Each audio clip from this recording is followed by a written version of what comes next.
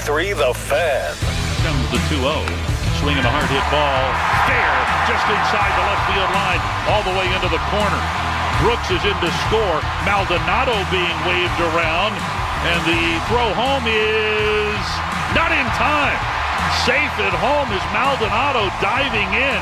Ending up at second is Tatis with a 2-run double, and the Padres lead for the first time tonight, 3-1. And with that, we start the Monday edition of Sean and RJ live here on your home of the Rangers. It's DFW Sports Station 105.3. The Fan. Entire morning squad is here. Sean Sharif, RJ Choppy, Cowboys insider Bobby Belt. We have Peyton and Aiden in the back. We're live on the Fan Cam, Twitch, and YouTube. And Rangers Tigers tickets to give away all week long. After you stayed up, try to find the game a little bit. I thought we were getting the nice ESPN Sunday night baseball focus. Nope. Head on over to ESPN2 and watch the Rangers lose to the Padres 4-1. They lose 2 of 3 in the series. Little rain delay in the Cub game, so that pushed everything back a little bit. And then you see the little notification on there, ESPN2, and then you're I don't know if that's happened to you guys, but it was on the ESPN2, and then all of a sudden, like it just flips over, and I'm still on ESPN2. It's like, oh, why is SportsCenter on? Oh, because they switched the game back over. But you get a run 2 batters in, and then you don't get a damn thing the rest of the night. Yeah, this has become the norm. We're circling back towards the team that if they don't score, if they don't get up to 3 runs or 4 runs or whatever that number was Jared threw out earlier this year, they're losing. I mean, they will win every time they put up basically about 4 runs, which is not that much.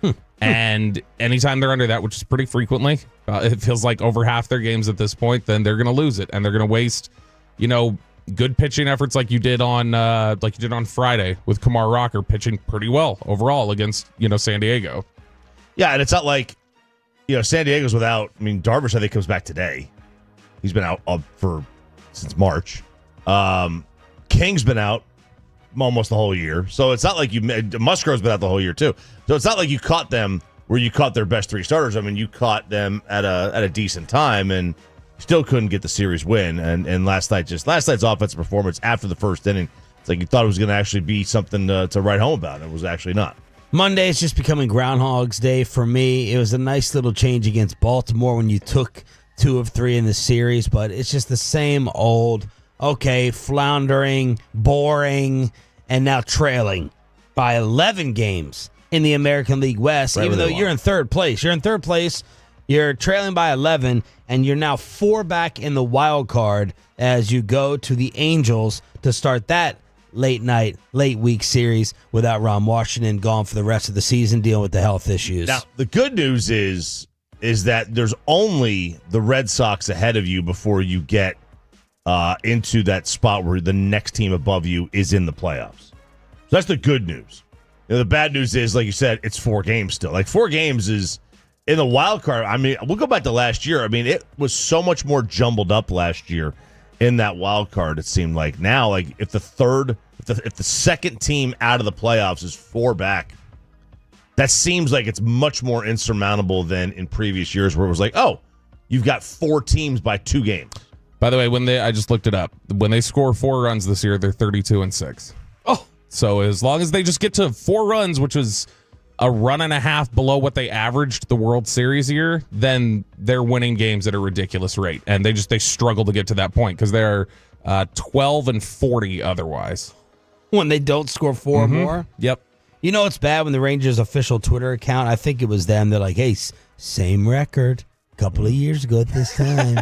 All right? Same, 38-44 or whatever it is. It doesn't mean what you actually think it means. It can mean something different. Yeah, Thad Levine going in a couple weeks ago told us, like, guys, we were like 12 games back. Yeah, so y'all are in a pretty good spot, 11 games back. It's not that bad. Yeah, it's not a good sell job. 877-881-1053. The way to hit us up on the Franklin LaFranco Injury Attorney text line, 877-881-1053. Got a piece of good news. I thought it was going to be more. I thought the Rangers were going to be locked into having 3 starting pitchers on the All-Star staff with Malley, Eovaldi, and the one who actually made it yesterday, Jacob deGrom. Yeah, so you get none of the other 2 guys, but deGrom is the All-Star representative for this team.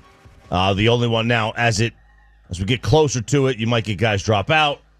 You might get guys get hurt. I mean, who knows what happens? So, like, nothing's set yet. But, right now, it is just the great Jake as the only one on.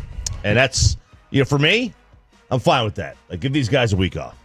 Yeah, but I mean, forget just being fine with it. This is what I was thinking about yesterday. It was like DeGrom is the only one who gets in, and nobody's complaining about that. I don't think it's not like we're pounding it. Evaldi got hurt, Mally got hurt, so we're not like exactly pounding the table like, oh, you really disrespected this guy. And the fact that this team was supposed to be an AL contender, and we get to past the midway point of the season, and we're all going, yeah, this is a team that only deserved one All-Star. Then okay, that kind of tells you what the team is right now. And if you're looking at how do you approach building around this team, I don't know how much you can justify, let's go hard buy-in on a team that had, we all agree, one All-Star. Well, I'm trying to think on how many people and who actually labeled them as a contender. I know Choppy did. I know some people probably here in DFW did, maybe this radio station. I don't know whether nationally they were being talked about like that. Most of the power rankings we did before the season from the Athletic, MLB, stuff like that, they all generally had the Rangers in the top 3 of the AL. Generally. Yeah, if I remember right, the last power ranking before the season, I think they were like 4th. Yeah, the Athletic had them 4th. I think MLB.com had them like 6th overall. Overall, not just in the American League, all of baseball. And a lot of the metrics loved them. I think their projected win-loss before the season was right around 90. So yeah, I mean, look, it's the offense hasn't hit. I think everybody gets fooled by 23, and they get fooled by the offense they had in the postseason and the first 60 games of that year, and the names we know here with the hype that goes along with it. Sure. Is Wyatt Langford? Was he talked about as the next Mike Trout nationally? Is Evan Carter the chosen one during that time? Right before a magical playoff run, Evan Carter's going to receive more hype. Right. Adolis Garcia, Houston hero. Mm-hmm. Well, he may get made fun of elsewhere as just being a strikeout machine. Names and guys like Jonah Heim. Yeah. Again, a couple of, like no one knows Jonah Heim. They all had career years. They all had career years at 23, especially Heim. And look, and that's just carried over. That's the reality of when you win a title. Like, things are going to carry over. You're going to get overhyped. And it looks like they were. What do you do now? All-star selection time, midway point approaching, trade deadline, end of the month with buy or sell, RJ. I mean, now you're creeping up on kind of far away. When you're 4 back of the last wild card, that's like, all right, are we really gonna be a contender? Now it's like if somebody makes you a good offer, I would say the phones are open both ways right now. I would say 2 weeks ago they were open where they were only going to buy. Now I think they're open. Like, they'll listen to offers and they'll also try to get things done. But the thought of the offense waking up, you got an entire second half of the season, is now flushed, gone out the window, right? I would. It's been. You are what you are. 350 games of mediocre offense in a row. I mean, I would think you are what you are. Oh, they extended the season. That's right. Take away even you can lump non-qualifying hitters into this. Just on the entire Rangers roster this year. So you could even include guys who came up for 7 plate appearances. Who has the highest OPS on the Rangers right now for the whole season? Josh Smith. Evan Carter, 778. That is the highest even among non-qualifying hitters for the Rangers. That's not an offensive team that can win. Like, at all. And that's not a team that's an offensive piece away. That's a team that's like 5 offensive pieces away. Yep. That's a ways. That's tough. That's tough sled right there. What do you do if the first phone call is like, hey, we'd like to add like Mally or Corbin, and then the second phone call is for you to get a bat? Like, once you make the first deal of your Chris Young, you have to stick in that exact same direction. I mean, I'm oversimplifying it. I'm sure you have a better feel of what type of calls is going to be a buyer's market, a seller's market, and that would determine where you go. But what if you get one of each, right? Didn't you talk about a team? Tampa did last year. They bought and sold. You could do that. You could do that every year. And I think you should do that every year. If you're going to buy, you should also try to find a way to sell too. That way you're never trying to play catch up, right? But Mally, Corbin, those are definite guys that you could sell, and they're not going to impact your now. They're not going to impact your now too much. Now, the good news is, I mean, if you make a wild card, having Mally as your 3 with the way he was early in the year, I mean, I'm feeling great. You feel fine. All of a sudden, I don't have a 3. No, but I mean, I don't think that So other teams' threes, like, do you feel like how much would you lose starting starting Leiter versus Malley as your three? In the postseason, again, this is pre-injury. I'd be worried about that drop off. Yeah, I mean, obviously they're two different styles. Like, I feel like Leiter could give me a more dominant performance on any given day, but I feel like steadily, consistently, like Malley's going to keep me in it, and Leiter may give up 6 runs in a random game. Couldn't agree more. I'd rather start Leiter in a playoff game just because the strikeout capability, the electric stuff. I just feel like in a playoff game he might be like. But we're forgetting Malley has a 2.34. Oh, I know. A 2.34. I know. I mean, I'm not comparing that. Jack Leiter's is double that. Yeah, Malley. So, like in a playoff game, here's what I'd expect out of Malley. Malley may give up. Malley will basically every game he'll strike out 4. He'll walk 2. Like that's going to be his line, regardless of if he gives up 6 or he gives up 1.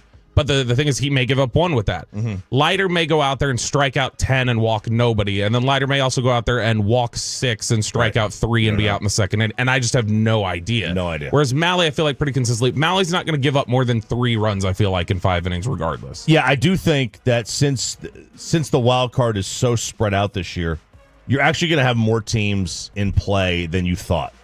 You're going to have more teams looking to sell than I think they initially thought. It was probably going to be the White Sox, the Rockies that were going to sell. I think you could really see Cleveland and Baltimore and Oakland, or whatever they call themselves. Obviously, Pittsburgh. You might see the Braves sell. Like, you're going to see a ton of teams be willing to sell this year. I think that if you wanted to buy, it's going to be a better market than we initially thought. No Soto, no bets for the All-Star selections. Clayton Kershaw is getting a special Cal Ripken type invite after strikeout number 3,000. And guys are saying no to the home run derby here and there. 3 confirmed participants, though.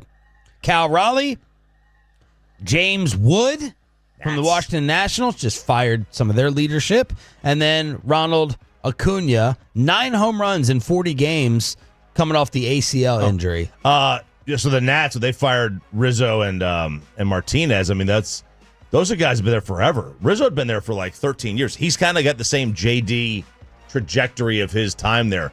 Builds a team, goes to the World Series, they actually win it, and then fall off, try to rebuild. And the rebuild it's gone okay. Like, they've got some decent players like James Wood, who they got in the Soto deal, but they just haven't gotten back to where they want to be. What were the Nationals, by the way, when we faced them? Weren't they like third were they kind of around 500 or a little bit lower? Or were they much worse than that? Because they're 37-53 now, dead last in the East. I was like, were they that bad when we were playing them? I think they were bad overall. I think their pitching has just gotten a lot worse, is what it is. And so their pitching, I think at the time that they had faced them, was not as bad as it has gotten to. But man, I'm stunned. You mentioned Raleigh participating in the home run derby, and I get it. You're going to want to be out there, take advantage of your moment, whatever else. I'm a little surprised that a guy having a career year like that would jump in, knowing how many different hitters have talked about, like, oh, messed up my swing, or it screwed me up. Like, if a guy's having a career year, I'm surprised any of them would want to with that profile. Yeah, that profile with that spotlight and attention. The Nats have the 3rd worst team RA in the sport. They are one of 3 squads with an ERA in the 5s. They got a 5.16 ERA. That's 3rd worst. The Athletics are a 5.32. The Rockies are a 5.51. By the way, Raleigh, now I just realized this a couple days ago when he hit his 35th home run. That's career high for him. So he's not even to the All-Star break, and he's already at a career high in home runs. And he's been a 30 home run hitter throughout his career. It's not like he's somebody who. This isn't Brady Anderson popping off. This is nuts. Like the whole, because he's doing it in a year where the ball's not flying. I mean, it's flying out for 3 guys basically. It's flying out for him, Shohei, and Judge. Like that's where the ball's flying out for, and he's on pace for dang near 65 home runs. So there it is, little Rangers recap in case you went to sleep early last night or passed out after your July 4th weekend. It was not a great July 4th weekend for a Dallas Cowboys Pro Bowler. The news confirmed he was recently arrested. Bobby will tell us all about it when we go inside the Star on the official home of the Cowboys. Good morning, Metroplex. Glad you're waking up with us to start off your week here on Sean and RJ.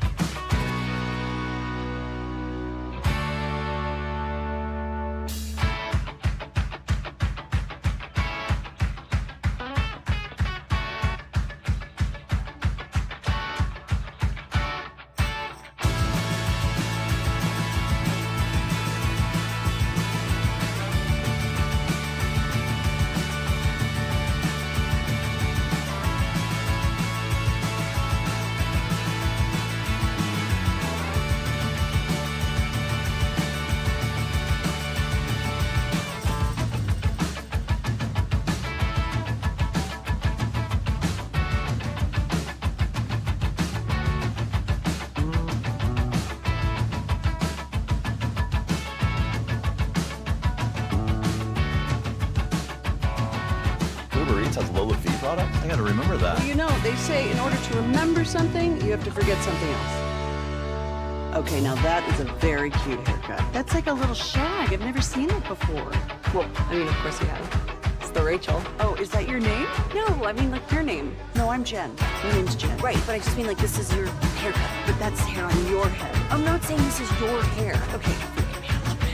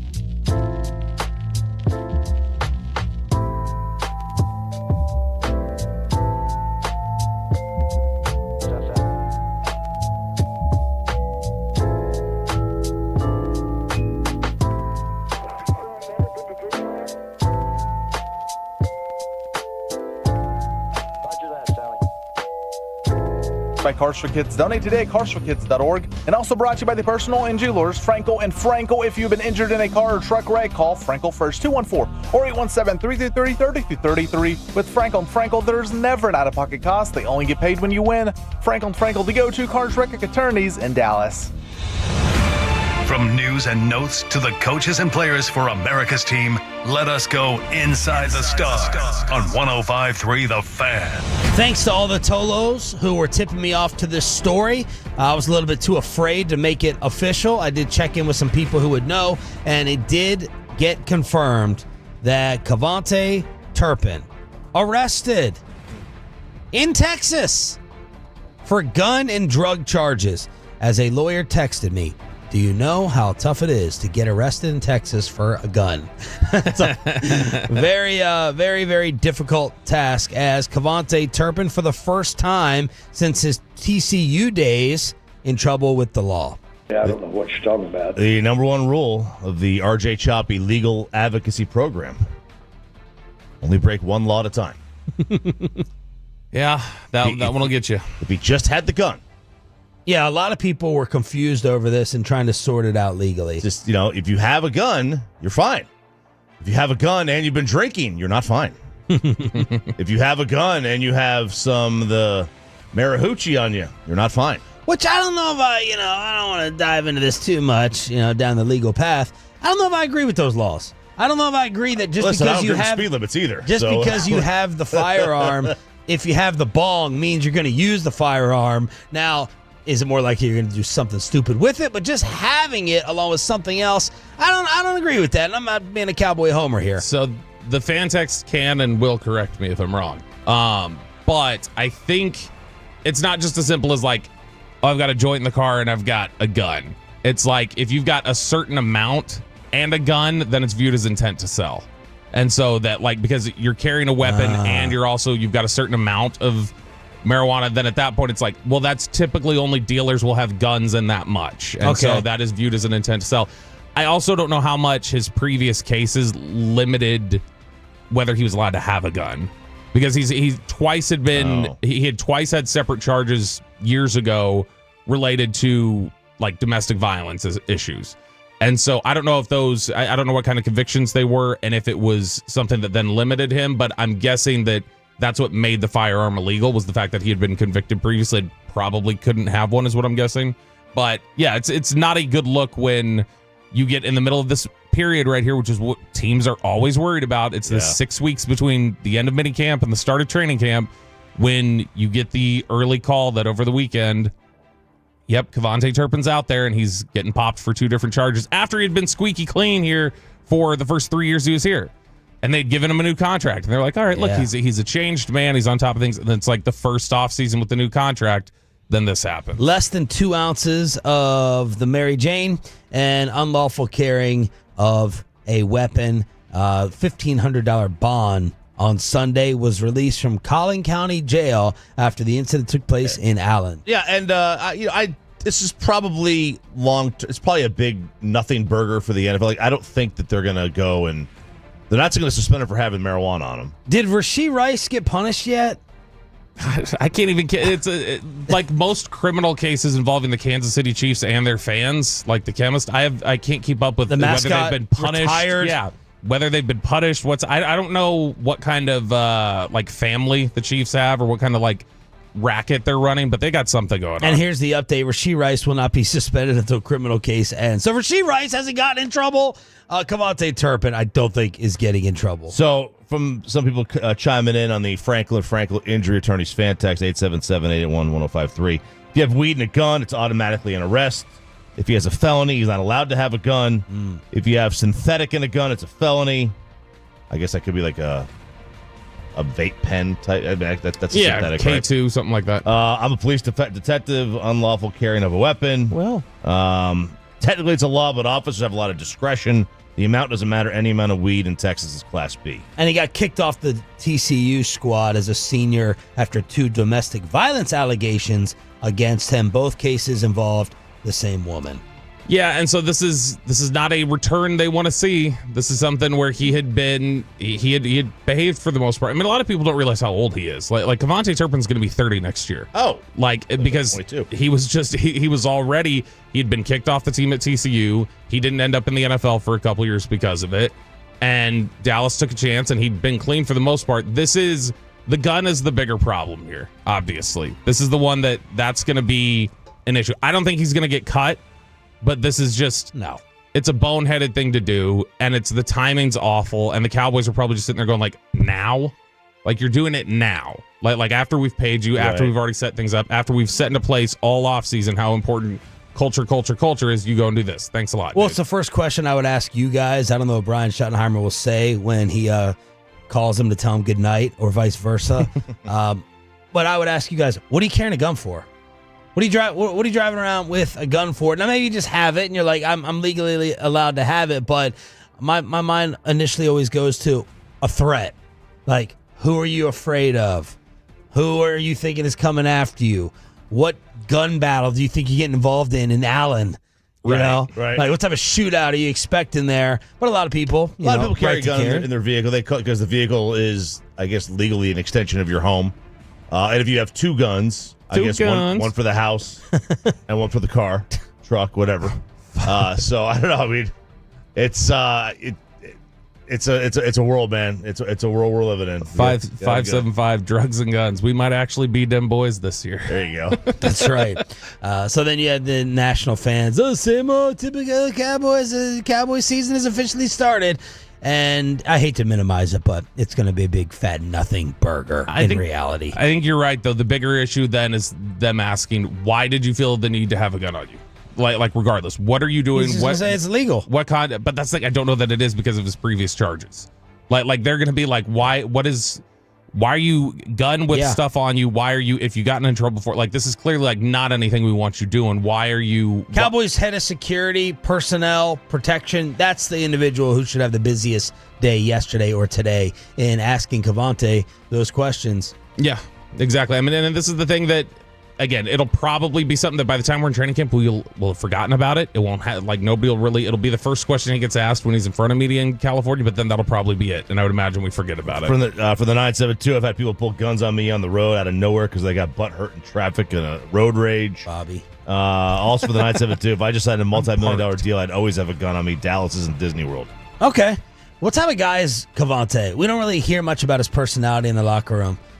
I mean, so the way that he is, obviously, I mean, clearly the history doesn't look good, and so there's a side of him we have not seen in the locker room, but he's generally just kind of like fun-loving, well-liked, joking, cutting it up. Like, I mean, that's kind of his personality, lighthearted. I've never known him, or we've never seen him on the field either, to have any sort of like a temper. Like, I don't see him snapping and getting mixed up in a lot of stuff. The book excerpts continue to come out from the former head of the NFLPA, DeMaurice Smith. He made fun of Aaron Rodgers last week, and now he has some words for Roger Goodell, Jeff Pash, and Jerry Jones. He described Roger Goodell as a, quote, cold, dark void. You were saying in the commercial break how it rocked your world when your son called you a bum. It rocked my world when Trayvon Diggs called me weird. But man, if someone called me a cold, dark void, I think that would scramble my head a little bit. And that seems fitting for Roger Goodell. You're just a cold, dark void. That's what you are. It's very fitting. It's very because you have to be. I think in order to be that job, you have to toe the line of emotionless. Yep. And empathetic at the same time. Like, you've got to toe both lines. Jeff Pash is the NFL's general counsel. He called him definitely the most unscrupulous. Quote, in a corporation filled with ruthless people, Pash has everyone else beat. And here's what he saved up for old Jerry. If Jerry Jones saw a dollar bill on the ground, I truly believe he would stop and pick it up. What's your point? Now, that's a good question, Mr. Jones. Who wouldn't? Exactly. What are you trying to say? That he's cheap? What are you trying to say? Who would walk by money on the ground, not coins, in the form of dollar bills, and not stop down and pick it up? You do dollar bill. Your Uber driver in New Orleans stopped a car in the middle of the road because they thought they saw a $1 bill they wanted to pick up. You always stop. Thought I was in the movie F1 there for a second. I just wanted to get my chicken wings back home safe or whatever we had, and there's a U-turn for a $2 bill in the corner that wasn't even there. And she wanted you to pick it up. Yeah. Hey, go get that dollar bill right there. Yeah. Financial irresponsibility to leave that dollar bill on the ground. Someone else is going to take it.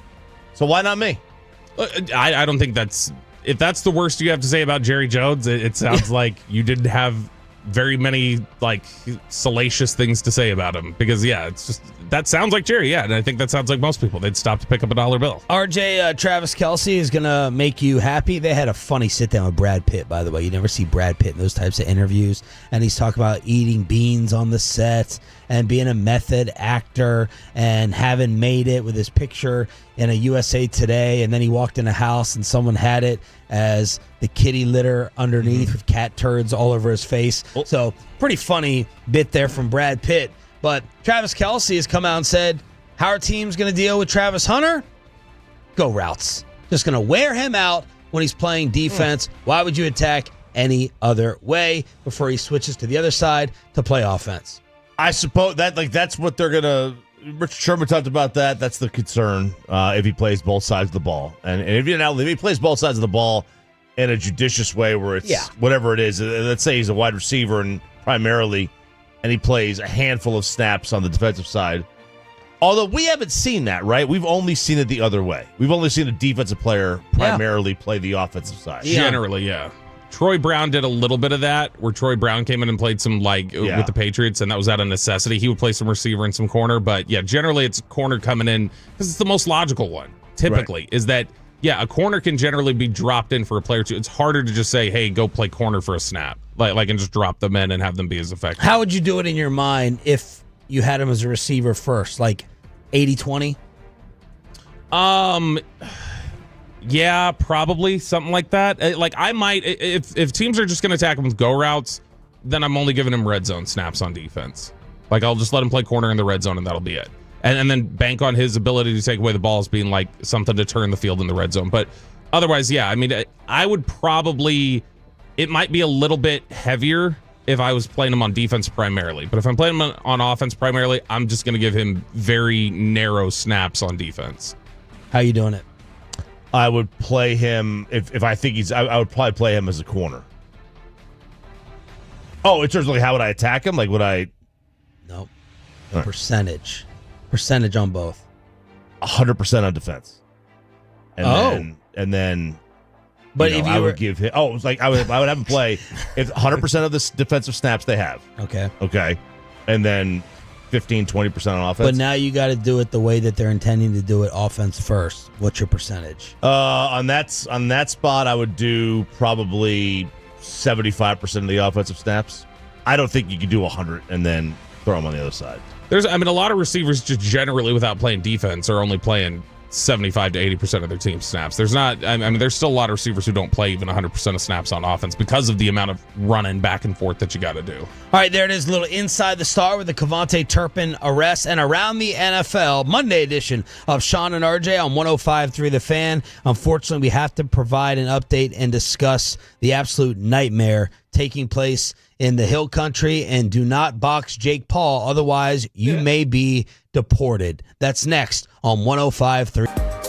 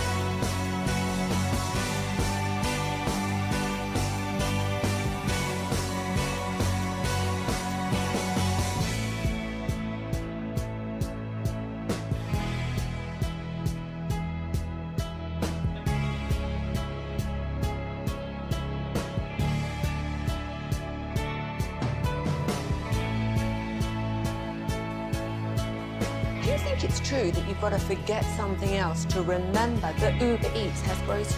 No, that's absurd. Hey, remember when you used to be a, what was it, Pepper Lady? Pepper Lady? Wasn't it Cinnamon Sisters? Hazel Babes. Saffron Squad? Nutmeg Maidens? Pre-curb? No. Nutmeg Maidens. I just said that. Was it Spice Girls? Doesn't sound right. Was it Saffron Squad?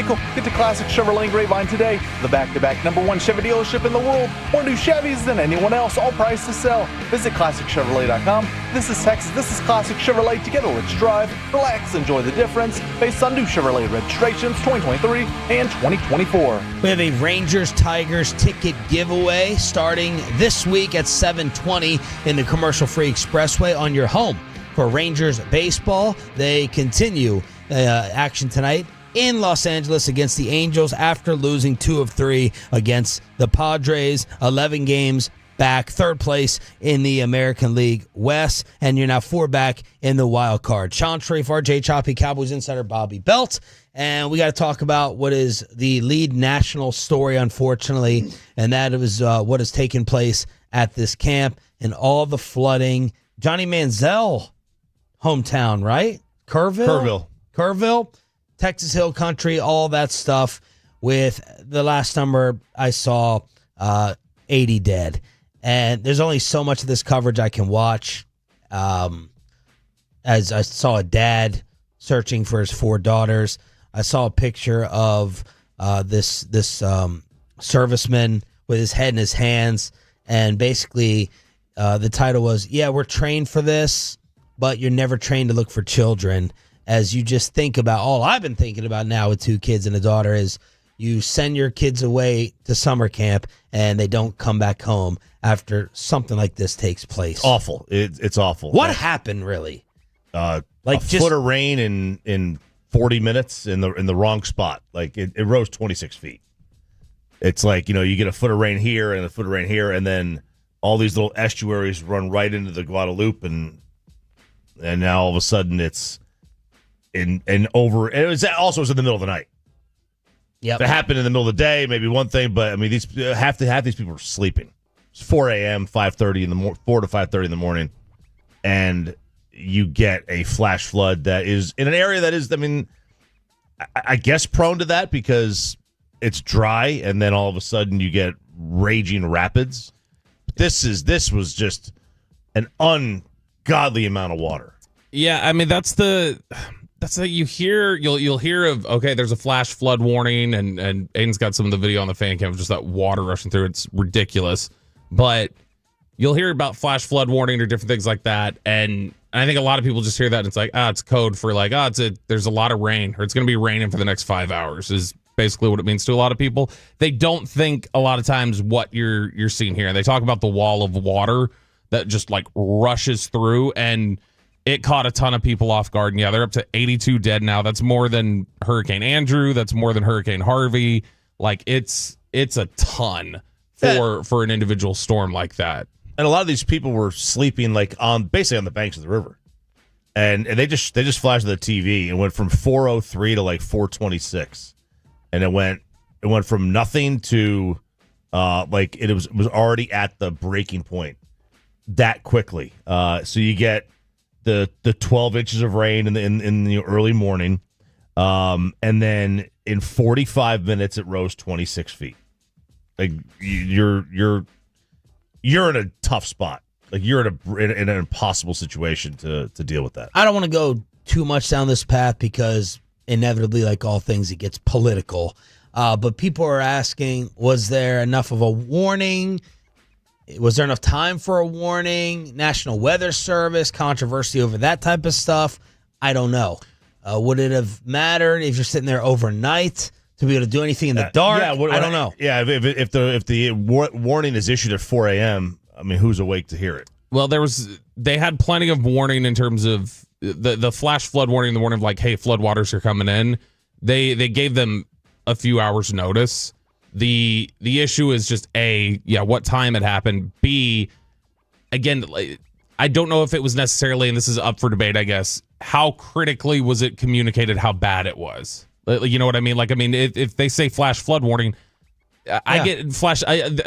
All the flash flood warnings I've ever gotten in my life, I don't think I've ever actually seen flooding in my area. Right. It doesn't drive through some big major puddles. Yeah, if I hear flash flood warning, I'm thinking, okay, I still might go run to the store real quick. Right. Like that's what I'm thinking. And so I don't know how much it was just really driven home. Like, no, this Severity. is dangerous. This is legitimate like hurricane flooding that you're getting. So the AP has a story that after a flood watch So watch is less than warning. Warning is like a tornado watch is like, hey, tornado warning is like, all right, guys, let's hunker down. Yeah. So there's a flood watch midday Thursday from the National Weather Service. And then they issued an urgent warning at 4 a.m. A warning at 4 a.m. is completely useless. But I mean, they may not have, that's the thing. They know when they know. Right, they know when they know. There's nothing wrong with that. They didn't do anything wrong. It's just time of day matters in this situation. And this is why Dan Brunoff downstairs, this is why so many other people will tell you, you need to get one of those weather radios, that just those crank radios or whatever else that they will. It went off a couple weeks ago in our house. We have one. It went off in the evening. You have one? Yeah, and I mean, it sounds like it's like you just broke into a bank, how loud it is. It's like whoop, whoop, whoop, and it'll wake you up as soon as there's a warning and tell you hey, there's a situation you need to go get. And so that's why a lot of people recommend you get those. So you crank it and it just stays on for... It's one of those it's got lithium batteries, but it charges with a crank. That way you don't need power to plug it into the wall in the event that power goes out. It's sad, man. 82 people now, and then I'm sure... Missing. Yeah, and I'm sure we have a lot more missing. There's 750 kids at that Camp Mystic, when the storm hit. And they said that there's minimum 10 campers that are missing, and they think it may be as high as 27 that are still missing. Dallas Cowboys and others trying to weigh in with help. $500,000 donated, $500 from the Texans, $500 from the NFL Foundation. So $1.5 coming from the National Football League and the in-state teams. And then I know, obviously, you got to focus on a ton of the bad. I did think this was a good story worth mentioning. Coast Guard rescue swimmer Scott Ruskin rescued 165 people from the floods, and he finally made his first public comments after the story went viral.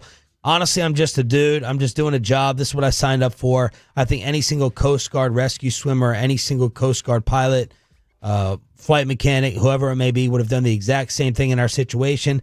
That's what we're asked to do, and we're going to do it. Any one of us, if anyone else was on duty that day, they would have done the same. We just happened to be the crew that got the case. So that is Scott Ruskin, reportedly saving 165 people. Yeah, but I don't know how correct that is. What he says there was I think anybody would have done it. I don't know. There are a lot of people who get being humble. Yeah, I know. That's you've got to be, but.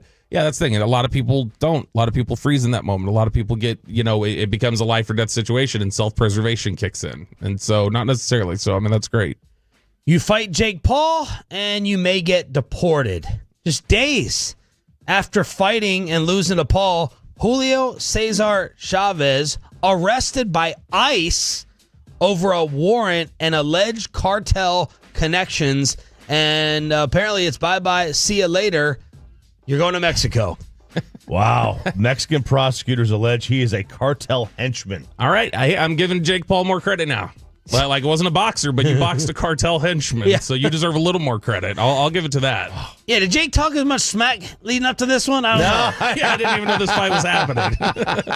Yeah, organized crime and trafficking firearms, apparently, according to the Department of Justice. The Sinaloa cartel affiliate with an active arrest warrant. That's the good cartel. Huh? That's a good cartel. That's the good one? Oh, yeah, that's the big one. Was arrested by ICE. So there you go.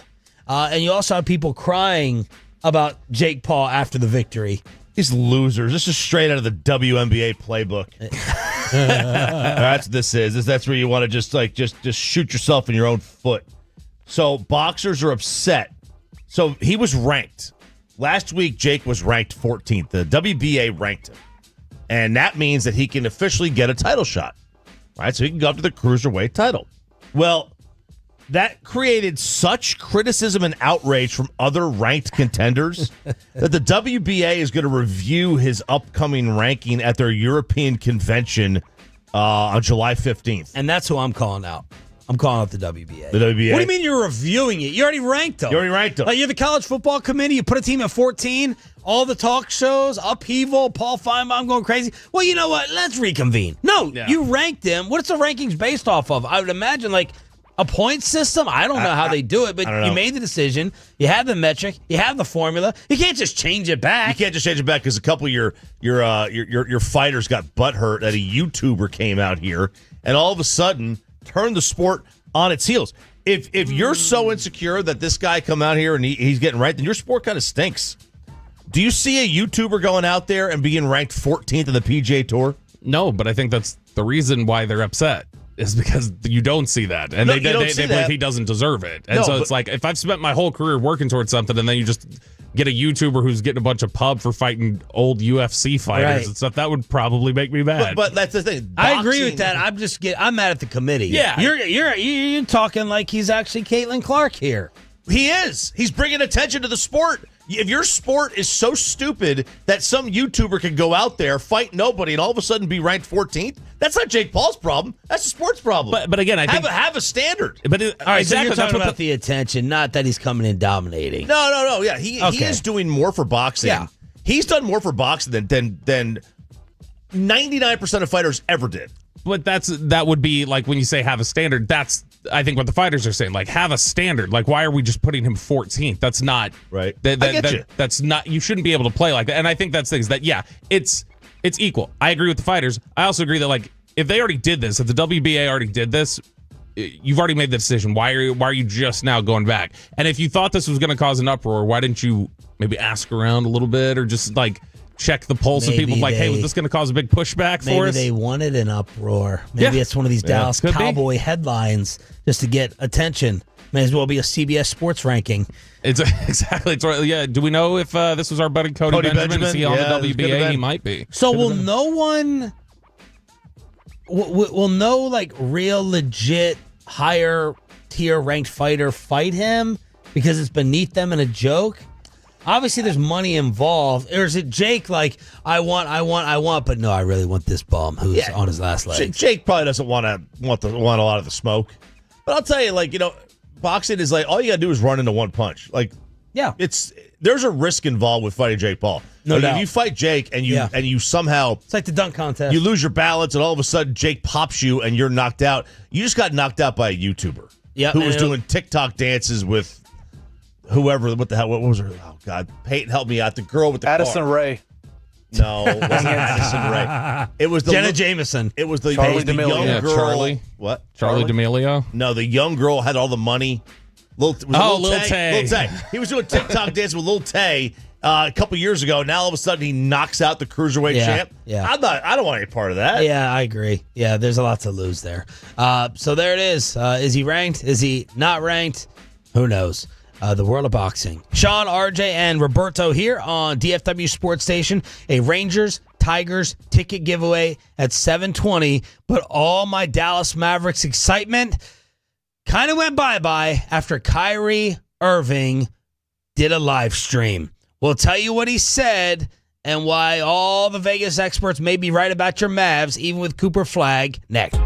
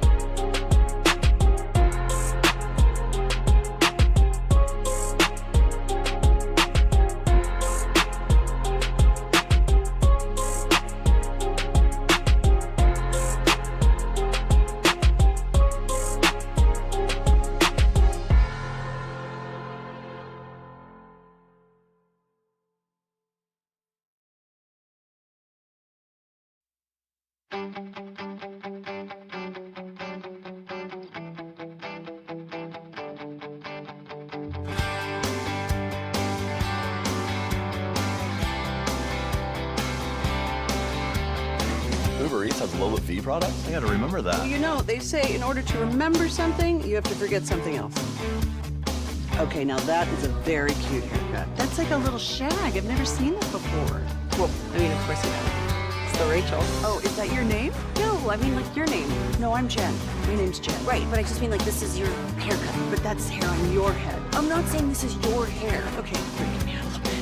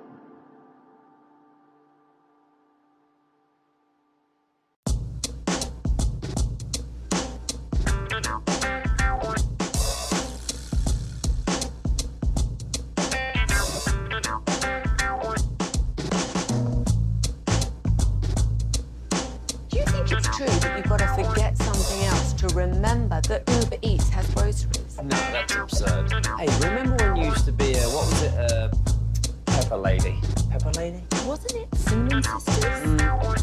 Basil Babes. Saffron Squad? Nutmeg Maidens? Paprika? No.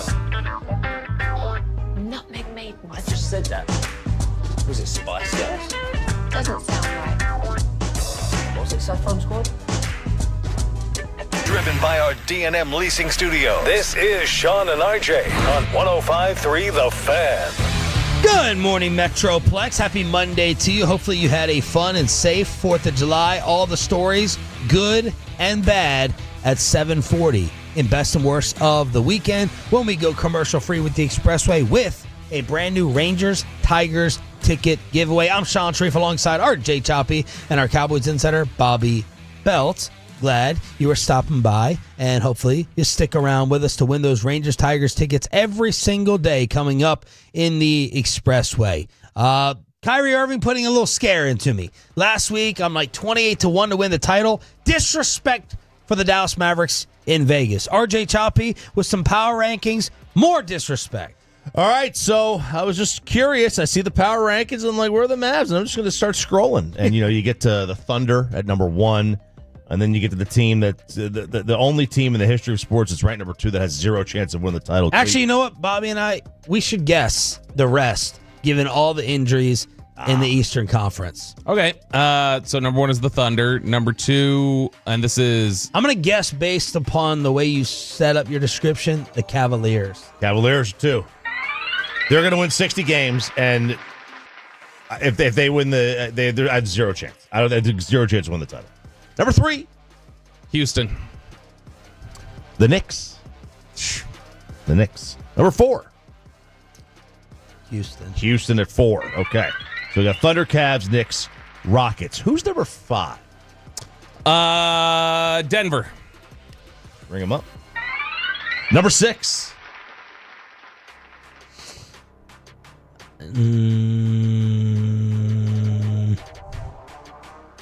Let's go. You have a good guess, Bob? I'm just going to assume they put Indiana. No. Not even close. Come on. You know Tyrese Halliburton's gone, right? I know, but I just would figure they would just say Indiana is just like well, they did make it, and we've always undervalued them. Wolves? Timberwolves, yes. I was going to say NFC North. That was even my clue. All right, number 7. You might as well run down the rest. That took too long to guess that. That was lucky. Clippers at 7. Then the Lakers at 8. That's maybe before they trade LeBron. DeAndre. Memphis at 9. Oh. Orlando. See, that to me is disrespect towards the Mavericks, but we're going to get to that in a second. I just got dog walked by him, though. So. Yeah. Orlando at 10. Golden State 11. Detroit. Boston at 13. Come on, man. Atlanta. Everybody loves Atlanta. You see the vision? Everybody loves it. What? You seen the vision? Oh, Nico's vision? Yeah, you see Nico's vision? Everybody loves Atlanta. 76ers at 15. Hey, their rookie. He's the star of Summer League so far. Edgecombe, yep. Baylor.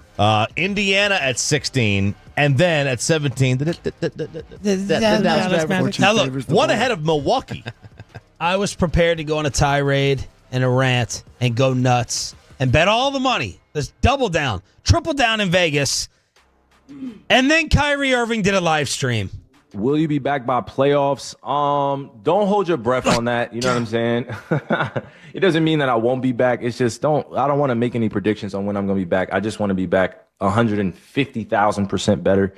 So I'm taking my time right now to really get healthy.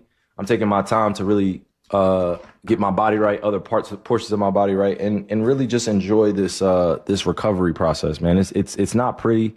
Yes, it is a beautiful struggle, but I go through kind of the mental roller coaster ride of every day. Just want to be back out there.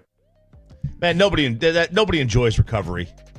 That's the word. Nobody enjoys rehab except for Sandler. Sandler gets surgery just to do rehab. It's just for a competition with himself. That's the only thing he does. So nobody enjoys recovery. Nobody enjoys doing single leg extensions with 6 pounds on there. Nobody likes that. No, but you have to tell yourself you're enjoying it. That way it doesn't beat you down. Right. It's like the DeMarvian Overshone approach. Like Overshone was that way last year. He's going to be that way this year of just like, man, there's so many good things about it. Silver lining, I can get closer to this guy who's also in the rehab group. I can do this. I can do that. I don't think you should be that worried. You think he's being publicly cautious? I don't even know that it's that. This strikes me as, look, Kyrie, we've all come to just be like, all right, we love Kyrie. He's been a steady force here. I think also Kyrie's a little bit of a hippie in some ways. And this is a little bit of the like, who knows what tomorrow brings? I can't even say I'll go to the grocery store tomorrow because I don't know what may happen. The grocery store may blow up, or, oh my gosh, my car may not start. Like, Kyrie just seems very much like one of these guys of like, I will never say anything will happen in the future because I don't know, I don't think I'm God and can control the future. And so that was more like what I think he was saying. Play the first 5 seconds again. Let's see if we can judge the tone. Will you be back by playoffs? Don't hold your breath on that. You know what I'm saying? Oh, read my laugh. What are you hearing there? How fearful. Are all the power rankings in Vegas taking that into account? Should I be looking at that as the reason they're 28-1 or 17th behind the Pacers in Detroit? I don't know how. I don't think Vegas is taking that into account. Vegas has their own injury people that may speak on things or get information. Yeah, 28-1 is probably telling me they don't think Kyrie will be there for the first half at least. Yeah, I think. But unless I'm severely overrating the Mavericks, which I don't see how I am, as they're legit 10 deep with Kyrie, AD, and Cooper Flag. I mean, what they are probably taking into account is the fact that he's 34 and he's a player who's built on lateral movement, who just had something destroyed that is all about lateral movement. Do they build in injury like that, RJ? Because the Clippers are kind of there all the time with Kawhi. They do, yeah. Do they build in for injury? I mean, like the Clippers are 25-1 in Vegas. Or 20-1, I should say, at BetMGM. 25-1 at Bally. The 28-1 isn't... Considering we're like, all right, so how much better are the Mavs than Milwaukee? They're better. I know you love, for some reason, this is going to be our offseason NBA battle. Your love for the Bucks. It's the East. It's the East. But you were asking me how much better are they? Yeah, I think not what type of position are they in. Okay, you're right. As a team, they're definitely better. But we would agree that Milwaukee should have a better odds to win the East than the Mavericks do to win the West. Yes. But the Mavs, and they do have a better odds to win the championship than Milwaukee. Yeah. So Milwaukee's like 60-1. Milwaukee's great value to win this. It's just that, that's a two-person, basically team. What are their odds right now, Dallas? 28-1. 28-1. Okay, so they were, before the Luka trade, they were 2,500, plus 2,500. After the Luka trade, when Kyrie was still healthy, they went to plus 4,000. So, that was obviously in the middle of the season and things like that. But, at that time, Kyrie was healthy, and they were assuming they were going to get AD back healthy for the whole season. Kevin Gray reacted to this. For the record, Kyrie should not rush back. Athletes usually are not fully back to themselves until they are a full year removed from the injury. I've said 25-26 is a gap year. 26-27 is the Mavs fully go for it year. And in that 26-27, Kyrie will be 34, turning 35. AD will be 33, turning 34. And Clay will be 36, turning 37. That's it. They have to maximize the 26-27 year. Damn, that's an old team. They're going to compete on the senior circuit. They'll be right there on the senior circuit with all those other old teams. It's an old team, and they're putting all their eggs in that one basket. It is wild. Just looking at this and thinking back. I mean, the amount of change that has happened to this team since the Luka trade. Obviously, Kyrie gets hurt. You get Cooper Flag. It is still wild to me that they traded basically 10 years for 18 months. I am thrown. And would that window look a lot better and make more sense with LeBron James? Vegas has the Mavs as the favorite if he somehow gets dealt from the Lakers. Tim McMahon with the ESPN shutdown. Is there a deal to be made, a trade from the Mavericks to get LeBron? You could punch it up in the trade machine. All the Mavericks have to do is completely gut their rotation, give up guys like Daniel Gafford and P.J. Washington, maybe a Najee Marshall, Max Christie. You're giving up 3 or 4 rotation players for potentially a ring-chasing retirement tour. That doesn't make sense for Dallas. It doesn't make sense for LeBron because he has no trade clause. Hold on, I want to play with those guys, not have them go to L.A. So there is kind of curiosity around the league, could this end with LeBron bullying his way to a buyout? Now, why would the Lakers do that? That's a great question. I don't have a good answer for that one. But yeah, that is the only path I could see for LeBron James to come join Kyrie, Anthony Davis, a couple of his former championship teammates in Dallas.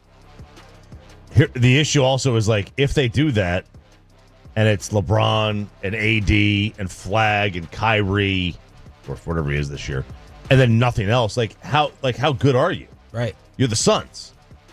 And are you must-see TV? Yeah, for a couple of weeks, and then when you start to stink, Phoenix wasn't must-see TV last year. I had zero interest in the Suns. No. For a couple of years. Right. I was hyped up at the Super Bowl, I think, when that was all happening. Mm-hmm. We had the guy from Phoenix on, and then that was the end of the hype for me. Yeah, once the novelty wears off, the novelty wore off Luka and LeBron at some point, or it will wear off, and then it's like, all right, if they're just going to be like the 7th seed, like, who cares? The oldest team in basketball last year was the Suns at 28.1 years old, and Dallas right now it looks like is about 27.8 for next season. And so, I mean, they're going to be right around. I don't know what other rosters are at right now, and obviously Phoenix has traded Durant, but I mean, you would assume Dallas is going to be right up in the top 3 oldest rosters in basketball. Meanwhile, and I don't want to start a fight on a Monday, but are we about to get a work stoppage in the WNBA? Man, add them to the list of teams and leagues that are going to stop and going to go on strike or get locked out. We talked about the NFL. Now, the NFL is, I think, the least likely to get a work stoppage. Like, where they actually miss games. They might get a lockout, but they won't miss games. The NFL just doesn't miss games. We talked about baseball. Baseball is the other one. Now, that's coming. Okay, that's going to happen because there are so many owners that want a salary cap. And that is a complete non-starter for the players. So that's going to happen. But now the latest is the WNBA. And they're trying to capitalize. They had their first round of negotiations. And let's just say it didn't go very well. Did not go very well. The two sides could not be further apart. If they are ever going to capitalize on Caitlin Clark, like, it is right now. Like, you've got eyeballs, you've got intrigue. Did they win the in-season tournament? They haven't. I didn't even know they had an in-season tournament. Exactly. But I guess they added one. But better without her. Proving Bobby's point. There you go. When she plays, the numbers are up. When she doesn't play, the numbers are down. Ticket prices are down. The wins. Exactly. Wins matter. Well, sometimes they do. Ticket prices up, ticket prices down when she's not there. Who's the WNBA commissioner? We should know that individual's name to be destroying that person. Why do we not know that person? Well, I know. I really know. You know her name? No. Yeah, I don't know her name. I'm surprised ESPN hasn't blasted Gloria all over the Steinem. place. It's not Gloria Steinem, Bobby. Rats. You would think it would be, Kathy Engelbert. Okay. That was my next guess. And is there a mural? Is there a mural for? So did you paint this? I did. You in Portnoy? The JW Marriott Indy, where all the players are staying for the All-Star game. Well, they have the big giant mural of Caitlin Clark. They got Michael in Barcelona. They got to walk in. All these players that hate her, they got to walk into her building with her mural on there. It'd be amazing if one of them defaced it. It's Kelsey like Plum walks by, spits on it like a Tesla. It's a complete side of the building. They're going to get like a paintball gun out there to reach that damn thing. Yeah, because they have no hops. They can't actually get up. It's like hundreds of feet up. But there you go. Or they're laying up paintballs. They would just do water balloons. Step back jumper. That's it. Angel Reese just keep missing just to get her own ball that she missed and throw it back up. Just keep bouncing them off. Yeah, bouncing it off and get your own water balloon rebound. Hey, I think she's been putting up numbers. Chris Arnold texted me about that the other day, so I got to take that seriously. All right, there it is. Little hoops recap. Is Kyrie Irving? What do y'all make of his tone? Is he just trying to be ultra cautious, or are we not going to be seeing him until definitely after the All-Star break? I'm getting a little bit worried about that. Sean, RJ, and Roberto here on your home of the Texas Rangers. So let's hook you up with a Rangers-Tigers ticket giveaway. And friend of the show, Mike Florio, has his list of NFL contenders. Is there any way that the Dallas Cowboys make that list? Next on your official home of America's team as well, 105.3 The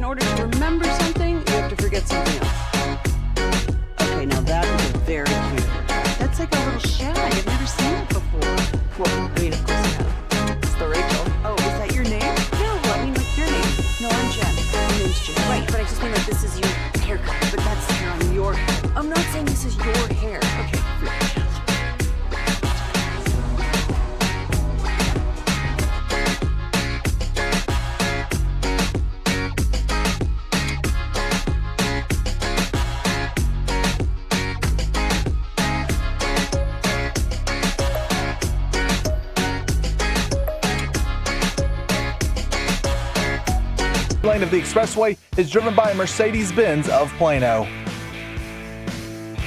We are now commercial free. It's the Expressway here for the next 40 minutes on your home of the Dallas Cowboys with Sean and RJ. We got our Cowboys insider Bobby Belt. We got Peyton and Aiden in the back. And we're live on the Fan Cam, Twitch, and YouTube. All your July 4th stories in best and worst of the weekend after your Rangers Tigers ticket giveaway. But Mike Florio, friend of the show, celebrating, I think, 25 years over at ProFootballTalk.com, has come out with his list of actual contenders. And when you look at the National Football League, Mike and others are starving for some change and some different teams, a refresher when it comes to the Super Bowl. Because since 2017, it has been the Eagles 3 times, San Francisco twice, the Rams twice, and the Bucks once, representing the NFC. For the AFC, it has only been the Patriots, Chiefs, and Bengals. So over 8 seasons, 7 total franchises have taken the 16 total berths in the Super Bowl. Man, you never hear parity, though, with the NFL, like a parity problem. Right. You hear it in the other sports. Right. And then the NBA had the ultimate lack of parity over the last, over like the previous 30 years, 40 years. But in the recent years, it's been the most parity driven from a getting to the championship perspective.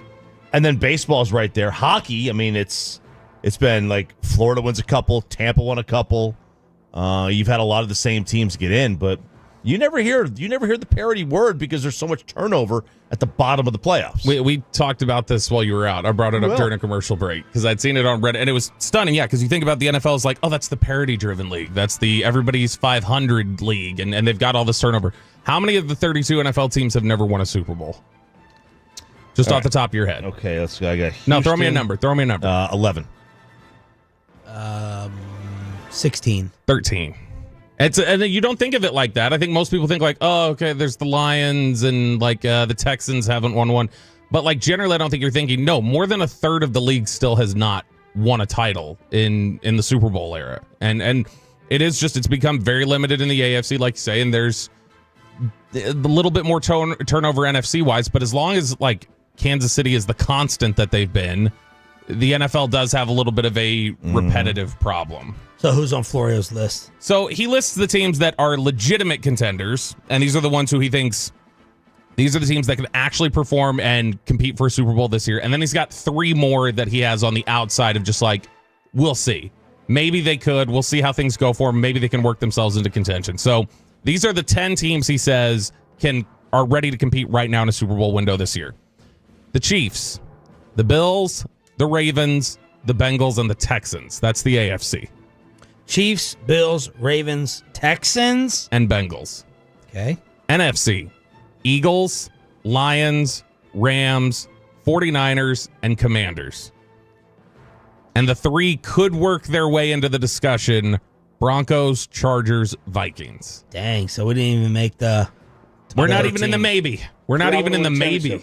That's not where we're at right now, which is actually, it might not be so bad. They're right now, it's one of those times where nobody is talking about them like a Super Bowl contender. No. At all. And yet, there's still like a positive outlook. People are still optimistic, it feels like right now. Yeah, here, people are optimistic about where the Cowboys can be. Although I guess nationally, too, as they were on the list of, like, surprise, this is an underrated team. Yeah, and so it's kind of this, they're in a weird spot where people are optimistic, think they're going to be better, and yet nobody's talking about them as a contender. So it's almost just kind of like, well, you can be optimistic and sort of play free because nobody actually expects you to do anything of substance. Yeah. And so it puts them in an interesting... The last time they were in this spot was 21, and they broke out and played really well. But I'm looking at that list of 13, and my first inclination was, is it too, like... is he missing some teams? Is it too narrow? Is he just avoiding some teams? The more I look at it, the more I'm going, this is too wide. I don't think this is... I don't think all these teams have a shot to compete. And I think... I think legitimately what you're looking at right now would probably be... Does Walchuk need to cover his ears here? Chiefs, Bills, Ravens, Eagles, Lions, and then one other. And I don't know who the one other would be right now. Yeah, I don't think Houston has it either. I don't think San Fran has it. I don't think Washington has it. I'm really surprised he threw San Francisco on there after everything went sideways last year and they had to purge some stuff. I could see the Rams. I could see Cincy. I think there's 7. I could see it. To me, that's the maybe category you talked about. I could maybe see Cincinnati. The defense is better. Yes, Cincinnati's got a shot. Right. I mean, I don't know. The Rams to me are just, they kind of hang around. Like the Rams winning it this year or being in contention to me would be the same as like, oh, the Pacers made it. Look, I hate them. They're just so well coached, and Stafford's like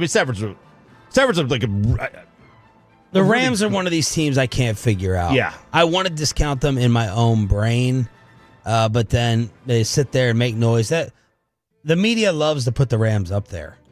Yeah, I mean, look, it's LA. It's flashy for, what the Rams have been. They've never been, if they are. And like, McVay's a really good coach. Stafford's a really good quarterback. Look, let me tell you what's going to happen. All right, put it on the wall.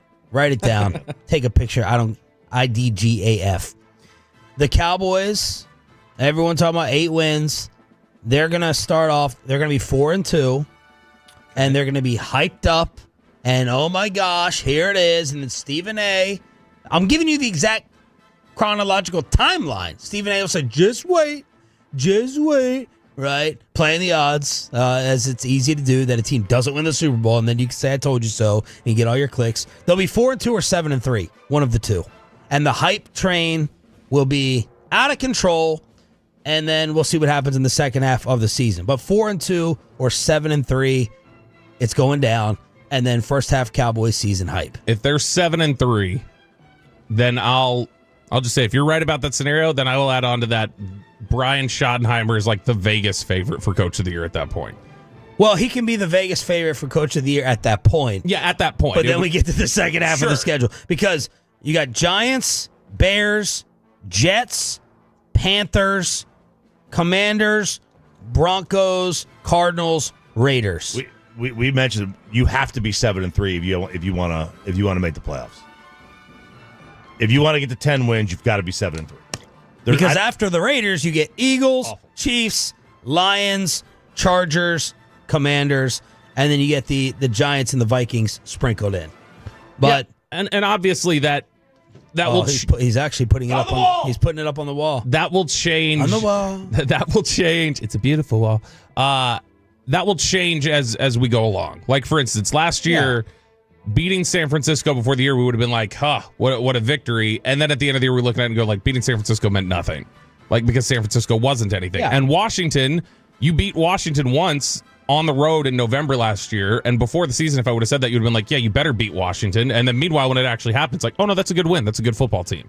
And so a lot of this will change. And we're probably going to be looking at 2 to 3 teams on the schedule completely differently by that point. But, I mean, they are going to be in a position to they need to be in a position to have a strong record entering the second half of the season if they want a shot. Yes, that because to me you can't just scrape by in the first half of the season and expect to compete. Nope, because you're gonna lose more of those last 6 or 7 games than you win.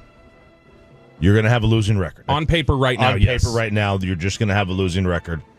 So I mean, you got to. I think 7-3 is the number. That's the magic number to hit, to have even a remote chance of making the postseason. So there it is, Mike Florio, his list of contenders over at ProFootballTalk.com. Where is your contender list right now? Like, do you disagree on those teams we threw out, or do you think it's more narrow than what Florio has?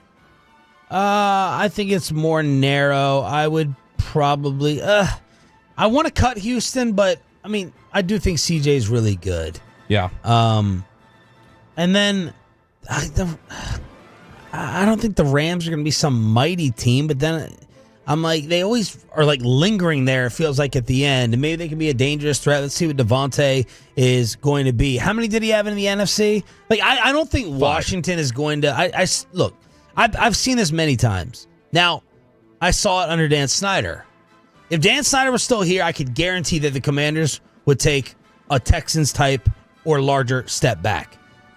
And I know RJ's going to say ownership is overrated and all that stuff in the culture and the clubhouse and the locker room. But right now in my mind, I grew up around this. I've seen it too many times. Washington is not set And they're just not. They don't. It doesn't happen for them back-to-back years. Not that they don't deserve it, but they're like a mush. They're the mush. They're the mush. They are. They are the mush. I'm a little surprised that not even in the maybe category he doesn't have Green Bay. Green Bay is another tough one to figure out. If Jordan Love, they're 11-6 in third place. 11-6, and that was 1-5 against their division, which means they were 10-1 against the rest of the NFL last year. They were really good against everybody but the North. I could not. I don't know how to figure the North out at all. Like Minnesota could have a great year again, but they also could be terrible because they have a rookie quarterback. Yeah. Detroit. The biggest loss to Detroit isn't Ben Johnson. I think it's the center. I think it's a much bigger loss than the OC. They lost their DC as well. They lost their DC too. I can't figure out San Fran. So I'm the opposite mentally with San Fran. Like my brain, I'm so Cowboy scarred. I can't just look at San Fran's offseason losses and say, nah, they'll take a step back. I'm just like, San Fran's going to be good. I'm just programmed to believe that because of the culture and Shanahan and all that stuff in the system. But I'm opposite when it comes to Washington. I'm like, no, it's Washington. They're not going to be good back-to-back years. They're not going to sit there and win 12 games. Take the under on that easily. It's like, that's where my brain is. It's like when the Rangers, 2000s, like during the 2000s leading up to the 2010s, every year you were like, well, like maybe the Angels have lost enough, and then you're like, no, the Angels are still going to win the division. Like it never seemed to matter. Even if you were up big, you're like, it doesn't matter. Yeah. And meanwhile, the A's were different. Like the A's were like kind of like Washington, where it's like the A's can be good, it doesn't matter. Like they're going to collapse because it's the A's, and that's kind of where you're at in the same sort of headspace right now. Still with San Francisco. San Francisco, even at 6-11 last year, it was funny. You still had people like when they were at 6-9 were like, they could still mathematically make it. Nobody wants to see them. Yeah, like that's how I was. And people just are still trying to wrap their heads around maybe they're declining. Put a little ring on it. Maybe a half unit bet on Detroit to miss the playoffs. Oh, they got 9 road games. Jake Reitman rolling in his grave. They have 9 road games this year. 7 of them are against playoff teams from last year. An 8th is at Cincinnati. And a 9th is Week 18 at Chicago, where it's going to be 30 below and golf hands. Jared Goff's Sean Sharif hands. They'll fumble about 8 balls. Yeah. All right, so there it is. A little inside the star and around the NFL during the commercial-free expressway, where we are going to hook you up every single morning this week with these. All right, Tolos, that's right. Right now, call on number 10 at 877-881-1053 wins a 4-pack of tickets to your Texas Rangers take on the Detroit Tigers at Globe Life Field in Arlington on Friday, July 18th. And Tolos, you want to be one of the first 15,000 fans in the ballpark to get a pickleball paddle also. That's call on number 10 at 877-881-1053. Who is the Texas Rangers' first half MVP? We'll have some Diamond Calves at 8 o'clock on your home for every single Texas Rangers game. Rangers back in action against the Angels tonight. Congratulations for winning those Tiger tickets. You can get them tomorrow and every single day the rest of the week. It's time for Best and Worst. Ladies and gentlemen, the weekend. I'm having a bad fucking weekend. Let us know how you partied, what you cooked, who you hung out with, the good, the bad, the best, and the worst of your July 4th weekend on the Franco LaFranco Injury Attorney text line, 877-881-1053. Choppy, start us off. I guess since you're wearing that America hat, I did not see any video footage from your gym in your overalls. Yeah, I forgot to take the video footage. You forgot. I did. But AKA you did not go in there and work out in that. Not on Thursday. Because that was the day I had it on. Okay. On 4th of July. I got there. I was like, this. Sarah was like, you're gonna look like an idiot in there, and then you can't wear that the next day. So you didn't forget. What? So you didn't forget? No, I forgot to film the next day. Oh, okay. I forgot to film the next day. Did you wear it the next day? Yeah, the next day I wore it. I forgot to. You wore it in the gym the next day? The next day, which was 4th of July. Okay. Got to wear it on the day. So. They were open. Gym was open 4th of July. Oh, yeah. We don't. It's no days off. There's no days off. Gas, no breaks. It was packed. It was slammed. Wow. I've never seen anything like it. But I did have my first beer. All right, this I don't know if I believe. Since the Martin House. I'm on the, like I said, I'll start drinking beer again when I quit drinking. I'll start drinking beer when I quit drinking. Yeah. When I quit drinking, I'll go to beer. But Martin House, that was when? That was last year. Fort Worth? December.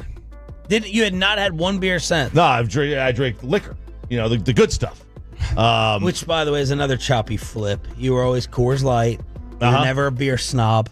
Now you've made fun of the beer snobs. Now you've overtaken the beer snobs by not even drinking any of it. No, versus the craft beer. It's it's healthier to drink the hard stuff.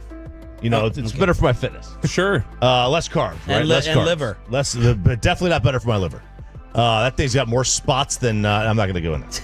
But so I was like, we're going to go. You said 4th of July, beer had to be there. Yeah, I can't sit there at the pool and drink whiskey. No. I didn't want to do that. I didn't want to have to constantly get out and make one. So, by the way, the irony not lost on me that on the 4th of July I was drinking Modelo. Not lost on me at all. I would have gone Corona, but I don't think it tastes as good in the can. Okay. And I didn't want to have the bottles near the pool. Went to our friend Brett and Addison's parents' house. It's a staple.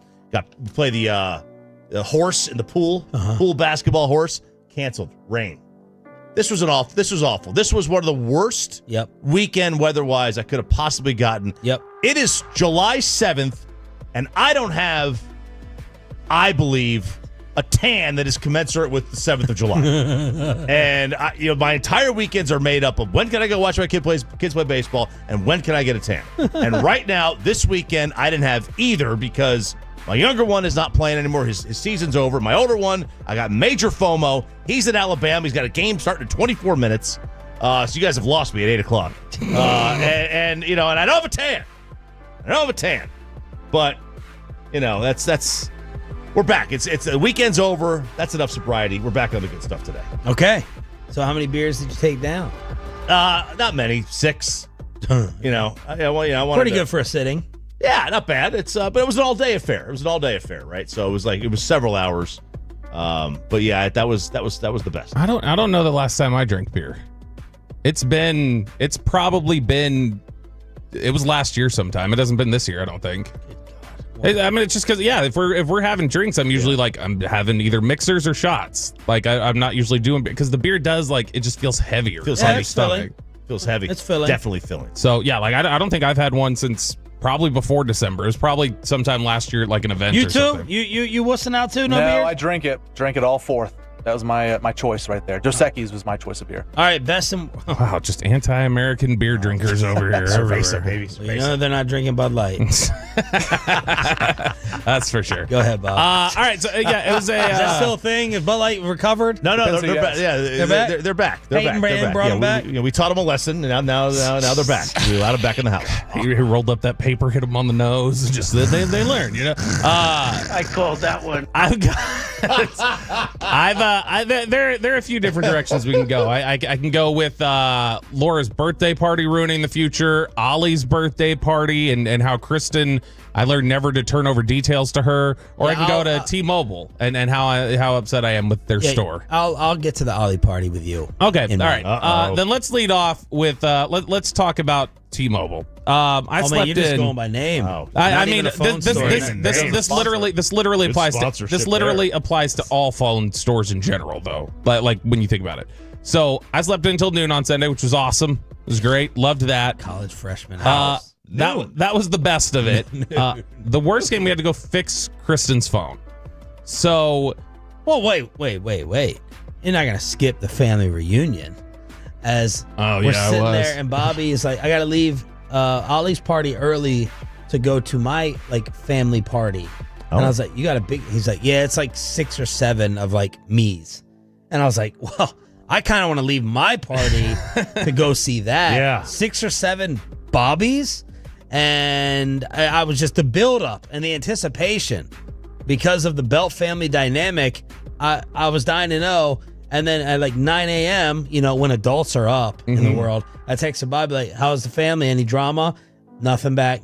I said, he's sleeping until 12 or 12:30 as he was up at midnight showing Instagram his favorite songs list. So the sleep hours are backwards. They're all over the place. I was going to skip over that. It was, I don't know, because there's some things that I need to say from that probably aren't nice, and I need to say really figure out how to say them into a microphone or probably say them directly to people before I say them into a microphone. How long did you stay there? Hour, something like that. An hour. Mhm. That's it. Yeah, I had to get back. I still had work to do when I went home, and so it was. It was good. We have 9 kids in our family. 7 of the 9 were there. One of them was just not there. The other one is in exile. Like nobody talks to her. So that's where that one is. But no, I met my nephew for the first time, which was nice. But Sunday, Kristen broke her phone a couple weeks ago. The one downside about these phones that I have, like they've got these curved screens on the edge. If you drop them at just the right angle, they will break no matter what kind of protection box you have on them. So that's what Kristen did a couple weeks ago. So she was trying to get the phone replaced on Thursday, and they had told her, they're like, yeah, you can't because you're not you're not on the phone account to make changes. So I was like, all right, I'll make the changes. So at first I called the store and I had said, hey, I need to know if I bring it in there, can she get her phone fixed there, or do I need to go to a different store to get it fixed somewhere else? And they went, okay, well, let's pull up your account information first. I said, no, we don't need to do that. You tell me, do you fix phones in your store? Yep. And he said, well, see, sir. And I hung up the phone. I was like, I'm not doing this. Yep. Amanda gets mad at me if I react like that. Like, no, I know what you're doing. I'm not going to go through all this rigmarole and just answer the question so we know we don't have to waste each other's time here. Yeah, why? But they think they're going to get you. Yeah, and so there's no reason not to tell me if that's where I get it fixed or not. You can tell me that. And so we end up going in there on Sunday, and as we get in there, they're looking over stuff, and my gosh, they make this so much more complicated than it needs to be. They're like, well, if you're going to get it fixed, you would actually need to take it somewhere else, and then you'd file this claim here, and then you'd have to take it to a Best Buy. And it's like, all right, how much is it going to cost to fix it? And they were like, probably like $200. I was like, there's $200 left on the phone to pay it off with the monthly installments that they do over there. So I was like, I'm just paying off the phone. And so I was like, I'll pay off the phone, get her a new one. And so we got the new one.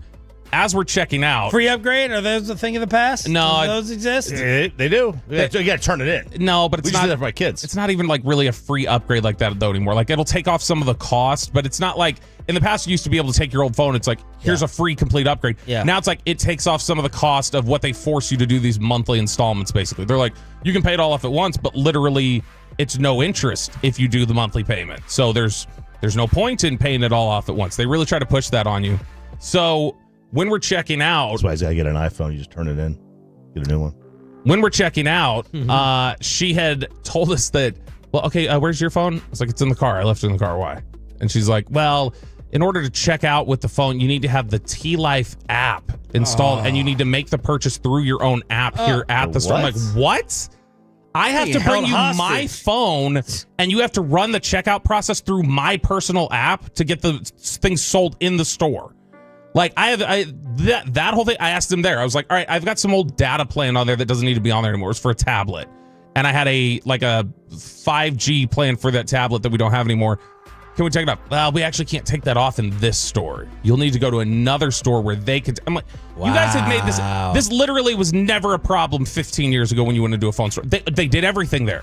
And there's no reason not to just, well, that's the store that takes things off your plan. We're the store that puts things on your plan. Oh, we're not the store that actually sells you things. That's the app. We're not the store that actually fixes things. That's the store over here. I don't blame the workers. It's not their fault. It is an intentionally difficult policy that all these phone companies use to make it as difficult as possible to, once you're in, to get out. And it's garbage, and I hate it. And it upsets me. And so that was the worst. I have new phone phobia. I need a new phone. I mean, actually, I have a new phone. So easy. I just don't. My kids did it. I just got them a new phone last week. Well, all they did was sign in. Everything moved over. Sign in. Like, the transfer's easy as long as your phone is working. Your Apple ID, right? So whatever it is. Okay. Whatever your email, and then give my info out. Yeah, and then whatever it is, right? Sign in. Pass if you know your password. Yeah. Which I think I know mine. I don't know. I'm pretty sure I do. My kids kind of forgot it. They figured it out. Everything moved over. Like they had to sign into a couple of their apps. Like that's it. At home. Yeah. It took like an hour at the store because you got to they want to make sure that your old phone is backed up. But if you back up your phone beforehand, you buy it's $7. You buy the iCloud storage or whatever. Simple. I don't even know that you have to do that. If you get Smart Switch and put it on both phones, then basically what'll happen is like you just press a couple buttons and it like over Bluetooth and Wi-Fi, it'll transfer everything over to your phone. And so like you don't even need a password for that. What? Do you know which one that is? 13, 12, 15? No. It's old. Yeah. That's why his texts sometimes don't go through. We were talking about that during the break while you're at. We're like, we got to find like a third-party messaging app that we all use for the times where we're not able to. Where we're not able to get our text through to you, where we can be like, hey, by the way, side text, your texts aren't being received right now. Best and worst of the weekend here on 105.3 The Fan. We also went to Fritz's Adventures in the Colony on Thursday night, which was great. It's an awesome spot over there by Grandscape. We ran into a little bit of a problem because Laura has now had it in her head. This is where she wants her birthday party in January, which is fine. No problem there. So I got a little pamphlet to look at things. And they have these tiered things. So Fritz's is basically like, it's like a jungle play area, ropes courses, a bunch of different things. It's a cool spot for kids to just run around and do stuff. The party is tiered though. So like if you get this package, you'll get to do these things. If you get this, you get to do these things. If you get this, you can do anything. Yeah. That kind of a setup. And I don't think she's going to use enough of the available attractions to actually justify purchasing the party is the problem. But if that's what she wants... Is it really expensive? It's not that it's really expensive. It's just there's so much a difference between the top, which is what probably all the kids who come will want to do, and then what she wants to do, which is going to be super limited. And she's not even going to take advantage of everything in the basic package. She has like 3 things she likes to do there. And so when we're looking at it, it's like, all right, she wants to do that. Fine, we'll do it. But I do wonder if we'll come away from going like, did we really get the most out of this if she's not actually taking advantage of it? What are we talking about price difference wise? Like to go from the bottom scale to the top scale, a few $100s, like extra. Oh. Yeah. And so that's for how many people? So it's basically unlimited. You can get as many wristbands as you want. It's just there's obviously a limited amount of But it's not a couple $100s per kid. No, it's just like a raw cost that they charge you. Okay. And so like it's one of those things where you'd have the wristbands and she'd be able to do different things. It's just the party space, obviously, like the table space is kind of limited, but they'll give you wristbands for it. But I just look at it and go, I don't know that she's going to maximize this. So do I just get her what she wants, or do I try to talk her into something that makes more sense for what she's actually going to do? And that's where I struggle with it. I don't know if it's like, is it... Well, get the list of things and tell her to check off which ones she'd like. Okay. If it's over 50%, get it. You like to splurge anyway, and be financially irresponsible. No. Yeah. So now he's being, cost efficient. It's not even now he's worried about that. it's not even like it's not even about being cost efficient. It's just like if we're gonna do something, if we're gonna go all out for this, and you're not even gonna take advantage of the minimum things you wanted. Yeah. Like, does that make sense for us to like really lean into this, or should I convince her like, hey, you need to be doing something that you'll want to take advantage of everything? Because that's the whole point of this. Pay, best and worst. Real quick, the 903 says they cooked the brisket and alligator sausage over the weekend, then went to Stillwater RV Resort. So that was their best of the weekend. But my best of the weekend, July 4th, was awesome. But I had the tough decision to make, guys. So my friends were doing something. Mackenzie's friends were doing something. We obviously didn't want to be split up on July 4th, going our separate ways. So I had to make the decision of just, make her happy, because we always hang out with my friends over her friends. So I was like, you know what, July 4th, she doesn't get to see her friends a whole lot because they all live in different parts of the state, but they were able to meet up. So we went over to Midlothian, where some of her friends from college live. So we hung out with them for the night. And that was great. But Mackenzie said, look, these are my friends. I'm going to drink a lot when I'm here. I'm going to drink a lot. Usually you're the one that drinks a lot. If it's work events or going out with friends, wherever, you drink with your friends and, I have to drive you home. But she was like, the roles are going to be reversed this time. I said, okay, that's fine. That's great. But I'm going to drink heavy early on, and then I'll just sober the rest of the night. So that's what I did. I was hammering drinks. Peyton's compromise was not drinking. No, not drinking. Yeah, I'll get hammered before 1. That was me at the Super Bowl a couple years ago. I'll drink everything I can in an hour, and then I'll be good by the time we got to get up for the show. Well, you drive there, I'll drive home. I wanted to enjoy my evening as much as I could, but I was talking with sobering up at end to make sure we all got home safe. But that's what we did. It was a 55-minute drive from Midlothian back home. So, we left around 11:30. So, but good night overall. And Midlothian is the wedding area, right? Yeah, around there. Scout it? I think it's somewhere it's around Midlothian. Yeah, okay. But yes, I've been there. My best of the weekend, Ollie's birthday party, turning 5. Amanda and my mom got the big bounce house, which is an absolute hit with the kids. Oh, they love them. It's undefeated. It's absolutely fantastic. Reetma came over. We had a late night fajita run. I was like, I want to cook some. This pizza ripoff. God, the amount of money I spent on food. Kristen saw your post. She was like, "Oh, he cooked after I left." She's like, I would have eaten that up. Yeah, well, guess what? Don't stay for an hour and a half. I was there for 2.5 hours. Yeah. 3.5 seconds. And that leads me to worst of the weekend.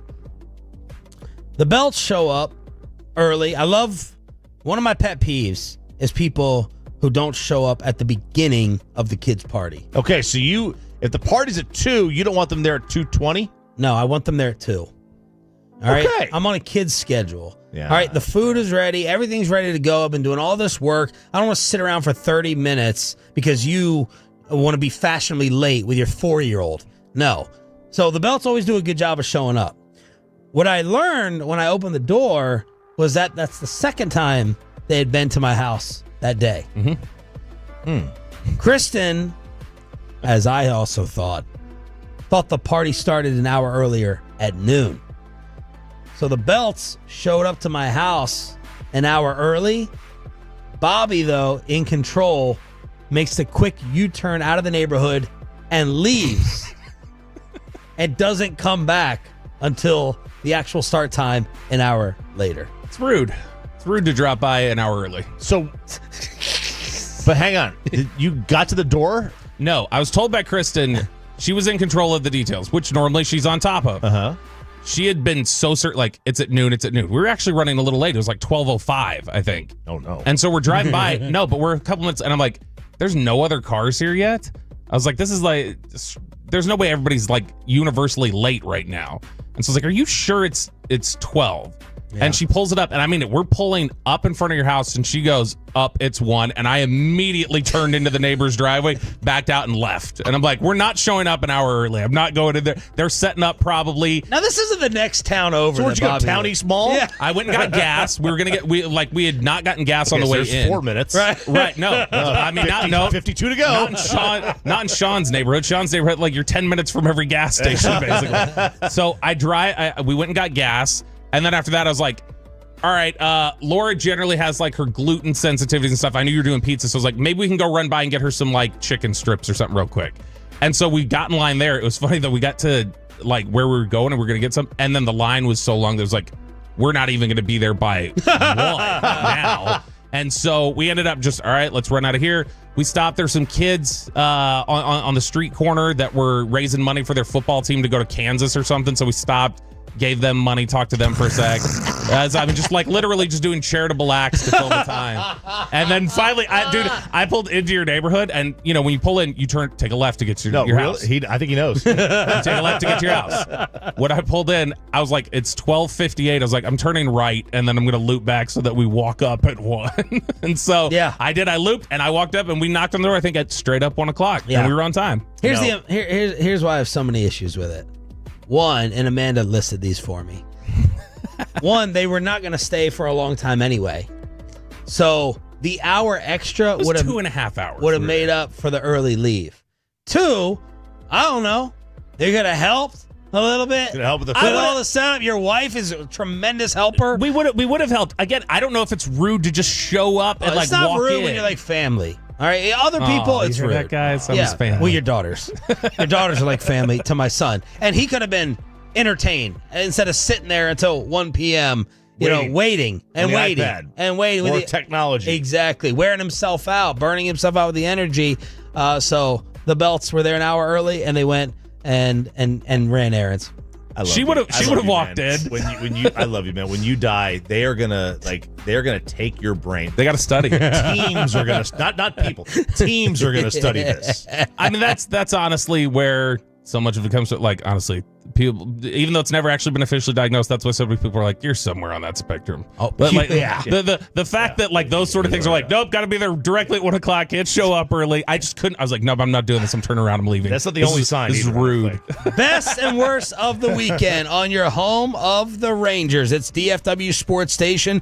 The All-Star starters were announced. The Rangers get one, but who is their first half MVP? RJ with some Diamond Cavs next.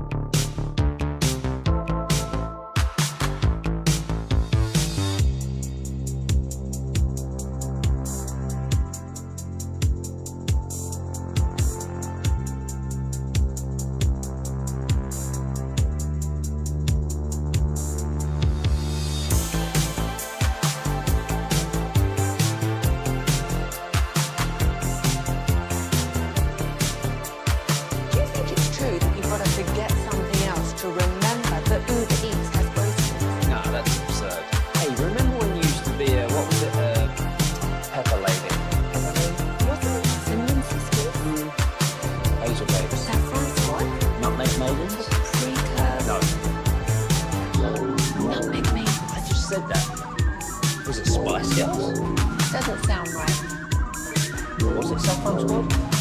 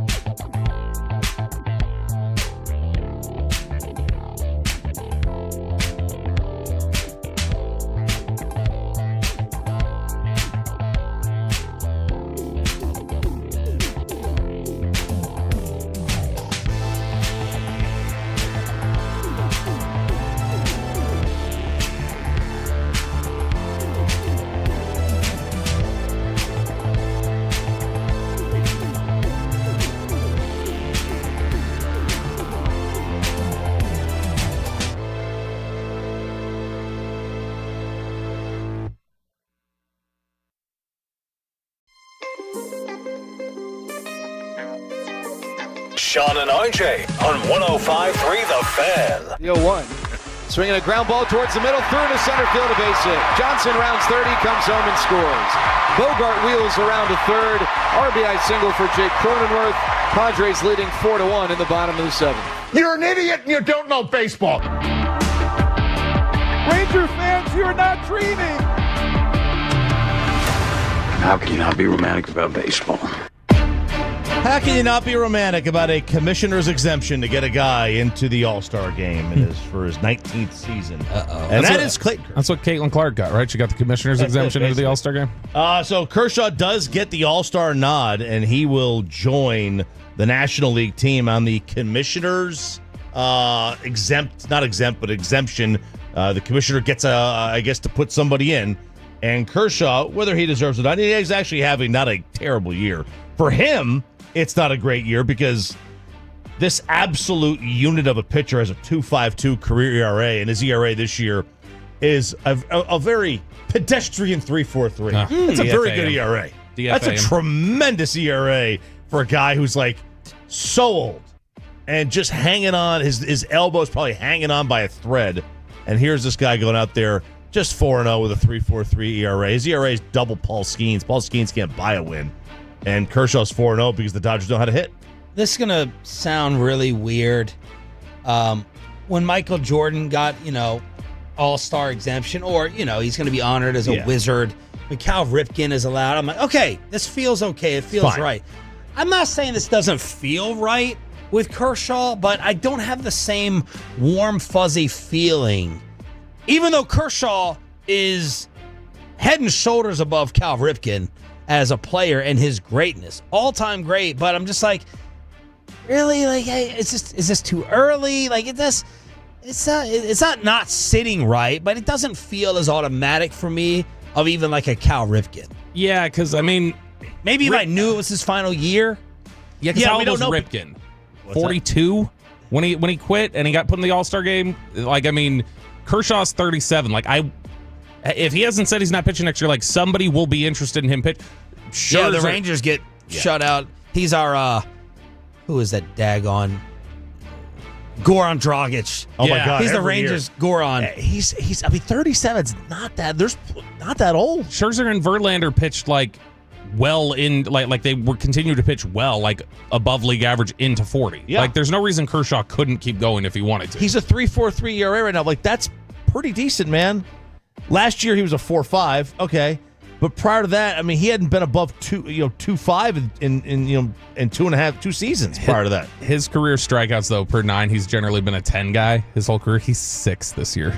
6 strikeouts per 9 innings. He's not getting the swings and misses anymore. No, he's not. Again, the Bobby Belt hands of time, unforgiving, just like he was for DeGrom. I'm not saying it's not. I'm saying Curtin used to be at 10. I'm saying he's 37. He's at 6. Like he's not the same. No, I'm saying you're talking about 6 strikeouts per 9 would be at the like bottom of Major League Baseball for strikeouts per 9. I'm saying that's just clearly he's not going to be a 3.43 guy next year. I would imagine. Like it'll catch up. Yeah, you think so? Now guys figure out how to pitch. They learn how to. They learn that hey, my stuff isn't the same. I can't do it that way, so I've got to figure out how to factor it in. However you want. Of the guys you watch, and Pepe, you can chime in too. So your list will be shorter because you're younger, and you can factor in postseason however you want or not. Kershaw on the best you've ever seen list pitching. That you remember, and you can talk about their game specifically. I mean, look, there's Pedro, Maddox, Randy. Maddox, you're putting Maddox in there. Wow, that's growth. I know. Look, he's top 5. He's top 5. Top 5. Yeah, for me. Okay, well, I need you to get a little more specific. And so it's right around there is going to be DeGrom, Pedro, Maddox, Clemens, probably. Okay. Yeah. I mean, I didn't put. I was okay. So DeGrom, Pedro, Maddox, Clemens, Randy Johnson. Yeah. Bobby, are you too? You're not too young for Randy. No, I'm not too young for Randy. Randy had slipped my mind there. The one I was wrestling with was Maddox because like Maddox's peak dominance was probably like just the very beginning of my memory of baseball, but. Like was staring in here. I'm like, what do you want us to say? Jack Morris or something? No, he wants Verlander. Yeah. He wants Verlander. He's on my list. Verlander. I was about to say, in his prime, Verlander was the best guy ever right there. I think Kershaw's a better pitcher than Verlander. I totally forgot Verlander. Yeah, I kind of agree with Bob. Scherzer?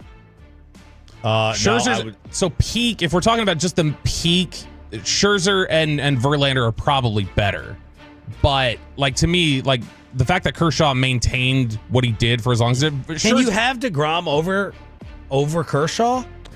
More dominant, but no, I don't believe you can. I think the injuries, the longevity. It's like, DeGrom is like modern Sandy Koufax. Like he was so dominant. Yeah. It's just like more people are going to ask what could have been than anything else. Like there's also two guys. Smoltz. Because they're the playoff. Now you throw playoffs in there. What do you do with Schilling? Because Schilling is one of the best postseason pitchers of our era. So I thought about Garrett Cole for my list just because I'm younger, but I don't think he makes the top 5. But he's questionable there. No, he's not making top 5. He's not top 5. It's tough for me to crack because I can't get him over Pedro. I can't get him over Clemens. I can't get him over Maddox, and I can't get him over Randy Johnson. Man, he won the ERA title 4 straight years. Who? Kershaw did. Yeah, dude, he's 228, 253, 183, 177. Yeah, he's absolute legend. I didn't see prime Nolan. I saw late Nolan. Yeah.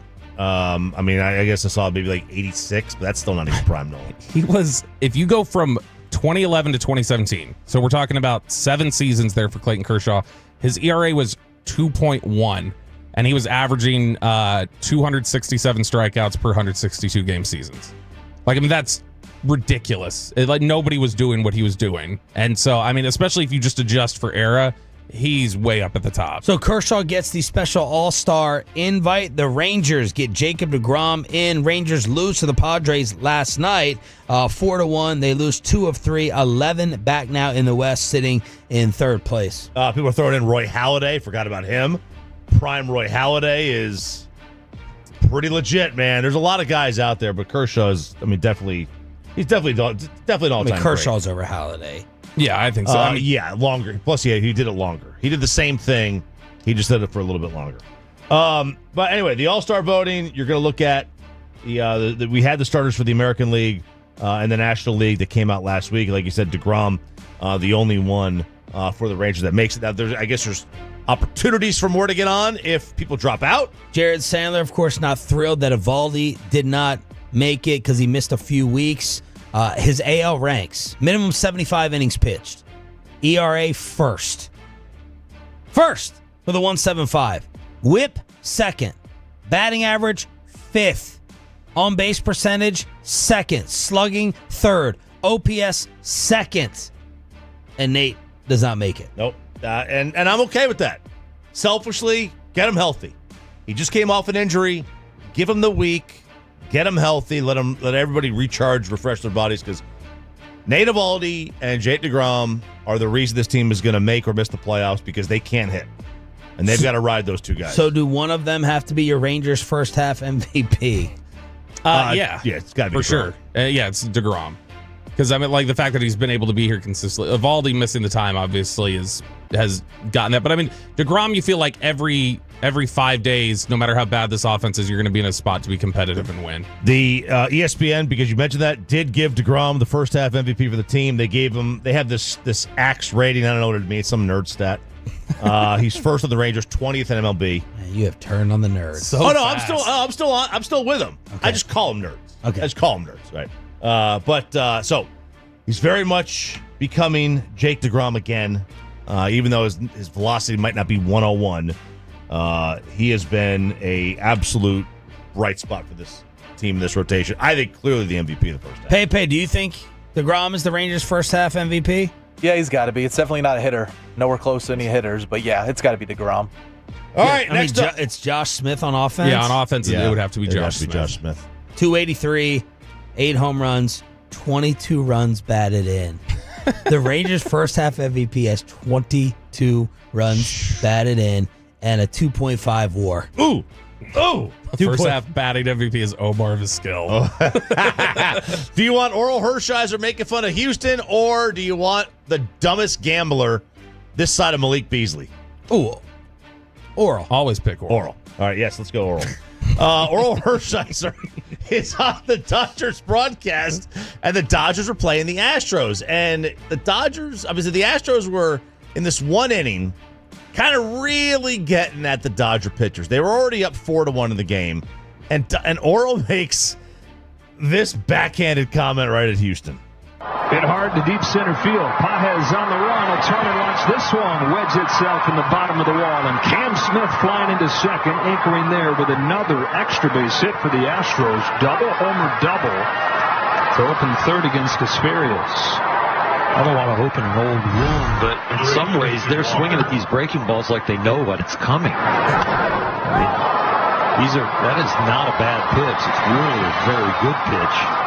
Low and away. Probably would have ended up by the ankles if it would have made it past the bat. Little opening up the old wounds there. Little reach right there. Get that scab, baby. Look, they absolutely did what they were accused of doing. This is a nothing. The guy was tipping pitches. That's fair game, man. Fine, but it's also fair game for from now till the end of time. The Astros get that thrown at them.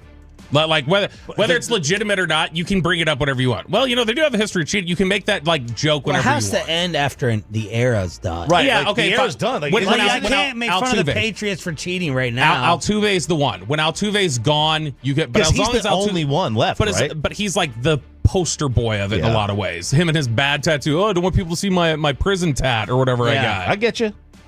He get Oral Hershiser. He knows they're not cheating, but Oral Hershiser knows he can also say that. And who was the manager for that?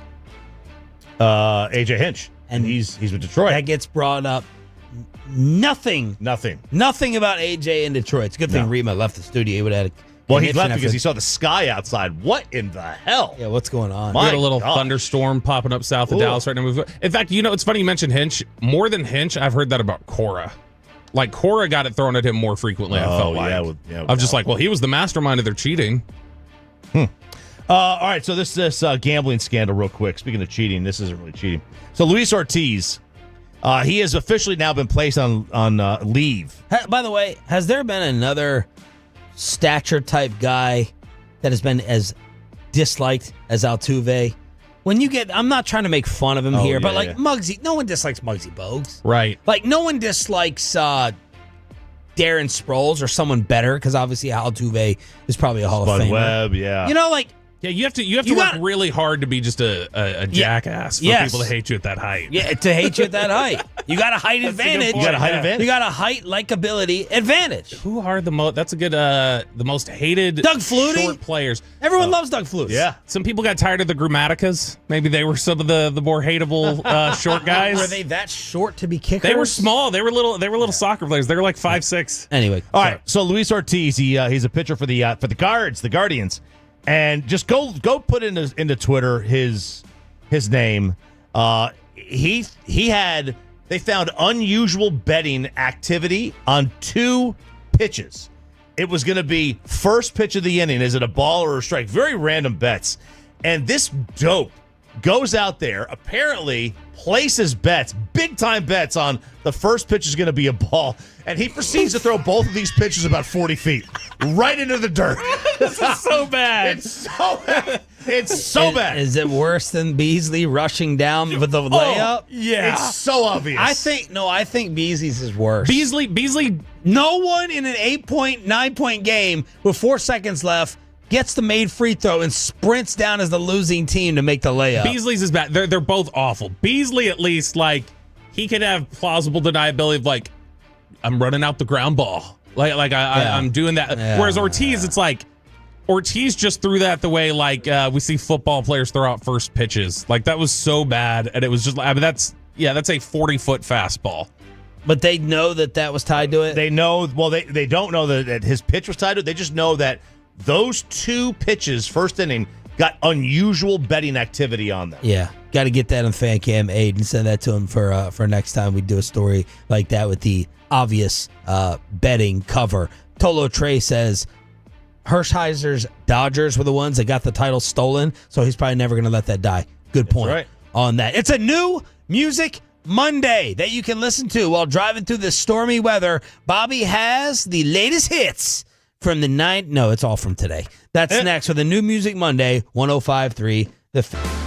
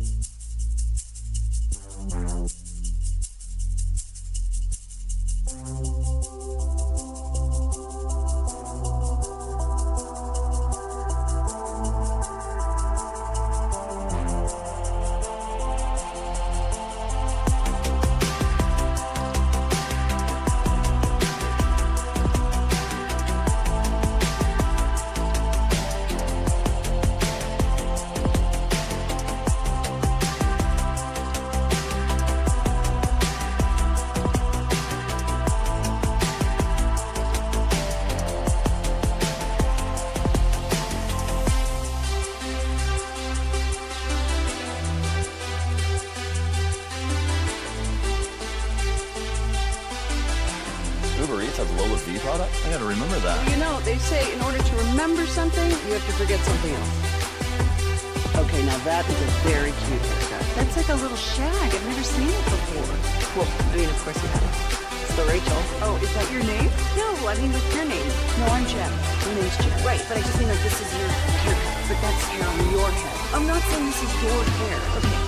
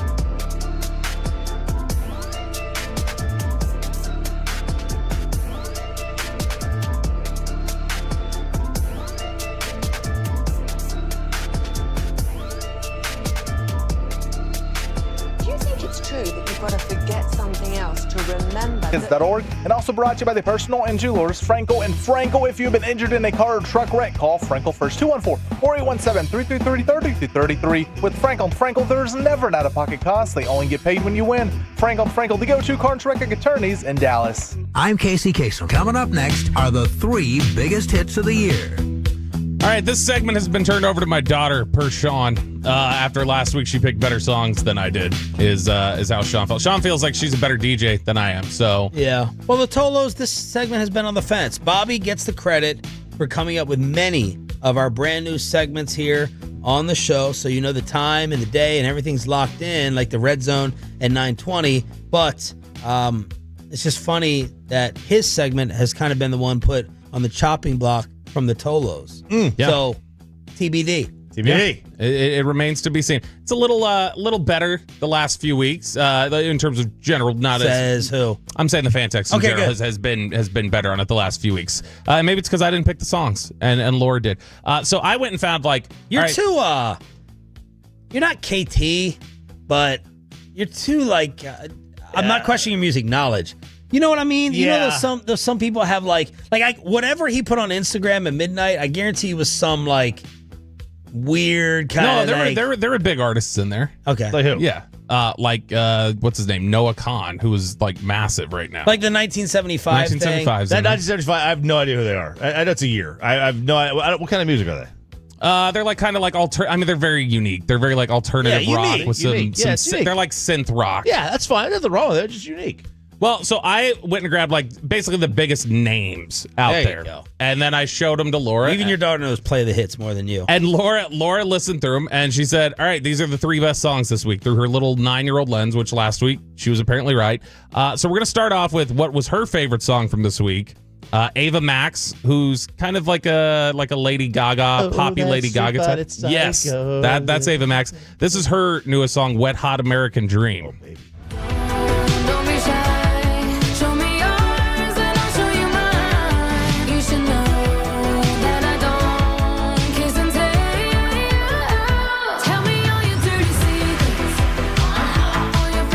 Very poppy. Very poppy. It is. This is one of those songs that had 38 writers. It can't be bad because it has so many writers. AI could have written this in 5 minutes, probably. Yeah, but I mean, sounds like K-pop. It's catchy, and that's all a lot of people will care about is the fact that it's catchy. She did from all the options. That I'm always trying to think of the summer setting where the song you're playing would make the most sense. For that one, it can't be at a sports bar. Well, it's like roller rink music. Yes, roller rink music. She picked some rock actually this week. Foo Fighters have a new song out this week. It's called Today's Song.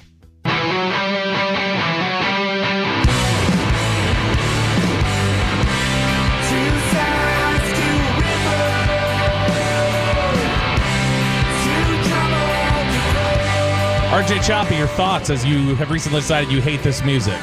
No, I don't hate this music. This feels like similar to the music you were criticizing. No. I've been criticizing. I was just Metallica was just too much for me. Now I'm getting old. Look, it's well documented. I am a top 5 Nirvana / Foo Fighter hater. Mm-hmm. The Foo Fighters are just the Gin Blossoms with less hits. Wow. Goo Goo Dolls with no good songs. That's what the Foo Fighter. I'm just not a Foo Fighter fan. I totally respect Dave Grohl, one of the 5. I don't say greatest musicians of the last 25, but he's so influential because he was part of 2 bands that, whether I like him or not, have tremendous standing within the music industry. I totally get that, totally respect it, but just I don't like the music. That song, you could have told me it was from any of the past 4 decades, and I would have believed it. You could have told me that was good or bad, and I don't think it's a bad thing, but it's basic. Yeah, it's cookie cutter. Cookie cutter. So you remember how we talked about you might have some issues? Mm-hmm. This is one of mine here, right? I am of the belief that once the world decides that your genre is dead, stop making new music. Okay. You think the genre is dead? Rock in general is pretty. You think I don't know. I think rock is grunge is dead. Grunge is. I don't know that that's grunge. That's a little. Right. It's a little different. Grunge has more of an attitude to it. Now this is probably gonna be Choppy's favorite song of the week because it's that Morgan Wallen summer country song, bro country era is what we've hit. All right. This is Russell Dickerson, and this is his song "Sippin' on Top of the World." As long as there's a long neck 6-pack left at the city cold, no big city traffic on country roads, more station and static on the radio. Who is this? This is Russell Dickerson, and this is very much pool music. This is good. Yeah.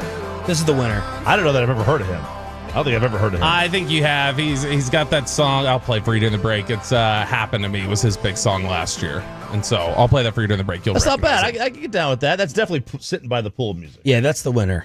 That's summer music right there. So there are your 3 right there. New Music Monday, every single Monday at 8:20 here on 105.3 The Fan.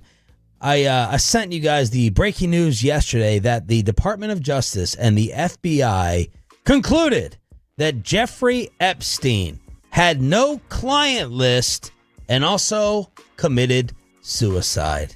Your immediate reaction, was it laughter? Was it, yeah, right? Was it roll your eyes? Or wondering who got paid off? Or you just straight believed both aspects of the story? Sure, Jan. That was my first thought. Marcia, sure, Jan. To which one? All of it. I don't think any of that is correct. Yeah, I don't buy that. The most likely would be that he committed suicide. That would be the most likely. What does it mean he didn't have a client list? Does it just mean like he didn't write it down in the book? The names weren't on paper. Right. Or does it also mean that he was not, he may have engaged in those acts, but he was not coordinating and had clients who he was like basically setting up meetings for? I heard it. I heard Cash Patel on Rogan. I can't keep up when it was. It was like a month ago, maybe.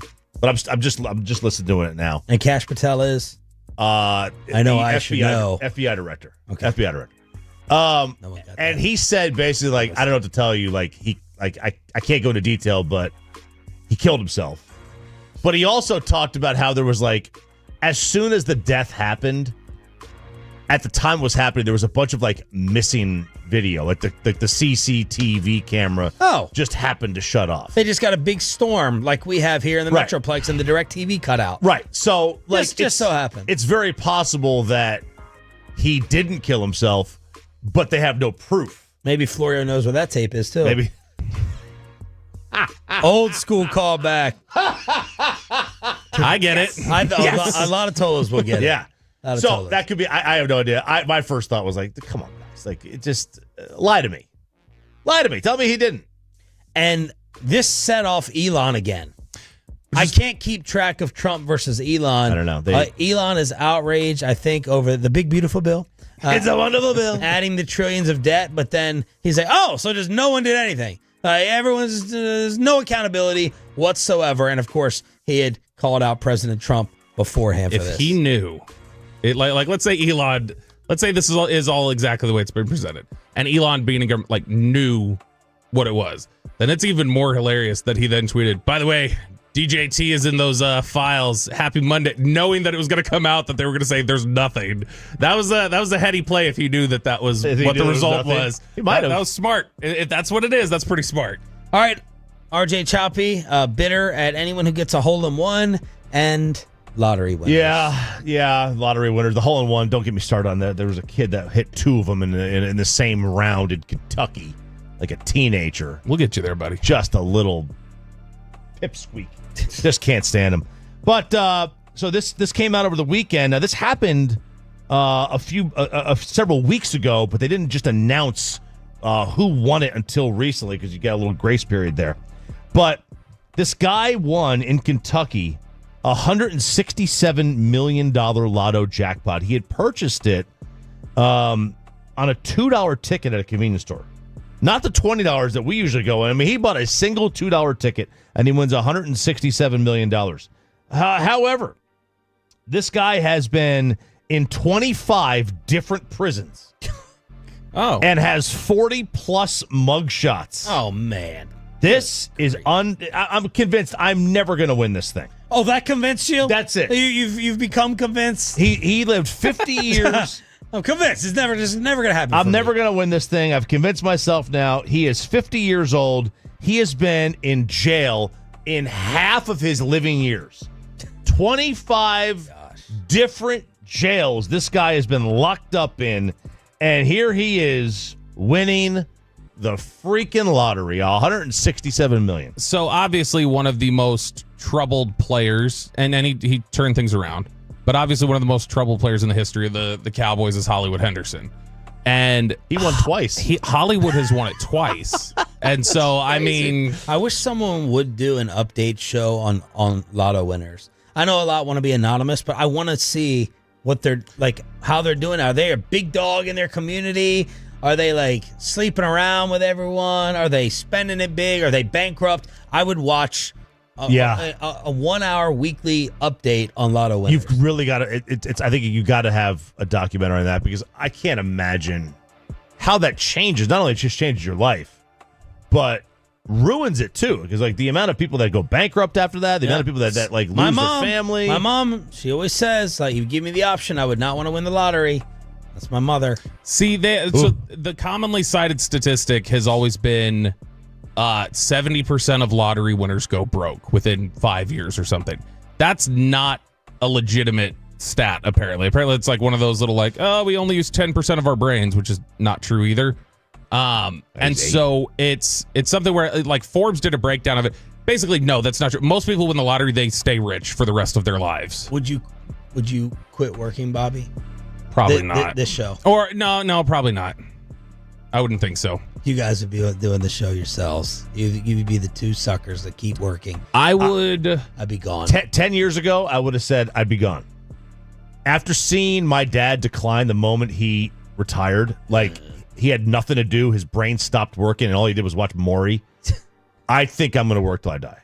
Okay. Yeah, so the only thing is, I wouldn't stop all my little projects that I do and my little research stuff, and that's got to have somewhere to go. That's right. And so I would just be frustrated with all the stuff that I did. Are Bobby and Choppy about to finally admit that I was right about this all-time great quarterback? That's next. And below, the bell on the home of the Cowboys, 105.3.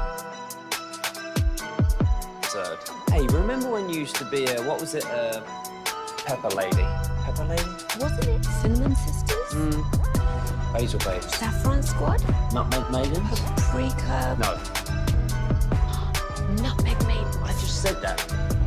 Was it Spice Girls? Doesn't sound right. Was it Saffron Squad?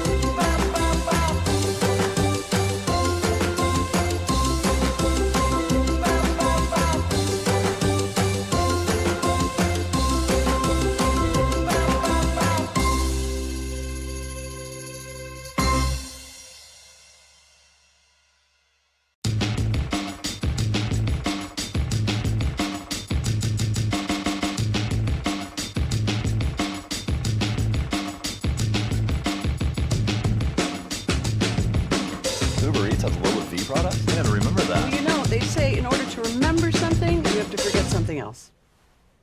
Okay, now that is a very cute. That's like a little shag. I've never seen it before. Well, I mean, of course you have. It's the Rachel. Oh, is that your name? No, I mean like your name. No, I'm Jack. My name's Jack. Right, but I just mean like this is your haircut. But that's hair on your head. I'm not saying this is your hair.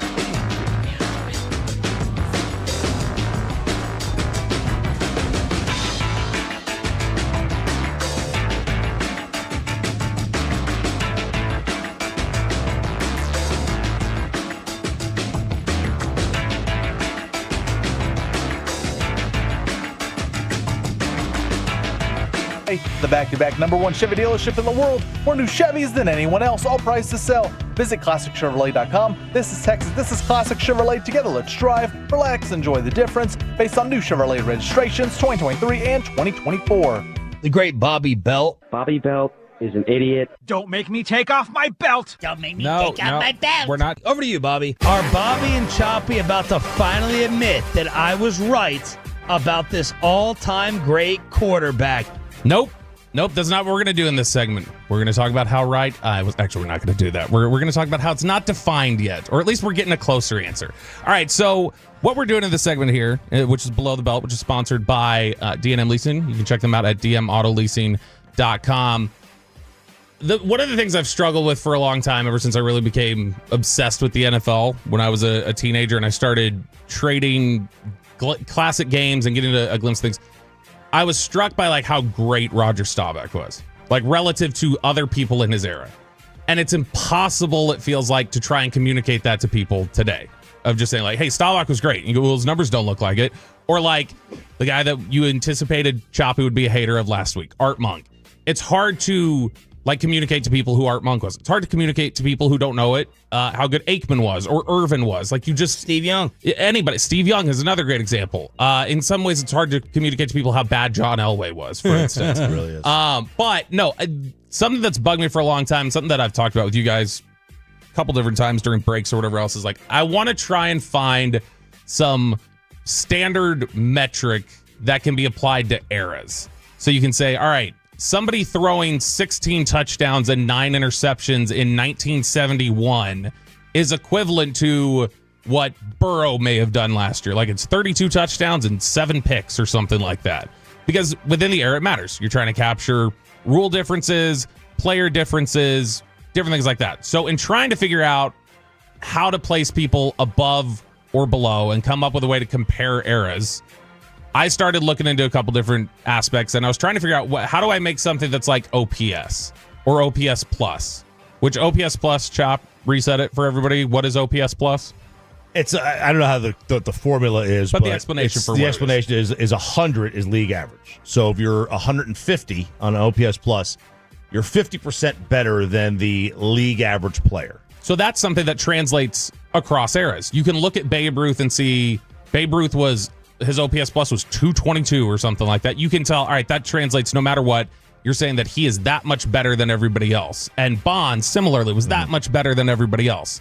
So in trying to come up with that, I was looking at something called, and some people know what this means, other people may not. I was looking at standard deviations from a few different statistics. So the stats that I thought would help would be efficiency ones. Touchdown percentage, interception percentage, yards per attempt, completion percentage. Those ignore raw totals, different things like that. And I wanted to see how much above or below the league average for that time were you. And so that would be called a standard deviation. So the way that they typically, the way that you can explain this is imagine there's a line of 100 people throwing a ball. And the average after you total up everybody throwing the ball is 50 feet. So 50 feet is on average what everybody in that group of 100 is going to throw. So let's say the standard deviation is 10, which means if you throw the ball between 40 and 60 feet out of those 100 people, 70% of people in that group are throwing it that far. So if you're throwing it 70 feet, you're 2 deviations above and you're exceptional. If you're throwing it 30 feet, you're 2 deviations below, you're bad. Okay. And 3 is like exceptionally rare, either in the good or bad direction. So I lately have been gathering together all these different seasons and trying to figure out what's the league average and how far above or below guys are. As Bobby's wife told me on Saturday, it's all he's been doing over the lately. past 48 hours. Baby. I've collected about and some of it's very random which years I've picked. I've collected about 20 years worth of data at this point. So that's 2019 to 2024 I've got 2007 just because I was curious how good Brady was relative to everybody that year. I got 92 to 98 done yesterday after you were saying I was leaving John Elway out on purpose. So I did that era. And then I done 1959 to 1963, which sounds super random, but he just really wanted to hear about Y.A. Tittle. 100%, that's what it was. Y.A. Tittle in 1963 put up ridiculous numbers that even today would look really good. He threw 33 touchdowns, 14 interceptions. His completion percentage was 60%, which doesn't sound that good, but it's insane for the era. So what you end up trying to do is calculate where people are at or above that. And the one thing I found is that something that RJ Choppy has said for a long time appears to be true. So far, at least of 20 years worth of data. Steve Young is ridiculous. The things Steve Young has done to show like how above he was everybody else is nuts. And particularly, as an example, I cumulatively tack up all of their deviations from those four. So if you look at it, Tom Brady's 07 season, which was the most ridiculous thing statistically we had ever seen, he was basically cumulatively between those four was 7.5 deviations above, which means in basically every category he was 2 above everybody. He was great in everything. Steve Young in 1994 is the best season I think that it'll probably ever track. He was 10 deviations above the rest of football that year. And it was not just, he was super accurate, his completion percentage. For instance, he was 3.5 deviations above the league in touchdown percentage, which means he was ridiculous. He was basically in that analogy of 50 or people throwing the ball 50 feet on average. That meant in terms of touchdown percentage, Steve Young was throwing the ball 85 feet while everybody else was throwing it 50. And in terms of his interceptions, he was throwing it about 60. His completion percentage, he was throwing it about 25. His yards per attempt, he was 30 above everybody else. It's just, Young has, out of the seasons that I've tracked so far, he has 5 of the top 11 seasons all time. Oh, wow. Yeah, this is going to be interesting because... Did you do any of Montana's San Fran years? I have not yet. I've got some Montana, Kansas City, and I've got some Elway later in his career, and Aikman in his prime. Yeah, it's going to be interesting when you get to the 80s, and then really like the beyond, I guess, 2000 to... Because that was like kind of the start. I guess the modern era is considered like 2010, where they started throwing the ball even more and more and more, but... all those Breeze years and Brady and Manning years, and I'm really fascinated to see where Tony is. So I've started talking with Hagee about some of this because Hagee's obviously the math whiz, and so I was just like, self-proclaimed. I was talking to him over the weekend. I was like, "Do you think this is generally a good way to try and approach it?" He's like, "No, I think that's good." So one of the things that I'm doing, I'm getting individual seasons. But the other aspect I'm doing is I'm then comparing it to 5 years worth of data. So their year and 4 before it, so that you can place them within their era and how high. Right, give us some of the results. That's what I'm doing. You and Kevin can nerd out. So when you look at this, Troy Aikman, and this is basically what I wanted to figure out. Troy Aikman, at least from 92 to 98, was a better quarterback than John Elway.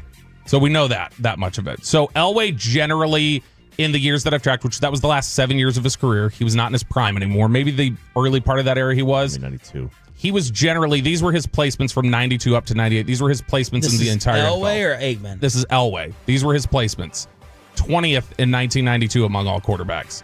3rd, 4th, 14th, 4th, 7th, 5th. So generally he averaged out to being about 8th over the course of 7 years. Aikman in those years, 92 up, he was 3rd in the NFL, 2nd in the NFL, 5th, 3rd, and then in the back end of his career, he was 11, 17, and 10 in 96, 97, 98. Basically, he came out to be, their average score was, Aikman was 2.3 above, Elway over that time was 1.8 above, which is still good. Elway's good. The problem is that Elway was never like super efficient. And one of the things that this won't do... You know why? Because Aikman's, Elway's prime had Aikman's 90s help, and then Aikman at the end had Elway's prime help. There you go. That's a big part of it. So no one can name a Denver Bronco receiver before Shannon Sharp and Ed McCaffrey. See, that's why I don't love some of these stats to use, like completion percentage or touchdowns, because they do rely on help, and that's why like Peyton Manning always had all-time help. Right, and I'm not saying Peyton Manning's not all-time great, but he had He had great weapons. And more consistent great weapons than Brady. Right. And Tom had the defenses, and that was the difference. And the coaching. Sure. Yeah, it's not like Manning had. Yeah, Dungy's not a bum. Dungy's a great coach. But yeah, and that's why I like some of these other stats that take receivers out. I don't know how they take receivers out. Yeah, but they do. Like that. Like Marino. Yeah, right. Here's the thing. We know his receivers because they both have the same first name. Yeah. That's it. Is Mark Duper or Mark Clayton close to the Hall of Fame? No, they're not. Neither one of them. No, and that's the thing is that when you're trying to count that, yeah, that's right. That's going to factor in a lot of things. Here's the problem: is that there's if you're going to compare eras, it's going to naturally be imperfect. Yeah. Because comparing eras, like EPA data only goes back so far, which is expected points added. That kind of data only goes back so far. The way that you can add things, the percentage at least ignores the raw total. So it's not going to reward somebody for throwing the ball a bunch and stacking up 42 touchdowns. So, for instance, I don't love this. Last year was a historic year relative to all these numbers. Was a ridiculously high year for Lamar Jackson. What Lamar Jackson did last year, based on trying to take all these different metrics and put things together, that was essentially the 7th best season of all time. Oh, and if you take out the Steve Young stuff, which you can't, but I mean Young was breaking this. If you take out that, then there's only 3 seasons that are better than what Lamar Jackson did last year, and it's going to reward, efficiency. Aikman, who was handing the ball off in the red zone and was losing a lot of touchdowns, he's going to get dinged there, but that's why you're trying to do it over the course of like 4 different stats and reward things that way. The one thing I would say, and that I'll get y'all's opinion on as I'm tweaking this and messing with it, and you guys can weigh in on the Franklin Injury Attorneys fan text. Is it unfair for me to calculate yards per attempt and completion percentage since they both factor into completing the ball at a high rate? I don't know. RJ question. My brain gets scrambled. For instance, I think a lot of those. The problem with that is they do factor in because some of those stats are how conservative you are. Mm-hmm.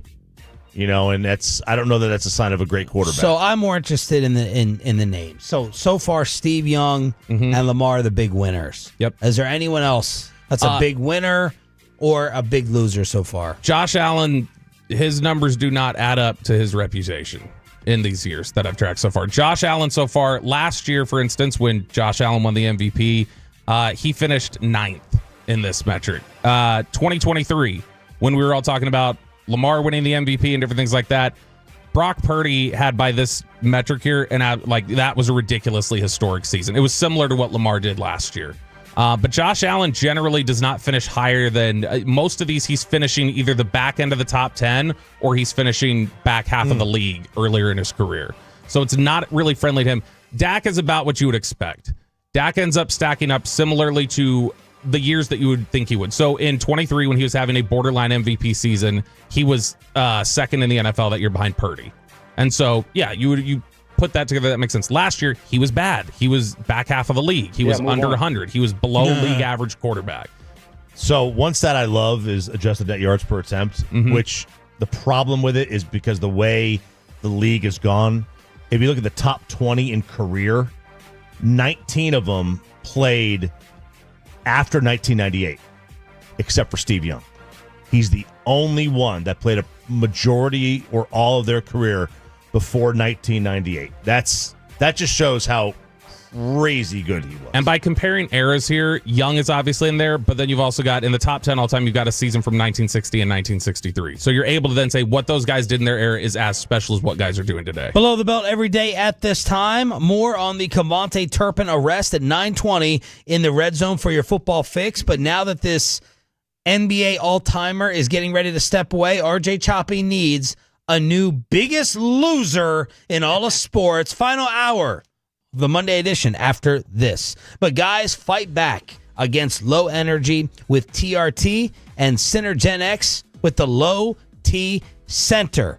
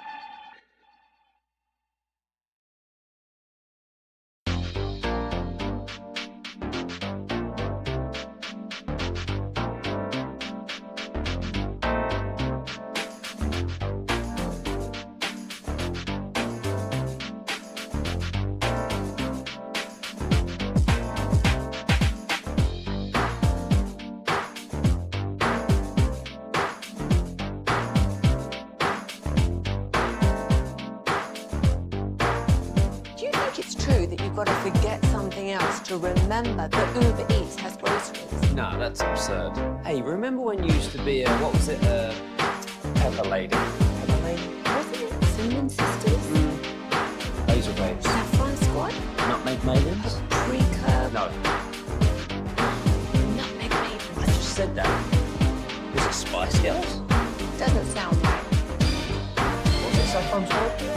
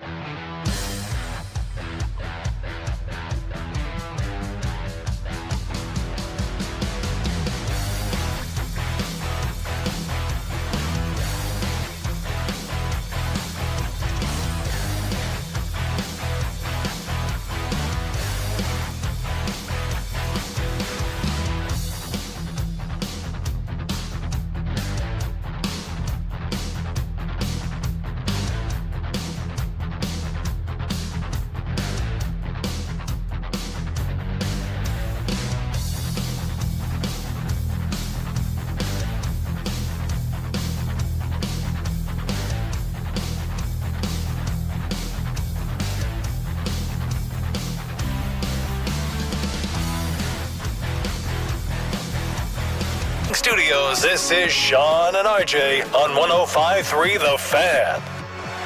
Peyton Russell already getting it. Fist pump time on the fan cam. If you know, you know. Little Jersey Shore. Sean Sharif, RJ Choppy. Cowboys insider Bobby Bell. We got Peyton and Aiden in the back. Thanks for being a Tolo. That stands for Turn It On, Leave It On. The list that I wait for every summer has just come out. Part of the Red Zone at 9:20 on your home of the Cowboys for your football fix every day. Which position? I just 9:20. want to start thinking. Nah, 9:20. Work on your little formula over there instead. Crosstalk with a K&C masterpiece coming up at 9:40. But RJ Choppy, very harsh topic, very harsh statement, is looking for his new biggest loser in all of sports. Yes, I am. Why, you may ask? Why would I randomly on a Monday in the middle of July? After a nice weekend. After a very, very nice holiday weekend. Why would I did you say that like a southerly gentleman in the 30s? In July. That's right. Why would I be looking for the next biggest loser? Well, that's because Chris Paul basically came out and said, this is probably going to be my last year. So a guy who doesn't deserve a retirement tour is going to get a retirement tour. That's what he's going to get. He's the other guy from Wake Forest besides Tim Duncan. You always remember. Randolph Childress. Josh Howard. Josh Howard. Yeah. But Chris Paul, who made it to 1 NBA Finals and 2 conference finals in 20 years in the NBA, he is one of the biggest losers in all of sports. Yet people want to clown on Doc Rivers. When all Doc Rivers is just the Chris Paul of coaches. with a title. Doc's got a title. That's right. So when he retires, we need a new biggest loser in sports. Kyle Yeomans. Jeez. What a shot. Kyle's just sitting here with his 4 infants that he's got. Yeah. He's just trying to live life. Kyle. So is this because of his game or because of his personality? The Chris Paul hate. I don't know anything about his personality. I don't really know much about it. I mean, he's on a banana boat with LeBron. That's fine. He's got 4 friends. I wish I had 3 other friends as tight as LeBron and Chris Paul and Wade, and who else was on that? Was it Bosch on that? It was the third one. You don't know him as you don't know him as being a pest or an irritant or kind of a jerk. Look, I like that I like that you're on the floor and you're kind of an irritant. I like that. He's not Draymond level. I love Chris Paul's game. I'm trying to figure out where I'd get him all time. Maybe we'll do that when he steps away. But if I want like a point guard to pass the ball, set everyone else up, I think he's up there with steal numbers. I would want Chris Paul. He's a good player. I'm not saying he's not a good player. Okay, he's a good player. I don't know where you can get him all time. Do you? All right, I'm gonna name some guys, and I want you to honestly just answer back if you take them over Chris Paul. And by the way, that NBA championship finals appearance, conference titles, how many does Stockton have? Stockton went 2 to finals. 2 finals. I gotta grab my coat. And did he go to any more conference finals? Would you hold that against him as well? It may just be 2 conference finals. I think they went the year the Sonics went. Okay. I think when the Sonics went and 3? faced the Bulls, I think they were 3 straight conference appearances. I'm pulling it up here. It's okay. Slow. Ready? Gary Payton or Chris Paul? Chris Paul. Oh, Chris Paul. I'm stunned. Yeah, Gary Payton. He just all he had was defense. I'm not into that. Chris Paul. Chris Paul was a really good defender. He could pass the ball a lot better. Tony Parker or Chris Paul? Tony Parker. Disrespectful. Chris Paul. Chris Paul. Chris Paul's a better player. Yeah, Chris Paul's worlds better than Tony Parker. I agree. The Spurs don't win a single title. The Spurs win. The Spurs win. They don't win a single title with Chris Paul because he's a loser. Spurs win more titles with Chris Paul. Probably they probably would 3-4 in a row. Russell Westbrook or Chris Paul? Chris Paul. Russ. I mean, you can't say that. Let me tell you. I mean, Russ and Luka are what? How different? Completely different. Russell Westbrook is not style of play, not style because Luka's style of play is more hardened, but it's triple doubles. Completely inefficient though. Russ was like an inefficient shooter. And real Russ quick, would turn over the ball. Stockton went to 1, 2, 3, 4, 5 conference finals. 5? 5. Does it have the teams against? Yes. Let's see. He went to it in 97, 98 against the Lakers.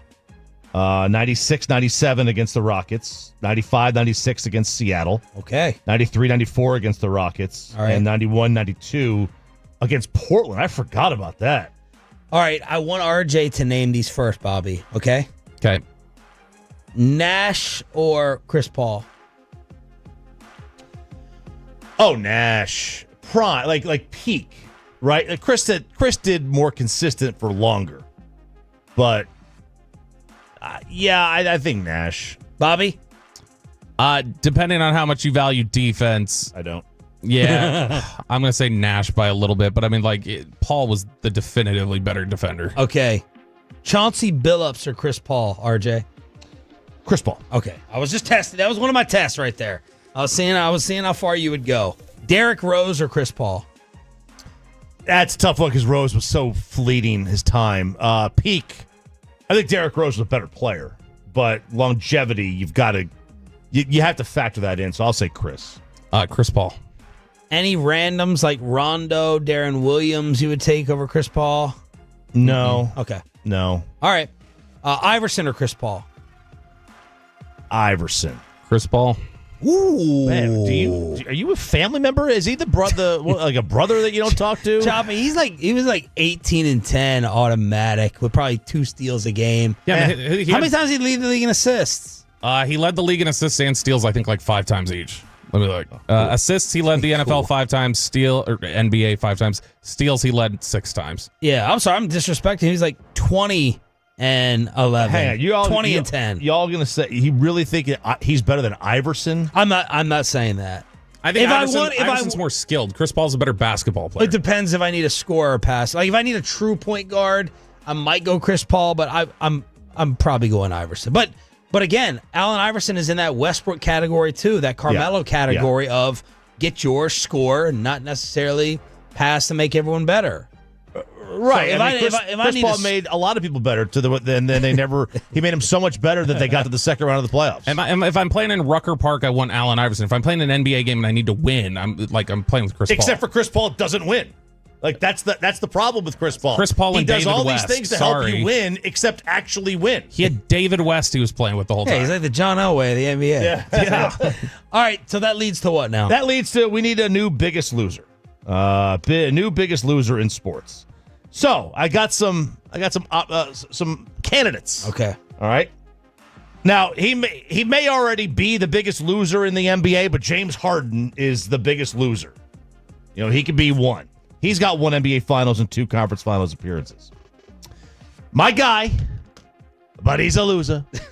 Mike Trout. Oh, 1 playoff appearance in like 15 years. Vanished like a fart in the wind in that playoffs too. Swept.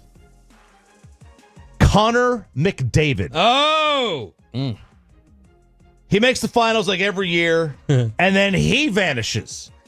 Just completely gone. And he vanished so much, his coach said, I want away from you. I'm going to go coach the Stars. His assistant. So Connor McDavid, a big loser. I wish we could pull up 5-year ago RJ for this segment. Yeah. Of just all this championship clutch importance of you disappearing in your final round. And old RJ would be, I don't care what you do. Championships are overrated. Championships don't matter. It doesn't matter what Connor McDavid did. He's the best player. That's all I need to see. He's the best player. But you know what? Listen, I'm 45 years old, okay? I'm on the back 9 of life. Maybe. Not yet. Hopefully not yet. Hopefully I'm on like the 7th hole. Yeah. I want to live to be about 100. But, you run out of time. It's like, time to go. Kyrie or Chris Paul? Kyrie's more skilled. Kyrie. Like if we're taking out of it like the way he is, like or the problems he had for like 5 years with teams. Chris is probably Kyrie. Okay. Close. Josh Allen. Oh. Dude sees a conference title game and he shoves a catheter in him to avoid it going on his pants. Okay. This guy can't. He doesn't even know. He doesn't even know the address for the AFC Championship game. Yeah, it's an Arrowhead. It's always an Arrowhead. It's never where he is because he always loses before he gets there. And then Tommy Fleetwood in golf. Tommy Fleetwood. This dude not only can't win a major, he can't win in America. He sees a bald eagle and they have to re-drop his testicles. He's a loser. The only thing he wins at is hair game. Great hair. Okay. Wonderful hair. So those are my losers. All right. 877-881-1053. Franco Injury Attorney text line. We accept more nominees. If you have more nominees, the business is open. Yeah, why Josh Allen over Lamar Jackson? Because I think Josh is better. I mean, Josh has a winning record in the postseason. And Josh, I'm not saying that it's like he obviously has fallen short, but he's got a winning record in the postseason. In his career in the playoffs, he's 25 touchdowns to 4 picks. Lamar's 3-5 in the playoffs. He's got 10 touchdowns to 7 interceptions. That's fair. I just think that Josh is better. Okay, I mean, Lamar's won his MVPs is the only reason why I would think that. And then on baseball, I wondered why would Aaron Judge be building a resume for this? Yes, absolutely. He's been to a final, a World Series. Trout hasn't. But he's had a better team. So, you want to throw Aaron Judge on there? Absolutely. I think it's probably Lamar Allen right now. Like, as the biggest one of just guy who's like, your talent has not led to a title yet, and it should. Look, this is very hard for me to vote because I don't agree with RJ's definition whatsoever. I don't think of many of them as losers. But if you're going to go like who's coming up short for the most times there, I don't remember what McDavid did 2 years ago when they were down 3-0. Did he he won the Conn Smythe.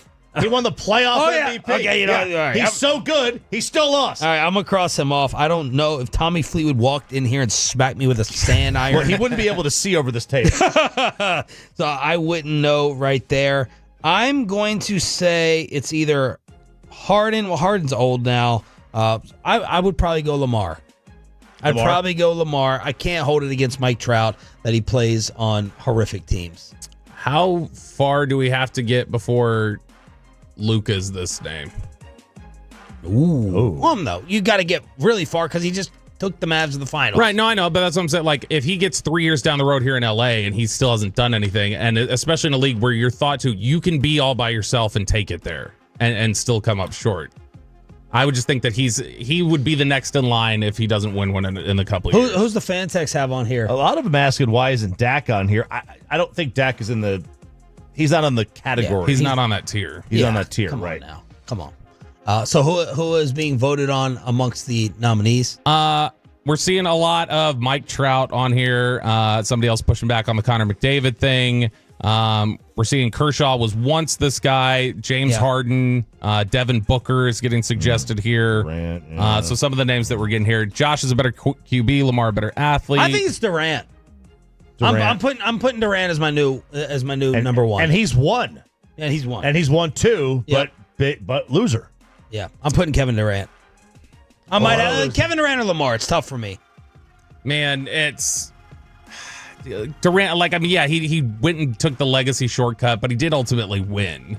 Like, and I mean, he was the best player on the teams that won. Whoop-de-doo. I mean, Lamar can't even 4 get Hall there. of Famers. Yeah, it's much easier for Kevin Durant's situation versus Lamar's in Baltimore. But we look at Lamar and go, he was a 14-2 team. He's a 13-4 team. Like, he gets the number one seed and still falls short. 877-881-1053. The football lists I've been waiting for is finally out, and an update on Kavontae Turpin getting arrested. The Red Zone Football Fix is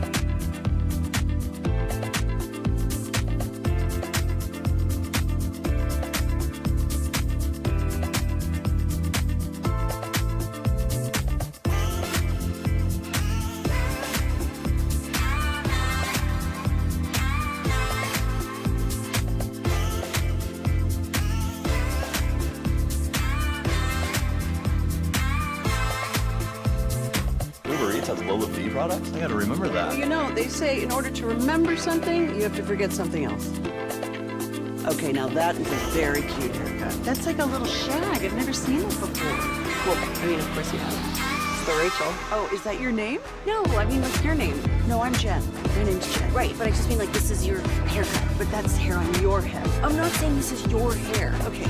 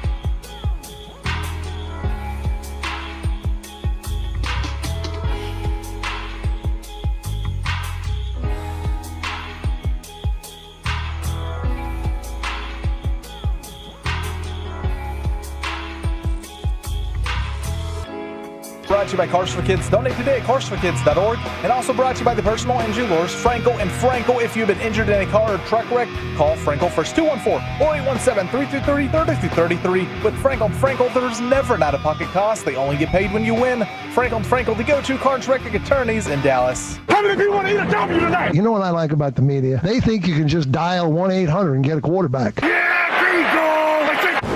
Kavontae Turpin arrested on gun and marijuana charges. This story started seeping out yesterday morning. Tolos were sending it. I was too uncomfortable to actually retweet it, run with it, and then it did get confirmed. He was arrested on Friday by the Allen Police Department, charged with possessing less than 2 ounces of marijuana and the unlawful carrying of a weapon. Bond was listed at $1,500. The Cowboys signed him earlier this year to a 3-year, $18 million contract, and many were asking, what's the big deal? Got some weed, and it's Texas with a firearm. I mean, but he did break the rule. Never break more than one law at a time. That's the rule. So he broke 3 laws then, or 3 rules. Yeah, he did. Yeah, right, because he broke the rule, and then he broke 2 laws at once. I see what you're doing there. This is what I hate about about 2025 and the internet. I don't know what's true and what's not anymore. The amount of dupes out there and people just having fun with things, I hate it. I really hate it because this. You're right. This was 3 hours of trying to figure out whether or not this thing was real or not. Yeah, I mean, it's really bad timing for him. He obviously had trouble when he was at TCU, a couple domestic incidents, and that kept him out of the league initially. That's why he went to the USFL. But ultimately, I mean, he had gotten here with the Cowboys, had kept everything clean for about 3 years. They give him the contract, and then this hits right here, right before training camp. I'm sure they don't love it. And it's one specifically with him that, like, look, they always got an eye on him because of his past, I think, and so this doesn't help things at all. I mean, I'll hit the fast forward button. Mm-hmm. It's going to end up being a big nothing burger. Nothing. Zero. Yeah. Nobody cares about a couple of... And that includes from the National Football League. Yeah. I mean, Rashee Rice, they're still waiting for that to play out. If Turpin gets suspended for a game, I'll have to come back and retract this and say I was wrong. Whatever. It damages his trust with the organization is what it does more than anything. Like you're right. He's probably not going to get punished at all. But it kind of hits the reset button on where the team is at with him in terms of trust. And, post Randy Gregory, guys getting in trouble for marijuana, you totally change your mind about it. Yeah, you don't. Yeah, we're in a totally different world. We are in a different world. world. Texas is still in the old world, but right. But the league, the league is like they don't care. And look, I mean, I don't know what. Maybe in other states where it's legal, a gun and marijuana in the vehicle is still a problem. I have no idea. I don't know what the rules are, but you can have one. It seems, but have them both together. That's the lock and the key. Yeah, and I mean the gun is probably the bigger issue for the Cowboys. Is just like, why? Why are you like if you've already got a conviction, and I don't know if it was a felony conviction or what he had. So he may not, based on his previous convictions, be allowed to even have a gun. Yeah. But I mean, he clearly wasn't allowed to have a gun in this context, and so that alone is that's going to be the bigger issue for them than just getting pulled over and you've got weed in the car. We would be remiss if we did not announce Dan Orlovsky agreeing to ESPN contract terms with the extension. Bobby, rejoice. Yeah, this is about in line with other hires and re-signings and things that they've made, I suppose. But sure, yeah, good for him. Continue to push the clickbait and complete lack of any sort of intellectual honesty. Do you think he's the most inconsistent? Yeah. Or is there someone else on TV, sports-wise, where you're like, yeah, you're choppy in here? He's Craig Carton to me. he's Carton. The boys from 105.3. I don't think he believes a thing. I think he just, all right, what gets the reaction? What am I doing? Just like Carton does. But I would expect that from Carton, who's fresh out of Rikers onto a TV set. I wouldn't expect it from the guy who's like a former player. Orlovsky kind of reminds me of the Skip Bayless behind-the-scenes discussions that you have. I'll never forget Darren Woodson coming in here, and I'm like, yo, man, come on, be honest. Bayless, all an act, right? And he's like, no. He's like, he believes it. I'm telling you, he believes it. And other people are like, no, Skip actually believes all the LeBron stances. Jared Sandler, other people in this building or in DFW media have tried to talk to Bobby and us like, you really should be, that's not who Orlovsky is. They try to have that reality discussion about Dan the way some people do about Skip and whether they're putting on the act or not. You'll never convince me about Skip. I just think Darren Woodson too nice of a guy, and he got fooled working with him for all those years. You're never gonna believe me that it's not some contrived act. That's why I've always rooted for his failure and misery, even though he's got millions and millions of dollars. But with Orlovsky, it's been tough for me to figure out. I believe people who say that's not how he is off the air. Because the internet should be lining up all these things and getting him in a gotcha. Yeah, I believe he's not like that. Like I would believe somebody who says he's not like that off the air. But that's also kind of my problem with him is I don't think he has any courage or conviction. I think he makes up everything and none of it's real. And none of it is just he doesn't believe that from what he sees on film all the way down to the luggage that he drags through the airport, none of it is real. What was the luggage thing? I don't remember. He had something where it's like, I don't use wheeled luggage or something stupid. All the things about his food, he makes up all of it. That sounds like something you would do. You don't think he's a picky eater? No, I think he probably is. I think he takes it to extremes on air that are You not would do accurate. the luggage. You're not allowed to have wheels on your luggage. Yeah, I like 2 wheels. I don't like the 4-wheel. All right. Executives, coaches, and scouts every offseason rank the NFL's top 10 in positions. It's coming from Jeremy Fowler, not Jeremy Schaap, ESPN. This is everything that I just said over the next 11 days. Today, we start with the running backs. That's why I didn't want to announce it, Bobby, because that would have messed up my tease, because you know there's not going to be any Cowboys on this list. Tomorrow, D tackles. Then Wednesday, edge rushers. Safeties Thursday, tight ends Friday, and they're going to build this up to quarterbacks and everything next week. Okay, so the league voting on the best running backs in the entire NFL. Number 1, RJ Choppy. Shot in the dark here, Saquon. It is Saquon. Lowest ranking was number 2. Last year's ranking was 4. Some scouts who once forecast Barkley as a transcendent player can admire those old scouting reports of the low-key fist pump. Quote, it was almost like this was expected. He was always expected to be this. You can call it confirmation bias. Everyone thought he was a great player at Penn State. Proved what people thought. It just took some peaks and valleys, and he was in a bad offense in New York. He can go another few years with high-level play behind that offensive line.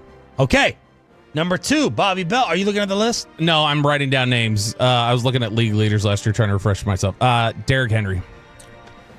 It is Derrick Henry. Highest ranking was 1. Lowest rank, Jerry, cover your ears. Lowest ranking was 6. Last year's ranking 9. That went into us not advocating to go and get Derrick Henry here in what we thought would be, a extinct position, high cost move. AFC executive, quote, he'll slow down at some point, but he's got elite body composition and elite work ethic. He's a monster. No one wants to tackle him. And then when he wears you down, that's when he breaks off that big run. Number 3. All right, so I got between... I don't know if they're going to go with yards or yards per carry. Okay. If it's yards, they might go Bijan. Okay. If it's yards per carry, they might go Jahmyr Gibbs. Ooh. So I will go Jonathan Taylor.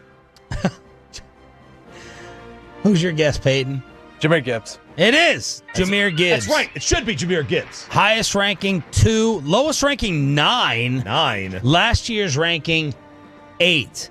I guess his nickname is Sonic. I did not know that. But he's my favorite running back in the National Football League. AFC executive said he's a lot like Reggie Bush, just with a little more power. Size will always be a little bit more of an issue with him, but his speed and instincts and ability to change the game are a problem and may be the best in the league. 4 is Bijan. Highest ranking was 1. Lowest ranking, unranked. That's what I really like about these lists. Yeah, someone had him unranked. Last year's ranking was 6. Let's see. NFL coordinator, quote, size, speed, acceleration, pass game, value, breaks tackles, can hit home runs. He is a nightmare to prepare for. He was voted among the top 3 on half the running back ballots, but fell just short of Gibbs. 5. CMC. Good job, Bobby. Wow. Christian McCaffrey. Highest ranking was 3rd. Lowest ranking unranked. Last year's ranking 1. NFL personnel executive, quote, not a member of the G-Bag Nation.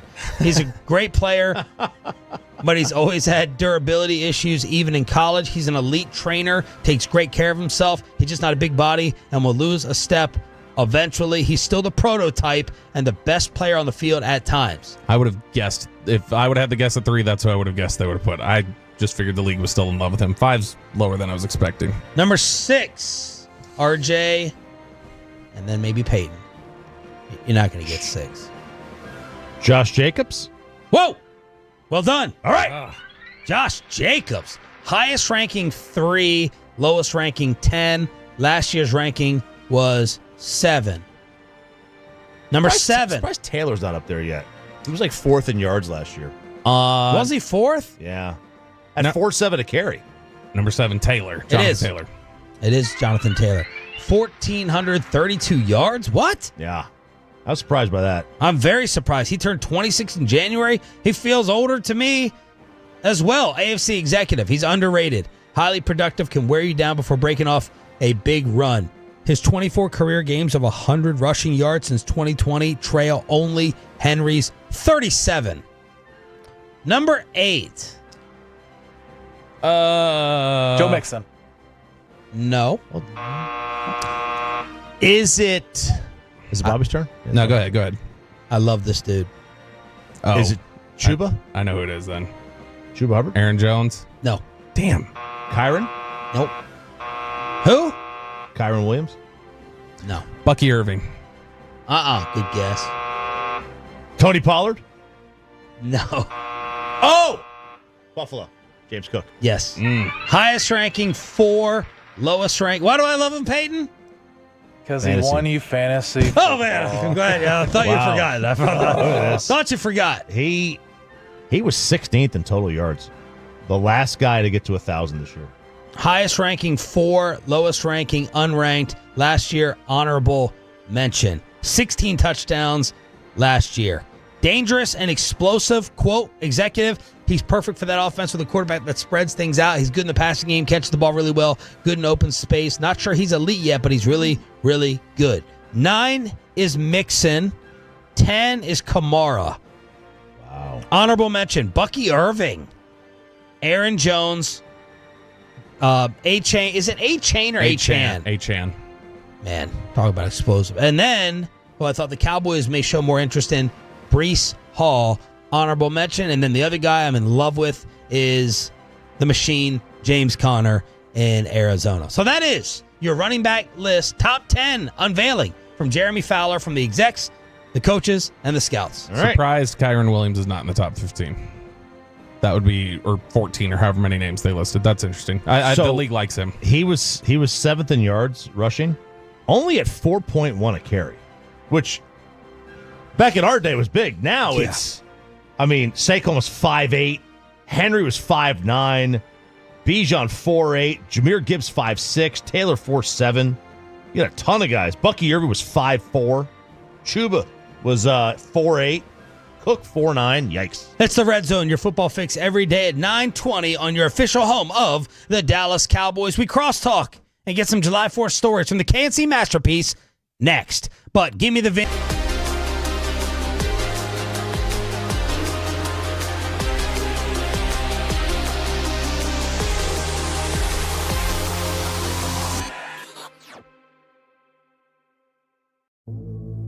Do you think it's true that you've got to forget something else to remember that Uber Eats has groceries? No, that's absurd. Hey, remember when you used to be Pepper Lady? Pepper Lady? Wasn't it Cinnamon Sisters? Hazel Babes. Saffron Squad? Nutmeg Maidens? Paprika? No. Nutmeg Maidens? I just said that. Was it Spice Girls? Doesn't sound right. Was it Saffron Squad?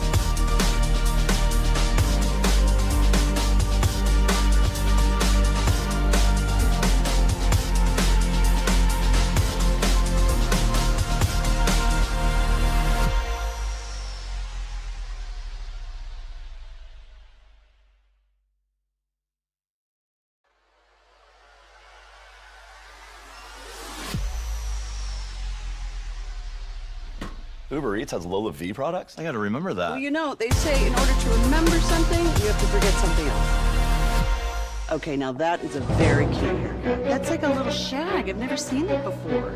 Well, I mean, of course you have. It's the Rachel. Oh, is that your name? No, I mean like your name. No, I'm Jen. My name's Jen. Right, but I just mean like this is your haircut, but that's not your hair. I'm not saying this is your hair. Okay, freak me out.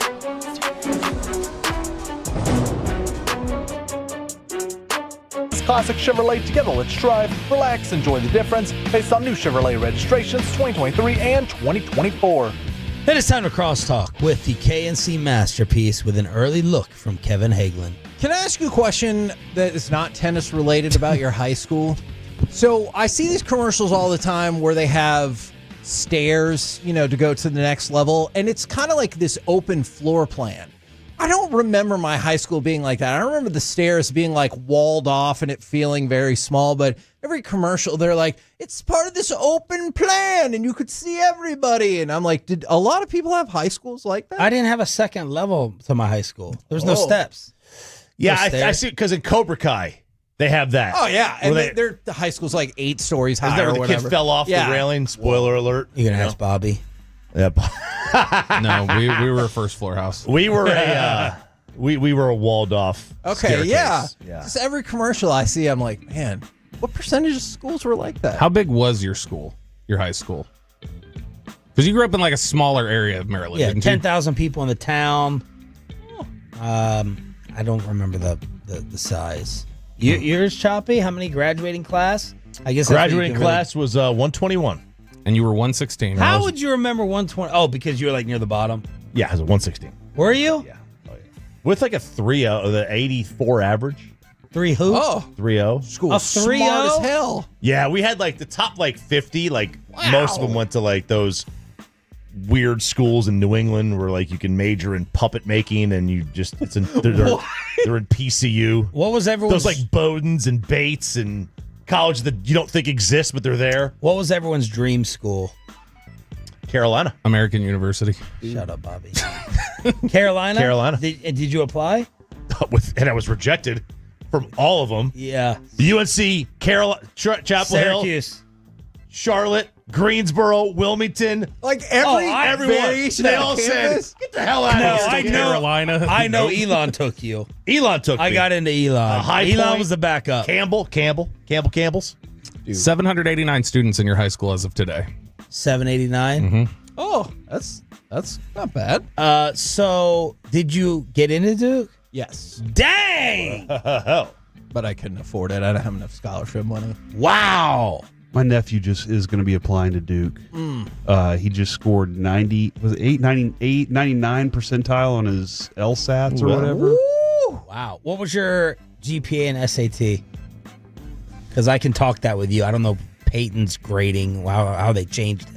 I'd have to 4.0 max and then 1600 SAT. It was not a 4.0 for sure. SAT was 1430. I don't remember. And my GPA. My GPA is like 3.8-ish. Okay.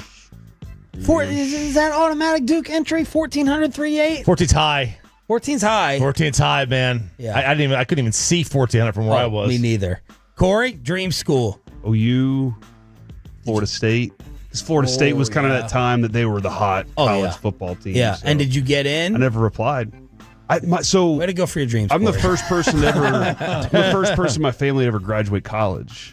And so nobody in my family knew anything. Wait, so you telling me you went to the weaker school so you could dunk on the rest of your family? No, I know I'll graduate. I'll be the first and only one. Nobody, no, because I actually went back later. I graduated at 30 years old, 29. So and I had a 2-year-old kid while I was doing it. So but why not apply to the dream schools? Nobody in my family knew anything about how to do any of that stuff. So I didn't go to counselor. I didn't go to counselor. I've heard that though. Aren't helpful. Yeah, I just shots fired. Not all I'm of sure them, yeah. guidance counselors are they don't provide any guidance. Sometimes I don't feel like that's a stretch. I'm sorry, Corey. I just assumed widespread statement. Growing up, I just assumed if I didn't get a scholarship in baseball, I couldn't go to college. Wow. Yeah, like that was because my family couldn't afford it and all those things. So I was just like, I'm never doing it. And then whenever I got older and I wanted to do this, I was like, I better go back to college. So I've heard the application process now is like there's just one standard application. Yes, for all schools. Brandon went through that a lot. Although there are some like smaller variations, and he doesn't listen to this show. Can I talk about my show? Yeah, no, I'm sorry. He does not listen to our show There you either. go. Okay. That's better. So my older son is a bit of a dope on this college process because one of the schools he wanted to apply to, he goes, yeah, I didn't apply because they like wanted a letter of recommendation. And like, how do you even get that? Like, I'm not supposed to see it. So how does it get to the college? And I was like, what in the actual? I almost really got angry. And I was like, Brandon, it's really simple. You can just ask for it to be sealed, or I bet they can send it directly to the school. Yeah, and he you was should like, explain to him a fax machine. yeah, he goes, I don't know. Explode. That feels like too much, and he just couldn't figure it out. And so some college, I can't even remember which one it was. He never even applied to. You didn't just do it for him? No. Because what percentage of people do you think had the parents step in and get involved? Easily over 50%. See, but I helped him a lot with a lot of stuff. My dad wrote my essay. What? Did he? So I didn't know what to do. Dude, when I say I had an 84 average, I was in like remedial courses. All right. 84 is good. Huh? 84 is yeah, a good that's average. I was in like classes. He wasn't in the honors. I wasn't in the honors. Oh, yeah. I was in the this is gym class. He was moving furniture for the teacher. Because when I went to apply for UConn, the golf coach was like you need to apply. And I'm like, Coach, I can't get in your school. He goes, just write golf and red magic marker on top. And I'm like, that's how janky this whole system was. Just write golf on top, and they'll know that's the code to get you in. But now it's like online, I guess. Yours was in Austin, I'm imagining. Yeah, UT was crazy. Just your dream. Yeah. No, I mean, No, I never really thought of college like that because I always knew what I wanted to do, and I knew it didn't really involve college. So, so I guess all of our education's worthless. Because I mean, you said it, not me. Bobby, you know, you did say it. You did just say I wanted to do radios. I knew college. No. I said Jake's education was useless because he did education for radio. Oh yeah, I did not. Jake's got the biggest flex broadcast degree in the building of Northwestern.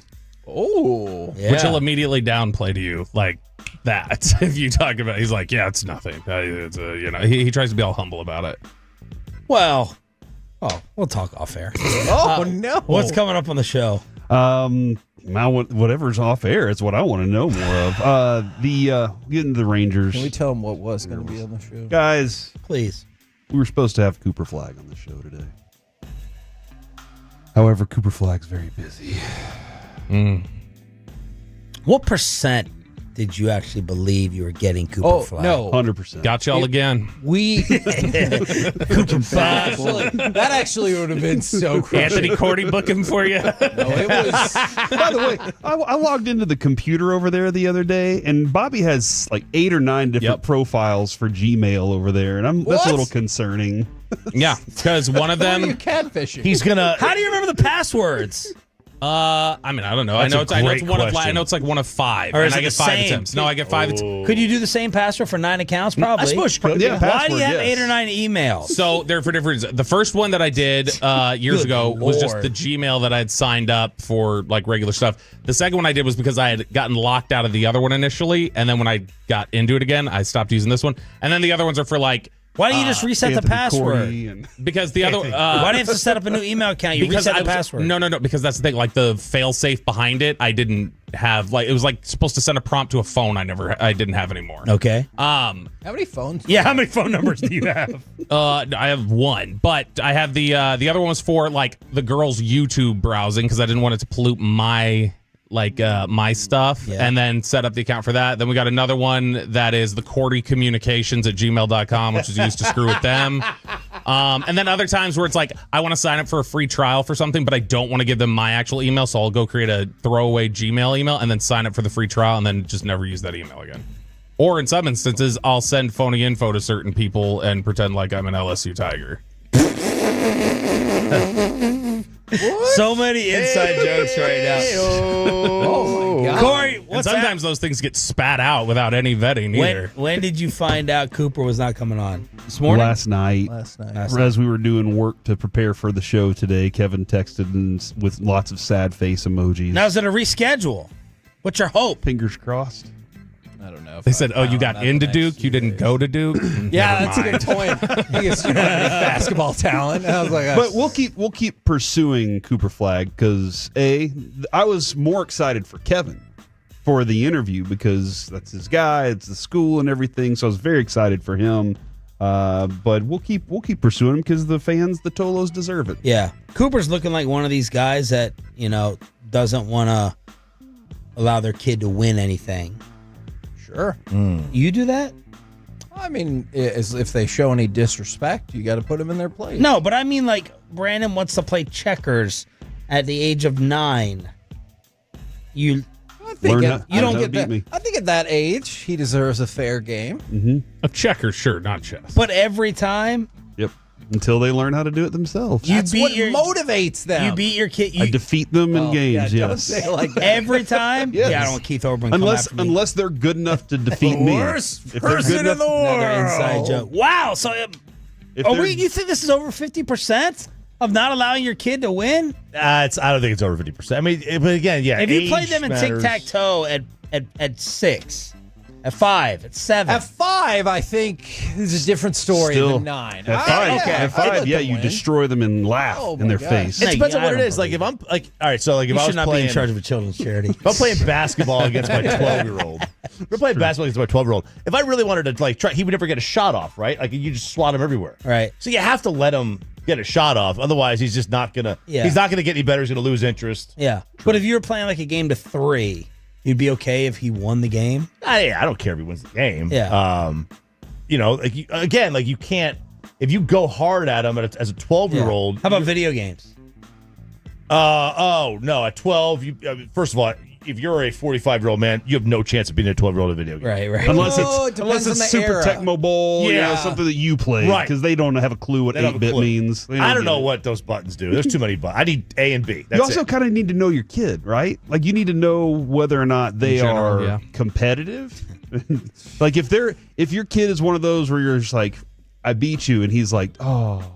Or if you're like, I beat you, and he's like, I'll show you. Okay. And if that's the case, then you want that kid to lose every time, just so he keeps going and gets better at it. Okay. What did you let Tic-tac-toe. win at something? No, I didn't let him win in tic-tac-toe. It was a meltdown. Total public meltdown. Oh. Yeah.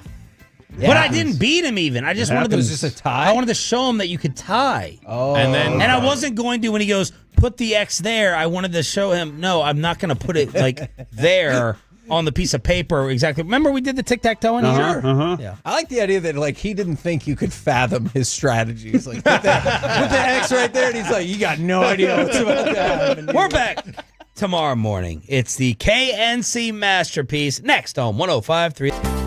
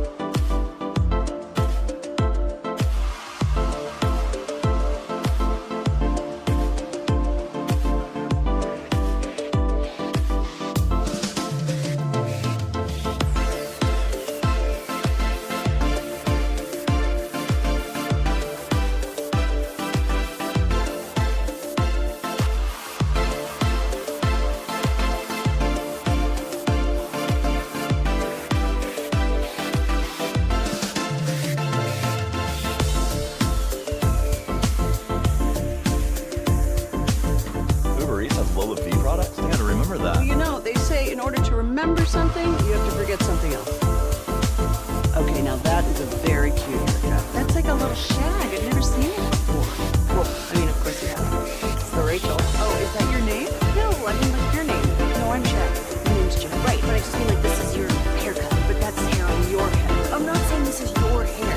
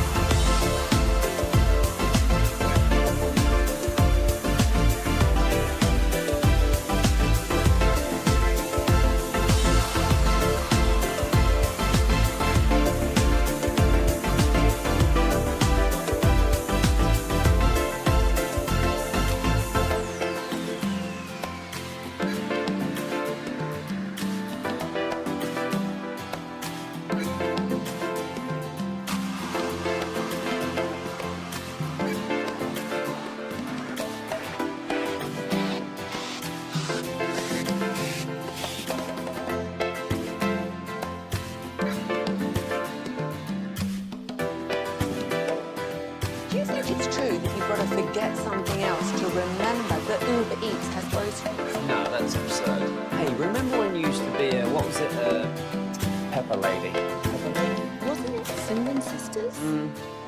Basil Babes. Saffron Squad? Nutmeg Maidens? Paprika? No. Nutmeg Maidens. I just said that. Was it Spice Girls? Doesn't sound right. Was it Saffron Squad?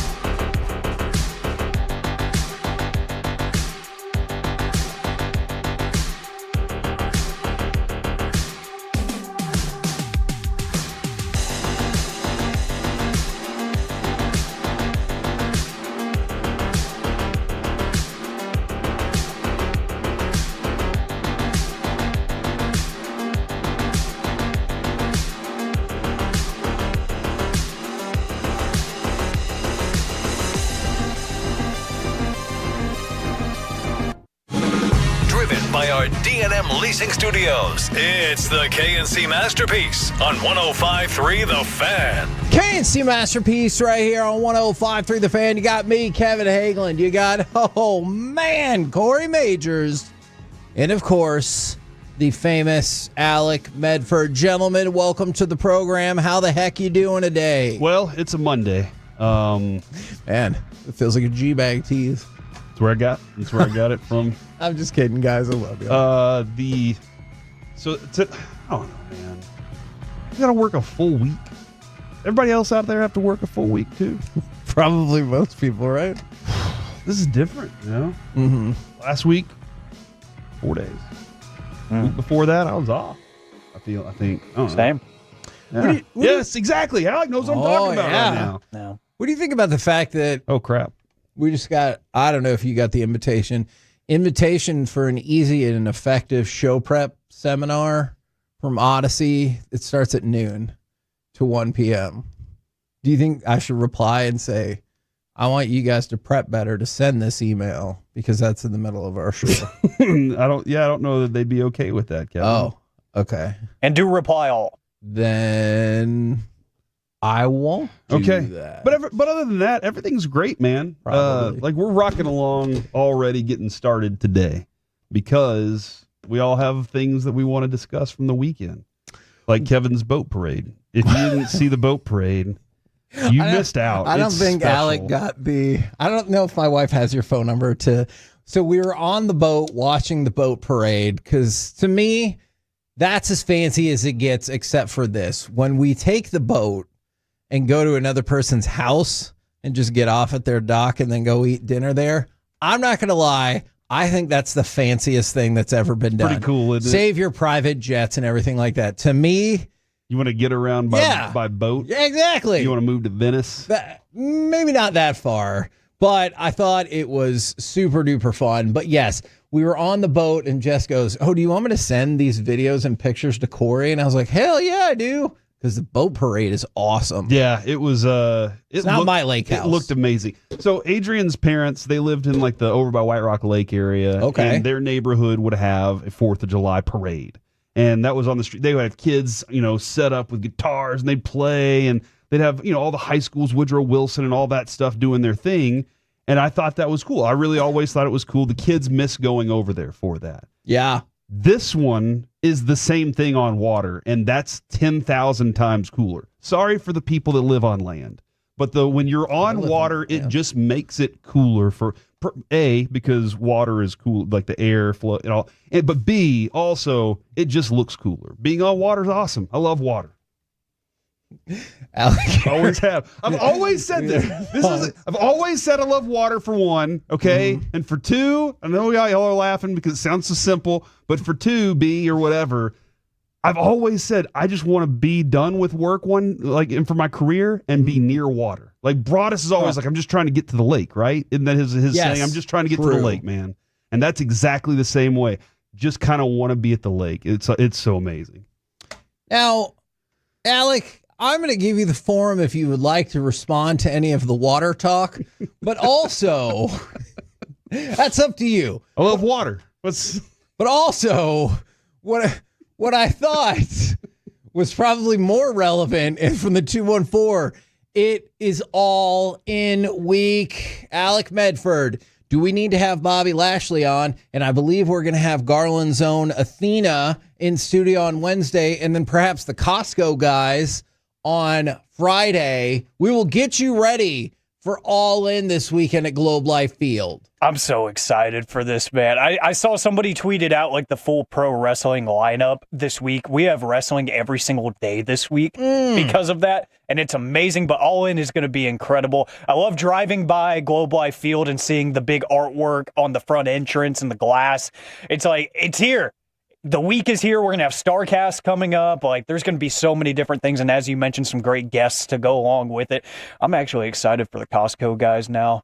I really am. They have a lot of followers. Yeah, on they have social millions media. of TikTok followers. And I've tried to avoid them for the longest time, but I kind of want to see if I can get them to give AM on the FM a rating. There you go. Oh. How many booms it gets. When y'all have a big wrestling week coming up like this, some big event like this, what is the thing that you get is it about a certain match in it? Is it all the stories culminating in one big, moment? Is it the fact that it's your place? What's the thing that y'all get most amped up for? See, I think, and I don't know if this will sound weird to people, and this can just be like a sporting event in general, like with the Super Bowl, is there's a couple of things.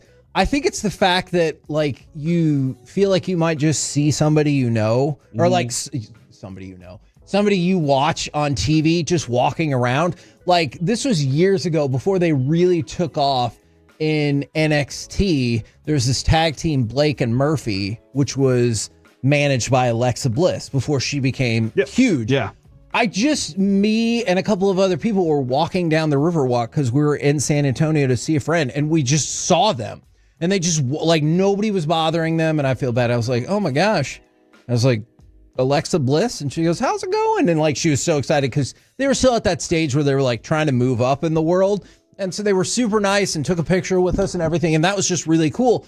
And not until you've made it that you can really just ignore people. That's whenever. Actually, you're probably right about that. And then the other thing is Dynamite on Wednesday and Collision on Thursday are at the Curtis Culwell Center in Garland. So it's like, it's my spot. Like whenever the Super Bowl was here, I know weather caused all kinds of problems in Arlington and across the Metroplex. But you were like, hey, man, it's here. Like, I might just see Tom Brady just walking around, or I guess for that one, Roethlisberger just walking around or whatever. And I just think it's cool to, like, get that buzz. And if you're not a wrestling fan, that's totally fine. We'll have lots of regular sports stuff. Yeah, I was just asking. On the show. I just want to know, like, what y'all get most excited. Because, like, Super Bowl week, we're obviously excited for multiple different things. Somebody's excited for the halftime show. Somebody's excited for the commercials. Some people want to see if this game is the greatest game, the most important game of our lives, like most elections. Right. Like these are the things that we get excited for. I get excited for the week because we get all these interviews. It's an absolute crazy fest.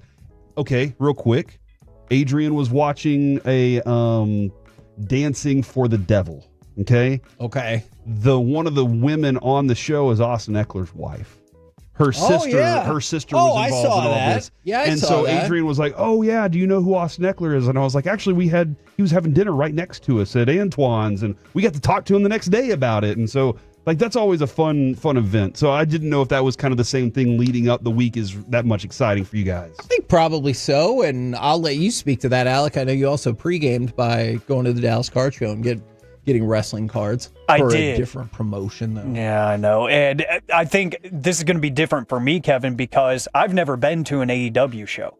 So, is that right? Yeah, my first one is going to be their stadium show, their first stadium show in the U.S. So that's going to be really cool for me to see. And then, as Kevin mentioned, like there's going to be a lot of people in town in general. Like I saw Mercedes Moné was already in Arlington last week doing photo shoots and stuff. So, like, there's people already making their way to town and just exploring and hanging out. So you might bump into them at the Parks Mall or something whenever you're going shopping. You might see these people that you know and some people that you haven't seen in a while because they went to the other promotion. And then there is a couple of matches. Mercedes match with Tony Storm is going to be amazing. But Okada and Omega is going to, I'm saying it right now, that's going to be the best match of the night, and I think that might end up being one of the best matches I've ever seen in person, and it hasn't even happened yet. That's how excited I am about that match. See, that's what's getting me all pumped up for you guys. So awesome. All right. Thank you. And plus, I still have 5 days to convince Corey to go to the show with me. Heck yeah. See? It could happen. It could happen. All right. Absolutely could. Hold on. Which show? Oh, my God. The wrestling show? Yes. Okay. I thought you, because you always want me to go to the card show. The card show's over. And what? Because you like Peeps. Let's go. That is true. Let's go to cut number 3. And just for the record, marshmallow. I want you to go to the Dallas Card Show because every time I'm there, every 2 months, everyone's like, oh, hey, is Corey here? Every time. You are like this mythical being. Like you're the Sasquatch of the Dallas Card Show. Because people are like, no, I saw him up on the stage doing the show. And people are like, where's the picture? And it's all blurry and stuff. And they're not really sure. Yeah. If you go to the Dallas Card Show. I've been. You have. I have been. Now, Really? if I can just get you to walk through the doors into the main room, that is the next step. All right. Go ahead and give me cut number 3. And I'm going to pretend for just a second like it's all positive for the Rangers, if that's okay. Here's the 0-1, and a bouncing ball right side. They started Berger, and moving with the play is Iglesias. That creates a hole. The ball makes it out into right center. Carter scores. Berger gets to third. It's an RBI knock for Kyle Higashioka. He has driven in 5 runs tonight, an RBI in each of his 4 plate appearances, and the Rangers lead 7-4. What was, and that would be the final score on Saturday, what was particularly notable, he was the first player in Texas history to have 5 RBIs and a stolen base in a single game as a catcher. Wow. So that was incredibly positive. You go back to Friday night. They lost the game last night, ESPN, Sunday Night Baseball, but you go back to Friday, it is another extra innings loss. And if you guys don't mind, I wanted to focus in on something, Corey, that you have brought up. And now we have kind of data through this sample size to point out why so many of those extra inning games are going against the Rangers. Okay. All right. So in the last, I think it's in the last 9 days, maybe it's 10 days, the Rangers have played 5 extra innings games. Okay. They have won 1 of them. Dang.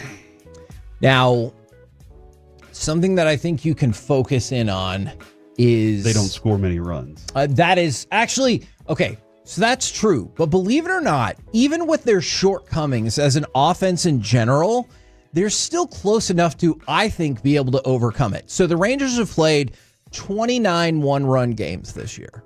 What do you think their record is? They've played 29 games decided by 1 run, one way or another. What do you think their record is? 10-19. Okay. Alec? I was right around that area.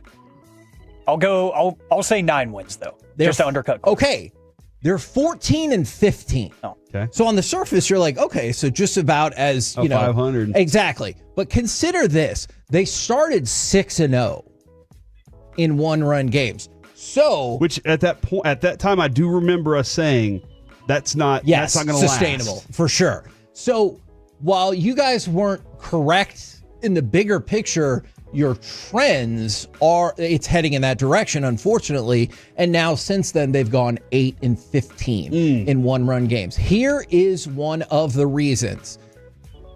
Their batting average with runners in scoring position in those 15 1-run losses is 137. You knew it was going to be bad when I started it with a 1. Mm-hmm. And then when I said 37, that is catastrophic. So let's boil it down even further. We just talked about this run of nine games. You lost 4 or 5 extra inning games. Where does the blame lie in that? Marcus Semien, Corey Seager, and Adolis Garcia have gone 4 for 14 in extra innings. Now keep in mind, every even productive out you can have, let alone hit, that you can have in extra innings is hugely important since they start with a runner on second base. All right? Semien, Seager, Adolis, 4 and 14 in extra innings in that span. In that same span, do you know what the rest of the lineup is? 0 for 24.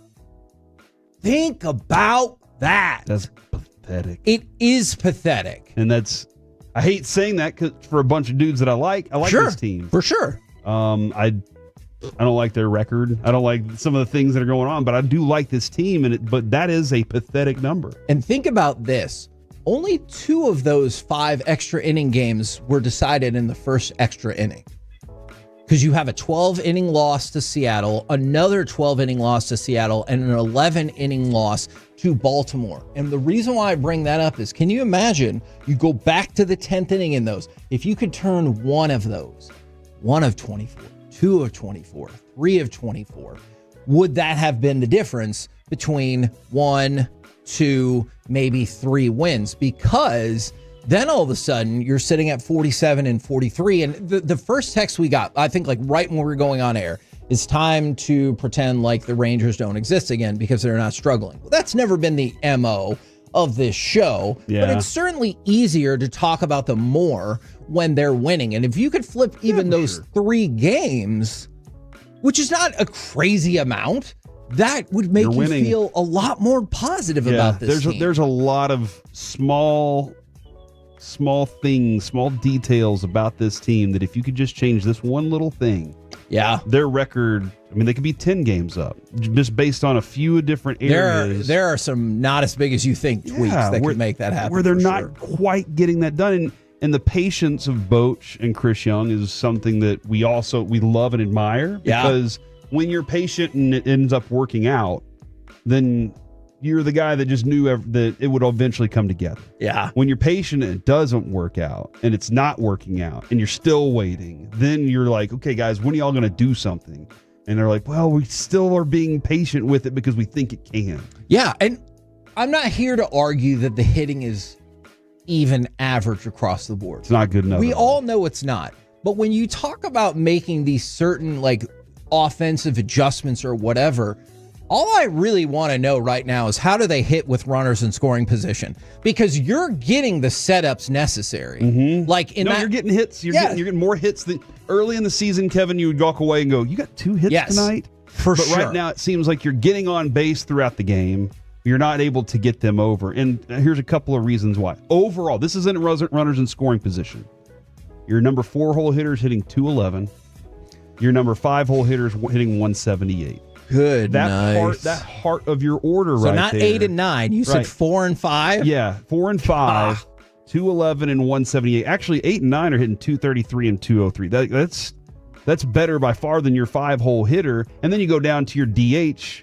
DH is hitting 158 this year. That has to be the worst in Major League Baseball. Having not looked that up, that is horrible. And the 4-5, Kevin, isn't even like representative of what Marcus Simeon's done in those 2 spots over the last month. Like that doesn't even pull the good thing that's gone on. So that spot right there is the reason A, you're not getting the runners in scoring position in throughout the game, and B, whenever you have these big moments late in extra innings, those guys are stepping to the plate and they're not doing it either. For God's sakes, DH is supposed to be the spot where all you do is hit. Designated hitter. Yeah, it's a hitter. And we're just awful at that. So like Friday was another example. 1 for 12 with runners in scoring position. If you could get 12 opportunities with runners in scoring position, you should win that game. You really should. You should be 6 for 12 at least. In my opinion. Yes. And 30% would be less than 6 for 12. About 4. True. 4 for 12. Yes, actually, it would be 3.6. So you could round that up to 4. Think about what a difference that would make in Friday's game. And if you could incrementally just change a handful of these, that would totally change the Rangers' luck. But guess what? You can't and you won't. We're the KNC Masterpiece right here on 105.3 The Fan. Coming up next, more Cowboys questions that matter as we waste away waiting for training camp. Next on The Fan.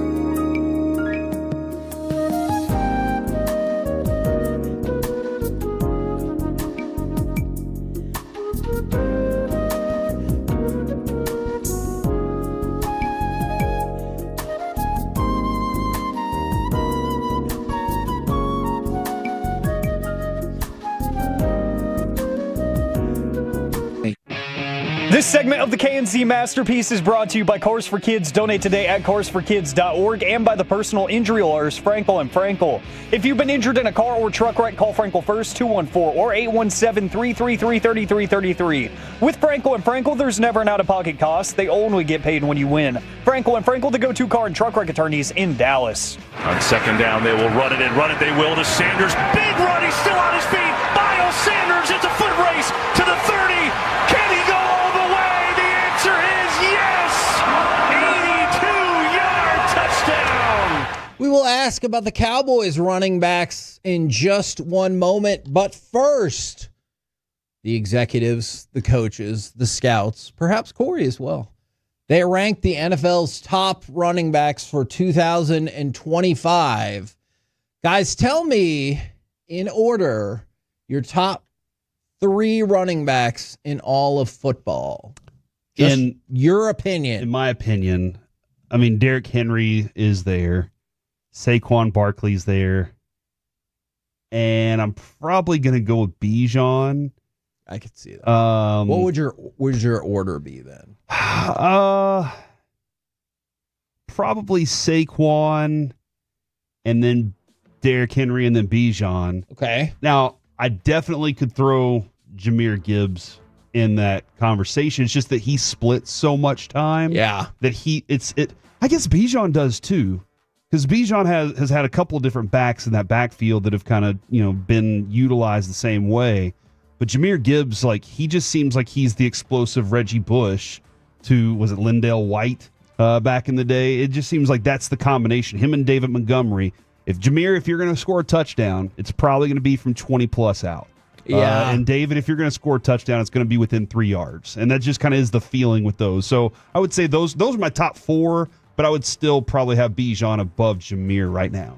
Alec, who'd be your top 3 NFL running backs? I would go Saquon, Derrick Henry, and then Jahmyr Gibbs in that order. Okay, so that's the way it played out for the executives, but there is an interesting note in there to your selection, Corey.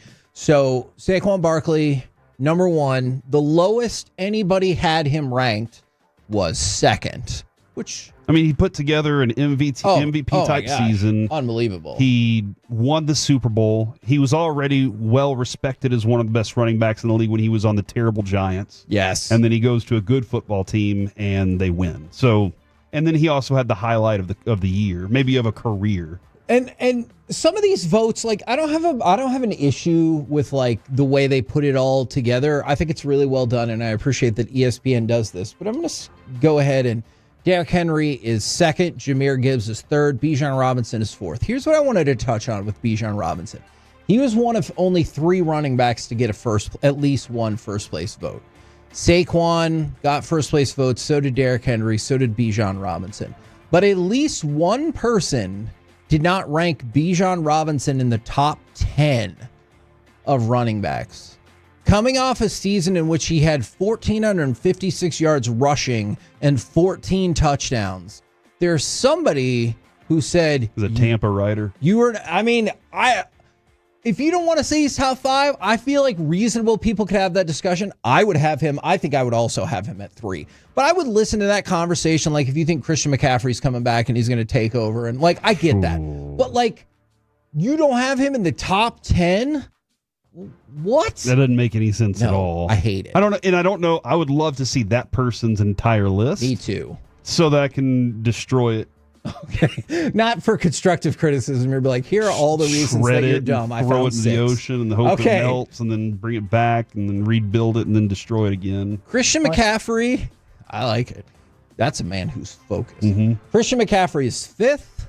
Josh Jacobs is 6th. Jonathan Taylor is 7th. I know there's some people who are hoping for big things from Jonathan Taylor this season. James Cook is 8th. Joe Mixon is 9th. And Alvin Kamara, baseball superstar, we might get to that later, is number 10 on the list. Good question from the 321. Where's Frank Gore? His senior, that is. I'm sure he's still working on his all-time numbers up. No, that's fair. You will be shocked to know. I'm surprised I don't hear Achan's name. So Achan is 13 on this list. They have a group of 5 honorable mentions and then 6 other players who got votes. So Achan is 13. You might be surprised to know Zeke's not in there, Frank Gore is not in there, and neither are Javonte Williams or Miles Sanders. Hold on. How can Zeke not be on this list? Him and Derrick Henry came out at pretty much the same time. What a shocking difference they are. Okay, you said Breece Hall? Breece Hall is 14. Okay. I understand those. Achan just seemed to have popped a little bit, but I guess because last year he had to carry more of the load. Like Mostert got hurt and it was more. But even then, it's still only 900 yards. Yeah. So I think this season could be it. And then obviously this is a huge season for Breece Hall as well to kind of reestablish his value. And Aaron Jones being not on the list too kind of throws me off because I'm just used to him being like 8 or 9. Is there most times? Okay, so let me go through maybe even 6. Okay, let me go 6 through 10. Tell me if there's anybody you would bump for anybody else. So Josh Jacobs, Jonathan Taylor, James Cook, Joe Mixon, and Alvin Kamara. No. Okay. No, I might bump McCaffrey because he wasn't around much last year. Yeah. And I don't know. I honestly don't know how healthy he's going to be this year and how much that could be debilitating to him in his future. But Kamara's still a dangerous running back, very dangerous running back. And all the other guys you listed on that, either Jacobs had a great season. He did. He was really good again this year. And Jonathan Taylor, I think there's still a lot of projection with him and hope that he turns back into what we expected. Sure. And he's still good. And Felix Jones. I'm sorry. Somebody said Felix Jones. Where does he rank? James Cook had a great year this year too. So that's a good top 10 list. So with McCaffrey, the highest ranking was 3 and the lowest was unranked. I get that because I can see how you'd be like, oh no, he'll be pretty much back and I'm only going to put him behind the main 2 versus I don't think he's going to be healthy at all, and so I'm not putting him up on that list. The interesting thing, let's see, Barkley, Gibbs, Bijan, and McCaffrey, Jacobs. Most of these running backs are all pretty good receivers too, especially in that top 5. Jahmyr Gibbs is a good receiver as well. Derrick Henry is the only one that's not the best receiver out of the bunch. He is a running back. You give him the ball, you give him a takeoff, and he is gone. And it's just interesting that you're looking for a McCaffrey type. Most people are looking for a dude that you can throw the ball out of the backfield and he gets explosive plays. He can find a seam when he gets the ball in between the tackles, or he can make his way outside of the tackles. Most of those guys that's what it's turning to. Used to be you got a Ricky Waters and you were lucky. You got a Roger Craig and you were lucky. You get an Emmitt Smith is what you were pretty much getting back in the day. Now you're trying to find guys that can do it all. Now, as we established, I know you guys are stunned, shocked, whatever the biggest word is to describe it, that Miles Sanders and Javonte Williams aren't on this list. So as we transition into more Cowboys questions that matter as we wait for training camp, I know I set it up sarcastically, but this is a serious question. Which running back or running backs do you think will emerge for this team? For this team? I think Jaden Blue is going to have 2 amazing plays this year. Okay. I think he's going to have 2 runs that you're just like, oh my gosh. Right. And then Kevin's going to tell you why all the other runs aren't good enough. I think you're going to be like, hey, those were 2 really awesome runs. But let's look at the efficiency for the rest of them. And I think that does kind of sound like I think you're going to look back and be like, dadgum, they were really good runs. And if you can get more of those, you're going to be like, wow. So I think he's going to have 2 really big explosive runs. I hope they can fix whatever was his problem with holding on to the ball. If they do that, this could be a lot more fun. And Javonte Williams is going to... I'm sorry, I want to stick with Blue for just 1 second if we can. Is that a bigger concern to you than maybe his overall efficiency? I'm saying he runs for 1 yard, 15 yards. Obviously, average-wise, first fumble, everybody that is a Texas fan is going to be like, see, we told you. Okay. Or an A&M fan. Yeah. Anybody that didn't like the pick or anything, they're going to point to the fumble as the first time. But I think the speed is there. And that's something that this team desperately needs is speed. They did not have enough of it last year, for sure. And for the person asking about Deuce Vaughn, look, if you just look at the numbers right now, and that could change, but don't you go into training camp kind of thinking, I don't know if he makes the roster, right? At the moment, yes. Yeah, that's probably... Alec, do you have a strong thought or opinion about which running back or backs could emerge from the Cowboys grouping? I think it'll end up being Miles Sanders. I want it to be Jaden Blue. Saw him at the card show on Saturday. He was actually at the same table as me looking at some NFL cards. Look at y'all. But he's a great dude. Did you kind of want to get into like not a bidding war, but like, did you kind of want to be like, all right, I'll do this? Run up the price on him just because I can't know. Because then I would do something stupid and be like, well, I can't afford that. He's got NFL money. I don't. But yeah, he's got fifth round NFL money. That's a lot more money than me still. It doesn't matter. He could be seventh. He could probably be undrafted and still have more money than me because of brand deals and whatnot. But I hope it's him, but I think it is going to be one of the veteran guys you brought in, and I think it's going to be Miles Sanders just based on some of the stuff we heard out of OTAs, whenever people are saying Javonte's back to, pre-ACL form, but Miles Sanders still looked like the best out there. And I know it's just T-shirts and helmets. I'm going to lean that way until training camp proves me wrong. If Javonte can make a cut, he's going to be a great running back. A cut on the field versus, if he can make a cut when he gets the ball. Because last year, watching him, it was straight line. And if there wasn't anything else, that was it for him. If he can make a cut, which was something he could do before the injury, then he's going to be a very good running back for the Cowboys. We're the KNC Masterpiece right here on 105.3 The Fan. Don't forget, or don't worry, I got more Cowboys questions for you probably tomorrow. And also in the noon o'clock hour, we got giveaways to 21 pilots this week. But coming up next, it's time for Baseball Nuggets for its 1, 2, 53 losses, and you're out at the old ball game. Next on The Fan. Hey, Joel.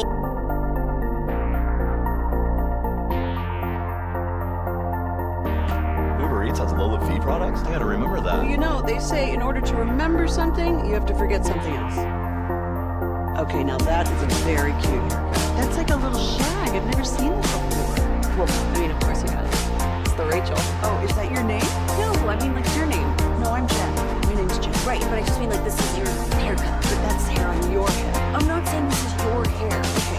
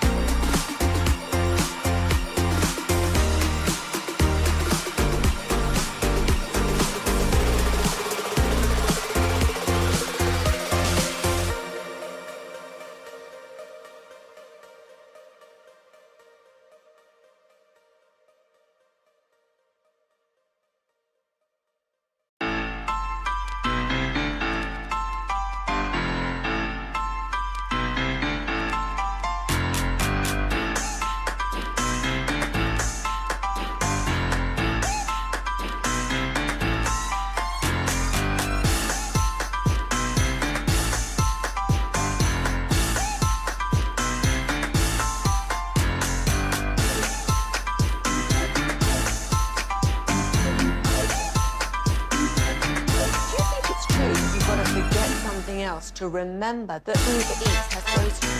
No, that's absurd. Hey, remember when you used to be what was it, Pepper Lady? Wasn't it Cinnamon Sisters? Those were babies. Saffron Squad? Nutmeg Maidens? No. I just said that. Was it Spice Girls? Doesn't sound right. Was it Saffron Squad?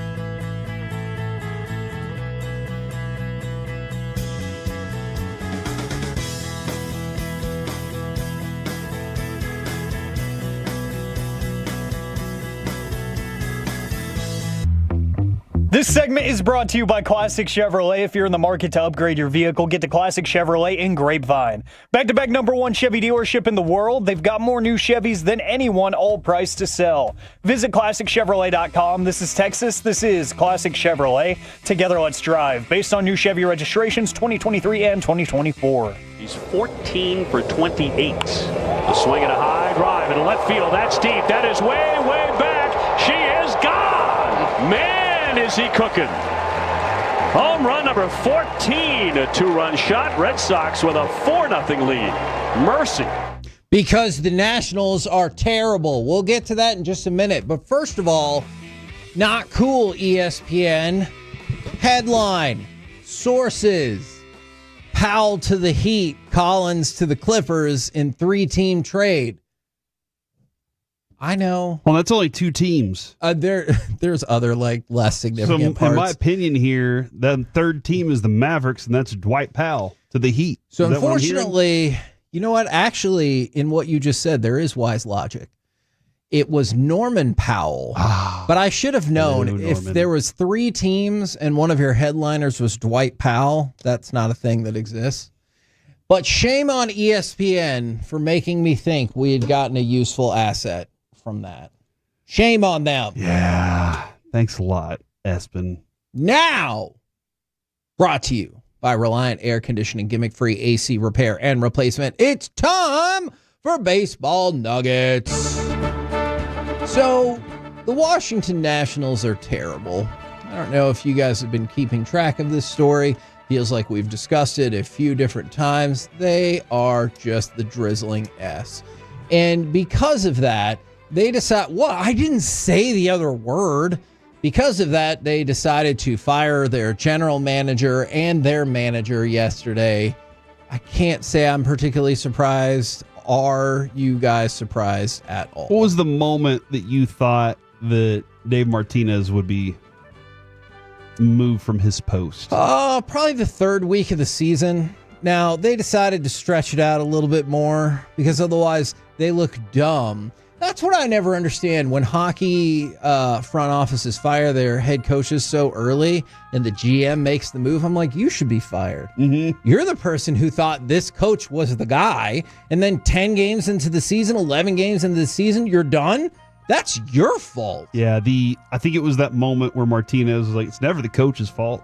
And everybody in the clubhouse is like, so you're blaming us? And he's like, hey, do you know how hard our coaches work? We're hard. Hey, they got this game plan. It's the best game plan you've ever seen. So, he didn't quite say it's my players that are screwing it all up, but that's pretty much. Dude, they're 9-23 since June 1st. Yeah. That is terrible. They got good talent on that team, too. Good young talent to grow with. That's got to be a big factor in if you're the learners. Obviously, there's some discontent with your players and your manager whenever he says that it's their fault because they're dumb or whatever. And then, like you said, with the GM, even though these guys have done well for you in the past, whatever is going on right now is not working. So let's make sure we don't get blamed for this.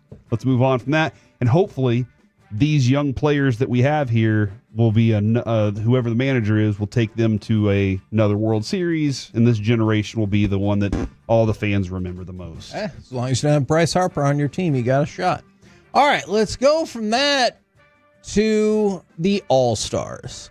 All right, we can talk all about the All-Stars. Jacob DeGrom made the All-Star team. We'll go more in-depth on his selection a little bit later. But what I thought was really fascinating, and I kind of love this, is Clayton Kershaw as the legend pick. I don't know where you guys fall on this, but it feels like Clayton Kershaw is somebody that, people would want to see. Kind of feels like we've hit the end of the road. The legend pick, is it just for the National League or the American? Is there just one per year? Do we always get a legend pick? I don't think you always get one, but I think I thought we had one in the past from both leagues. Okay, and I feel like an Ichiro probably had something like that. I'm just trying to figure out, do we always do this or just when there's a legend available? See, because I think it's probably that second one. Who's no longer really an all-star. Yeah, because I think about the Cal Ripken moment when I was like, hey, I'll give you shortstop, and then he comes up and hits a home run, and everyone's like, that was the most amazing thing I've seen in a long time. So Clayton Kershaw, because you'd love to see it, right? Kershaw goes out there and strikes out Aaron Judge, and you're like, oh my gosh, that was freaking awesome. And then he's like, give me another inning. And then he pitches 9 innings and wins the All-Star game. Then retires. Be super weird, but I would actually kind of want to see that. He strikes out every single hitter, and they're just like, he was just untouchable today. Now, and then we all find out, they all set it up for a good story. Man, that is so many people you'd have to be in on that. We'd find out the bottom of the first. So when one of the dudes is mic'd up, he's like, I had to strike out. Yeah. They told me I did. That was what it said. So he makes the cut.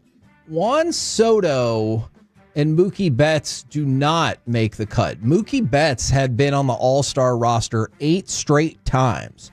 And then for Juan Soto, I know he got off to a slow start, but consider this. In the National League, Juan Soto was the June Player of the Month. Okay. He ranks 6th in the NL in WAR among position players, is 2nd in on-base percentage, 8th in OPS, and 3rd in runs scored. That sounds like an all-star to me. Top 10 player right there. Yeah. And he didn't even make it as a backup. I will say the Mookie Betts numbers are down this year. The power numbers are down over the last 4 years, but the Mookie Betts numbers are down a little bit. He's still a star, but I guess they have so many in the Dodgers uniforms right now. All right, so my question... Soto is a very deserving, even though his team stinks and he's getting laughed at for picking the wrong New York team. He's still an all-star. His team does not stink. His team stinks. No, they don't. The Mets are in a spiral.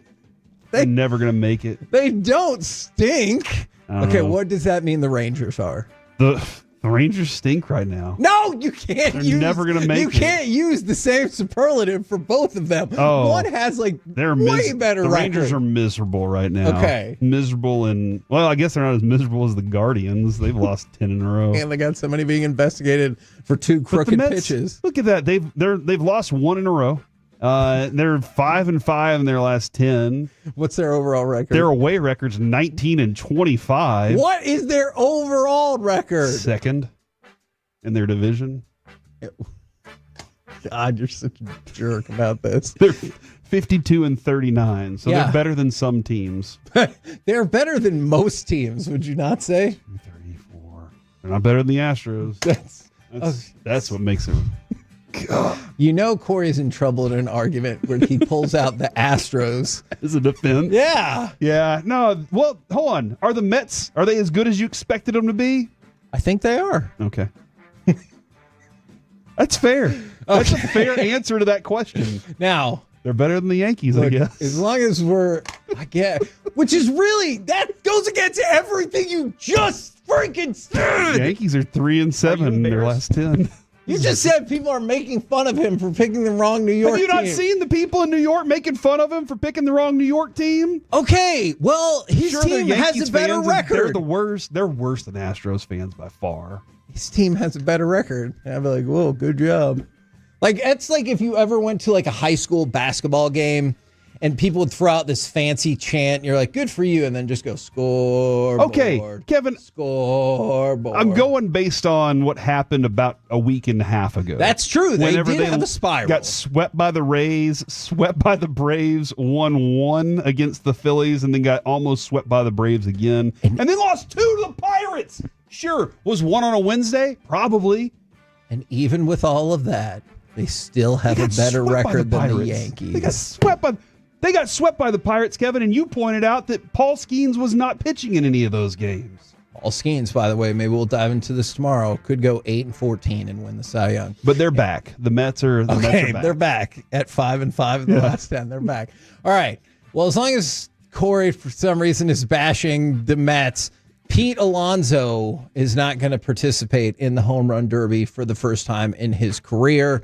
He is a 2-time champion, and as you could guess, he's just a staple in the home run derby, and I'm kind of bummed about that. Yeah, it's always fun because you know you're going to get some pop from him, and it's going to be competitive. And it might be one of those where you're like, oh, he doesn't stand a chance, and then he does, and you're like, dang it, he's still got it.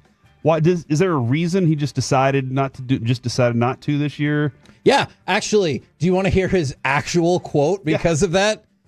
I just decided not to do it this year. Okay. All right. That's what he actually said. And then he added, I've never really fully enjoyed the 3 days off, so I want to be in the best position possible to help this team. So there is more thought out, but it's just the fact that he said it exactly the way you asked that question that was amazing. Yeah, sometimes that is the reasoning. I just decided not to. We're the KNC Masterpiece right here on 105.3 The Fan. By the way, we have so much freaking content there. We might have to do more baseball nuggets at some point. But coming up next, I'm excited about this. What is the Cowboys' best and worst case defensive scenario for the upcoming season? And who's your Cowboys Mount Rushmore since 2000? We'll do that next right here on The Fan.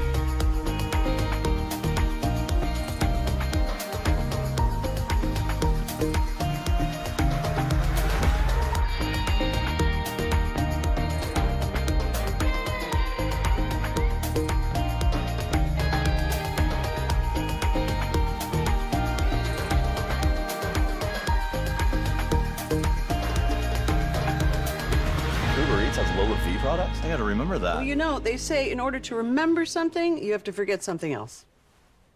Okay, now that is a very cute haircut. That's like a little shag. I've never seen that before. Well, I mean, of course you have. It's the Rachel. Oh, is that your name? No, I mean like your name. No, I'm Jen.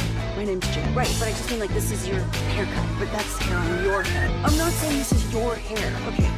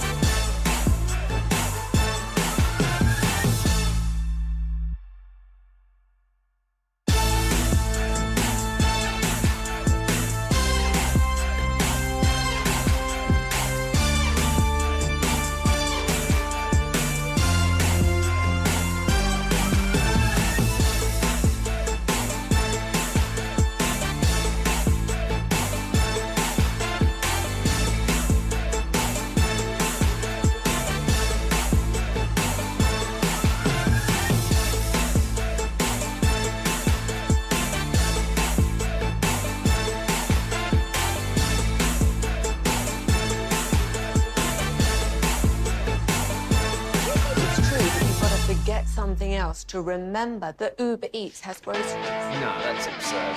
Hey, remember when you used to be what was it? Pepper lady.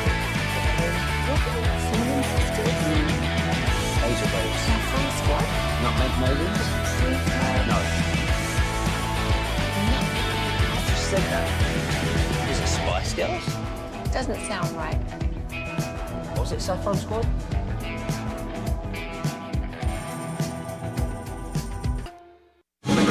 Driven by our D&M Leasing Studios, it's the KNC Masterpiece on 105.3 The Fan. KNC Masterpiece right here on 105.3 The Fan, 877-881-1053, asking the questions that matter.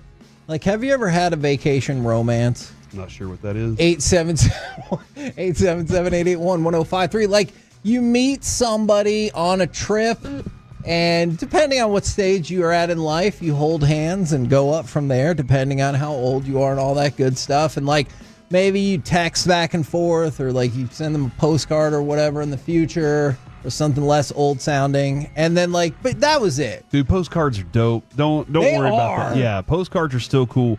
I think it's awesome when your friend has decided, or a family member has decided, that they're thinking of you while they're, somewhere else on the other side of the planet. And they're like, you know what? I'm going to send them a card to let them know I'm thinking about you. I think that's really cool still. I do too. But yes. You have had that? When I was younger. Alec, have you had that? See, I've never really vacationed for real, so no. Oh, that's sad. Yeah, didn't have much money growing up, So. Yeah.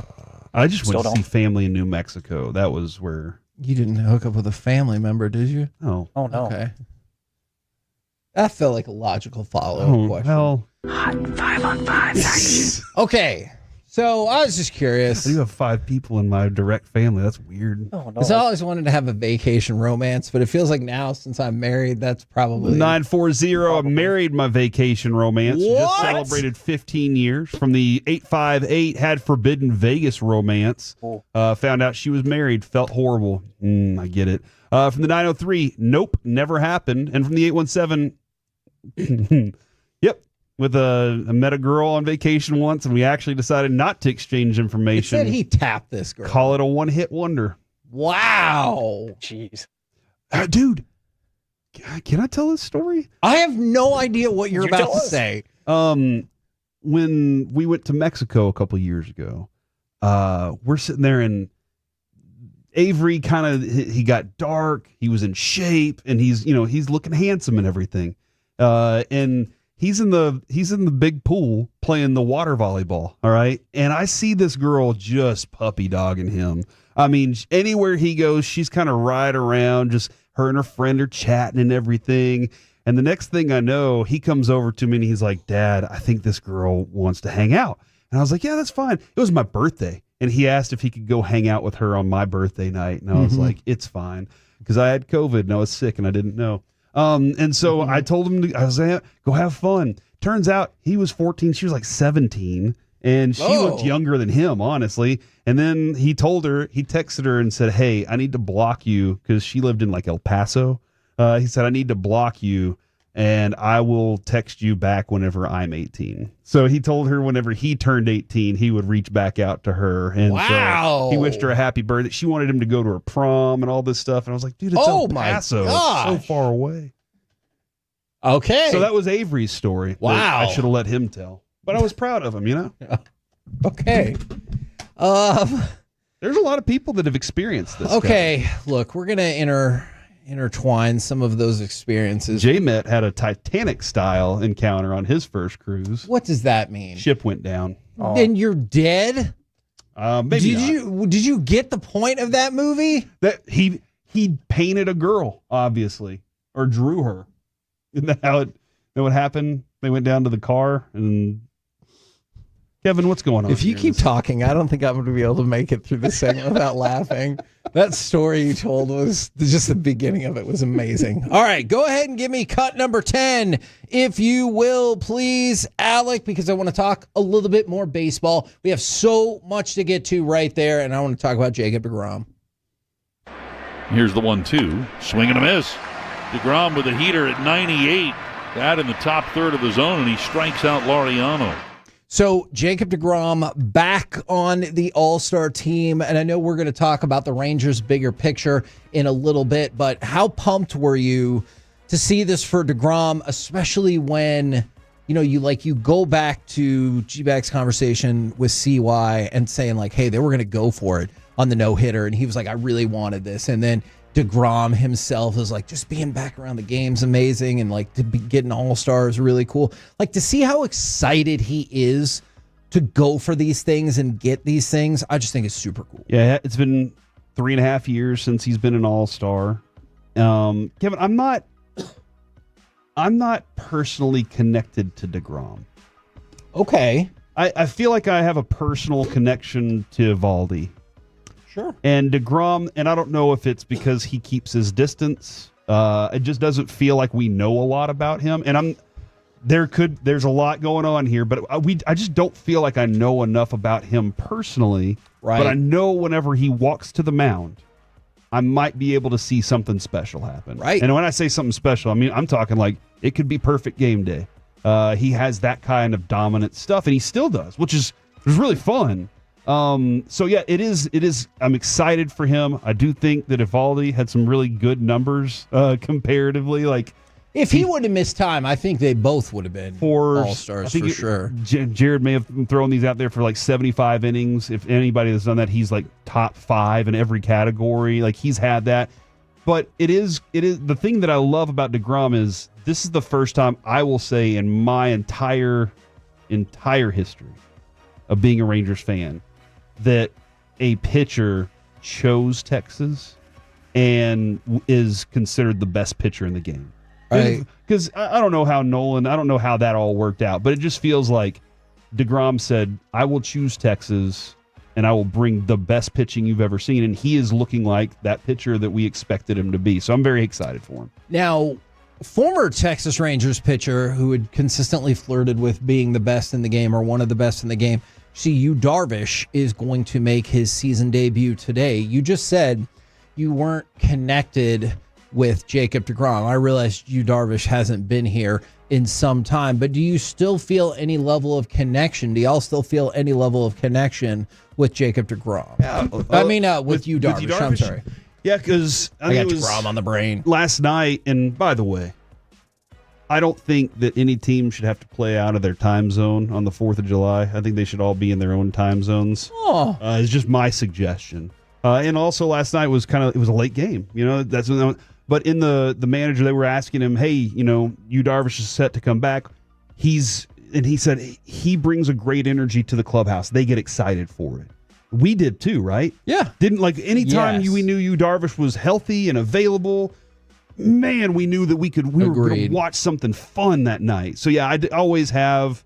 I felt, I never felt like we got what we were promised out of him. I agree. But then I look back and go, damn, he was really good. He still. was. Like he was that dominant and still didn't live up to my expectation, but maybe my expectation was too unreal. Yeah, look, I feel like the hype behind him was what spiraled out of control because he's had a very good career. But the way it was described is like he'll step in almost day one and be the best. Yeah. And then you saw some outings that you're like, holy crap, they weren't kidding about that. Yeah. And so I think the fact that he's just been a good pitcher throughout his career is like oddly somewhat of a disappointment.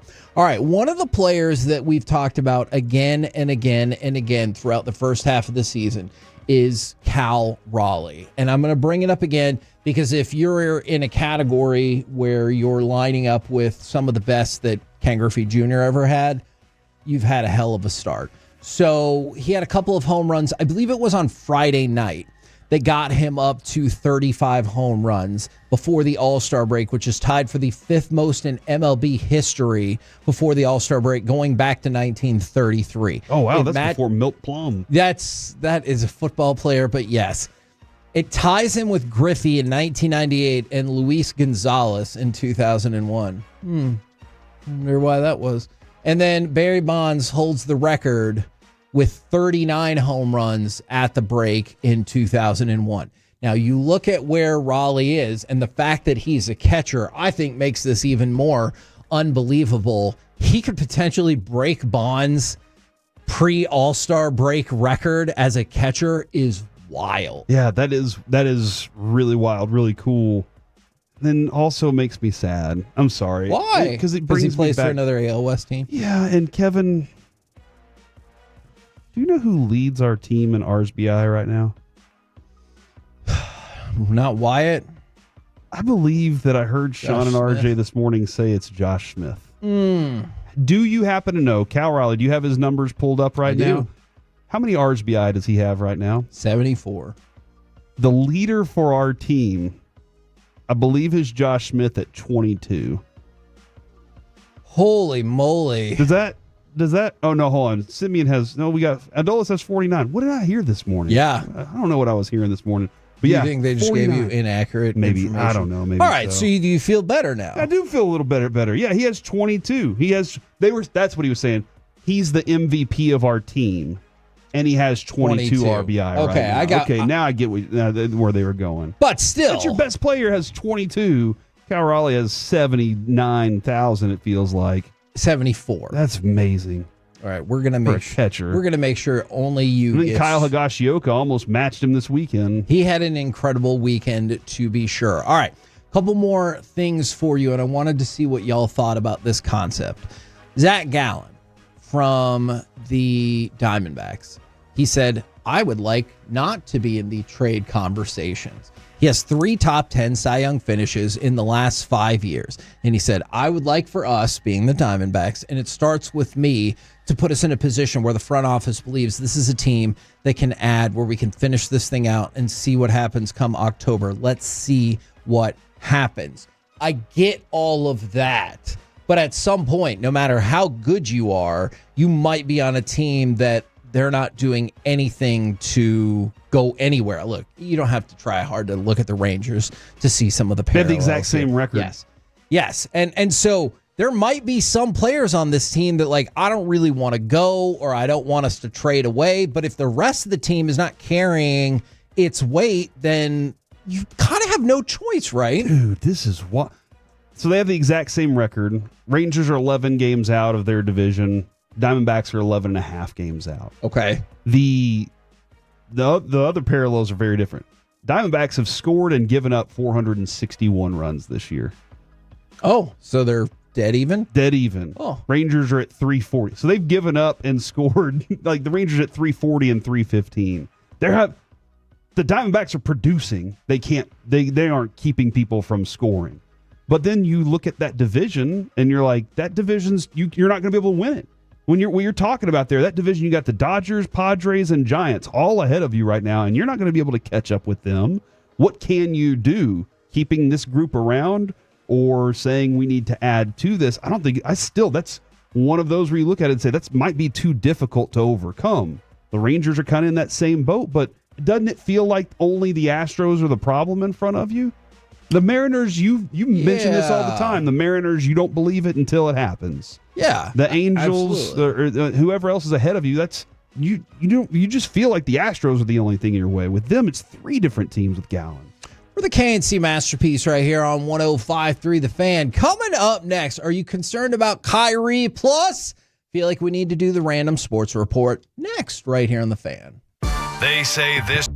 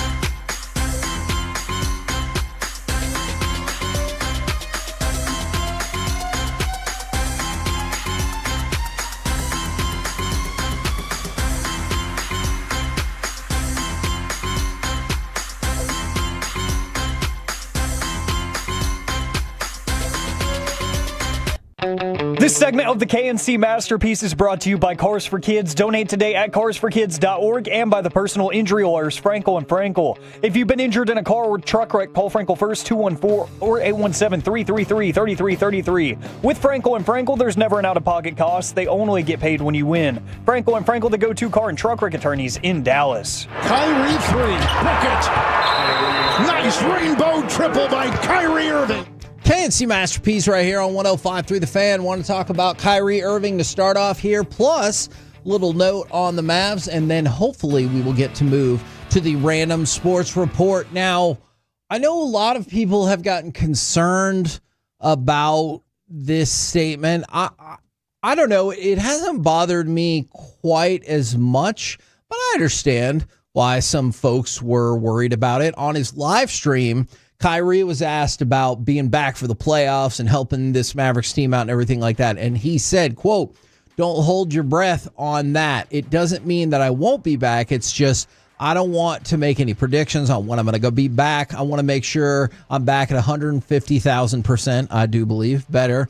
So I'm taking my time right now to get healthy. I'm taking my time to really get my body right, other portions of my body right, and really enjoy the recovery process." And so you saw definitely some headlines that said Kyrie says he won't be ready for the playoffs or he's not going to play this season, which I think is somewhat of a misinterpretation of what he was saying. But my general question to start off with this, guys, is are you worried about Kyrie, since it feels like a decent amount is pinned on his return this next season? And you say decent amount pinned on his return.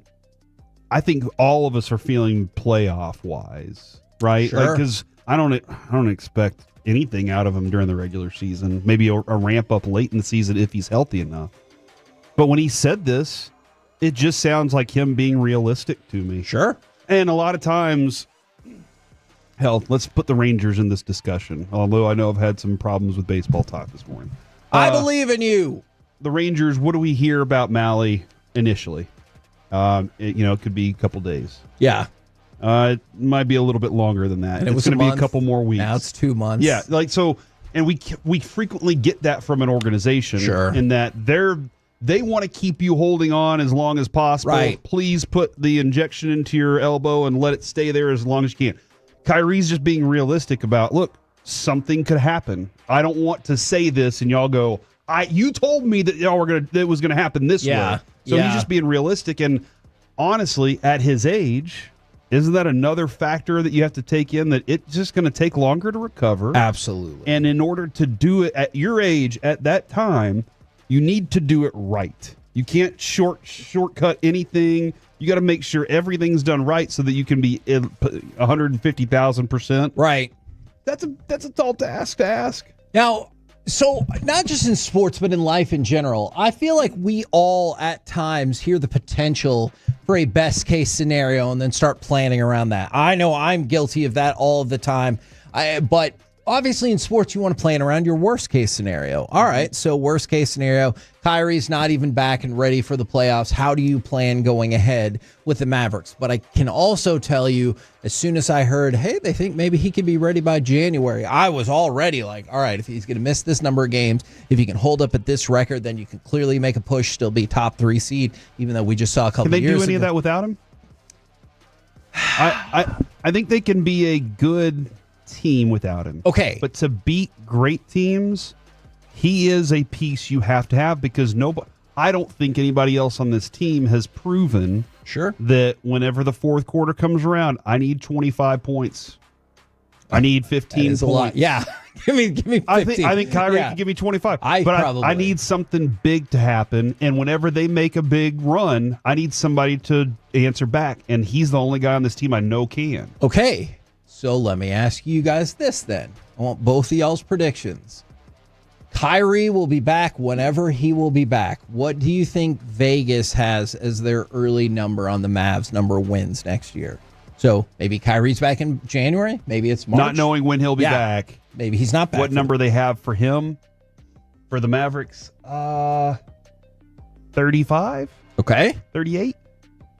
You want 38. 38. All right. Alec? I'll go 36. Okay. But just think about that answer, and I'll tell you the actual number in just 1 second. But just think about that.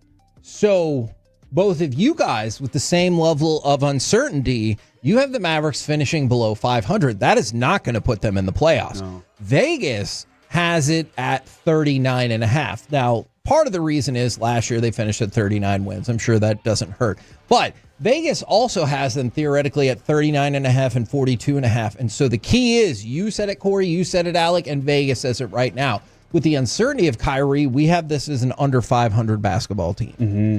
And so you're not going out on a limb by saying, like, I don't think you can beat the great teams. Like, you're right. Yeah. And people agree with you. Yeah. And so you go back to, and I know we got Cooper Flagg, and I'm super excited about that, but you go back to Nico Harrison saying in the presser with getting Cooper Flagg and stuff, now you guys see the vision. Okay, I'm here for it, and I hope the Mavericks do way better. But the vision for other people of this team without Kyrie is sub 500. Right, and obviously the vision initially was built with Kyrie. For sure. Because he was healthy whenever all these things went down. I'm sure Vegas, too, is in a place where they're like, we have no clue how to handle the Mavericks. Yeah. Because they could just up and trade most of their team out of nowhere. How would we even know? Like, we would be caught off guard. They don't trust the Mavericks right now, and nobody really should, honestly, until the Mavericks prove that they can be trusted. Well, I mean, like, so this is going to sound weird. Stick with me for just 1 second. So at one point, it looked like we were going to have Cooper Flagg on the show today.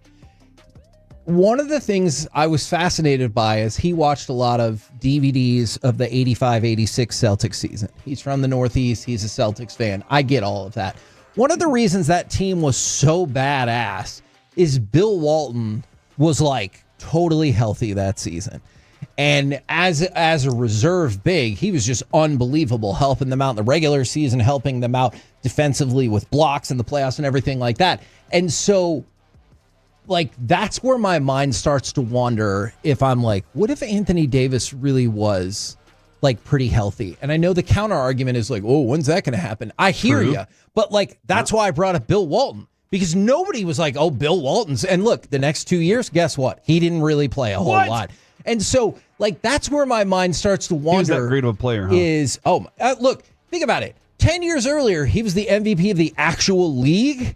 And then he just, like, had all kinds of injury problems. But when he came back, boom, 85-86 Celtics, one of the greatest teams of all time. So he's like DeGrom. He was, yes. Actually, kind of. He's the best whenever he's healthy. Yes. But there were stretches, which has led to some of our topics this week that we're going to have a little bit of fun with. But my mind starts to run away with me when I'm like, what if Anthony Davis is healthy? What if Derek Lively has started to, like, fill out as a full-grown man and basketball player and he stays healthy, and you're going to bring back, obviously, Gafford. But if you're going to do that, then you have to look at the other side and say, all right, let's take Kyrie at face value. He's going to be cautious with his return, especially given his age and the fact that he already has a longer-term deal with the Mavericks, and you don't see him this year. And Anthony Davis does miss the time you're used to, and Derek Lively does miss the time that you're used to, and Cooper Flagg is just a regular rookie. Even as a rookie of the year, he might just be a regular rookie who, like, has his crazy ups and downs. And then I see that Vegas number, and I'm like, I get it. Mm-hmm. You know? Yeah. Which I kind of hate. It's kind of like the expectation for the Rangers. Yeah. You're like, dude, if they can hit like they did in 2023, we're back. Except for that one stretch late in the season where they weren't any good and they look like what they are right now. Sure. But then they went to the World Series and were amazing. Like, I that's who is going to be the point guard that gives you those buckets. That, like, we're trying to find points on this team right now, Kevin. I know Anthony Davis can score 42 on a night. Look, they didn't bring in D'Angelo Russell because of his defensive savvy. Yeah, so we're trying to find points for this team. And is Russell going to be a guy that can run the point guard position the way Jason Kidd wants him to run it? Or is he going to be like, nah, it's D'Angelo time, man. It's time for me to shine. I'm scoring 30 today. So that's the kind of concern. And will other people get opportunities, and will Brandon Williams play better than expected? Look, man, Brandon Williams played way better than expected last year, and if he continues an upward trajectory, then that's going to change some of your conversations. Hopefully positively. So. Yeah, that's my hope. That is my hope for sure, that all the talent they have with their size right now is the factor that is the difference maker for the season until Kyrie gets back. Yeah. Their size right now is their advantage. For sure. Jason Kidd lit up whenever I brought that up. Like, you could see on his face, he was like, no, it's a big man sport. We have the biggest mans on the court. So let's go out there and utilize that to our best advantage. But that's going to help you defensively. Your length is going to help you defensively. And it should help you offensively and offensive rebound wise. But you have to have a skill. And Kyrie definitely has that. From the 972, planning on the Mavs to be in the lottery again this year. They're fine with this. 2026 is the year. And I get that. It's hard to ever concede a season before it begins. Like, isn't that part of being a front office or a fan or whatever, is you do whatever mental gymnastics it takes at times to convince yourself or convince the fan base that, like, no, man, we got something this year. There's always like, no, this is going to be different. And nobody else out there understands it either. Yeah. Like I do. Yeah. And from the 2-4, why did we re-sign Kyrie? Look, Nico told me, now I see the vision, that he definitely had this plan. I'm telling you. Fortune favors the bold. I think that's as close. Those two statements, I think, are as close as you're ever going to get to him admitting that this whole thing was a prepackaged deal, including Cooper Flagg. That's as close as you're ever going to get if you believe that, which obviously I do. But for bringing back Kyrie, Nico told us when we had him on that everything in the offseason revolved around getting Kyrie back. And when he opted out and then signed the longer-term deal, he took less money this year, which facilitated your ability to bring in somebody like D'Angelo Russell. How much would it rock your world if you found out the saying was fortune favors the bold? Oh, man. Would that change everything for you? And you're like, I shouldn't be bold because I always thought it was bold, but now it's bold. Yeah. No, there are multiple examples when people, like I always say, chomping at the bit. And then somebody's like, it's actually champing at the bit. And I was like, shut up, you moron. And then you look into it and you're like, but you were really talking in the mirror to yourself because that person was right all along. There are a couple of different phrases like that you're like, what's that now? Oh, I've vastly misunderstood what this phrase is. You know what? Maybe we can get into some of those phrases, but also it looks like we have a little bit of time for the Random Sports Report. Alec, can you give me cut number 8? Because we suffered a devastating defeat last night in soccer. Corrado the fake, now it's hooked in, it takes a flick and it's in, it's Edson Alvarez! The flag comes up for offside. Mexico have had multiple goals ruled out for offside at this tournament. We're looking for the right decision, and it is a good goal. It is a Mexico goal. It is Edson Alvarez who's given Mexico the lead with 12 minutes to play.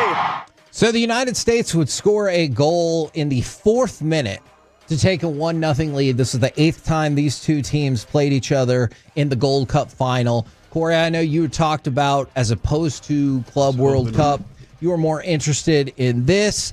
I know the USA was trotting out a largely different lineup than perhaps they would otherwise, but were you watching this? Yeah, I did have it on as I was actually preparing for the Rangers game last night by watching some soccer. Did you think 4 minutes in it was over and we had it? I did. I was like, we're going to be good. This is going to be squared away and taken care of. But doesn't it feel kind of like we got screwed over on this one? Didn't it feel like they kind of, what was the quote that we heard from I know there were some Mauricio U.S. people Pochettino complaining. What did he say? The truth was that if it happened in their opposite half in their box, for sure a penalty. And that's kind of the penalty that wasn't called, the handball in the 66th minute. That's where we got screwed over here. It was the hand of God. Do you remember that from the World Cup, Diego Maradona? I do. Well, I mean, I wasn't alive, I don't think, whenever that happened. I think you were. What year was that? 86? You were alive in 1986. I was playing soccer at that point. Okay, I'm not trying to get my orange slices in high C. All right, next Random Sports Report. This one's sad. Do you remember Gordon Jago? Name sounds familiar, doesn't it? Yeah. All right, so he was the architect behind, for a certain age, all of those Dallas Sidekicks teams. Oh, yeah, that's right. That we remember so much. And I know for some people listening right now, like Jago, Chris Sobieski, Tattoo, that might not mean anything to you, but man, I still remember staying up late to watch them beat the San Diego Sockers to win the MISL championship. And I thought it was the most amazing thing that had ever been, because like This is when I was a little kid, and you were in the end years of Landry, and so the Cowboys weren't good. You were seeing a lot of potential from the Mavericks, but the Showtime Lakers were still in the way. The Rangers were the Rangers, and we didn't have the Stars here yet, so I didn't care about Minnesota hockey.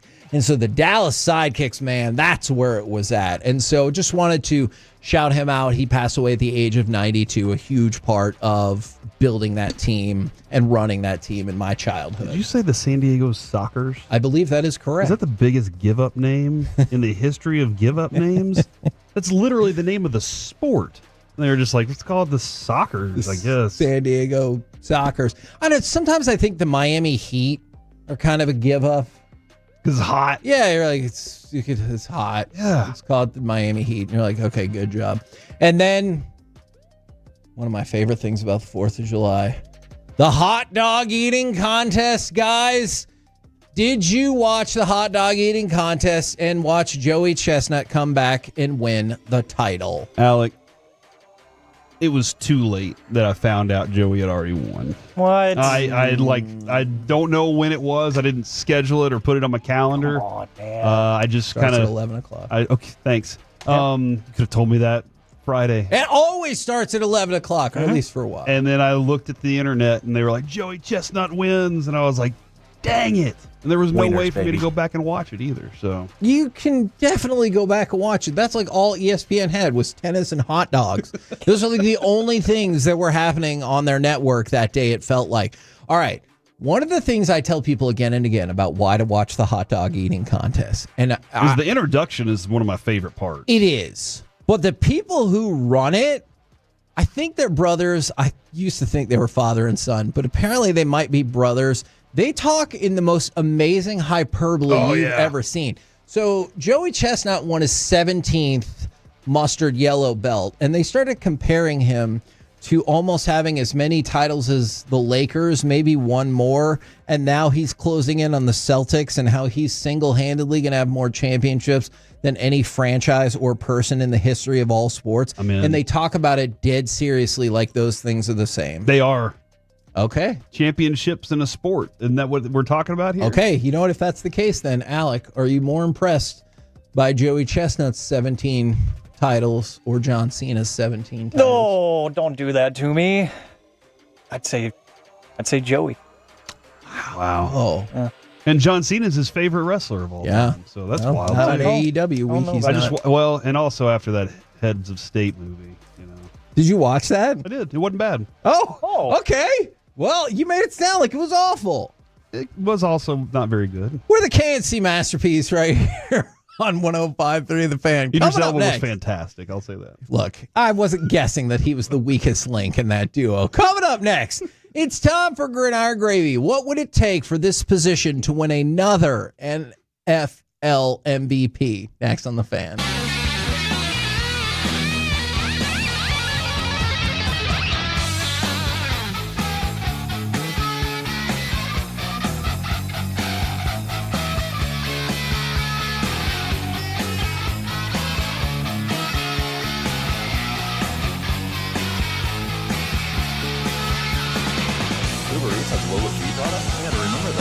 They say in order to remember something, you have to forget something else. Okay, now that is a very cute haircut. That's like a little shag. I've never seen it before. Well, wait a second. So Rachel. Oh, is that your name? No, I didn't know your name. No, I'm Jen. Your name is Jen. Right, but I just mean like this is your haircut, but that's not your hair. I'm not saying this is your hair.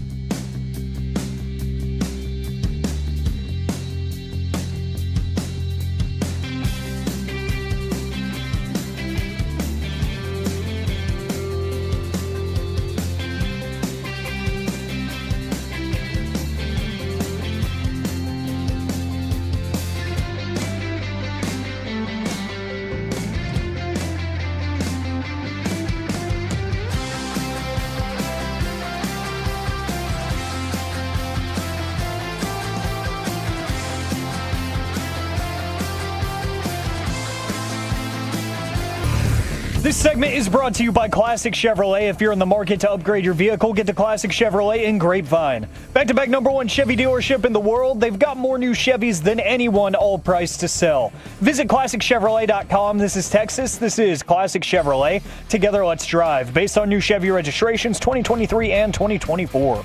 Here we go. Aubrey nearing the end of the first quarter from 60 on the left hash. Long kick, plenty of leg. What a great call by Mike McCarthy. Just as everyone said he should do, he sends in Aubrey for a 60-yard field goal, and Dallas leads 10-0.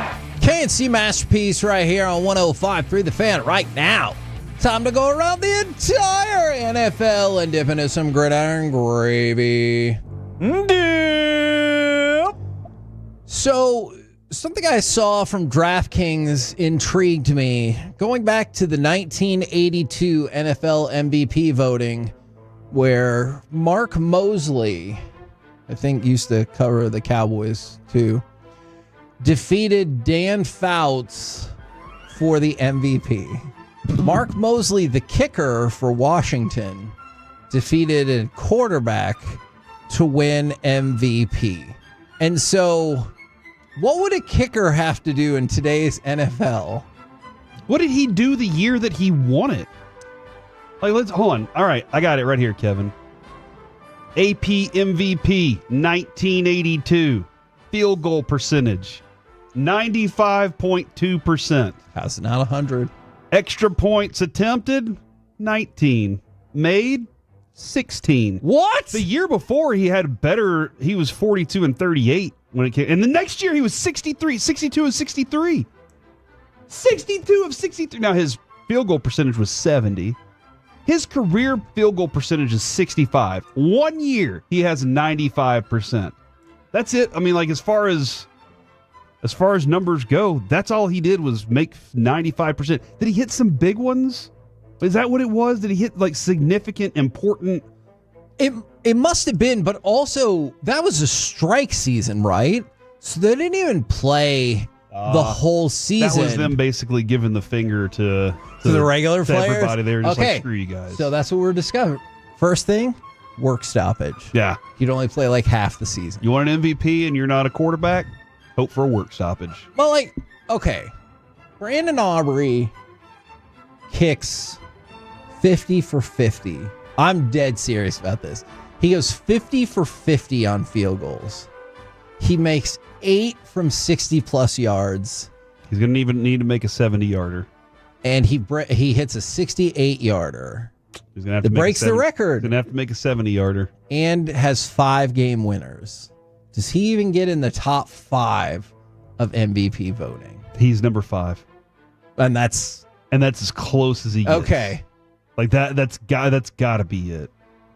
I'm just kind of looking. 50 for 50. Alec, do you agree? Top 5, that's it?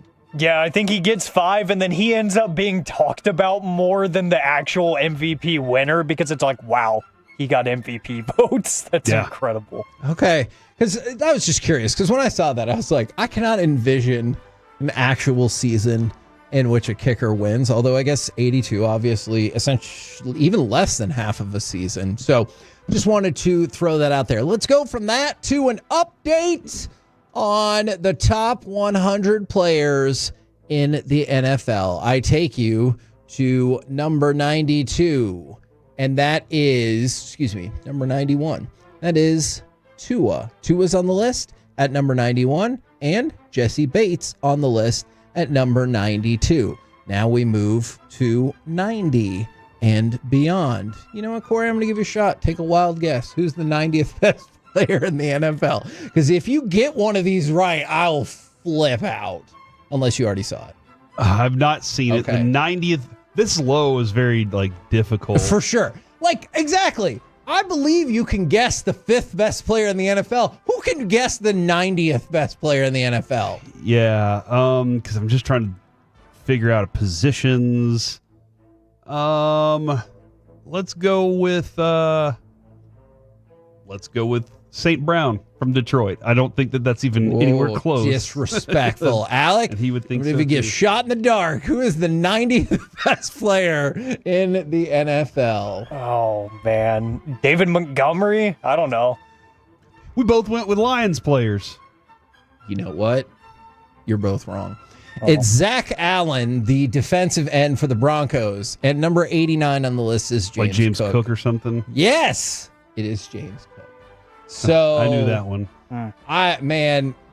If we do this and you guys got one of them right, I would probably. If it's a running back or receiver or quarterback, doesn't it feel like we could be close? No, it's just defensive line. But if you get it in the 40s or something, I'm still going to be terribly impressed. Because remember, the NFL is doing this 2 players at a time. So I wanted to throw that out there. Let's go with another running back. Did you see that Alvin Kamara demanded a redo on his first pitch?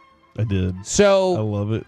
He threw out the first pitch for the Cubs, and it went poorly. It was terrible. It barely touched the edge of the dirt in front of the plate and was far off to the left. Granted, he was on the mound. He was on the rubber, and a lot of people don't go all the way up to the top of the mound to go to the rubber and do this because throwing off flat ground is easier. It just is. Your body changes when you're standing on a mound. You have to know that you need to step out and stretch. You can't just kind of short arm it. That's how it has to be. So I will give him credit for going up there and trying it. Still that story of Roger Staubach going out there, and Nolan Ryan was like, hey, step down to the front of the mound. And Roger goes, no, I'm good. And then fired a 95-mile-an-hour strike from the rubber. Was awesome. I argue that's where people run into a problem. They think they're going to be Nolan Ryan up there, when I think that you can just soft toss it in, and if you still get a strike, people will be pumped for you.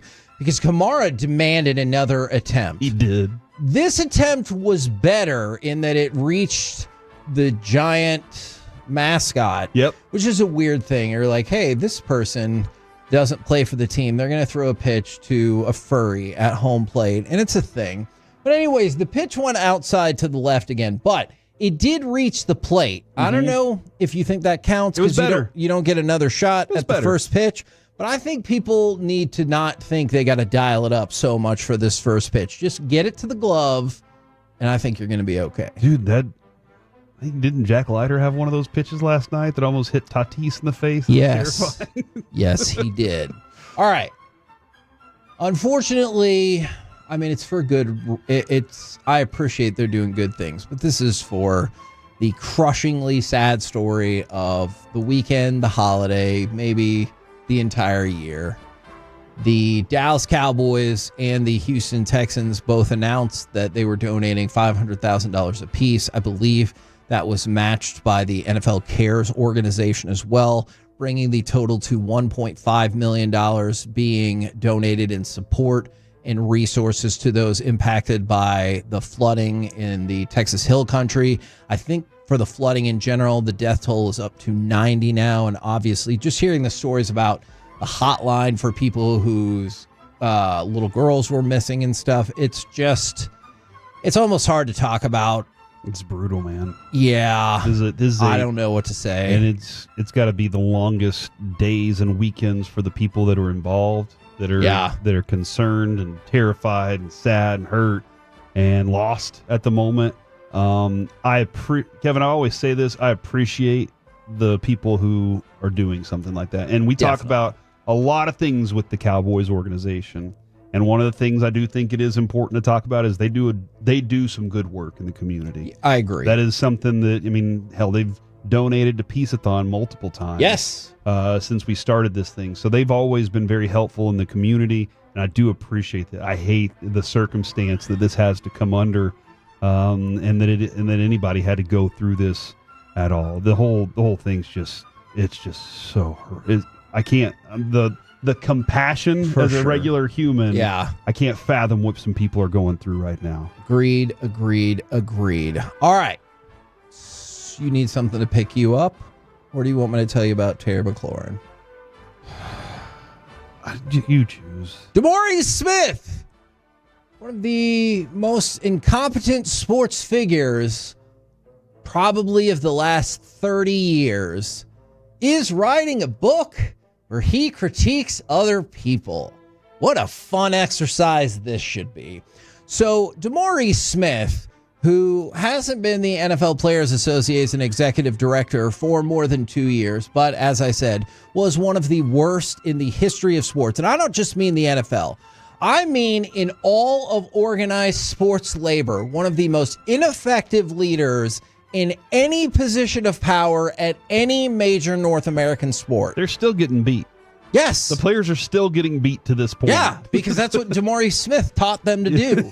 I mean, and after that many losses, you already have that much stacked against you. Like, they just lost one after another with him. Absolutely. And look, he says this about Roger Goodell, and I'm not saying he's wrong, but he called Roger Goodell a cold, dark void who was in the employ of Mad Men. Mad Men who you ceded ground to and lost every single negotiation.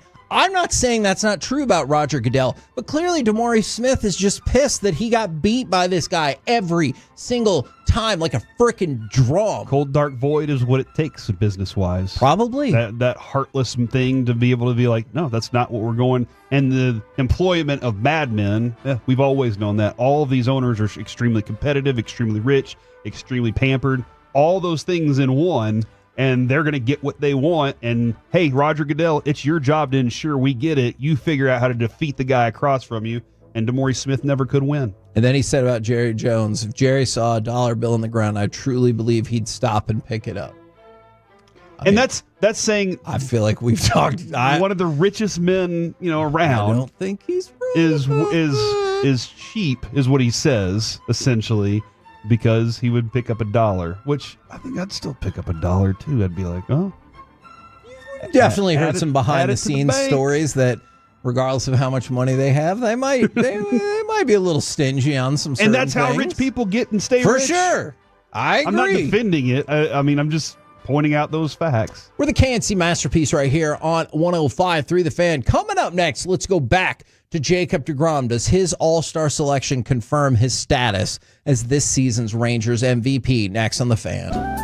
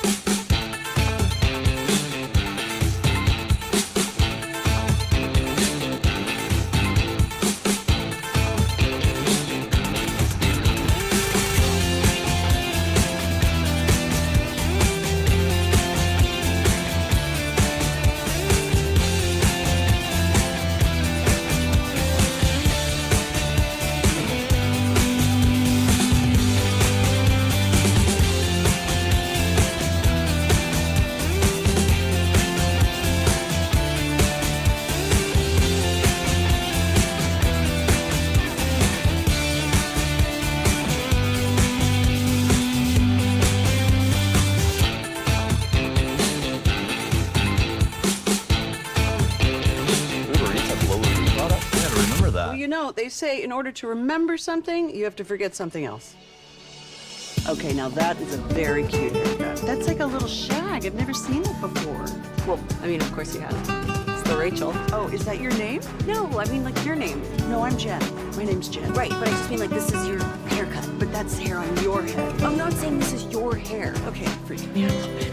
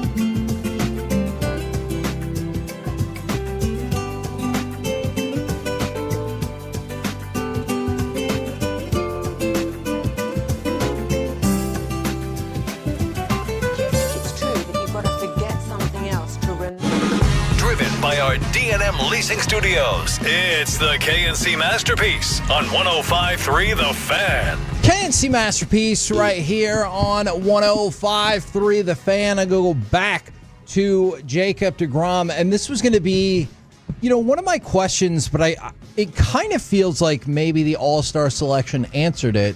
I was going to ask who your MVP has been of this pedestrian Rangers team thus far. Does the All-Star selection to you automatically make it Jacob deGrom? Was it already Jacob deGrom for you, or do you think it's somebody else entirely? I do want to go back, and this helps me revisit what Sean and RJ were saying this morning. The MVP, because he's an All-Star, is Jacob deGrom. The offensive MVP, Josh Smith, being that that's probably where I'm at too. He's the best hitter of the bunch, although Marcus Semien he's been on a tear. Agreed. And he's back. Now, how bad it was to start, he knows. So I think that's kind of where deGrom has been fantastic. I think you could point to a couple. You've been all about Milner this year. Yes. I'm surprised you haven't made him the MVP of this team. He's had a trip up or two as of late. It's a middling team this year. That is a good way to put it. I will probably always throw out Eovaldi because of the heart. And I know that doesn't matter as much as the fact that deGrom will step out there and probably give you 7 strikeouts, if not more. And even though he's on a pitch count, which is pretty close, around 81, maybe he's gone up just a little bit. It was remarkable. He had 4 straight starts. There were 81, 81, 81, 82 pitches. And the 82 we're still out on because we're not sure they got it right. I thought that was pitch 81. But I would go with Eovaldi, but I know he's been hurt a little more. So that's the tough part there. Offensively, though, nobody's been consistent. Even Josh Smith, as good as he's been, and I'm saying good, he's a leadoff hitter. He's hitting well as a leadoff hitter.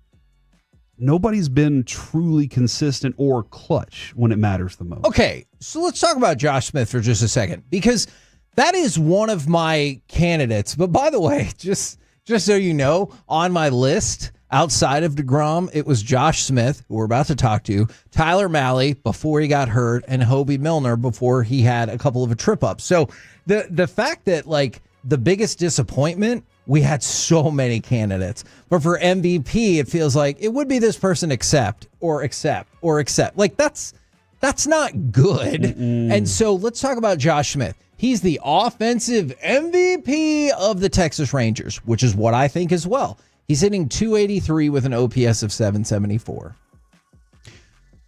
So it's not great. No, it's not world-beating numbers or anything like that. And to the statistic that you brought up earlier, 8 home runs and 22 RBIs. And so, like, there is nothing overwhelming about that. And I made the case last week, maybe the week before, that Josh Smith should be an all-star. And I love what he does for this team. I want him to get recognition, but there's no question that Jacob deGrom is like actual in all-star level of like, I'm showing that I'm one of the best in the game. Where Josh Smith is showing that I am invaluable to this Rangers team, but there's other people like me around the Major League Baseball. Mm-hmm. Yeah. You know? Yeah, I'm sorry. I was trying to look to see, and the Astros have like 2 players that are hitting 300 plus. Which is rare. And Altuve's even hitting games. 272, which is pretty close. And he's got more home runs than Josh Smith. Like it irritates me that the Astros are good at baseball right now. Very. When they shouldn't be this year. They should be down. Do you want to know what's really agitating? When they defeat the Dodgers 18-1 over the weekend, and pretty much all of your in-laws and their family are Astros fans. Oh, why would you marry in that family? Look. Your answer is because the person you married is amazing. That's the first thing you got taken away by how pretty and smart that Jess was, and I lost sight of problematic in-law issues. They're lovely people outside of that Astros thing, and they were wearing Astros gear, and I didn't like it. I'm willing to go out on a limb and say that you made your mind up you were going to marry her before you knew they were Astros fans. Whether that's true or not, I've decided that. Look, you wouldn't make up your mind after the fact. I found out they're Astros fans. That changes the dynamic. But it was too soon. I was just kind of looking at their stats to compare, because Josh Smith at 283, that's the best batting average on the team. And that's why you are where you are in this division right now, because that's the best batting average you have on this team. And we want it to be Wyatt, but Wyatt has underperformed to our standards. Agreed. Even though 13 home runs leads the team. Wow. To our that's standards, not great. But he's also not playing like an all-star outfielder. Yeah. Like all-star outfielders have significantly different numbers. The entire slate is the same way. And you're right. Jacob deGrom is, I would think Evaldi could be, but Jacob deGrom's the only one that you can go, he could be the best. He's the best on his team. He could be the best in baseball. I want to make sure it's clear. I'm not naysaying Nathan Evaldi, because, first of all, doing so ever would be pure foolishness. Yeah. But I do wonder if he would have gotten those 3 more starts in, that would have kind of put him see it all the time. Yeah, in the qualifying category, because I just want to keep putting his name in the conversation because we feel that way about him. Absolutely. Look, he's got an ERA that is .38 better than Jacob deGrom. He has a whip that is .04 better than Jacob deGrom. So if he had those 3 extra starts to kind of put him in that qualification territory, absolutely, he would be in the mix. And I think both of them would have been all-stars. But I go back to this, and I know we talked about it a little bit at the beginning of the show. Think about this. Think about all of the offensive issues that you just talked about. And I go back to this because I want to point out how freaking amazing the pitching has been. The Rangers were they 1 game? They're 1 game below 500. Or excuse me, 2 games below after the loss to San Diego last night. They're 2 games below 500. They could easily be at or above 500 going into the All-Star break, despite the fact that we talked about offensive disappointments across the board, despite the fact that the Rangers' OPS with runners in scoring position is 645. That is the 3rd worst in all of baseball. The only teams that you're ahead of are the Kansas City Royals and the Chicago White Sox. Now, I know the Chicago White Sox bring this number down, but those two teams are combined 73 and 108. And like, so that's where you are with horrid hitting with runners in scoring position all season long. Look at these last 9 games. The reason why you're losing those extra inning games is you can't get a hit, let alone a productive at bat out of this whole thing. But it's the pitching that has kept you at 500, which I'm going to go back to time and again because I think it is the best Rangers starting pitching I've seen in my entire life, and that is not hyperbole. Well, I mean, name another pitcher that you've had on this team that's even close to DeGrom. And so you have to go a ways back, but the person that I think of in these scenarios, like obviously more recently is Yu Darvish. Okay. I think he could fit in that category. But the other person I thought of is Kevin Brown, because there was a time, like if you're not an early 90s Rangers fan or you're too young or whatever, man, there was a time that Kevin Brown he was dominant. He was the stuff. But the fact that you might have 2 of them at the same time? Evaldi I kind of put in that Cliff Lee category. Cliff Lee is another really good one. But as great as Cliff Lee was, I still think of DeGrom as just a tick higher. I could see that. And I know a lot of people might look at DeGrom and go, well, what are you talking about? When you watch him pitch, when you look at the numbers when he's healthy, take out the health part. When he's healthy, he's untouchable a lot of times. To kind of tie it into our next topic, Jacob DeGrom to me is Terrell Davis. Like, when on, almost untouchable. With Evaldi, it's like, I know I'm going to get tough innings out of him, and there are going to be spells. There might be days where you're like, man, nobody's hitting that splitter today. He's got his stuff, and he's going to give you those. You might get a run. You might get a couple hits off of him. He's going to give you those kinds of outings. DeGrom, was it last night? The manager was for San Diego was like, it's fascinating to watch Machado make things look easy. This is a very difficult game. He makes it look easy. DeGrom makes this game look easy. Yeah. Evaldi makes it look like he's working his butt off, even though he's really good at what he does. That's just the way it looks when I watch him pitch. He just looks like I'm up here sweating and working because that's what we do in Texas. You know, that kind of feel. He looks very blue collar to me. So that's what the vibe I get off of Evaldi. And that's what makes the season so confusing and so maddening. We go through all of those amazing pitching things, and if you didn't know the offense, you'd be like, hell yeah, make another addition, pick up that piece in the bullpen or whatever you need, and let's go win the World Series. And then you see the whole picture, and you watch the offense time and time and time again when it looks like they're going to pick it up. It's just kind of sputter out. And I'm not just talking about last night. They only scored 1 run. I get that. I'm talking about going back to Friday night and before that, the Monday, the Sunday, the Saturday, where you're stuck in all of these extra inning games and you can't do anything outside of Doley, Simeon, and Seager in those games, in that run in extra innings. Your lineup is 0 for 24. Mm-hmm. Like even 3 for 24 would be terrible. You're hoping somebody gets on enough times to send you down around to those guys. And then, Kevin, those guys aren't going to succeed every time. So like everything else around it, you're concerned about, and we just pointed out the 4 and 5 hole hitter, how much of a disparity that is. That guy's going to show up in the lineup in moments that need power a lot, and a lot of times those numbers are poor for whatever reason with this team. So for everybody who wants the Rangers to be sellers at the deadline, I absolutely get it. It is just hard for me, as we're all lifelong fans of the Rangers, it is just hard for me to go ahead and concede another season when outside of the 2023 season, when you went and won the World Series, you've done nothing but concede. And concede a season when you have those two pitchers as dominant as they are. It feels absurd. You may never get another DeGrom season like this.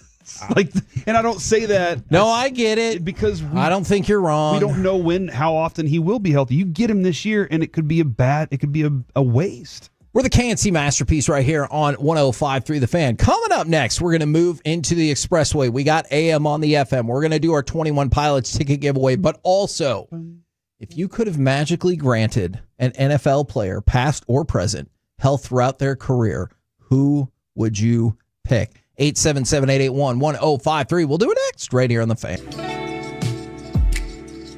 That's absurd. Hey, remember when you used to be a, what was it? Pepper lady. Pepper lady? Wasn't it Cinnamon Sisters? Basil babes. Saffron Squad? Nutmeg maidens? Paprika? No. Nutmeg Maidens. I just said that. Was it Spice Girls? Doesn't sound right. Was it Saffron Squad?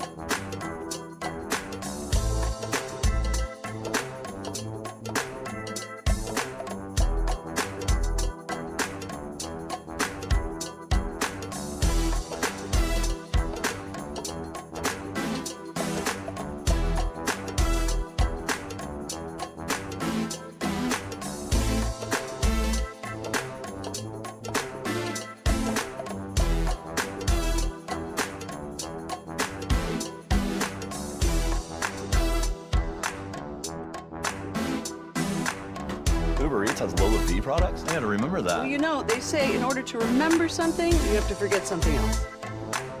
Okay, now that is a very cute haircut. That's like a little shag. I've never seen that before. Well, I mean, of course you have. It's the Rachel. Oh, is that your name? No, I mean, like your name.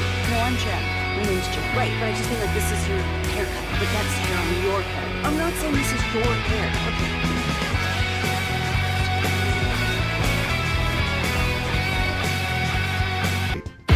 Your one and only Cowboy station is ready for training camp. The on-time experts, the official AC heating and plumbing partner of the Cowboys, presents the Fans coverage from Oxnard beginning Monday, July 21st. Not just 1 week, because when you roll with the Fan, you get camp coverage from beginning to end. 7 days a week from Oxnard and the Star in Frisco. Also brought to you by Rhino Shield of DFW and Yardbirds Southern Table and Bar. I'll see you in Oxnard, sir. You bet you will. Beginning Monday, July 21st on The Fan. The Expressway on 105.3 The Fan is presented by the on-time experts. So Davis gets 19, then McCaffrey with a 19-yard reception, then Terrell again for at least 19 and more than that inside the 10, touchdown Denver. KNC Masterpiece right here on 105.3 The Fan. So we're gonna try an exercise this week, and we're probably gonna do this on Monday, Wednesday, and Friday. Okay. Though don't hold me to that. And we'll go kind of the big sports, and then maybe we'll go back around and we'll pick up some other sports if people are really fascinated. So we're going to start our series here today with football. Okay. If you could magically grant an NFL player, past or present, health throughout their career, who would you pick? And one of the things that we were talking about in the break, as we started seeing some of these answers, Franklin injury attorney, text line 877-881-1053, or the Twitch or the YouTube. As we started to see some of these answers, would it be people's favorite players? Would it be their favorite teams? Or would it just be because you wanted to see greatness? Now, we use that cut to come back, and this is who I picked. I picked Terrell Davis because I just want to see greatness. I know some people complained when he got into the Hall of Fame because he only played, I think, in 8 seasons. And realistically, he only played, maybe it was only 7 seasons. He only played in 4 of those years, like for real, for real. In those seasons, he progressively got better. 1,117 yards, 1,538, 1,750, and then in 1998, 2,008 yards with 21 rushing touchdowns, averaged more than 5 yards a carry at the age of 26, and he was the MVP. Like, he is somebody that I look at, and you're like, he was in the MVP conversation for 3 straight years after a tremendous rookie year, and then nothing, man. I mean, nothing. Like, the whole reason that team fell apart was not only the retirement of John Elway, because you could have been like, all right, well, we'll just go with Terrell Davis, and we'll just ride with that. But then he couldn't go, and that team was awful almost immediately. Terrell Davis is the person that I think of from a football standpoint that I would have loved to see his full healthy career. This is tough. It is. Because I do have a little bit of a list put together. There are, but that's totally fair. There are many viable options. None of them are from my teams. Okay. And granted, Tony Romo is a great person to put on this. Yeah. Because his last year, I don't know if it would have gone the same way. For sure. We will never know that. Yeah. We were like, all right, we have ridden this ride with Romo as long as we possibly can. It's Dak's turn. That's kind of how we felt at that point. For sure. But it seemed like every year that he got hurt was a year that the Cowboys were supposed to be really good. Yeah. And then it was all hinging on him because that's the way the Cowboys have built their teams, is it all hinges on our quarterback, and if he's hurt, we're screwed. I mean, it doesn't feel, isn't that the storyline going into training camp this year? The honorable mention, because he did have some really good, healthy seasons, Jamal Charles. Okay. Jamal Charles had a couple of ACL injuries that pretty much stopped it, but he was kind of done. So I'm going to leave that there. Luke Kuechly, linebacker. That one I get. He was the neck injuries, the concussions, all that.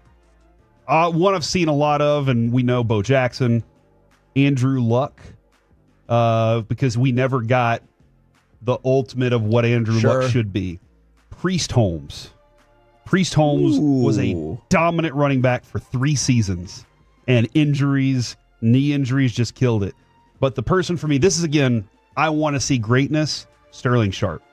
Sterling Sharp was a dominant receiver who, at 29, it looked like he just kind of found his stride too, and he had to retire. So Sterling Sharp, who the best Sharp of all of them. In light of perhaps recent events, I can see. And again, I know he's playing against the Cowboys and all these, but if he had a Jerry Rice length career, I would wonder where his numbers would be at the end of it. Okay. So I want to read a couple of these names, and then we can kick around some more. Alec, I want to get your thoughts as well from the 972. RG3 is who I would grant health to. You go back to that first year, and you're like, crap. We have to play this guy twice a year for the next decade. Yes. Which, look. I remember having that conversation with you many times. Yes. And does it not feel as though we're in the exact same position once more with Jaden Daniels? But these came in back-to-back, and that's intriguing. From the 405 and the 254, Sean Lee immediately comes to mind. Man, people talked about, like, his football instincts and intelligence. He knew the game better than anybody on the field. And when you saw him out there, he was unbelievable. Yeah, so Romo always got high marks for anticipation. Because Tony Romo could throw to a spot where he knew the receiver was going to be. He could go back and watch him duck J.J. Watt 100 times and then make that throw. Right. Like, he was very good at anticipation. Sean Lee, and I'm not going to say Romo wasn't a good athlete too. Sean Lee had the ability to go along with the anticipation. He knew what you were going to do because he'd watched more film than you. I'm pretty sure at Halloween he just gave film out to kids instead of candy. Like he was just like, here's some film, kids. Go watch. Sure. And thanks, Mr. Lee. And that's the way that but he also had the athleticism to go along with it. Sean Lee is a fantastic example on this. Alec, who is the person that comes to mind for you, the football player? So we're sticking football specifically here. We will eventually move to other sports on other days. You guys hit a lot of the ones that I was thinking across the league. One that comes to mind for me is Cam Newton away from the Cowboys. If he never had that shoulder injury, just because, especially that MVP season, being like a young teenager watching him growing up, it was like, I want to be like him. He was amazing. That was pure greatness, and that was one of the best quarterbacks I've ever watched with my own 2 eyes. What do you think about? I'm very young. What do you think about this text then from the 972? 2 players drafted back-to-back number 1. Both had their careers destroyed with injury. Cam Newton and Andrew Luck, and they brought up, to your point, the way Cam was officiated compared to other quarterbacks because he was a ridiculous. tank. It definitely felt like he got kind of that Shaq. Oh, he's big. He can take it. Yeah. He definitely did, and I'm sad that we probably could have been still watching him at this point, probably at the back end of his career by now, but we could still be watching him play competent football. That would have been cool. Locally, Leighton Vander Esch. That's the name because I was the next Sean Lee. Yes, I was so wrong about him coming out of college. Watching him his first few years in the league, I thought he was going to be the next defensive stalwart that we talk about years and years after he's out of the game because he was just that good for that long. He just couldn't hold up. He was so good. It's so unfortunate because you think about the tie-in of Sean Lee and Leighton Vander Esch because you saw some of the same qualities. Plus, they both played for our teams and showed all-pro ability and then saw several years wiped off of their career because of injury. So, a lot of intriguing names right now, but I'm going to go ahead and go to cut number 13 because, at least from what I've seen so far, this is far and away the leader from the 254-682-405-214-817-972-361 on and on and on. It is this man right here. 3rd down and 6 at the 9. And Bo Jackson to the 20 and out in front, and only one man to beat, and easily can't run him down. He had the angle, but there goes Bo. And nobody catches Bo. Touchdown. So you always have hated this guy. No. Untrue. You've always taken shots at him. That is fair. Now, we have to do, look, we talked about mental gymnastics, the only kind I could possibly do, earlier in the show. And this is the logic that I use with Bo Jackson. For a number 1 overall pick in the NFL draft, he was incredibly disappointing. Now, there are a lot of other factors at play. Did the Bucs really screw that up because he was like, no, that's not going to work for me, brother? And so, yes. And then he ended up going to the Raiders, and I know he was also playing baseball, and I know that he was also had the injuries that took him down. But even when you factor all of that in, that leads to disappointment. I'm not saying he personally didn't have the mental fortitude to not be disappointing. I'm just saying, if you were the number 1 overall pick in the draft, which he was the year before, and you never ran for 1,000 yards, that's disappointing. Mm-hmm. And that's just a fact. Now, that's why I think this question especially in a time whenever it was run the ball. Yeah. But that's why I think this is perfectly suited for him. Because you look back, like go back to that first year at the Raiders. If you talk about just efficiency numbers, his numbers are absurd, probably in 3 of his 4 seasons. Now, the second season, he was fine. But the other 3 seasons, his yards per carry are insane. And that's why I think Bo Jackson is a great answer to this question. Now, whether you think it's just injury or whether you'd have been like, hey, I think it would have been really sweet if you'd have focused all your time on football. Then again, maybe we'll get to another day this week and people will say, wish you would have focused all your time on baseball. But I do think it's fair to say, if not for injury and a single sport focus, he could have been incredible. One of the great football rivalries is the Raiders and the Chiefs. Sure. Isn't it amazing that Bo Jackson played for the Raiders, but also played for the Royals at that time? It doesn't feel like a conflict of interest in that. Yeah. But it's like, it's 2 different sports. But those cities are like, or just feels Bo Jackson. It also feels geographically inconvenient. Yes. To what they're doing. Like he should have been a Dodger. Yeah. Like if you were a Rangers player and a Cowboys player, at least then I could be like, well, logistically, I know the schedules don't always match up, but I could just bounce across the street. Like, that just feels like another nightmare to add on to this. So I could see Bo Jackson, and it makes sense to me that he is thus far the overwhelming favorite on this. Now, I wanted to ask you about a couple more players. Oh, man, from the 972 Overshown. His career's not over, guys. He still has time. I said past or present. He still has time. But if you could already grant him health, don't you think you could maybe feel different about this defense going into training camp? It would be lethal if I could grant him health. See? Lethal. So you can count him. Gosh. He'd be coming off a Rookie of the Year campaign. And that's what I want, Kevin, is I want to know he's going to play and feel comfortable. Because, again, if I can just put Overshown on the field in every little thing that I'm drawing up defensively, and then I know I got Micah floating around somewhere, I feel like this is going to be a good team. So, I need his health. Come on, DeMarvion, please. And it could still happen. You're right. But for contemporary running backs, there are several people that have been mentioned. Todd Gurley. Yep. Nick Chubb. Nick Chubb for sure, man. That's 2 injuries that you've seen in his career. Now, I went a little further back. I want to go with cut number 14. This gentleman right here, I think, could have been incredible. And the Lions have been tearing him to shreds.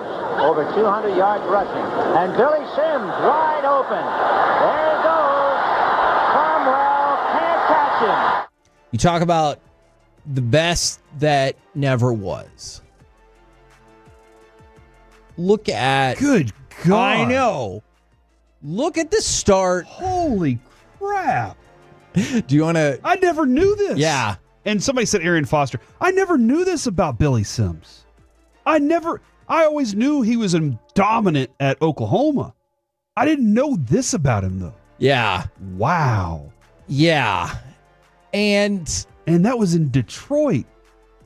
So where Sophie Cunningham says nobody wants to play sports there. And I know I said the best never was. That was actually Marcus Dupree. Yeah. But Billy Sims, he was a juggernaut straight away at the NFL level, but a variety of things held him back. Obviously, injury was a big part of it, but just rushing.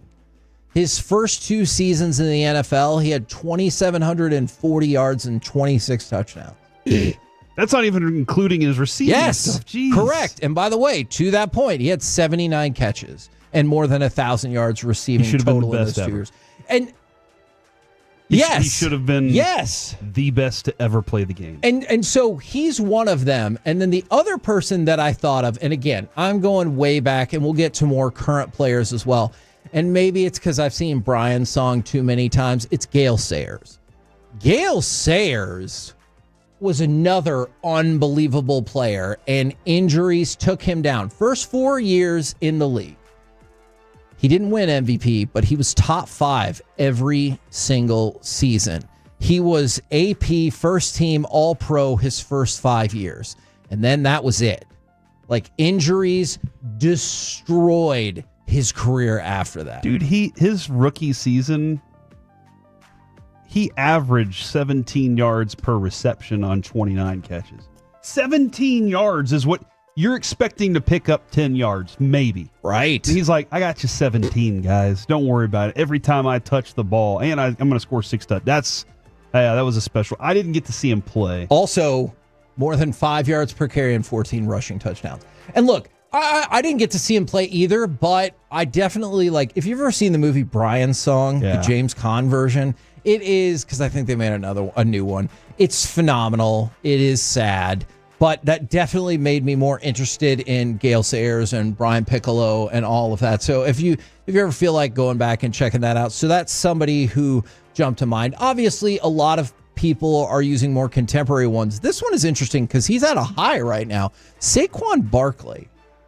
I have to admit, I had not really considered that one, but he's somebody who ran into some early injury problems. And if this is what he's doing now, so we missed a couple prime years. Rookie season, 1,300 yards, 11 touchdowns. The next 3 seasons, 13 games, 2 games, 13 games. So he missed a huge portion of that area right there where people are like, oh, this is your dominant time as a running back, 22, 23, 24 years old. Like, this is your time as a running back.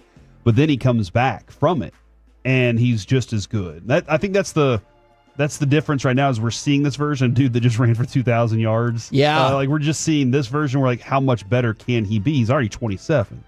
But a lot of people were concerned out of college how many carries he had, how much he'd already put on his body while he was at Penn State, and how much that was going to affect him. Then he steps into the NFL and rushes for 1,300 yards. Everyone's like, oh, crap, we might be seeing something. The injuries start to happen, and you're like, that's because of what he did to his body at Penn State. Well, then what's the difference now? Did he take care of himself in a better way later on, and he's gotten a little bit of rest? Maybe those injuries helped him, and the later in his career, he'll be better for it. Now, somebody brought up Sean Taylor. From the 682, they said Sean Taylor is the only answer. We got lots of different answers. But Sean Taylor's an interesting case, and I think we should consider it because when we get to baseball, I think addiction, maybe even basketball as well, I think addiction and death will come up as well. So Sean Taylor is an intriguing one in terms of showed unbelievable flashes before he died. I think he's like 24 when he was 24 years old. Shockingly young. And he had shown some unbelievable early flashes as well. So I think that's a fair one, too. Yeah, no, absolutely. I've seen Travis Frederick's name. Have you mentioned him? Oh, no. I've seen it about 2 or 3 times, and I don't know how much the Guillain-Barré syndrome affected his decision to go ahead and retire. Maybe it did completely. He was just like, I just don't want to anymore. But like that was already a dude who we discussed multiple times. If you ever hear Chris, I bet Chris Arnold's in his car right now going, he built an app. Yeah. And like that's usually what I would think is this dude is smarter than all of us. When you talk to Travis Frederick, he's a kind man. Did that amazing video for Lucy. I always appreciated it. Very kind man, but also on top of it, he looked like he had a lot of other things he could do with his life. but then that hit him. And he wasn't a dominant center, as in you could put him on the top 5 all-time list. Right. But he was on such a good offensive line, and he was the brain of it all. He was the cerebellum. He was a very cerebral player too. He was that good, and I really do wish we would have had him for 5 more years. Like I'm not saying that it would have been any different. I'm not saying that we would have won Super Bowls, because we see that we had Tyron Smith and Zach Martin, and we never got them theirs. But I would have loved to have seen him for 5 more years of his career. One more quick question, and then I know we're going to move into another segment. Christian McCaffrey is somebody that I've seen they've made a late push. It can be tough for players that are still active, but Christian McCaffrey, maybe those are fantasy players, but like Christian McCaffrey is another one who, when he plays, he can be phenomenal. Yeah, he's the one that you're in the Super Bowl in your fantasy team if you pick him, if he's healthy that year. Yes. And if he's not, you're screwed because you picked him too high. Well, look, we could have probably done this segment for like 40 minutes, but I appreciate everyone. Or 40 days. Yeah, I mean, in 40 nights, I gotcha. So we will pick up baseball and basketball at another point this week. Tyron Smith couldn't stay healthy. Yeah. I don't know how he would be looked at differently if he was healthy the entire time. And that is an intriguing case, because I think right now he's a borderline Hall of Famer. Right. He would be a no doubt Hall of Famer, and then you wonder if he would have gotten to like the Hall of Fame of the Hall of Fame, you know? Yeah, like not winning a championship, not a lot of playoff success. You're sitting there pointing at the franchise going, that's not my fault. Sure. Go look at the body of work that I did. I was the best at it. And you're like, okay, now, but you also were on the field a lot. We're the KNC Masterpiece right here on 105.3 The Fan, and right now it's not time for Corey to shout. It is not time for that. Instead, it's time for this. What does this button do? Please, please, do not push the button. You have no idea what it... Alec, you be quiet. Alec, that was awful. 1 for Alec, 0 for Peyton. Don't you dare touch that dial. Don't you dare do it. It is time 4 a.m. on the FM. My name is Alec Medford, the man that they call the pride of Mansfield, Texas. 877-881-1053. That is the Frankel and Frankel Injury Attorneys text line to answer today's question of the day. Of course, Twitch and YouTube is available for you as well. And then a special level of pettiness that I just always enjoy from people of power, and in this case, the world of track. We're going to get to that here in just a little bit. You know, I'm a track guru, so whenever I see some drama brewing in the professional side of it, I like to read into it, and I like to lean into it. So we'll get into that here in just a little bit, but the National Day calendar is stacked today, gentlemen. There's a lot going on. It's National Koi Fish Day. Oh. It's National Dive Bar Day. Ooh. It is also National Macaroni Day. And National Strawberry Sundae Day. That's very, specific. Strawberry Sundae. I feel like you did not make a good enough noise for macaroni, and I feel like there are certain macaroni and cheeses that you think are too indulgent. So, I was going to say, it feels like macaroni on its own is for your kid's disappointing art project. It's macaroni and cheese. Oh, come on. You need to set real expectations for those kids. I was so proud when I made my macaroni. Yeah. And guess what? It's terrible. It was terrible. I beg to differ. Okay, well, maybe Corey's was good. Most of them are terrible. Hold on. I remember making a macaroni M because my last name's Majors. Oh, yeah. Yours is Medford. Did you make an M as well? I did. Oh, see, that's what it was, too. I had a connection to it. And macaroni starts with M. I don't know if you heard that or not. I have. But maybe it's just, if you think it's been too long for Brandon, I have been very upfront with Noah. But toddlers are like dogs. If you say it with the right inflection, it doesn't matter.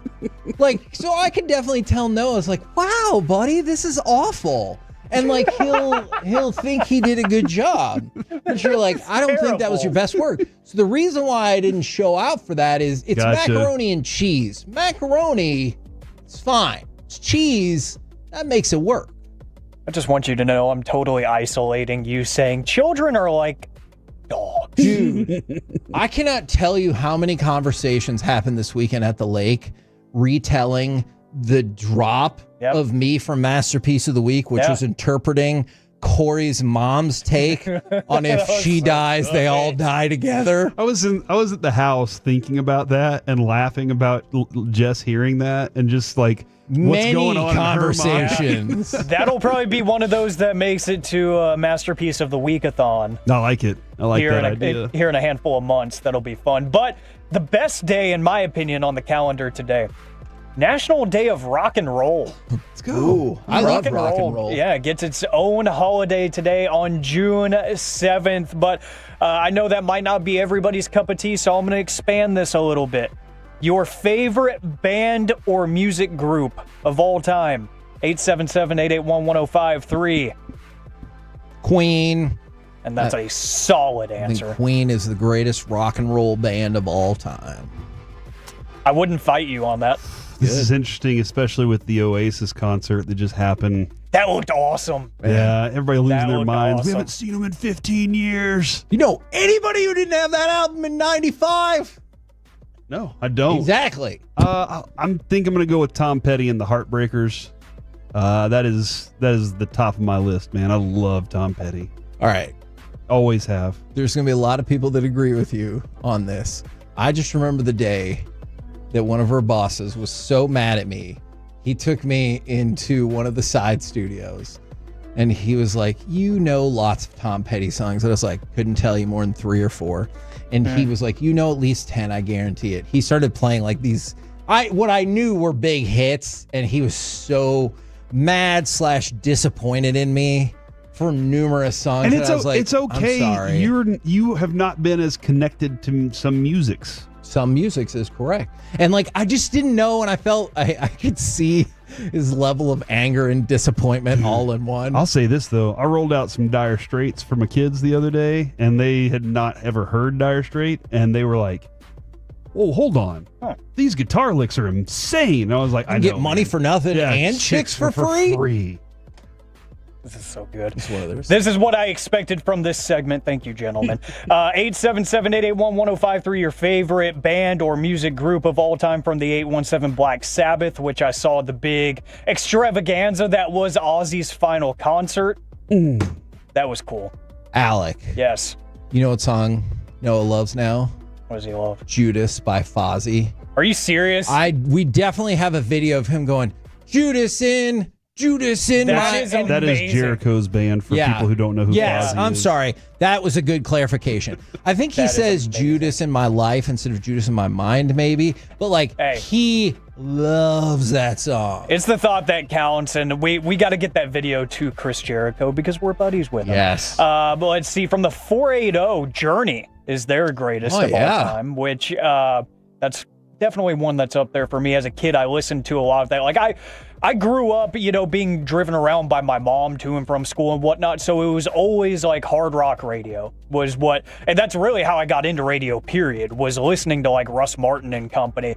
And so, like, for me, this is what I was built on. It's not exactly, like, it's not what I play on a loop in the car at the gym anymore, but that's my foundation, is stuff like Black Sabbath, like Ozzy, like Led Zeppelin. Motley Crue was huge in the house, growing up. So, like, I could see how you could rock out on those bands. Is it weird that it does kind of feel like you can rock out to some Journey or some Foreigner, like I Want to Know What Love Is, even though that doesn't, like, on the surface feel like a rock out song, as opposed to several of the bands you mentioned? I'm like, I get it. Iron Maiden, you're going to rock out. Like, that makes sense to me.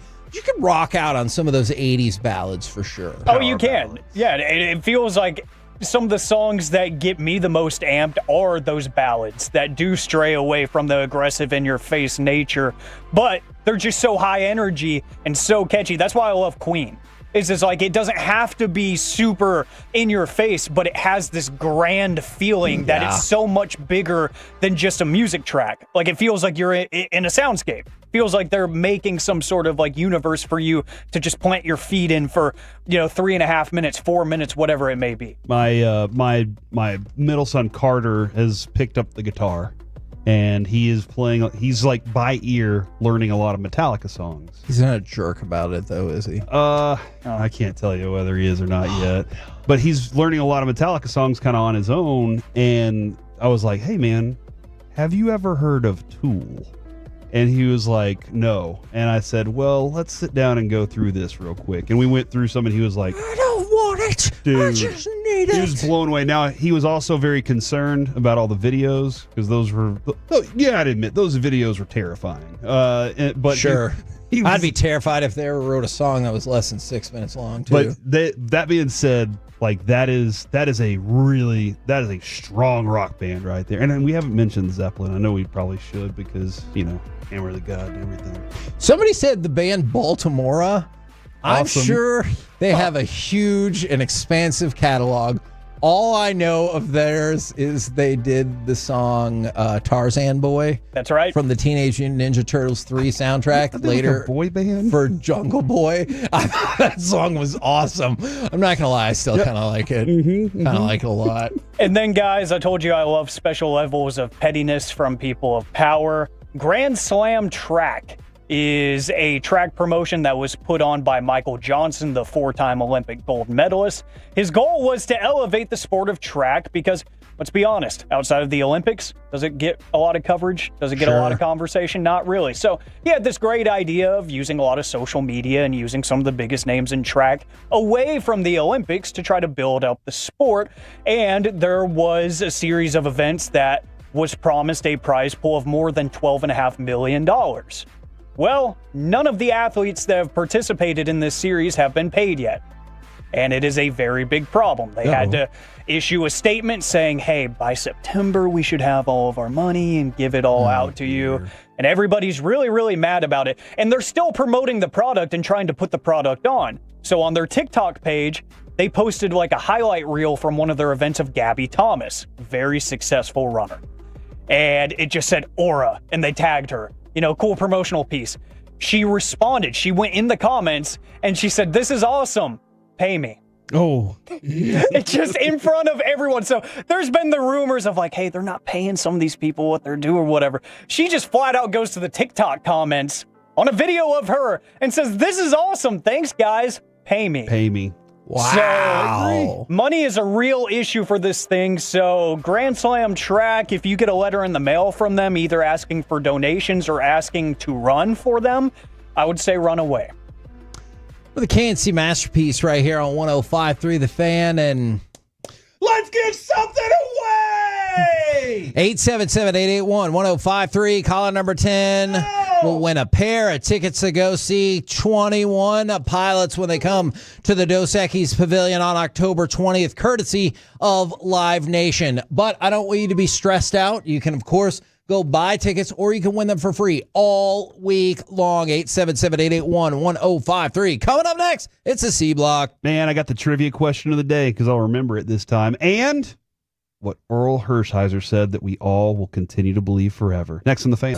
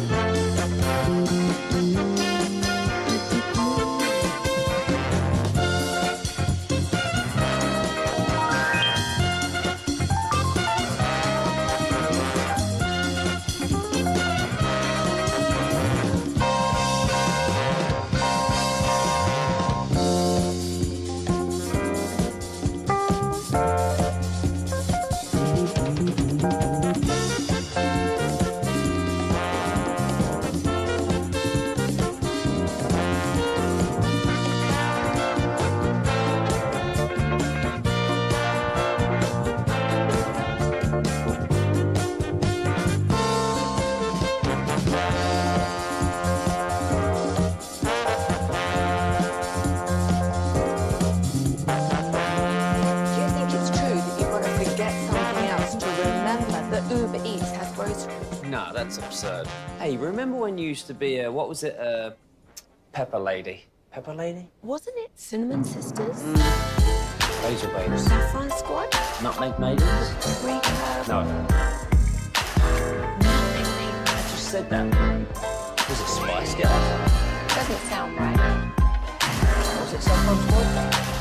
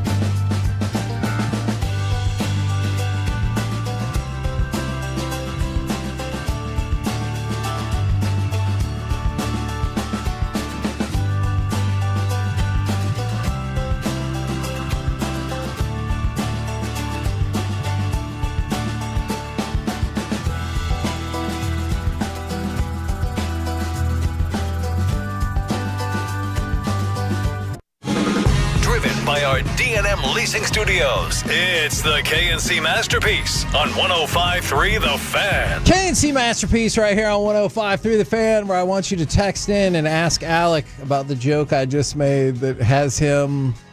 I think he's furious with himself because he appreciates how clever it is, but doesn't want to like it. Or he's reevaluating his life. Yep. Both of those things could be true. Right now, it's time for the C Block starring Corey Majors. Thank you very much, Kevin. As promised, did you say that the winner of the 21 Pilots tickets was born in 2003? Yeah, we've got a different demographic probably that's going to be going after this one. That's 22 years old right there. Yeah. My oldest son was born in 2004. I was born in 01. Jeez, wow. Anyway, You're thank welcome. you to all the Tolos out there, no matter how old you are or young. But if you're too old, right? You know what I'm saying, Kevin? I get you. In which country is kite flying considered a professional sport? A, South Korea. Feels like New Zealand. B, Thailand. C, the Philippines. Or D, China. That is the question. We will answer it. Again, in which country is kite flying considered a professional sport? Guys, I want to start with sports here. I thought you did. Again, I want to restart with sports. Okay. And I want to go to one of my favorite pitchers of all time. Kevin, do you remember the night we met Oral Hershiser and he was sitting right next to us in the booth? And I about lost my mind because, and I even did No Shirt 9 with Oral right next to us. I have a picture of me standing next to Oral without a shirt on. That was like, it was a weird moment, but at the same time, pretty special. So he's calling the Dodgers and Astros over the weekend, Kevin, and you pointed out there was an 18-1 drubbing of the Dodgers. 18-1. Well, one would think that a team might be cheating. Oh. As the Astros have done in their past. Do you think that? Not me, but Oral Hershiser does. I don't want to open an old wound, but in some ways they're swinging at these breaking balls like they know what it's coming. I mean, that is not a bad pitch. It's really a very good pitch. Low and away. Probably would have ended up by the ankles if it would have made it past the bat. Oh, dear. First off, I do want to go back to that part where he was like, that's not a bad pitch. It's actually a good pitch. It sounds like very Trump right there. Hey, it's not as good as my pitch, but very good pitch nonetheless. True. It wasn't a bad pitch. It was actually beautiful. But he said, I don't want to open an old wound. But you have to know. Immediately it opened up. That was very much like, hey, I don't want to sound like a whatever the problematic phrase is. And you're like, then just stop talking.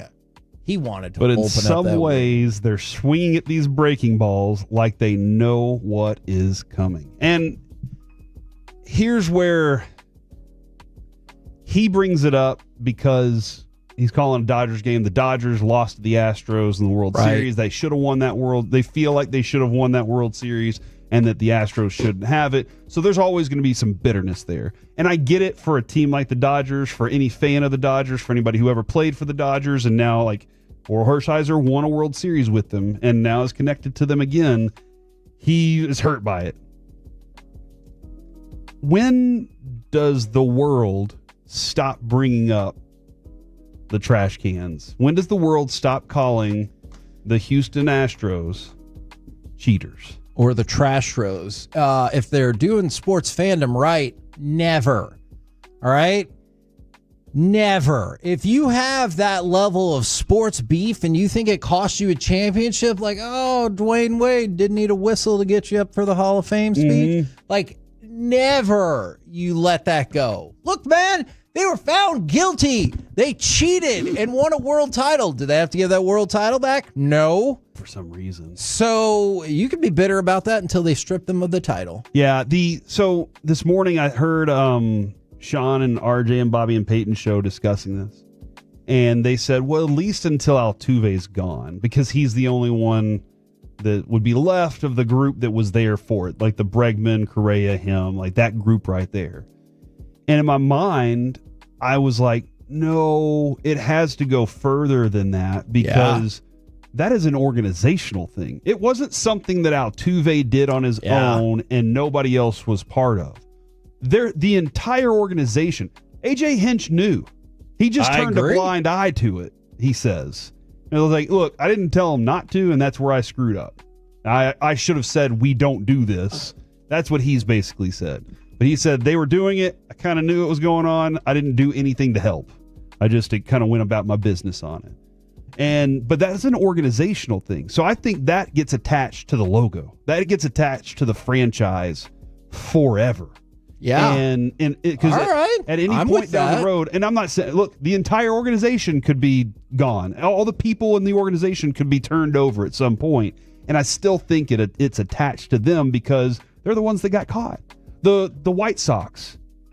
Don't we kind of look at even though we weren't even alive for Shoeless Joe Jackson, or we even always close, kind of look at the White Sox a little weird. Man, that's a good question. Do people still look at the White Sox questionably because of something that happened like 100 years ago? That's interesting. So that one, I don't know. And so I will always, and obviously too, like you said, I have a sports beef with the Astros in that they're our natural rival in state. They've talked a lot of trash. Yeah. Because that's where, they got most of their information from, a trash can. Yeah. And we have finally won a World Series. Like that, I get that part of it. We finally did it. It finally got over the top. But they will always be attached to that in some way, shape, or form, no matter who leaves the organization. Bregman's gone. I'd ask you this. Do Bregman and Correa still get the boos that they got whenever they were Astros? Because Altuve does still. It doesn't feel like it. Yeah, it doesn't. I don't think so either because people are like, oh, well, they've moved on. I will too. But I will always not like Bregman that much. Even if he's on the team, I'll be like, whatever, dude. You talked all that trash knowing that y'all were cheating the entire time. I didn't want to take off my shirt for my wife's sake. Come on, dude. Whatever. Sticking with sports locally. Saw this morning. Plano Senior High School will be playing Permian Saturday, August 30th at noon.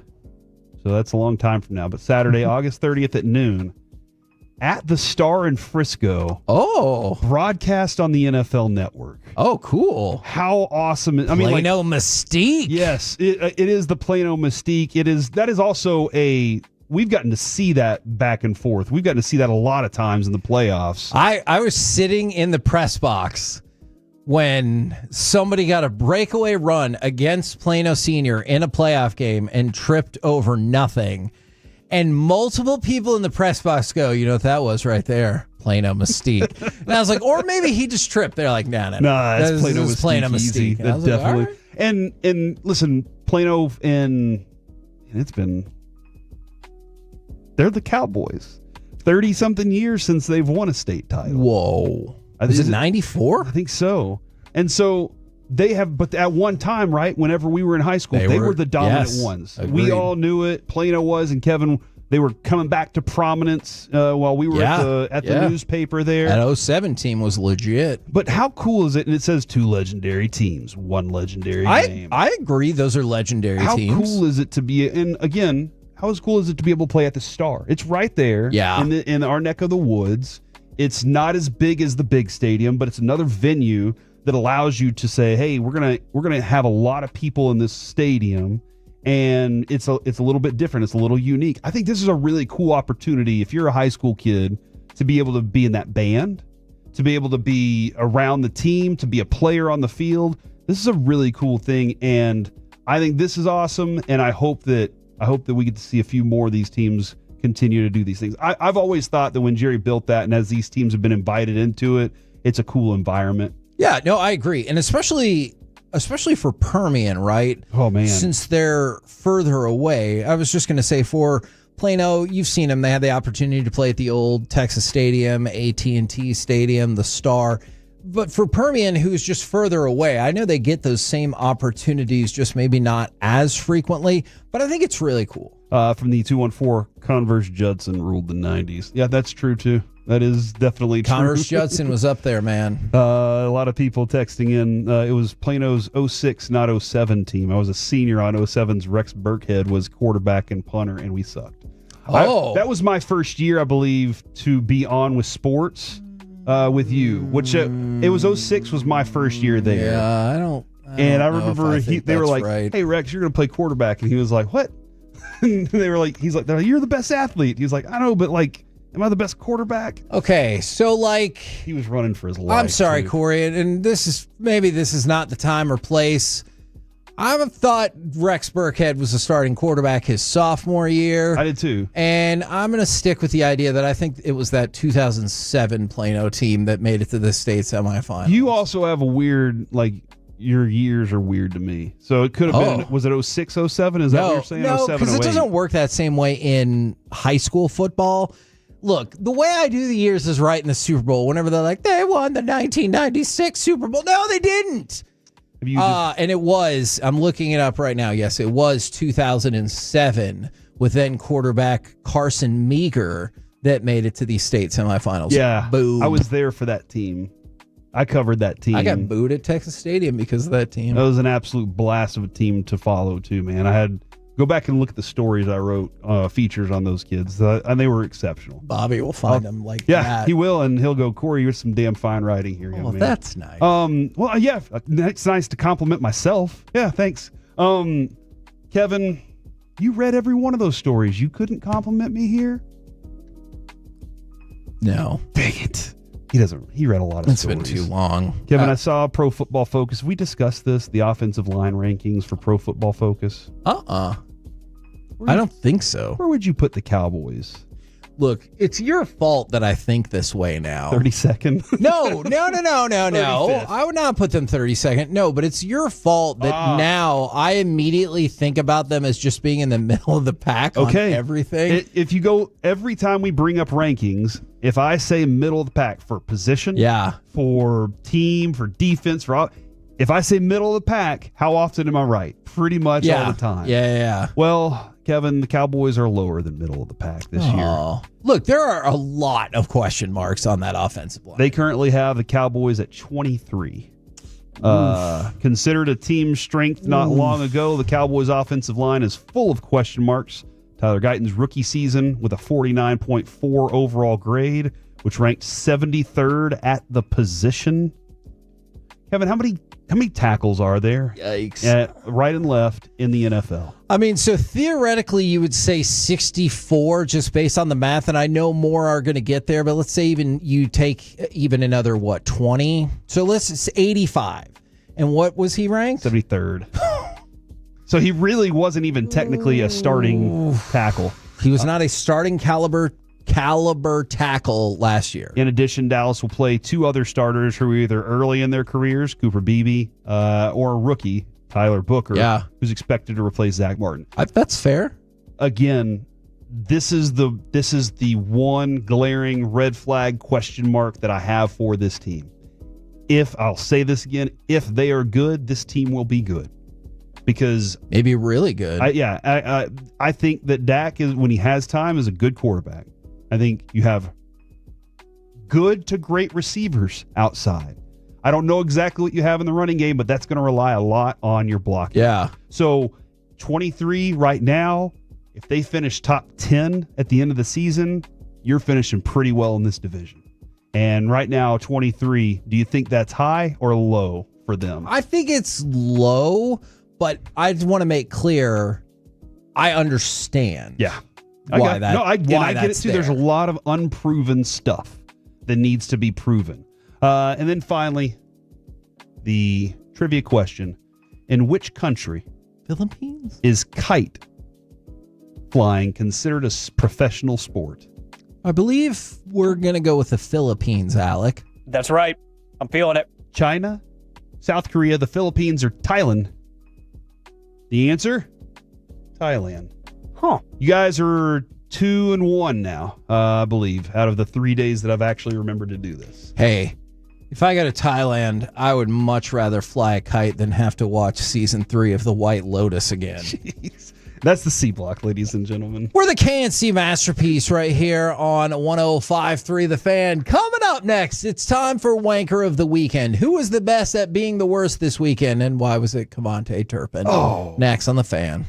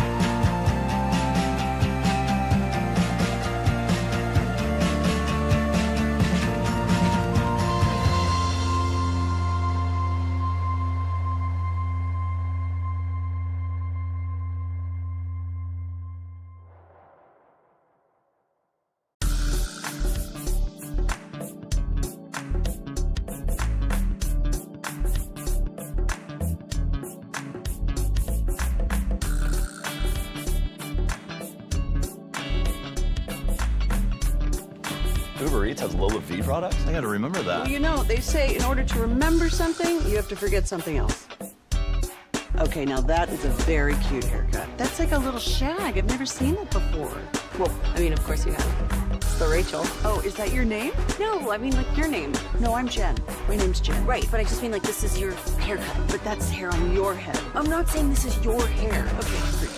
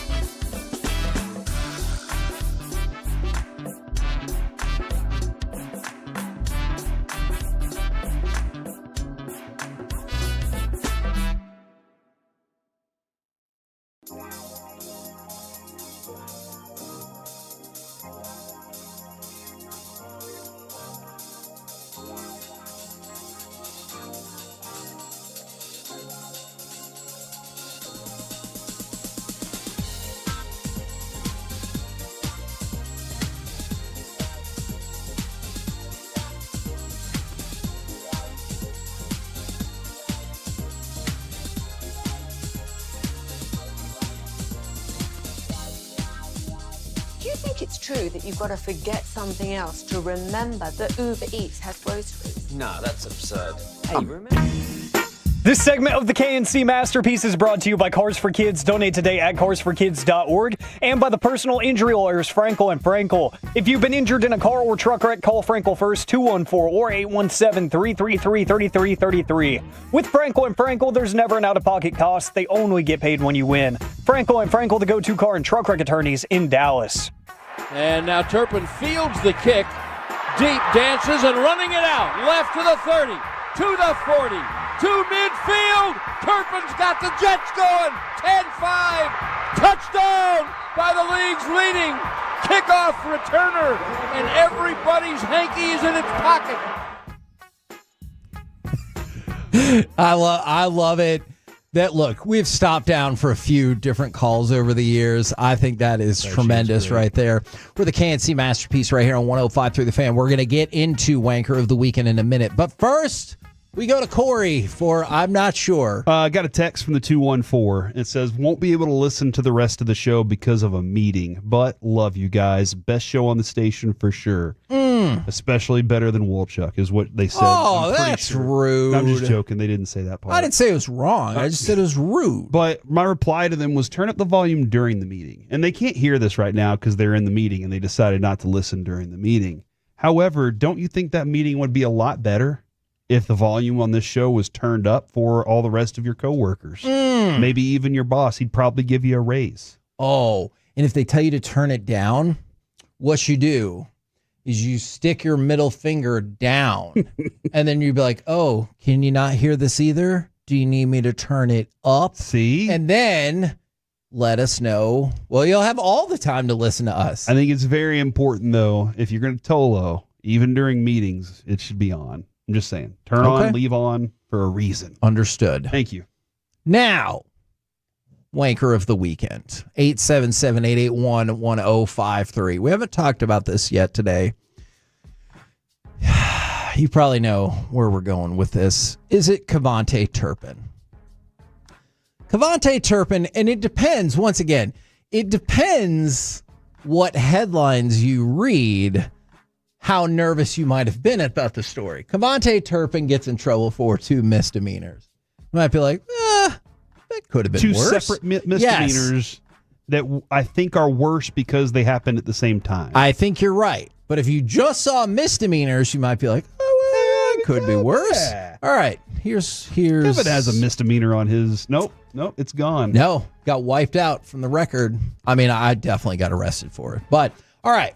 So, the Allen Police Department, per, of course, TMZ Sports. Kavontae Turpin was arrested at pulled over at 11:49 p.m. on Saturday night. First of all, I'm glad it wasn't at like 3 or 4 in the morning, like a lot of these stories turn out to be. So that's good. Nothing good happens after midnight. Yeah, especially when the cops feels like are involved. Here's where the story stops being good. And this is what I'll never understand. He was driving 97 in a 70. Okay. All right. So that part I get. I've done that.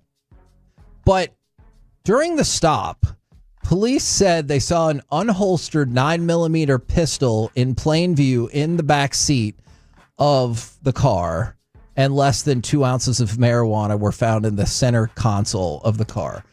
I always think, like, if you actively, and by the way, he ran into charges for both of those things. He has posted bond and been released. But I would think, like, if you knew you had active infractions happening in your car, that's when you would drive the speed limit. Yeah. Like, I get it. What a wonderful world it would be if everyone drove at the speed limit or at an appropriate speed and traffic meshed all together. And that's great. But, like, I would think the most time you would follow the traffic laws would be that. And also, why is your unholstered gun sitting on the back seat? Well, because it wasn't holstered. Obviously, Kevin. He had to put it somewhere. Now, I just imagine, I don't know what kind of vehicle it was. I just presume it's a SUV of some sort. So that's a pretty large vehicle, right? Like that's to reach back there is kind of a distance away. I just know it was a Dodge. Maybe. Okay. Dodge Ram, maybe. I don't. Charger. Could be. So I don't know exactly what it is, but the gun, you put it back there because you don't want it in the seat next. I don't know. I don't understand. I really don't understand this, but having marijuana, I don't think is that big of a deal. Having a gun, I don't think is that big of a deal, as long as it's registered and licensed, right? Exactly. But I do understand if you have both of them in your vehicle, how that's a problem, because being under the influence and so much, and so all those things involved. I agree with you as well. If you have things in your vehicle that you know are illegal, you shouldn't be going 97. That's poor decision making. All right, that is very poor decision making. What hurry were you in? And like, you're right. I'm not here to litigate marijuana laws in this country or in this state or anything like that. But if you know you have a couple of potential infractions in your car, that's when whether or not you agree with them. Yes. Just like we used to say with Randy. Let's use Randy Gregory as an example here. We all said we don't care about the smoking weed policy with the NFL. Sure, but the policy is what it is. Right. So you have to adhere to it. Like, it's the same reason that you see people slow down when they see a cop is near. It's not because they're like, by God, I believe in America and this speed limit, and I will respect. No, it's because you don't want to get a ticket. Unless, like, maybe that did happen to you once. But, like, for the most part, everybody just slows down because they don't want to get a ticket. Not because they also believe the speed limit should be no higher than, like, 65 miles an hour anywhere you go. They just don't want to get a ticket. And that was the thing to me, is sometimes you think some of these stops are basic, not Turpin specifically, but all of them are basic intelligence tests. Yep. We're like, come on, dude. Like, at least drive the speed limit. That wasn't even close to the speed limit. I get it. If you're like, hey, I was going 75 and I was going with the flow of traffic. Like, I've heard, I think we've all either heard or tried to make that argument. But come on, dude. I was going with the flow of traffic. I guarantee if I was really going with the flow of traffic, somebody listening right now has gotten pulled over and said, oh, I didn't notice. I was just going with the flow of traffic. I guarantee you. Yeah. You just teach your kids to be sick. You know, you just say, hey, we get pulled over. pancreas. Something like whatever it is. All right. First of all, if I'm a cop, I know that your kid is full of it if he says, "Oh, my pancreas." Come on. All right. Next up on the list, ESPN. I'm going to read it verbatim from Saturday evening. Bobby Jenks, a two-time All-Star pitcher for the Chicago White Sox, who was on the roster when the franchise won the 2005 World Series, died in Portugal. A lot of people took issue with the way this was phrased. This is a long headline. It was on a tweet. Okay. I'm sorry. So, Bobby Jenks was a very important postseason pitcher for the White Sox in 2005. He was a relief pitcher. Yes. Right? Okay. Yes. And he closed games for them. And so, but the way they made it sound is like through a clerical error. They left him on the roster. Yeah. He kept getting a check. Yeah. Not two-time All-Star and World Series champion Bobby Jenks. So, as you can guess, the internet does what it does. And a lot of people were upset with the way that ESPN phrased that. I understand that. Seems fair, I right? understand that for sure.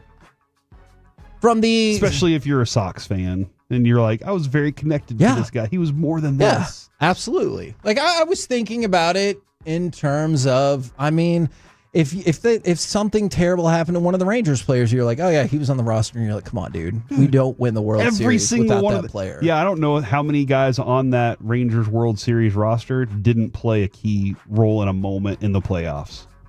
Like it seems like every single one of them had. Even John Gray, like he was frustrated because he wasn't pitching enough, but then he has a shining moment in that. Cody Bradford had some shining moments. Yes. So yeah, every one of those guys on those championship teams, you always have that one guy that you're like, Corey Brewer. Would we have an NBA championship if it wasn't for Corey Brewer that year, where he had 7 minutes of amazing basketball and it got you the key win when you needed it? Only 7 minutes he played the whole time. Now, Alec, I might need your input on this. Is Polymarket the wanker of the weekend, or are they just telling you the numbers and it's up to you to make your own decisions? So Polymarket right now says the odds of the Miami Dolphins winning Super Bowl 60 are 75-1. Okay? And the odds of Jesus returning this year are 40-1. Now, we talked about this with the White Sox in the past. Tua was just named a top 100 player in the NFL. Do you think they're just doing their job and running the numbers, or do you think Polymarket needs to ask for forgiveness for pointing out that the betting odds are almost twice as likely that Jesus returns this year than the Dolphins win the Super Bowl? I just want to know, can I get the odds makers contact so I can be like, how does one decide how realistic it is that Jesus returns to Earth? That is a heck of a question. How did you land on 40-1? How does that happen? I don't know. I don't know either. But yeah, I give them their flowers for this. I think that's incredible. This needs to be something we keep track of with every major sport. Yeah. Even player props. I want to know if it's 5 times more likely that Jesus comes back to Earth than PJ Tucker hits 5 threes in a game. I want to see stuff like that. That's what I want. Do you think it's more likely that Jesus will return in the next 5 years, or the Cowboys will win the Super Bowl in the next 5 years? Cowboys winning the Super Bowl next year, Kevin. Cool. Is that where you want to be when Jesus comes back? Dang. You know that saying, right? You've heard that before, right? Please forgive me, What do you care, Alec? I just bailed you out of answering that question. You did, thank you. All right. Charles Jagosaw. He is an offensive lineman for Notre Dame. He fractured his arm in a utility terrain vehicle accident over the weekend in Wyoming. Does he fall into the category of wanker of the weekend? Because surely this will hurt his progression towards the season, though they said they feel like the injury is favorable for a college football return. Or are ATVs and UTVs just too fun that sometimes things happen? Dude, okay. I recently, one of Carter's friends was on one, it flipped. And oh no! It was a very unfortunate situation. Tremendously sad. Yeah. And like to the point where the other day he brought it up and was like, "Yeah, we all forgot how like sad we were about that in that time." And so we're at a friend's house, and they were like, "Hey, do y'all want to go get on the four-wheelers?" And Carter was like, "No, thank you." And so like that's where it just seems like I hear more of those injuries and more of those types of situations than I should. Yeah. Or you're like, hey, it was just the Leroy Moore for Dave Matthews Band right across his own property. Is that how he died? Yeah, on one of those. So man. it was tough. But I always do wonder about whenever somebody that's an athlete gets injured doing something that's has nothing to do with what they were training for. Yeah. How the teams look at it. You know, Derek trips over his dog. And the Rangers are what? Yeah, the Rangers are just like, oh my gosh, but it's frustrating, and you're just like, as the athlete, I know they feel terrible because they want to be out there playing. I mean, at least he wasn't like playing hockey. That's or something. true. That's very true. By the way, some really intriguing points being brought up on the fan text. If you bet on Jesus, how do you cash in unless you're left behind? Oh. And at that point, you're just robbing the casinos. You probably have bigger problems on your hands. Like the giant locusts. I mean, look, whether you're a believer or not, if it turns out that, like, let's say you're not a believer and turns out you're wrong, you probably have bigger issues than where to cash your Miami Dolphins Jesus ticket. From the 682 odds maker here, Alec, it's me, Jesus, the whole time. I feel confident that Jesus wouldn't be running a gambling racket. It got me thinking, though. Did it? What were you thinking about? What if the entire existence is based on Las Vegas? Kinda And their feels like bottom we would line. come up with that a little earlier in human history then, but I get you. Yeah. We're the KNC Masterpiece right here on 105.3 The Fan. Coming up next, it's time for our chit chat with those fellas from the G-Bag Nation right here on 105.3 The Fan. Pepper Lady. Pepper Lady? Wasn't it Cinnamon Sisters?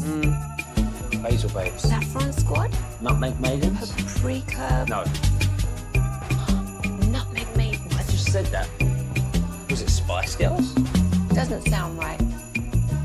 Was it Saffron Squad?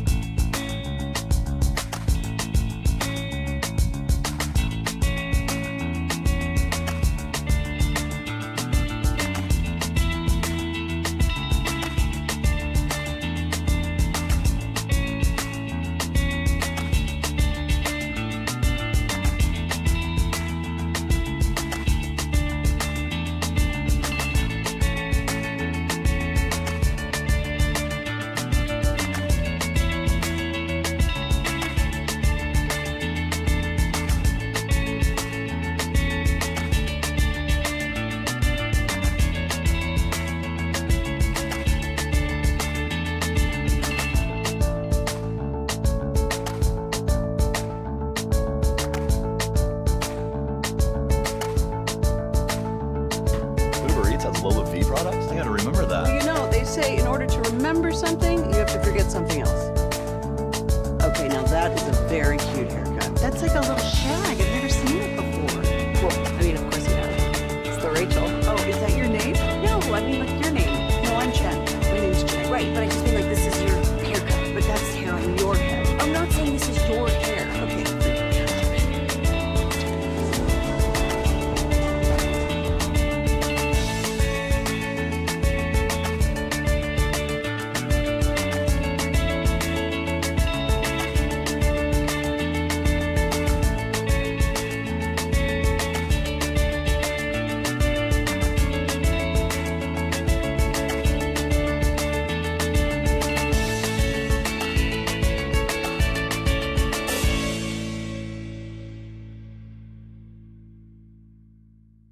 This segment is brought to you by Classic Chevrolet. If you're in the market to upgrade your vehicle, get to Classic Chevrolet in Grapevine. Back-to-back #1 Chevy dealership in the world. They've got more new Chevys than anyone, all priced to sell. Visit ClassicChevrolet.com. This is Texas. This is Classic Chevrolet. Together, let's drive. Based on new Chevy registrations 2023 and 2024. 0-1.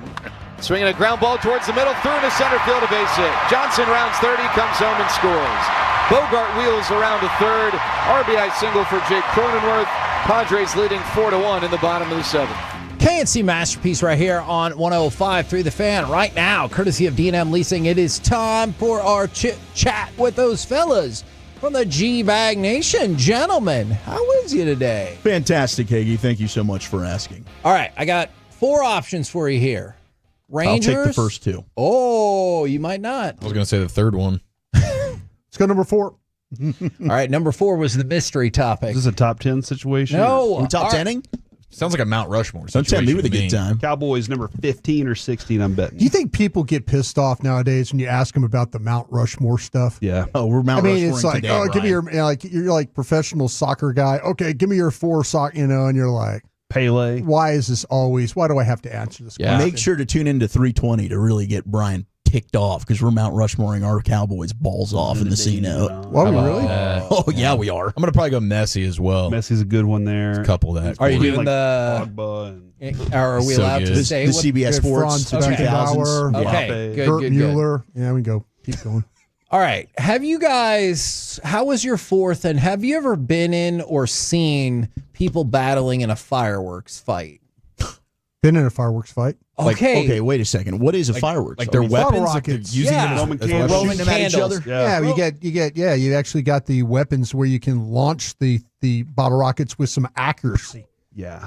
Yeah, don't just like try and hold them. You have a PVC pipe, something like that, and just use them and launch. We had Roman candle wars in the backyard, and everybody would stand in a corner of the backyard. That's when life was fun. Well, my friend, his wasn't going for Nowadays, whatever we reason. can't smoke on a plane. He decided he was going to look into it, and it wasn't working still, so he blew into it. And when it hit him in the eyeball, and we had to take him to the emergency room. And then he went to school the next day. Why is it always somebody ruins patches, slip and slide with a broken ankle? Exactly. There's always somebody gets hurt and ruins it for everybody else. We were rocking along. I thought about that. If you're a person that's going to get hurt, stay out of the game. I thought about that when I graduated high school because on the cap there was plastic wrap around and it said, "Do not throw this in the air," as the edges could poke your eye out. And I was like, all right, that means this has happened so many times. They're like, all right, Jake, we got no question. We got to put the warning on there. It's ridiculous. That is ridiculous. McDonald's dude. trying to tell you not to spill coffee in your Yeah, lap. because they lost $1 million over that. Yard darts just folding because of all the kids. Oh, no. You ever played yard darts before? Yard darts? Oh, yeah. That's I love a good old-fashioned yard My dart. little nephew, we were playing some yard. My grandma was like, let's play yard darts. I was like, that sounds dangerous. And my grandma brought the box out. My nephew comes out, throws one straight up in the air. Oh, we all my gosh. take off. Yeah. Avery's still standing there. No. Oh, and I had to go save him, and it landed right where he was. Woo! Way to go, Dad. Oh, no. I That's still a let good him get dad some move. B once, but even that's a different story. The 4th was great though, Hagee. It ended up being a good time. Got a little bit sunburnt, but that's all right. That's user error right there. Is there anybody that gets sunburned worse than this cat? I feel like Alec and Carter probably, right? Carter actually did a pretty nice job, and he went to, he was out in Honduras or whatever for the week. Carter understands scuba diving and being a ginger, you have to lube up. You really have to put the shield on. Yeah, but the Wolchuk back. goes out there like he's trying to burn his face off. Well, the You know, face it's was like, okay this It's like, time. I don't care about any type I'll of show you, sunblock. son. Yeah, I'm like, it's only happened to me 6-7 times. Don't worry about it. The 8th time, I'll be lucky. I put some on this time in my defense, but I must have missed an area. Where was the area? It's the back arms. Oh, the tricep, huh? Yeah. Got him covered Like you're up. married now. You can't get anybody to help you out there? She was already out there in the ocean. I didn't want to go chase her down. Oh, okay. So let's just the left arm burn Said off. F it. Hands are I mean, at that point, I might have been a little inebriated. I just Okay. wasn't really thinking it through. All right. The truth comes out. All right, fine. I'm guilty. Speaking of F-it ideas, while people may or may not have been inebriated, what do you think of the idea of holding a UFC on July 4th, 2026 at, quote, the White House with expectations of 25,000 people in attendance? I like the UFC. This feels like a terrible idea from a security standpoint.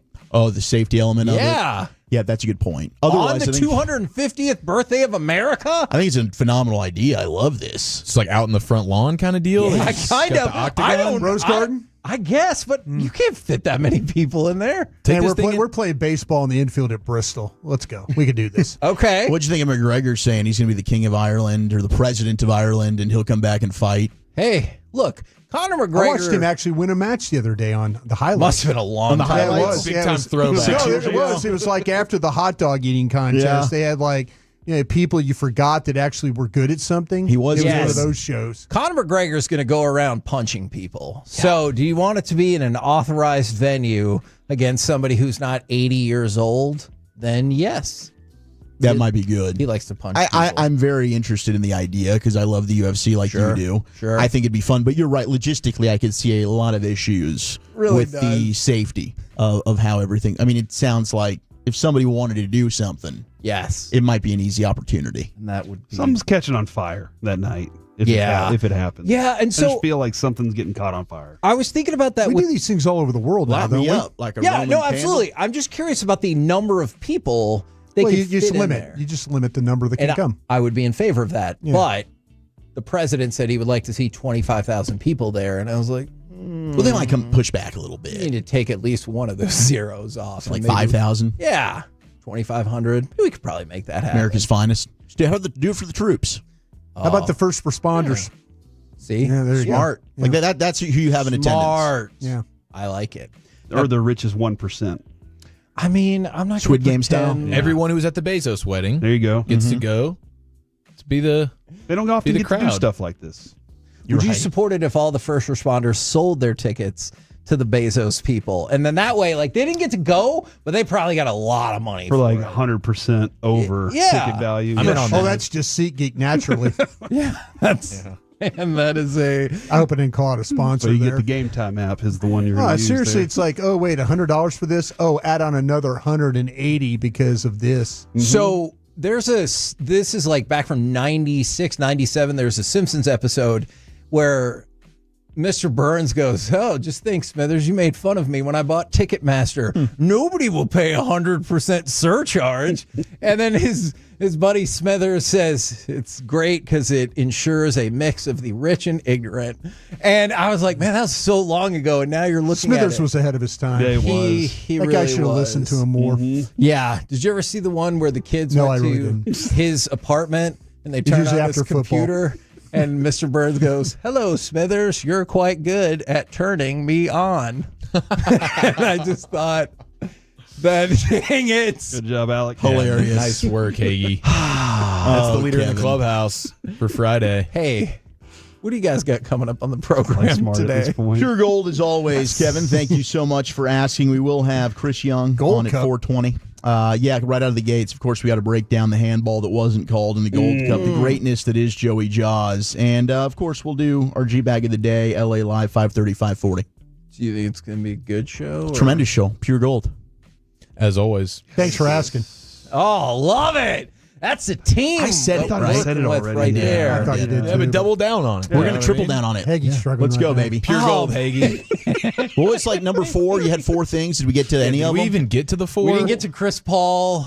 Oh, we he didn't plays talk basketball. about the Rangers. There's always tomorrow. When we got Rangers to the play UFC baseball. and the mystery topics. All So right, we did perfect. We did good We enough. crushed it. All right, Better than the morning show. With the G-Bag Crosstalk, Nation. or- No way Hey, your crosstalk's have better. you heard? I have been standing up You for have. the G-Bag Nation in these crosstalk discussions now. It's a Monday. What are you admit- doing that for? I admit He knows you're a before. bunch of idiots working that afternoon I show. I'll admit tell you if you before listen to me. I was not being a good teammate. I've stepped up my game. I appreciate We've that. also had to look at the mirror ourselves a little bit.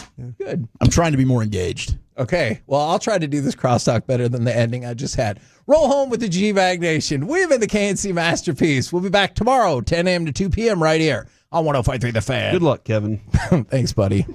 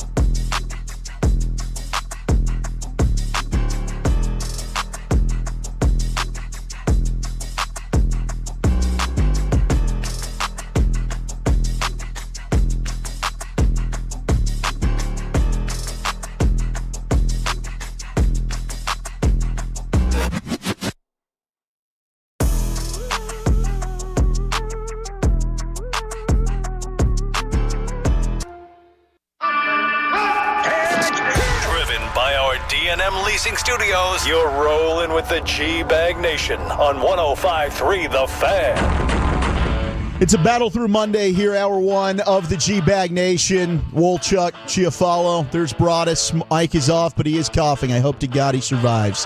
We got a full show, 5 hours of glory for you. Lucius Alexander as well in the Pimp Cup. Dawson's out. All right, Dawson's out all week.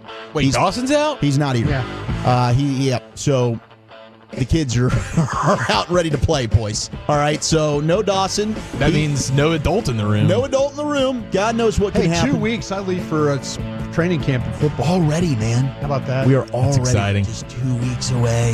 What are we, 8 Sundays away now from our first Red Zone? Did Scott Hansen give us that update yesterday? Good call. I think we are 8 Sundays away. 8 Sundays away. 7 hours of almost completely commercial-free football. That'd be 7 Saturdays away from college football. Oh, we can feel the footballs tingling. Bad news with Kavontae Turpin over the weekend. I know, Brian, you were going to do some research. Are there going to be repercussions? I did. I got a message back, and they don't know. Not sure. They're not sure. I'd be surprised. Kavontae Turpin, if you missed it, he did get arrested in Collin County on 2 misdemeanor charges. It was weed and it was guns. Not one, but 2. Can you have one or the other?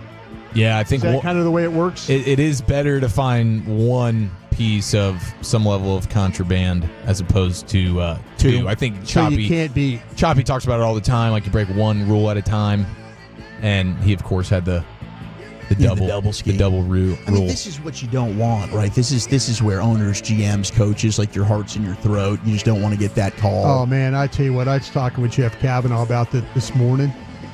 I've had worse.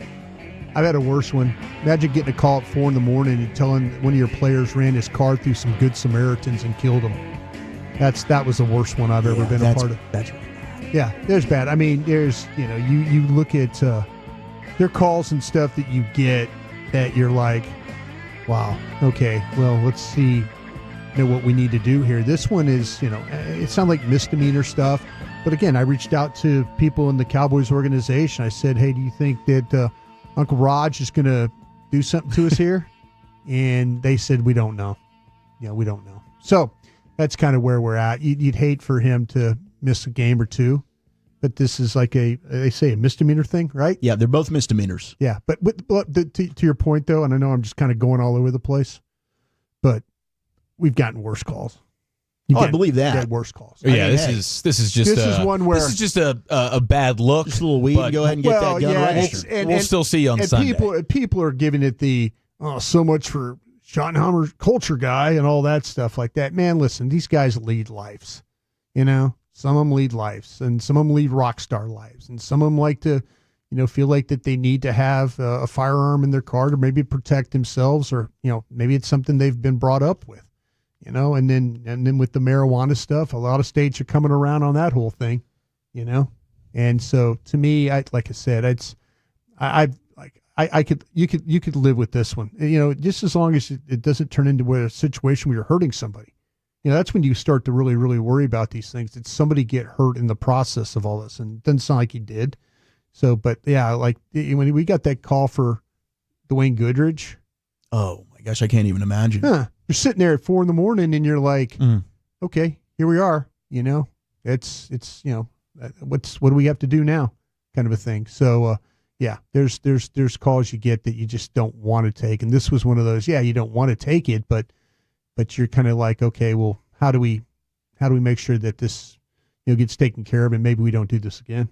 Hopefully everybody else had a great 4th of July weekend. 877-881-1053. What were you up to join the conversation? Thoughts and prayers, though, of course, with the Texas Hill Country, the disaster that's gone on with the flooding. I know the Cowboys donated $500,000. I think the NFL did as well, and the Houston Texans did, so a total of $1.5 million for the relief funds. Yeah, that's and let me ask you guys this real quick question too. Do people are getting on these NFL teams and these owners because they're donating $500,000 when they're worth now billions of dollars? Or is that it was kind of my first thought as well. Is that unfair? Is that unfair if somebody is donating $500,000, no matter how much they make, to a cause to try and help? Should we be slamming them because they're worth $10 billion? No, I don't think we should, because that same person. But they're getting slammed. Like the Cowboys are getting slammed on this. It's the nature of the beast. If they would have given $1 million, they should have given 1.5. If they gave 1.5, they should have gave 2. And the same person that's complaining about it, who could give, we'll say $10, probably isn't giving that 10. So the whole thing is just a super, as sad as it gets, story. Just gut wrenching at every level. Oh no, it is. I feel so bad. It's absolutely gut wrenching, and I feel it's unfortunate these teams are taking some heat for trying to do the right thing. No, thank goodness they're donating, right? I mean, they could not, but they are. I mean, I'm thinking more so about all the families. I mean, those campers. My gosh, I can't even imagine that. It's like in the middle. Hard. When I heard about this, it was just hard. I mean, you can't think. I know. Now, obviously, having girls, right? You're immediately drawn to, okay, what would I do in that situation? But I mean, I have thoughts and prayers to everybody that's been affected by that, and hopefully they're able to. Okay, as fathers of daughters, what about camp situations like this? Yeah, does it make you feel any different about that? I mean, because I have a friend that she's been going to a camp in Kerrville, Camp Waldemar, for over 50 years. You know, and they got affected. They lost 4 horses in this flood, you know, part of the situation. They didn't lose, you know, they packed up and the campers and all that. But, I mean, when you've been going to something for 50 some odd years, right? And does this completely change everything that you believe in that?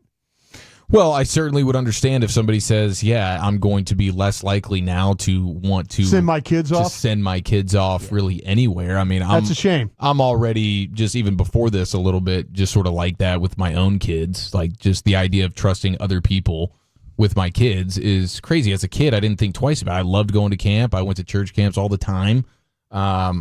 Tried like hell to get into fat camp just because it just seemed like, I mean, are you kidding me? Blob. What a time. What a time. The best. I really, really wish I would have qualified. Get on the scale. Get off the scale. Yeah. What a movie. That's soda. Heavyweights, 10 out of 10 movie, and they glorified the excitement of getting to go to camp. So, I don't know. I get it. To each his own when it comes to the way you want to parent, but especially like just having daughters. I don't know if I had a son, maybe I'd feel a little bit different, but just in general, releasing my daughter to anyone for a nighttime extended stay, that's a big time risk no matter what the situation. My dad and I hung around. We took Bennett for a couple of years, and then the third year he could go, he went to the Manning quarterback school. Mm-hmm. So that's down in Thibodaux, Louisiana, and Bennett was kind of like, okay, Dad, you guys can go.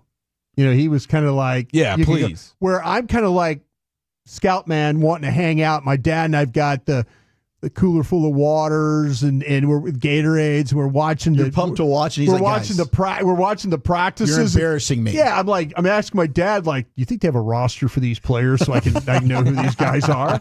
You know, and like that's a 4-star. My son got a picture. He was hanging out like Joe Burrow was like giving him instruction and stuff like that. Mm-hmm. But I went down there with the intent of going and watching the practice, like hanging out and being around. Yeah. But I wanted to watch the other quarterbacks work. That's why I was like fired up and standing around. And my son was like, yeah, you can go now, Dad. Hit the bricks, Pops. Yeah, you don't have to sit up in the stands and be taking notes. Yeah, that kind of thing. Shout out to our guy Bailey the Bird. Today's going to be a mental struggle at work. God bless the G-Bag for putting somewhat of a smile on my face. Hopefully we're able to do that for you all day. A big smile on my face is every 4th of July getting to witness just the glory that is Joey Jaws. Joey Chestnut does it again, boys. 17th mustard belt. Okay. 17th. Now, last year obviously doesn't compete. We had the big error from Nathan's. They said, sorry, you can't compete in this thing. Next thing you know, the winner gets, what, 49 dogs, 48, maybe it was 46 and a half. It was a shameful number. Joey's going ahead, and he's taking on Kobayashi on Netflix. It's doing crazy numbers. He comes back. But the broadcast, the NBA, the NHL, we need to take some notes here.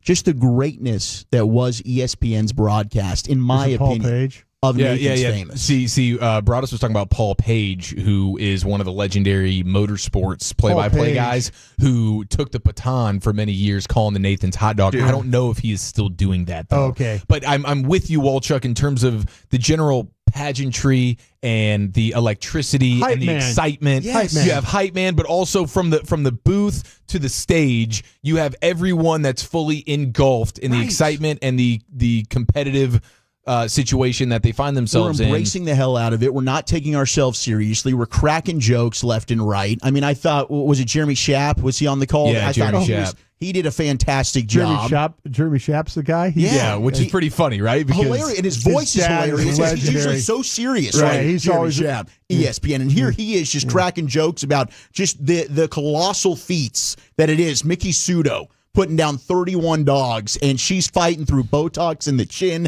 She hasn't been able to go ahead and prep for this thing for a year. People are now calling it, hey, was this an inside job? Was Vegas in on this? The over-under, it was way under. Was Mickey Sudo basically throwing this thing? Was somebody involved? There's so many layers to Nathan's Famous, baby. How many hot dogs did he end up with, though? 70.5. Okay, so that was the under, right? Yeah, because by a half. The line was 71.5 dogs. Okay, so it was okay. All right. And kudos to Joey, who was kicking himself afterwards. He was upset. Like, even though he won by a landslide, he still felt like, dang, I came up a little bit short. His PR is 76 hot dogs. So, and he's obviously still again. right there. We'll never see that again, right? Yeah, I think he needs. The older he gets, we need a competitor. See, I don't sense that he's actually slowing down. I just don't feel like, there's anybody that's igniting him. Like, there's no Kobayashi, there's no rivalry to feel like, hey, somebody's going to really push me. And so he won by, like I said, a landslide. You're watching this thing, and it's like, okay, we're tied at 3, we're tied at 5. Next thing you know, he's at 10, they're still at 5. Next thing you know, he's at 20, and they haven't even hit 10 yet. And then it's just he's maintaining a 20-dog lead throughout this whole thing.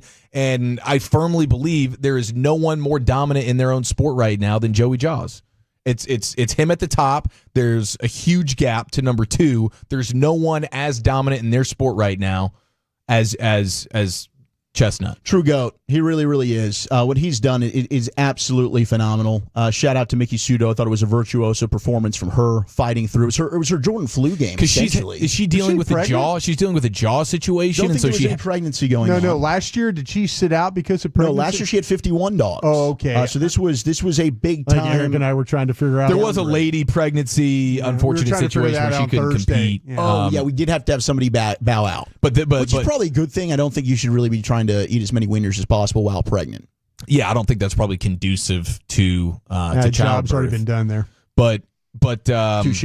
Yeah, and a lot of people, and I understand, just say like, hey, it's too gross to watch, especially as you're getting set for your 4th of July, where you're probably planning on eating some hot dogs, and that can maybe undercut the appetite to some extent. And it's super sweaty out there. The conditions were hot. ridiculous. Steamy. Very, very hot, humid. Those that want to stand in the spray zone, that's a different level of commitment. True fanmanship. I do want one of those mustard dog hats. We got to find a way to. Jared, the Charter, the guy, one of my buddy who ended up pooing on the couch on accident, he has gone to Coney Island for Nathan's Famous. You're kidding. Stood in the spray zone. That's not a surprise, actually, knowing what we know about him now. But said it was an incredible experience. I'd love to go. Yeah, it's one to me. It's become the 4th of July tradition that I'm out at town with the family. I'm like, guys, this is absolutely must watch. And I'm watching it with the brother-in-law. Meanwhile, he's going ahead and he's tracking what Texas Tech is doing because Ben Golan, my brother-in-law, writing for Red Raider Sports, crushing it over there. And they end up getting Mansfield Lake Ridge's own, the outstanding 5-star offensive tackle. They're paying him $5.1 million, Felix Ojo. So that was a huge moment. I mean, all in all, you go from watching the euphoria of Joey, and then Ojo's going to Texas Tech. Big moment for him. Fakes out Texas like he's going there. Then he says, no, I'm going to Texas Tech. Look out, man. Lubbock is shelling out some dollars now. Yes. Texas Tech is trying to buy themselves a championship in the Big 12, and I'm bleeping here for it, boys. Yeah, they're not messing around. They are not messing around. I think there's like 4 teams tied right now in terms of the odds to win the Big 12 this year, Texas Tech being one of them. But they're clearly throwing the money around, and that's the biggest needle mover as it pertains to college sports. If you're willing to pay up, you're going to bring the talent, and they're not only doing it from a portal standpoint, but now even from a high school recruiting standpoint. And they're not done. There's another edge rusher that's a 5-star that right now the crystal ball is leaning that he's probably going to go to the Red Raiders as well. So, hey, outstanding job on the recruiting trail for Joey McGuire and Texas Tech. Lucius, did you have yourself a good 4th of July? Were you into the hot dog eating contest, or are you thinking like we're just disgusting human beings from loving it? So I turned it on for sure. Yes. Nice. It was absolutely disgusting. Yeah. Disgusting in a great way. I dry heaved a few times looking at Joey's, like his neck muscles. The veins and stuff. And you could see it just swallowing down dogs, bro. Yeah. And yeah, I dry heaved a few times. I kind of felt embarrassed because my girl was like, why are we watching this? And I was like, yo, chill out for a second. Because it is amazing. It is, dude. Because he does 70 hot dogs at one time without throwing up whatsoever. So, I mean, what's up, brothers? What'd you say? No, he's showing the hot dog hat. It's not the right hot dog hat. No, you got to get the better ones. I did see the hot dog hats, too. I was just the making Nathan's sure. branded one. It's like a real legit. I was about to order us all hot dog hats, and he looked at me and goes, that's not it. I'd That's rep not that the with. one. So it's like cheese heads. Exactly. Yeah, It's see, like that's the what I'm Packers saying. cheese head. Like here, I was trying to. I was There's some trying- pretty good merch. Yeah. Yeah, I'd be down for it. I'm so glad that you got in the mix there. My wife was saying the same thing. Like, I can't believe we're watching this, but I have my kids involved. You know, I'm like hyping about like, hey, listen, this is the best eater in the world. Yeah, he okay, is. and what we're watching is not something that we want to participate in. But let's go ahead and just appreciate the competitive spirit of this It was guy. that rotation of the hot dog going down his throat, and you could see his throat just swell up like a snake, and it was just swallowing hot dogs. Oh, I dry. Oh my God. Yeah, because he's doing like you'll see his number.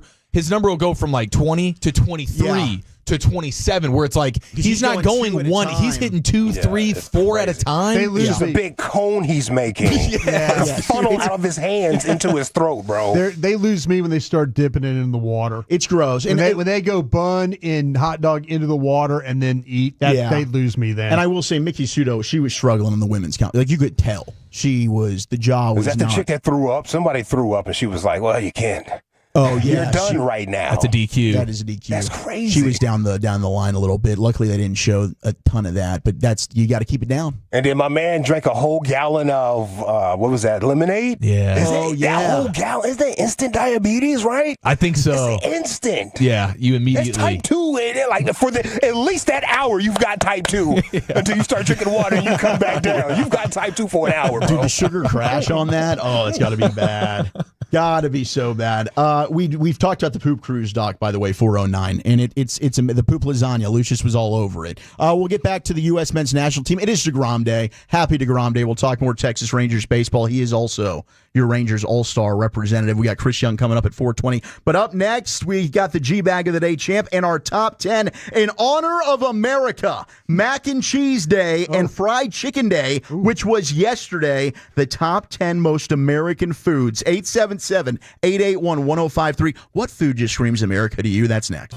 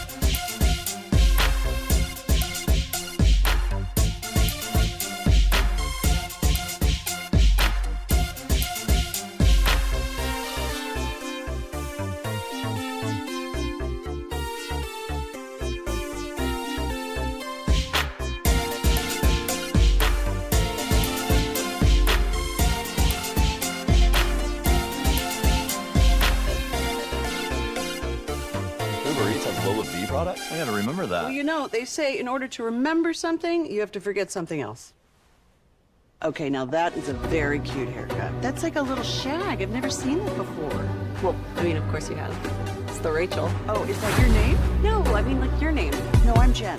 My name's Jen. Right, but I just mean like this is your haircut. But that's the hair on your head. I'm not saying this is your hair. Okay.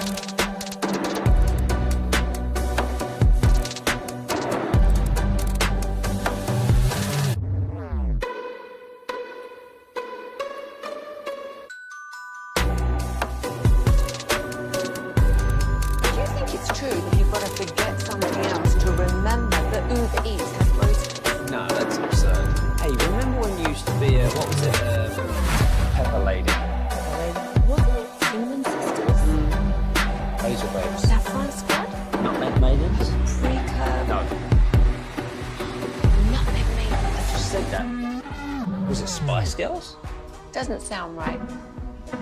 Was it Saffron Squad?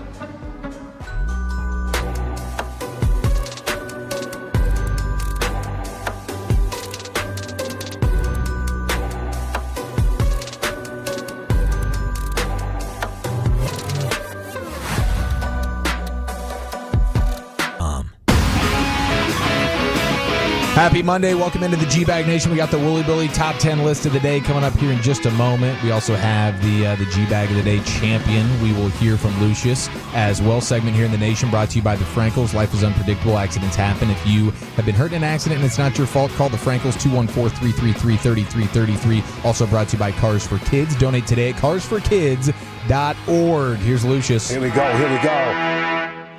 Yeah, every day around this time, weekday-wise, we're playing a G-Bag of the Day champion replay. We do the actual G-Bag of the Day at 5:30. You heard me? All right. Let's see here. We got 2 champion audio sounds for you. It's a church combo pack. We left with this on a Thursday, so now it's here. They added some crowd mics to the worshiping service. Put some crowd mics in there, get some ambiance. Nah, man, it was pretty bad. A lot of people can't sing. 3, drop. To the 1. To the 6.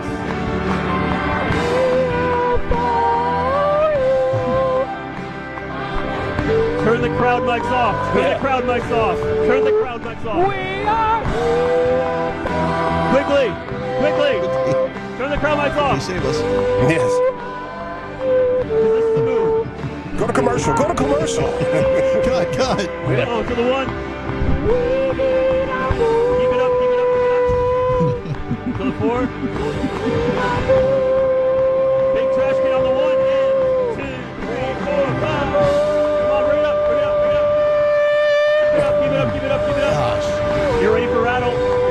And E. Rattle and E. Pretty sure they're going to drop that after that went viral. I'm pretty sure that's done. Yeah, that's a one and done right there. Time for another good idea, bad idea. I did say it was a combo pack. We got this Bishop right here. He misspoke. He was missing a spoke. The G-Bag of the Days are the musicians in the background catching it. This is our first conference, and I think that we have a lot of a lot of tweaking. Irvin, don't laugh at me. Don't laugh at me, Irvin. Hey. Don't laugh at me, Valerie. Don't laugh at me. We have a whole lot of tweaking to do. Juvenile, huh? We're going to start Yeah, you heard that juvenile back there. Back that ass up quickness. Fast. Like they were like they planned for everything. Okay, if he stumbles on this is where we pivot to. If he stumbles here, we're gonna pivot right there. Like just the chemistry of that particular band is 10 out of 10. Awesome stuff. All right, there it is, your G-Bag of the Day champion replay, 5:30. We will get the new contestants, but right now, we throw it over to Wolchuk for the top 10 list of the day. All right, top 10 American foods, 877-881-1053. What are some foods that just say to you, man, this is America? But I saw Ladd McConkey, former Georgia Bulldog, current LA Charger, on the screen as Good Morning Football's up here in our studio. And, man, I was looking on NFL.com doing some prep earlier, and they're slowly releasing this top 100 players list of 2025. The way they're doing it is just ridiculous. How are they doing? Yeah, you don't even know because they're doing like 2 a day. It's just 2 names a day. It's not the show anymore where they'd go 100 to 91, 90 to 81, counting down. Too much production value stuff there. It's just ridiculous. And look, some people probably were out on the show. Maybe the ratings were declining year over year, and that's why they decided we're not doing it. But come on. Do you think that the fact that players were admitting that they don't even vote on it, that like the PR departments handle that and stuff like that? Maybe. That like the fan base is like, wait a minute, if this is not selected by players, why am I even hanging around? Yeah, it could absolutely be the case. Maybe the ratings weren't that great for the actual show of it. Care? I got super into it when they first started it. Yeah, in the beginning it was kind of fun. It was unique, but now it's just kind of like you kind of roll your eyes a little bit at it. I mean, Ladd McConkey came in at 100. You don't have any Cowboy that's been listed yet. Leonard Williams was at 99. Aaron Jones of the Vikings at 98. Drake London made the list for the first time. The wide receiver from the Falcons at 97. Levante David still hovering around. Josh Sweat was 95. Laporta made it. Sam Laporta. It's probably too low for him. Of the Lions. Yeah, he moved down 14 spots from where he was a year ago. Wow. Creed Humphrey of the Chiefs, he's probably low. Jesse Bates is still on here. And then Tua came in at number 91. He fell 55 spots from where he was a year ago, but still no Cowboy listed on it. I just, the way they're doing it, it's been very, and maybe it is. Maybe it's just forgettable. I don't know. Maybe people don't care anymore about it. Lazy NFL from the 214, I don't care about it. But let's get into our top 10 here. And shout out to Scarlett Johansson as well, by the way. She's now the highest grossing actor in the history of Hollywood. $14.6 billion worldwide is her box office total after Jurassic World Rebirth crushed it at the box office over the holiday weekend. She passed Samuel L. Jackson. Yep, $14.6 billion. Now, it helps when you're part of the Avengers. Yeah, that's the big thing right there. Just getting in the mix on it. And Home Alone 3. So she surpassed, in Home Alone 3. Still, to this day, underrated of the Home Alones. Yeah. But so Samuel L. Jackson was number 1. Was number 1. Now he's number 2. Isn't he also number 1 in the most cuss words in cinematic history? Django, probably. Just in general, isn't he? Or maybe it's just specifically the F word for him. Probably is. Yeah, I would. I'll do the. I think you should research. I'll do the analytics on that. This might be the fountain of misinformation, but I think this is right. I think you're correct on this one. Wow, he called you the fountain of misinformation. I think it's. I wonder where you got that from. It's a hell of a good nickname. I would never ever say that. I about think we anybody. just kind of pass it around at times. Like all of us are a little bit of a fountain of misinformation. We all get ball sacked every once in a while. It's funny when you have this Chat GPT thing in front of you and you don't even think about using it. You just kind of like, oh, yeah, I just throw something out there and guess. Yeah, just throw it out there. Completely wrong. 214 said fried catfish is their most American food. We've also got Sloppy Joe's. Wow. A good old bacon cheeseburger from Whataburger. By the way, shout out to Whataburger. Yes. Brought up the lemonades today. Good Lord. Those are delicious. With prickly pear kind of things, huh? Is that what yes, they're floating in there. The raspberries as well. Yeah, man. They good. They've got Travis in those Dallas stores and stuff. I know we got one right down the street from us. It's always packed, and good for them for always being packed. Folks know what to do. And when you go to Whataburger, one thing I've learned about Whataburger, by the way, when people go in there, they know what they want. There's not a lot of standing around and looking at the scoreboard wondering what I'm going to have. People go in there with an idea and a plan, and I think that's why it kind of moves along pretty well. You got the craving already. Yeah, I'm going to get what I need. I'm going to have a patty melt. No doubt. Yeah. Speaking of out and about, Wednesday, July 9th, we're going to have our full 5-hour show, 2 to 7, just up the road, North Henderson Avenue in Dallas at Shell Shack. We're going to be giving away 40 limited edition Crown Royal Cowboy jerseys. Saw one of these things. It's actually very nice. They're sweet. 40 limited edition Crown Royal Cowboys jerseys to the first Tolos on site. Thanks to Crown Royal. They're going to be out there with us, Shell Shack, on Wednesday. So make sure you're out there with us just down the road off North Henderson Avenue. And on Friday, we'll be back out at Pickler Universe. So that's going to be a blast as well. But the biscuits and gravy all day from the 214 steak fingers, pie, getting texted in. Lucius, do you have a food that just screams America to you? Cheeseburger. Cheeseburgers. Definitely. Wasn't it like almost created in America or something like that, bro? I think it was. A lot of things are created here in America. We thought they was over there, but it was actually here. And a hoagie. How about a hoagie, too? That screams America to me. It does, like a big old hoagie Big old sandwich. hoagie. Absolutely. By the way, the chicken parm that Broadus brought up today, those Sandos were delicious. Broadus is just out divine. Continuing to reinvent young himself. Bennett wanted a chicken parm sandwich, and you just can't buy like the individual chicken pieces, so I had to buy the pack. I used chicken thighs, Lucius, for the first time. Yeah, chicken thighs are amazing. Make sure Lucius those things are made flat. for the air fryer, You're by right. the way. Made for the air fryer. And then yeah, so that was, I'm glad it worked out good. And that was on a hoagie roll, by the way. The Hoagie roll, yeah. soft, very, very good. Looks like the cheeseburger is widely believed to have originated in Pasadena, California. Let's go. Lucius, good call. 1924, Lionel Sternberger. Let's go. Working at his father's sandwich shop. Sternberger. Sternberger. Yeah, he was You'll working. amount to nothing, Sternberger. His dad. Watch me invent this cheeseburger here. I do love this because he was working at his dad's sandwich shop, and I he would've wasn't guessed- just there to be there. He was trying to revolutionize the sport of eating, and so he's the first one to throw the cheese on the burger. So shout out to that guy. I was thinking, who developed the hamburger? Yeah, he was 'Cause in his bag that I was day, wondering bro. if it was somebody from Hamburg, Germany. I That's think what I was think thinking. that's a misconception. I don't think No, it it's was. Mr. Hamburg himself right there. Yeah. That's awesome. Brisket, Murica from the 214, ribeye and baked potato from the 817, another brisket. We got some hair pie from the 254. Whoa, That's hey. the most American. Yeah. That's Donnie. actually going worldwide. That gets texted a lot on National Pie Day. Oh, chili, red beans and cornbread getting texted from, and I'm with you. That's a hell of a meal right there. Chicken fried steak. Did we already say that? Chicken fried steak. Number 10 is the clam chowder. Does it ever freak you out that Texas loves chili? And our flag kind of looks like chili. We kind of dress like chili and everything. The Chilean Honestly? people ever freak you out? The Texas chili ate and chili. flag, that's never clicked, but you're Texas ate you're right. chili, bro. You're I seen right. it during the Wow, bro. Olympics when they walked the Chilean people out. I was like, those are Texans. Yeah. Wait a second, is And that we our love flag? eating chili.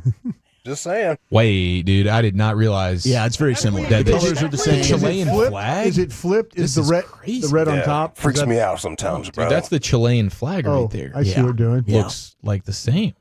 9 macaroni and cheese. Most American That's food. low, huh? Yeah, I think it's really low. 8 is buffalo wings. That's low too. Very, very American. Very American. What was it invented in Buffalo? Yeah, that's Buffalo. right. Tried to go to the Anchor Bar that one time. It was packed. 7, and I didn't know, I never really associated this with America, but maybe it is pancakes. I can see that. I could absolutely see that being an American I know, invention. Like crepes are Crepes big is French. in, Or I in think France, Belgium. Belgium, yeah. That's the waffle too. Waffles as well. Yeah, absolutely. Maybe they're not. Maybe pancakes aren't as big as they are in other countries. The first written records of pancakes come from ancient Greece and Rome.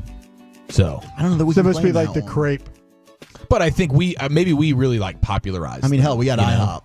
You know, we're doing all you can eat pancakes. We made them an absolute staple. Is what we did. I Yeah, think. we're putting all kinds of things in our pancakes. Cornbread comes in at 6. I am a big lover of cornbread, man. Oh, you know what? It's interesting you say that cornbread being 6. I think for Americans, most people like on the East Coast would not. It's a very southern dish. Very southern dish. Maybe Midwest a little bit, but Southwest, Southeast, I would think yes. But East Coast, if you said cornbread, I think they'd kind of go, what? They're probably more sourdough or another type of bread. Yeah, so, well, they do, bagels. That's their whole thing up there. Absolutely. New Bagels. York, the water. Yeah. 5 is barbecue. And they just kind of generalized it. Not a specific. Not I'll tell you brisket. what, man, there's some parts around the country where barbecue's served and it's not worth it. It's pink. It's not worth That Carolina barbecue. Yeah. Yeah, I felt had.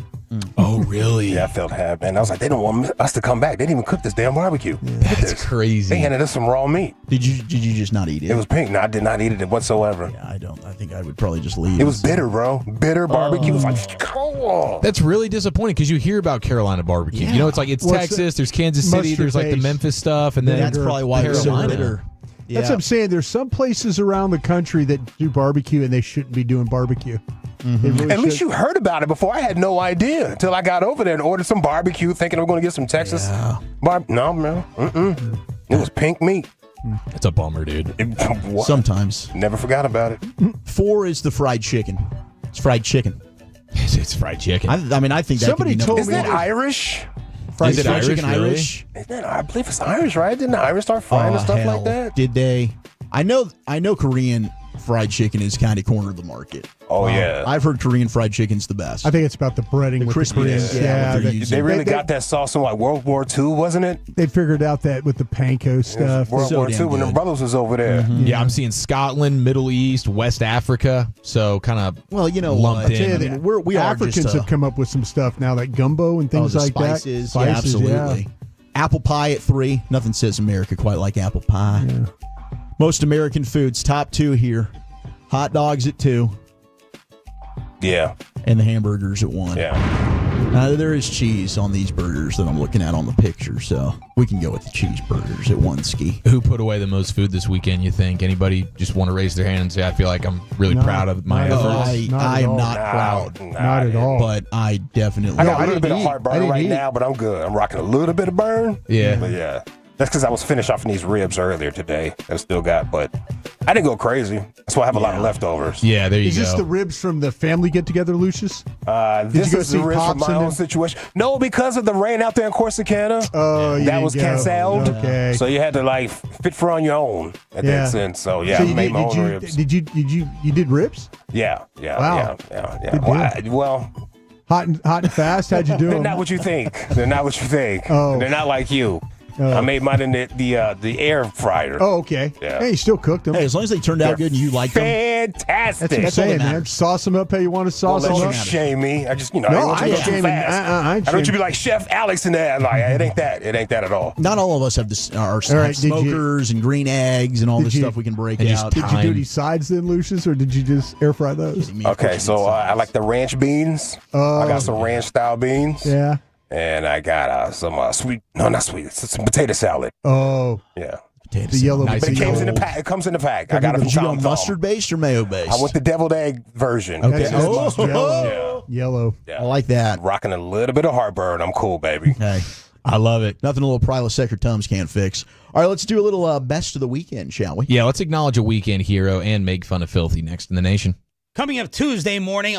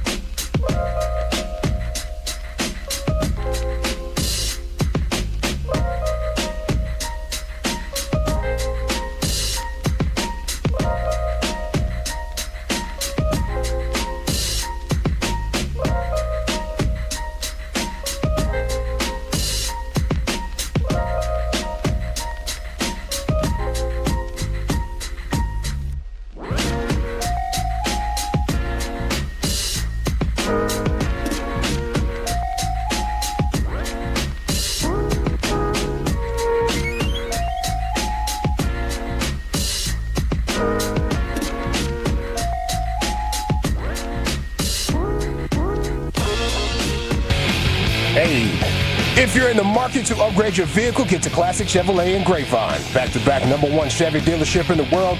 They've got more new Chevys than anyone, and they're all priced to sell. Silverados, Tahoes, Blazers, Malibus, Equinox, and more. Visit ClassicChevrolet.com. This is Texas. This is Classic Chevrolet. Together, let's drive, relax, and enjoy the difference. Based on new Chevrolet registrations 2023 and 2024. Got some Mavs news to tell you about at the top of the hour. Also reflect on the Rangers over the weekend. But right now, let's do a little best of the weekend. Here's Eric Chiafalo. Yeah, man. How about was anybody struggling to find the game last night? Was anybody a little bit just like kind of messing around on the channels? I'm thinking, aren't we Sunday Night Baseball? Mm-hmm. Why is there another game that's like in the third inning right now, and it's 7 o'clock? That dawn weather delay. Is that the Cubs? Yeah, I guess Cubs Cardinals, and so I'm having to bounce around the usual RSN channel wasn't quite there. I'm on ESPN2. When is this gonna pop on? And then ESPN2 gave me the goods. Yeah, I usually start with the Rangers channel, and then I started there as well, knowing full well that there was a good chance it might not be there. And then when I pivoted to ESPN, and I'm going, the game's supposed to be on ESPN, but clearly this game's not going to be over in time for the Rangers game to start. So that was a little bit weird. And then Jack Leiter did what he did in the first inning, and I thought to myself, this is gonna be a long one. Shout out to Kamar Rocker though, huh? Hey, Rocker was good. Rocker had himself a really good start, and I mean they wasted a golden opportunity there in the first inning. I mean both teams were really seeing a lot of pitches there. Rangers have, of course, the bases loaded, and Jonah couldn't come up with the big one. Yeah.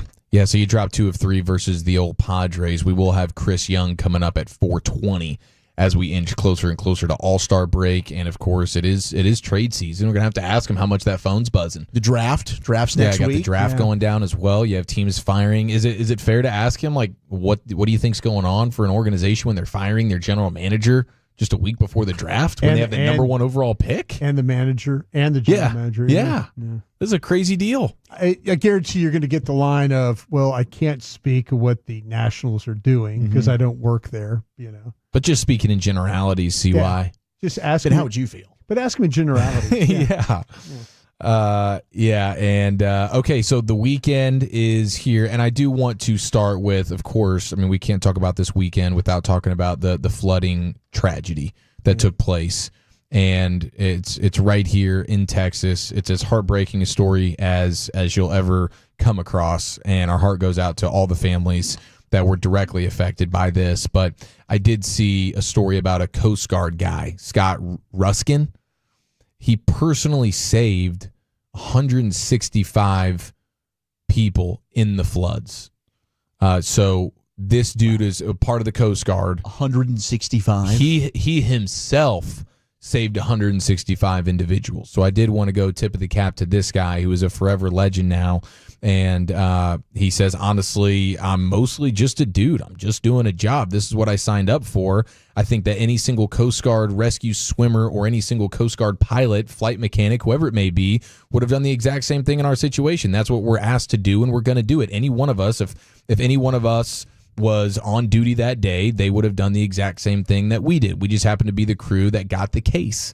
But this individual, and shout out to all of them, but this particular guy right there, saving 165 people. Amazing. From the floods, just diving straight into danger, not knowing what's going to be awaiting him, and he gets out along with 165 lives being saved. So shout out to that guy. In the midst of absolute disaster and chaos, we do have to honor Scott Ruskin and the rest of the Coast Guard team that went out there and put their own lives on the line to save plenty. Now, elsewhere, I did a slip and slide for the first time since I was probably 10 years old this weekend. I watched a slip and slide kickball game. What? Where on the base pass. I saw that too. On the base with adults. Yeah, on the base pass where like you'd run and then you had to slip and slide into the base. That's a blast. Yeah.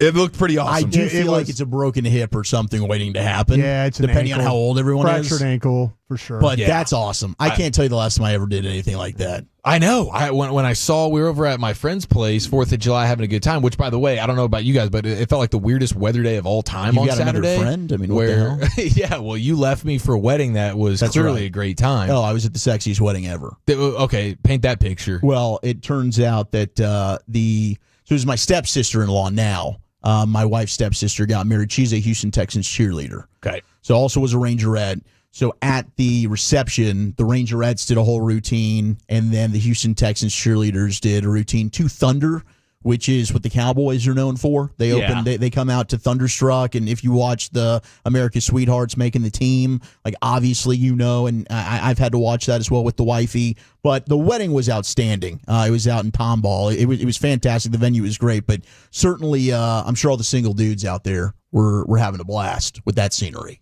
Yeah. Yeah, it feels pretty impressive. Too many impressive. bridesmaids?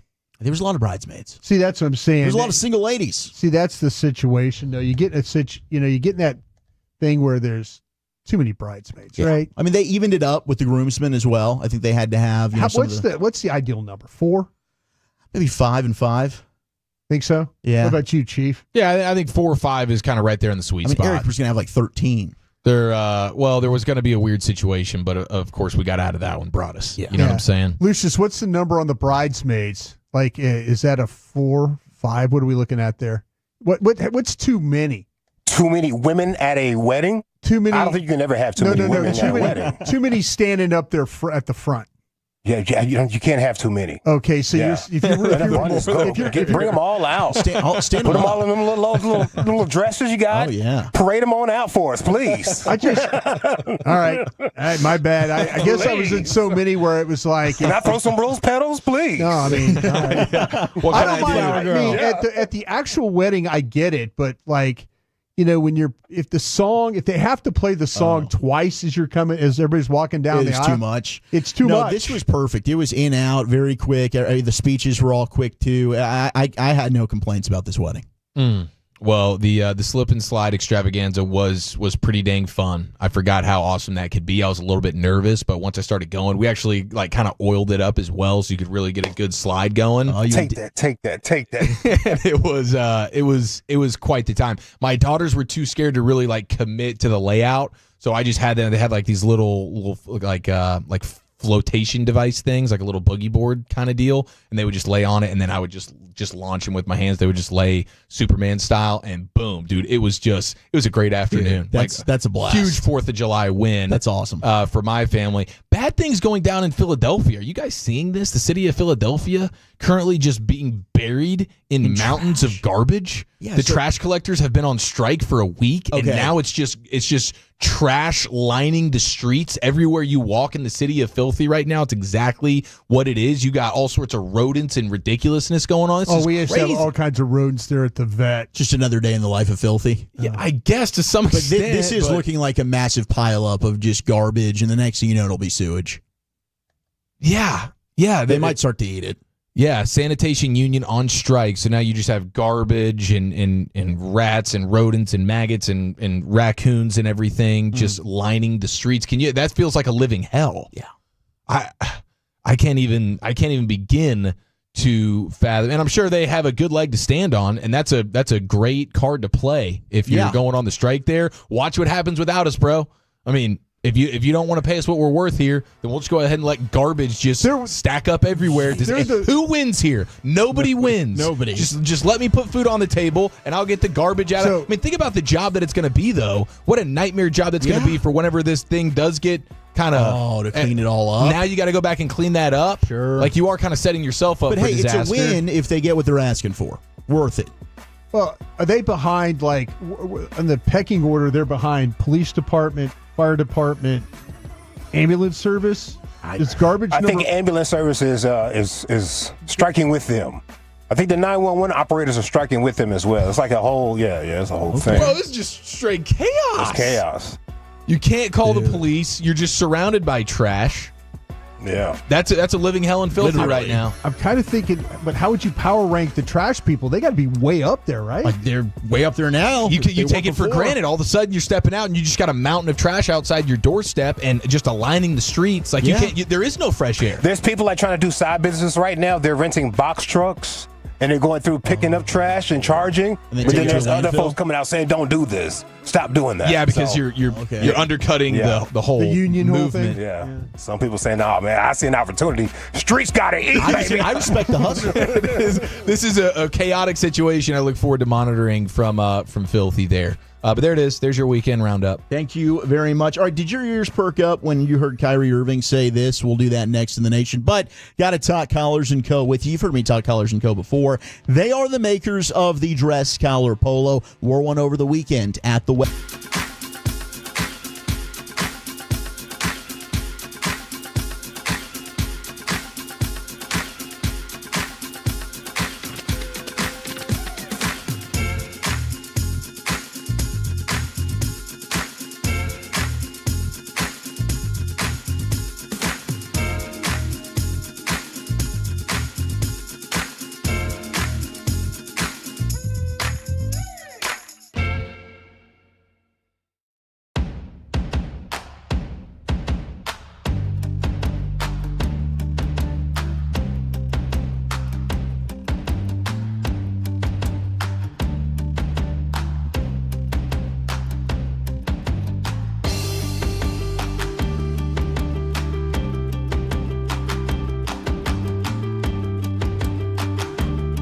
has Lola V products? I gotta remember that. Well, you know, they say in order to remember something, you have to forget something else. Okay, now that is a very cute haircut. That's like a little shag. I've never seen it before. Well, I mean, of course you have. It's the Rachel. Oh, is that your name? No, I mean like your name. No, I'm Jen. My name's Jen. Right, but I just mean like this is your haircut, but that's hair on your head. I'm not saying this is your hair.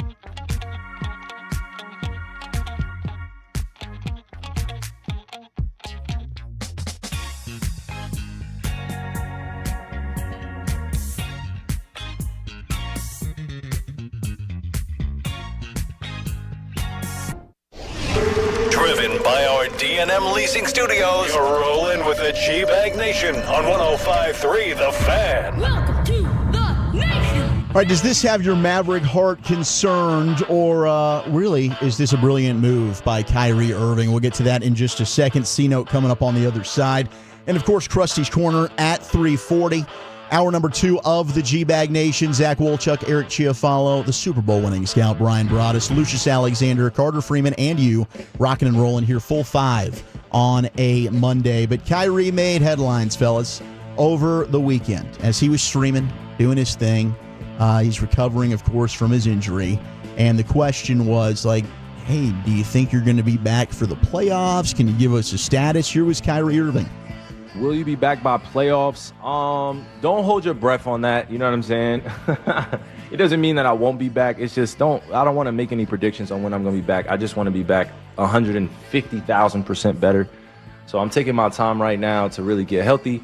I'm taking my time to really get my body right, other portions of my body right, and really just enjoy this this recovery process, man. It's not pretty.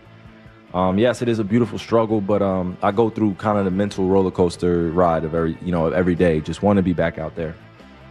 So how recent this video was, I think, has also become up for debate. I know we just got a text from the 214. Supposedly that video is a month old, according to DLLS, the Mavs podcast. It could have been, absolutely. Could have been cut and clipped, and now it's just kind of resurfacing as we're in that time of July where we're just kind of looking for content. Although, I mean, the NBA is giving us quite a bit when it comes to the trades. But I like this move from Kyrie. You under-promise and you over-deliver. You don't set the expectation too high, like, yeah, man, I'm going to be back right after the All-Star break. I'm sure he's doing everything he can to get back as quickly as possible. But when you're at this stage of his career, I'm sure the rehab and the recovery not quite as easy and smooth as it was, say, 5 to 10 years ago. And really, you don't know. So you play it safe, and then when you're able to make an earlier return, boom, everybody's thinking, holy hell, look at this guy. This is awesome. We weren't sure if he'd even be back for the playoffs. Here he is in February, ready to go on a postseason push. Shams Charania could take some notes. Yeah, because the way he sold this NBA offseason being the greatest of all time. You undersell, and then you over-deliver. Yeah, and hopefully that's Kyrie's plan, assuming they are in the thick of the playoff race. I mean, right now I think their over-under win total for the season is 39.5. They won 39 this past season. That's not good enough to even really be a playoff team. Of course, they were a play-in team as the 10 seed.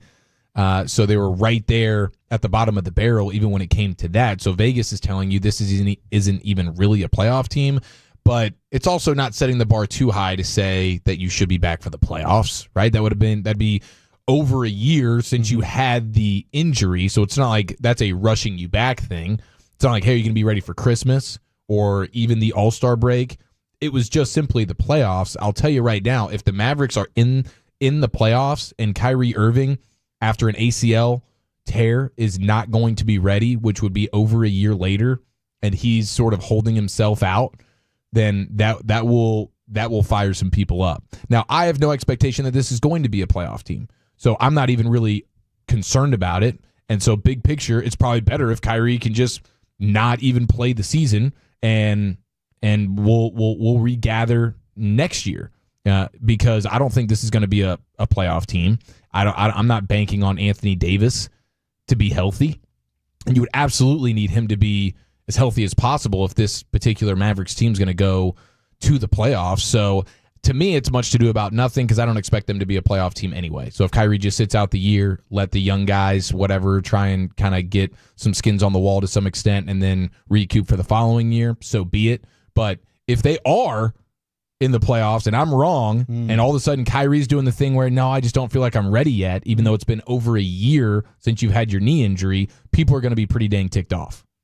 Look, if D'Angelo Russell, and they did make those moves official yesterday, the signing of D'Lo and the re-signing of Kyrie, if he's not able to be a solid Band-Aid, which I'm hopeful with Jason Kidd and reuniting with Anthony Davis. He had one of his best years with the Lakers, working with him. I'm hopeful that D'Lo can be enough. I love the depth this Mavericks team has. I think you put their depth up against anybody in the NBA. Now, you're right.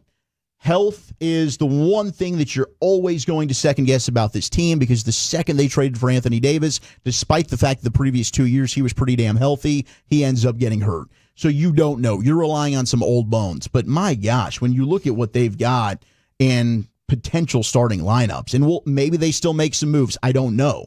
But right now, Derek Lively, Daniel Gafford, P.J. Washington, Najee Marshall, Max Christie, hell, Brandon Williams was giving you some really good minutes down the stretch last year. Maybe he's a guy that can end up comboing with D'Angelo Russell. They bring back Dante Exum. If you can get a stretch of, say, 25 games of what he gave you 2 years ago when Tim Cato's calling him the connector between Luka and Kyrie, like there is still, to me, an abundance of talent on this roster, and the depth, we've seen it when it comes to Indiana's run to the final this year. Like they can go up against anybody when it comes to how deep they are. I think they're built and constructed to be able to weather, maybe they got to play without Anthony Davis for a month or whatever it might be. Now, if it's the injury bug like last year, where it's every week you look up and somebody else is hurt, obviously I'm with you. They're not making the playoffs in a West that is competitive as hell. But I do have expectations that this should be a playoff team, not a top 4 seed. Right. I'm not looking at that, but I think they should be a team that is fighting to be in the 5th, 6th seed conversation if everything can go right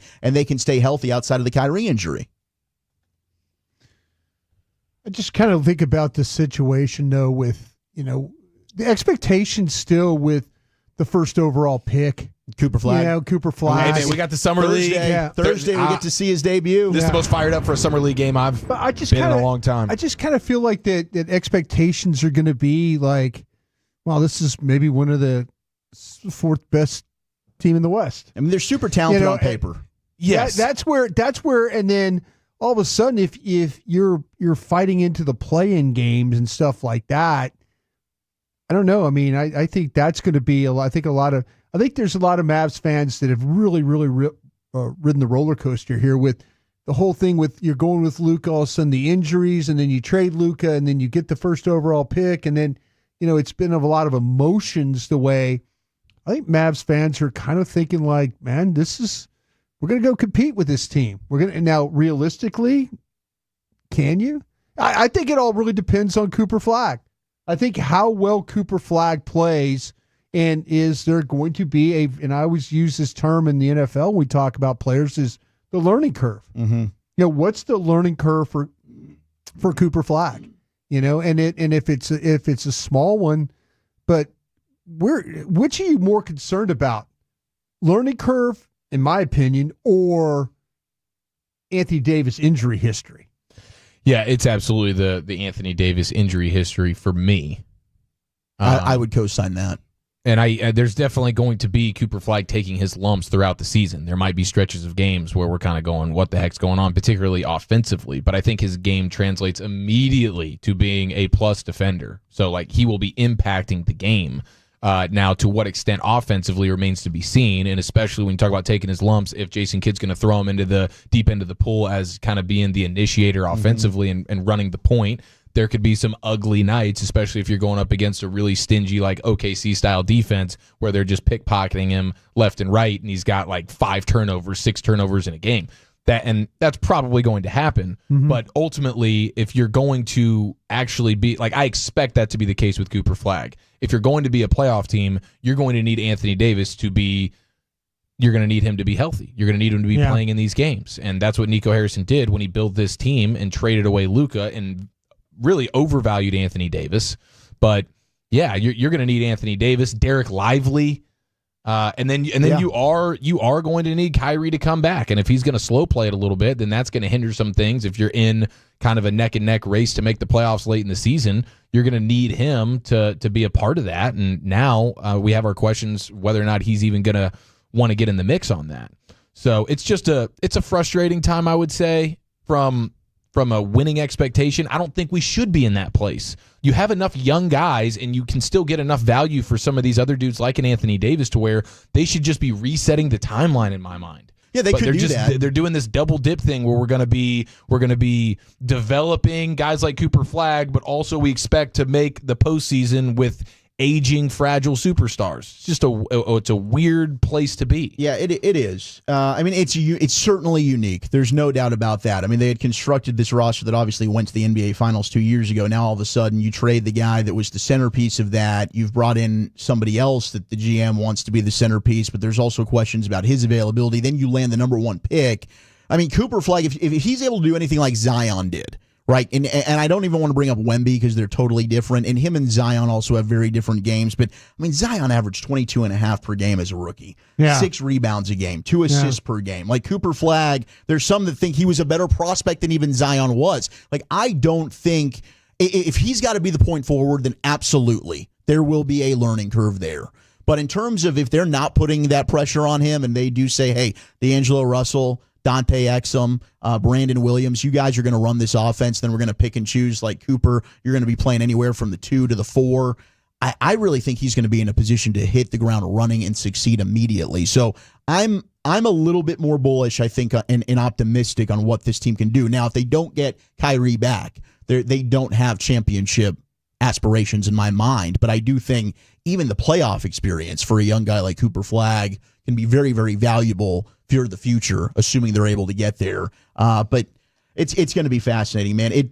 That's why it was so shocking when Nico Harrison is trying to say, like, oh, the availability concerns, the health, the work ethic of Luka, but then the person that you're trading him for is Anthony Day-to-Day Davis. And I get it. I understand the pushback was he had found a bill of health, at least for a year to 2 years. But the second he put on the Mav uniform, unfortunately, boom, we know what happened. So I get the pessimism. I understand it if that's how you're going to feel about it. And again, Vegas has the win total at 39.5. Yep. Vegas is telling you, we don't look at you as much of a playoff team. That's probably putting you maybe as the 10 seed in a play-in situation. And the conference is a gauntlet. I mean, OKC, we know about. Houston, obviously, has gotten a lot better. Denver's gotten better.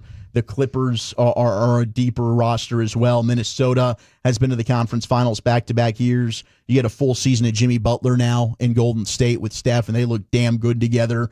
So, yeah, San Antonio should be better.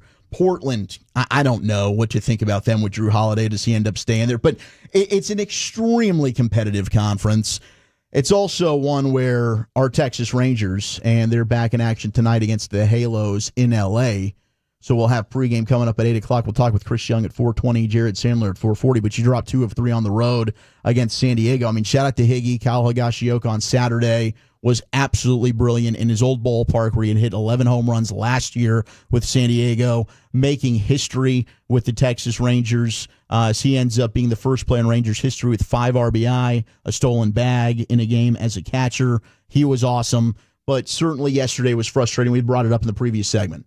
That first inning, you had your opportunity. You're teeing off. It's a bullpen game for San Diego. You get up 1-0. You got the bases loaded. Unfortunately, Jonah Heim's not able to cash in, but you had your chance right there to really get up big on them, get yourself a little bit of a cushion. Jack Leiter, you just feel mentally, obviously, you're going to be in a different mind taking the mound after you're up, say, 4-0 versus 1-0. Unfortunately, Jack didn't quite have the command. He ends up getting his pitch count ramped up. Jacob Latz has to come in. You lose 4-1. And this is a team, they get down 3 or more runs. They have not been able to come back at all this year. So they're not very good at rallying and playing from behind. This is a big series because now you look up and Houston is 20 games over 500. And for the majority of this run, I've been pounding the drum like, hey, they're going to stay in this thing. They're going to stay in this thing because nobody's running away with the division. Yeah. Now all of a sudden the Houston Astros are looking like the best team in Major League Baseball. Yeah, they swept the Dodgers this weekend. We can't say that anymore. Yeah. I mean, they're still in contention when it comes to the wild card, but this is a big-time series against I feel like all of them were saying that now, but it really is. It's put up or shut up, because now if you lose this series, I don't think there's any way, if you're Chris Young in this front office, you can keep convincing yourself, like, yeah, this team's worth investing into to try and get over the hump. Yeah, I mean, to me, I kind of feel like it's a 4-gamer against, the Angels. You feel like you have to sweep these guys? I mean, at the very least 3 out of 4. Yeah, 3 out of 4. But I mean, I was thinking, I'm pretty much there. I mean, you're in a situation now where you sweep them. Okay, then the road trip turns into 5-2 going into Houston, and Houston is one of the hottest teams as we've just talked about. And then you're probably thinking, well, maybe you get 1 out of 3 out of that. You're gonna need. Like I say, you can't a 6-4 road trip. I think is. You just got to stay around 500 right now, just for this wild card stuff. You're not going to win this division, unless something catastrophic happens to Houston with their pitching staff and stuff like that. But that was really super impressive for them to go to the Dodgers over the weekend and take care of just business. tear them up. Yeah. Yeah, they've played 9 games against the National League Division leaders. Yeah. Phillies, Cubs, Dodgers. They're 3-0 against the Phillies. Yeah. They won 2 out of 3 against the Cubs, and they just swept the Dodgers. They're 8-1 against the 3 leaders in the National League. I mean, Houston's playing. They're number 1 on some power ranking sites, and it's hard to argue. It's frustrating, but it's incredible what Houston's able to do. I hate giving them any type of credit, but I thought there was no shot they'd be a playoff team this year. And with all the losses they've had and injuries to that starting rotation, if they just find a way to win baseball games, I'm in an envious spot. I thought this would be the Rangers taking over and catapulting themselves 2 years ago, but it's not. No.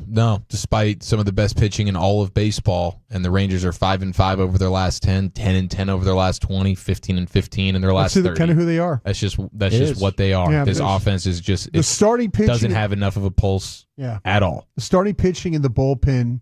That's what it's kind of shown you, that you could be a 500 team if you have, and really good defense, by the way, too. I can't believe that error last night. What was that all about? I don't know, but yeah, I mean, Wyatt Langford getting him back defensively, he was awesome. Yes. On Friday night. Josh Smith's making great. I mean, they do. I mean, they have. I think they're the best in runs saved in all Major League Baseball. No, they're winning by a lot. It's so frustrating. Yeah, it really defense, is. Their pitching and their bullpen has been outstanding, and unfortunately for their team, their hitting has been just at times just woeful. CY's phone probably has just not stopped ringing from teams trying to pick away at that bullpen. Yeah. We're about a little over an hour away from having Chris Young, your president of baseball ops, and we'll talk with Jared Sandler at 4:40. Let's do some C-Note Cowboys news of the evening coming up on the other side. What's the Cowboys Mount Rushmore of the 2000s? And the one thing Shoddy's doing that's got me pretty fired up, that's next in the nation. Audio mind benders that will shock you or make you spit out.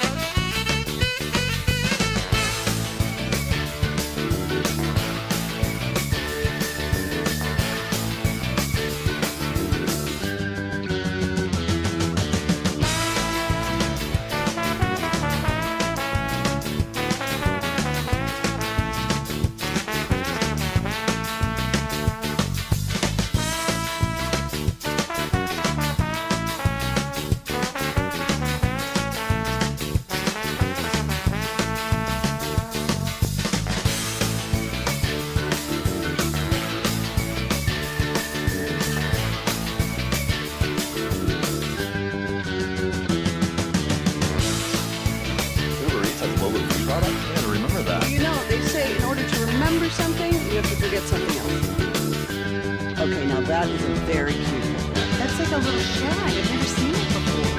Well, I mean, of course it is. It's the Rachel. Oh, is that your name? No, I mean, it's your name. No, I'm Jack. My name's Jack. Right, but I just mean like this is your haircut. But that's hair on your head. I'm not saying this is your hair. Okay, freaking me out a little bit.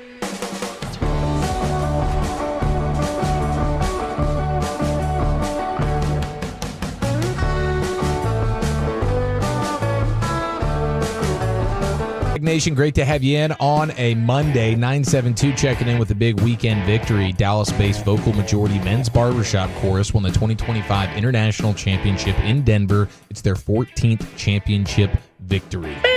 Hello, hello, hello. That's incredible, man. 14. That's cool, bro. That is awesome. Do they wear the straw hats and everything? Hey, great Look like question. Mr. Peppermint. Let us like know, the 972. shakies, like, Mr. Did you say Mr. Peppermint? Mr. Peppermint, man. Mr. Hell Peppermint, yeah. He's all time. All right, we got That's a great jacket he had, too. Krusty's Corner coming up here in a few minutes, and 1 hour from now, we have the Chris Young Show as well. But this segment here in the Nation brought to you by Frankel & Frankel. Life is unpredictable. Accidents happen. If you've been hurt in a car or truck wreck, call the Frankels first, 214-333-3333. Also brought to you by Cars for Kids. Donate today at carsforkids.org. Here's the bully.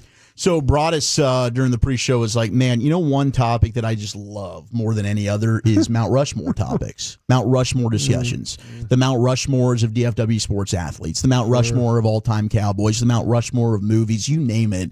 Broadus is goated when it comes to Mount Rushmores, and I just happened to stumble across this, Brian. It's crazy that Bleacher Report did the Mount Rushmore of the 2000s for every single team in the NFL, and they have the Cowboys on here. Do you agree or disagree? 877-881-1053, who they have on their Mount Rushmore. Now, that's just 4 people. There's only 4 heads on the Rushmore of Mount.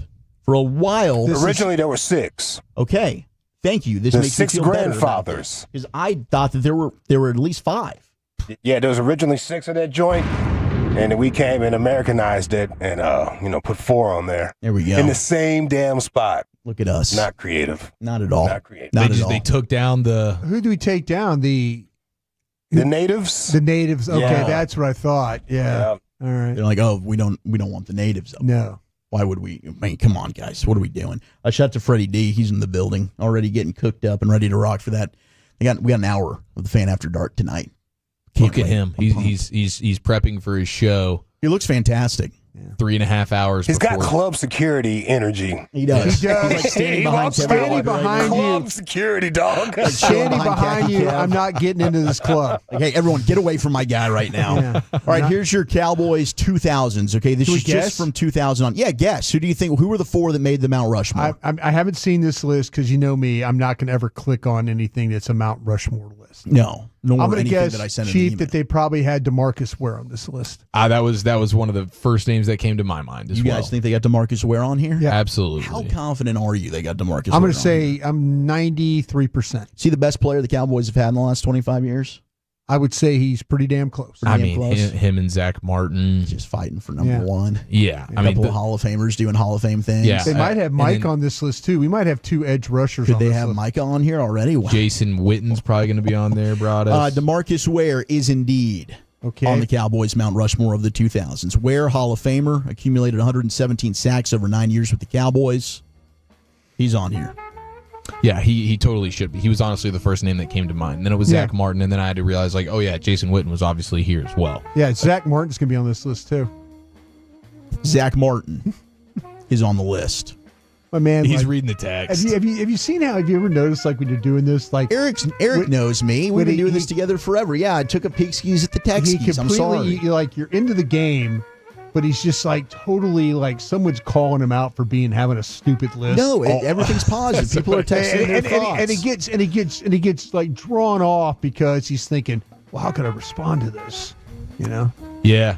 He's doing the best I can over here. Okay. Okay, so we got You can Zach see Martin, the words. Zach Martin's made it, and Jason Witten, as you guessed as well. They are three of the four. Ware, the Hall of Famer. They say Witten's going to join Ware in the Hall of Fame. Spent 16 of his 17 seasons in Dallas, 11 Pro Bowls. He's finished the Cowboys' career 12,977 receiving yards. Damn, so close to 13K. This could be Des Bryant. 72 touchdowns. So we got Zach Martin. I mean, all three of these guys should be Hall of Famers. Martin, Witten, and then Ware, who's already in there. Yeah. So we got one more Cowboy that can make the list. And then you let me know, 877-881-1053. Well, not right now. If you because- agree, no, right now, let me because you're know so I getting can read it. I want to be able to read it. And Marion Barber from the 817. They want to vote for Marion the Barbarian. I mean, he's got a special place in all of our hearts. He does. Best 2-yard run in the history of football. I'm going to say this is probably either CeeDee Lamb or Des Bryant. CeeDee Lamb. Honorable mention. Okay. Des Bryant. Des Bryant. Honorable mention. Yeah. I could advocate for Des. I mean, he's the all-time leader in touchdown Okay, is passes. this another offensive lineman? Would this be Tyron Smith? Would it be Tyron Smith? Yeah. Ding, ding, ding, ding, ding. Yes, it is. We got Zach Martin, Tyron Smith, Jason Witten, and DeMaurice Ware. Your Cowboys Mount Rushmore per Bleacher Report of the 2000s. Smith and Martin, they say likely both make the Hall of Fame. Smith was an 8-time Pro Bowler, 2-time first-team AP All-Pro with the Cowboys. We know Zach Martin's legendary career. The ones just on the outside looking in that they considered, we mentioned Lamb and Bryant, Micah Parsons, and Ezekiel Elliott would be the ones that were also in the conversation for Mount Rushmore. So no Romo and no Dak. Yeah, I was assuming that one or both of those guys would be honorable mentions. Well, what they'll do is if they can't put one, they're not going to put the other. That's what they're going to do. Just equal opportunity. Yeah, Neither one of you get it. Yeah, they're just going to wipe them both out. Hey, if you want they the clicks, cancel though, each you other put out. one on. Well, no, They do. They And cancel. we each talked other. about that on Love of the Star. By the way, make sure you go like, subscribe. Love of the Star. We're putting out great content out there for you. And we did that in one of our episodes 2 weeks ago. Put together, hey, the all-quarter century team, and which quarterback would you take? And it was tough. I mean, there are certainly took moments Romo, for right? both. We did. We leaned in on Romo. We did. Yeah, I can't totally disagree with that. I understand it. But that's a heck of a Mount Rushmore. When you think about the last 25 years, I wonder how many teams can say we got 4 guys that are surefire Hall of Famers. You want to look at the Eagles? Or do you have another team in mind that like you want to just check out and see if they can beat ours? Black and Gold B wants us to see the Saints. He wants the New Orleans list. He's got a pretty good list. Let's do the list. Drew Brees would be on that list. Yeah, Brees, Marcus Colston, Jari Evans, and Cam Jordan. I was going to guess Cam Jordan. They all made it. That's strong. It's pretty damn good. I don't know if it's better than the Cowboys. What about the Arizona Cardinals? Larry Fitzgerald. Yeah, Fitzy. Okay, I'm going to go with Kurt Warner. Yeah, Kurt Warner, Larry Fitzgerald. Okay, hang on. It's got to be one of these defensive backs. Adrian Wilson. It's not Adrian Wilson. Oh, man, You're right. he's It is a defensive back. It's it's Patrick Peterson. Patrick Peterson. It's PP. Yeah. And then one more is going to be. I don't think you guys are going to get this. I forgot all about this player, but he was a stud defensive lineman. Calais Campbell? Not Calais Campbell. It's when they're nose tackle. dudes. It's a nose tackle on their Super Bowl team.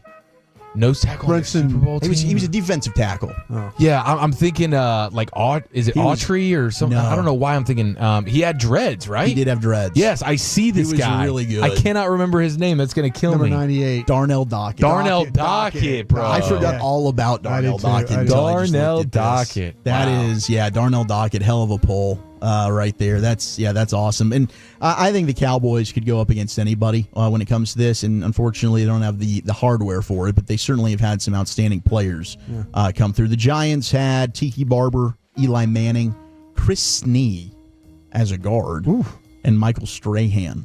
I think Chris Snee is kind of one of these guys that doesn't belong, but hey, maybe I'm underrating him.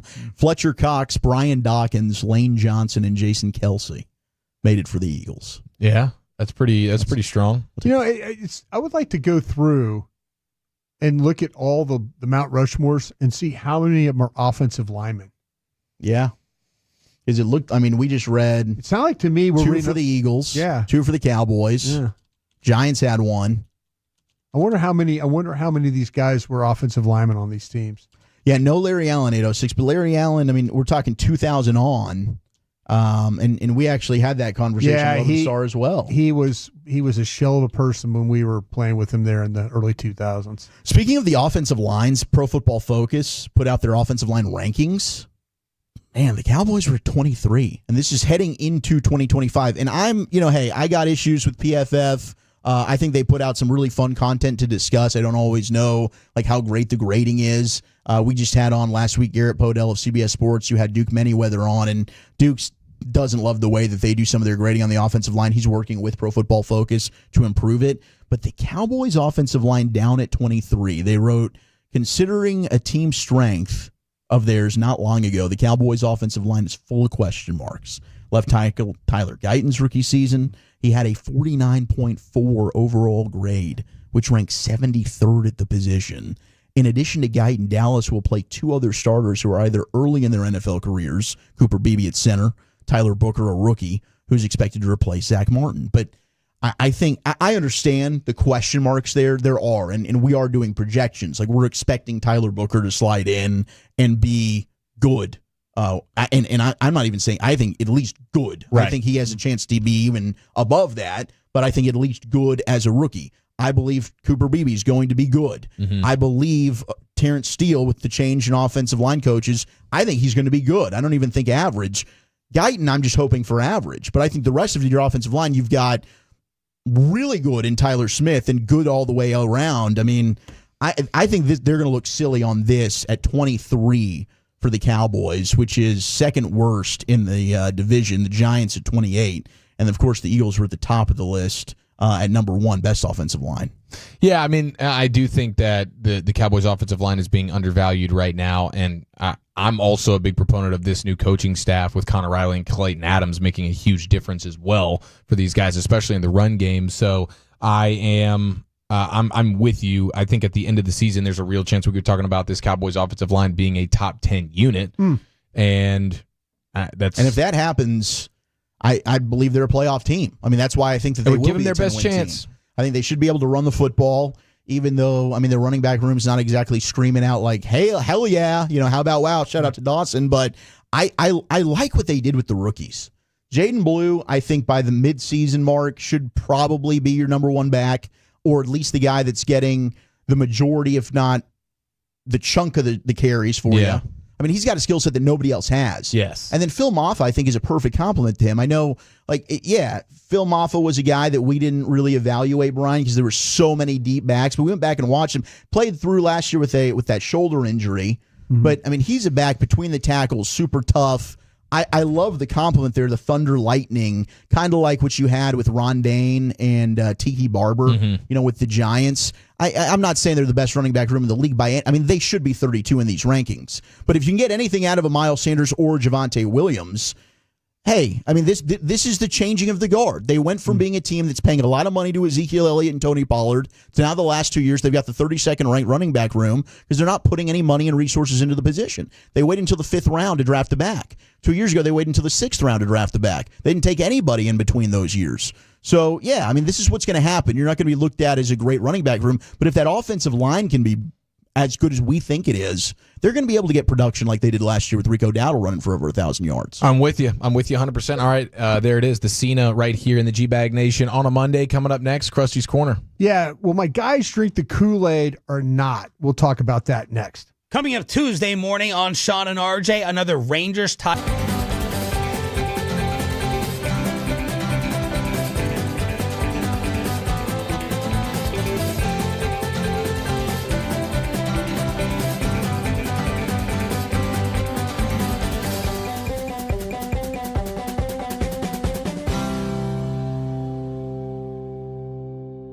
Do you think it's true that you've got to forget something else to remember that Uber Eats has groceries? No, that's absurd. Hey, remember when you used to be a, what was it, Pepper Lady? Pepper Lady? What? Cinnamon Sisters? Basil Babes? Saffron Squad? Nutmeg Maidens? Greek herb? No. Nutmeg Maidens? I just said that. Was it Spice Girls? Doesn't sound right. Was it Saffron Squad?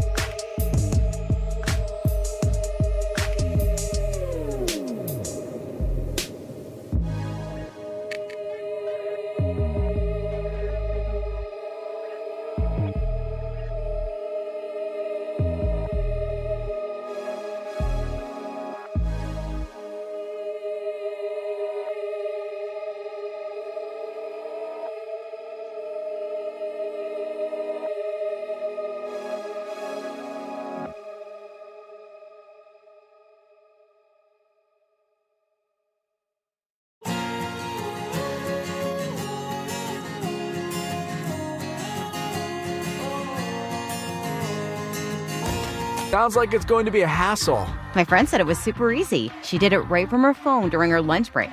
If you have a regular source of income, you can be approved for a loan for up to $5,000, and your cash can hit your bank account the next day. BillsHappen.com's lenders have millions of dollars to lend, regardless of your credit history.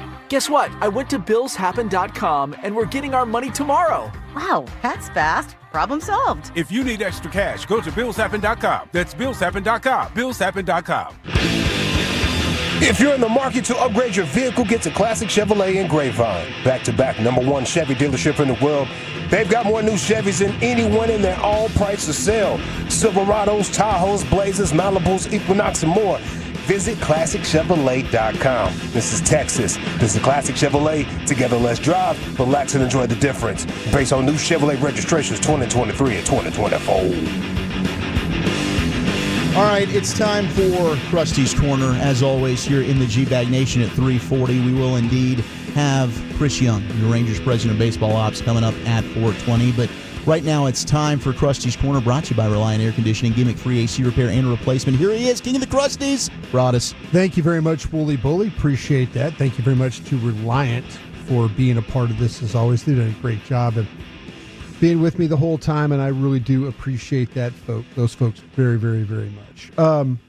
Hey, I was going to ask you guys a quick question before we got started on this this drinking the Kool-Aid or not bit.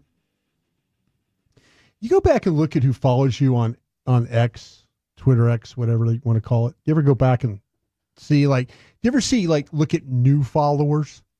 Yeah, I try and follow a lot of people back. Do you? So, I'll go and just kind of read the quick bio. Does that just crush your timeline with people that aren't aren't sports related? I guess the algorithm works itself out to where I still end up getting what I need.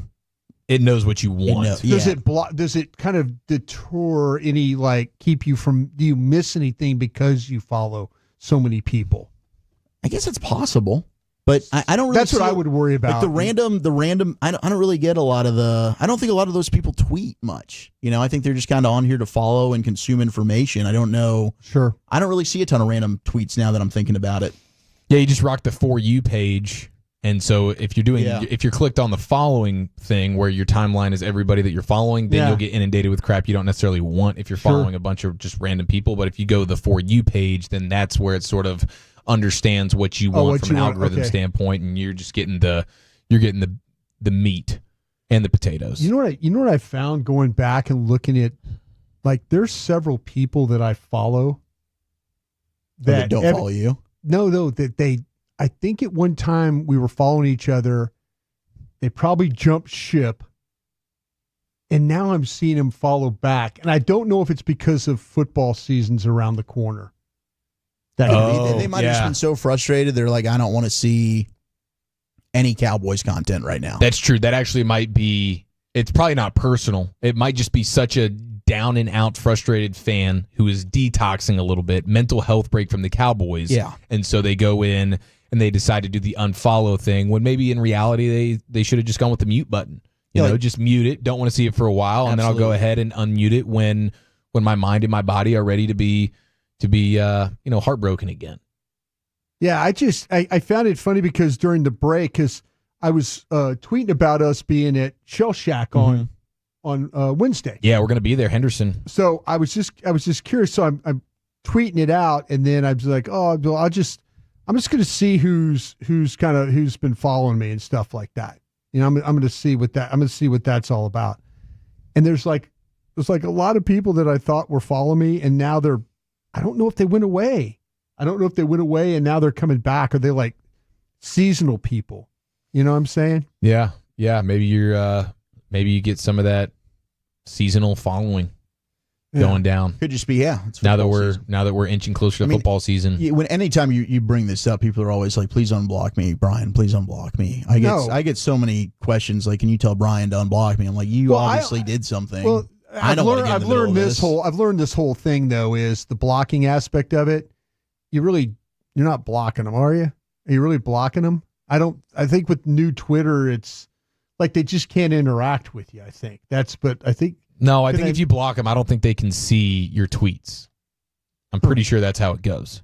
Yeah. But I just thought it was really kind of strange that that I was, here I am, like, I'm kind of thinking, wow, I thought all those people kind of followed me, and now they're circling back. Like they're circling back, and I'll give you an example. How about this? Ready? Here we go. All right. Here we go. Let me go. Bobby Belt.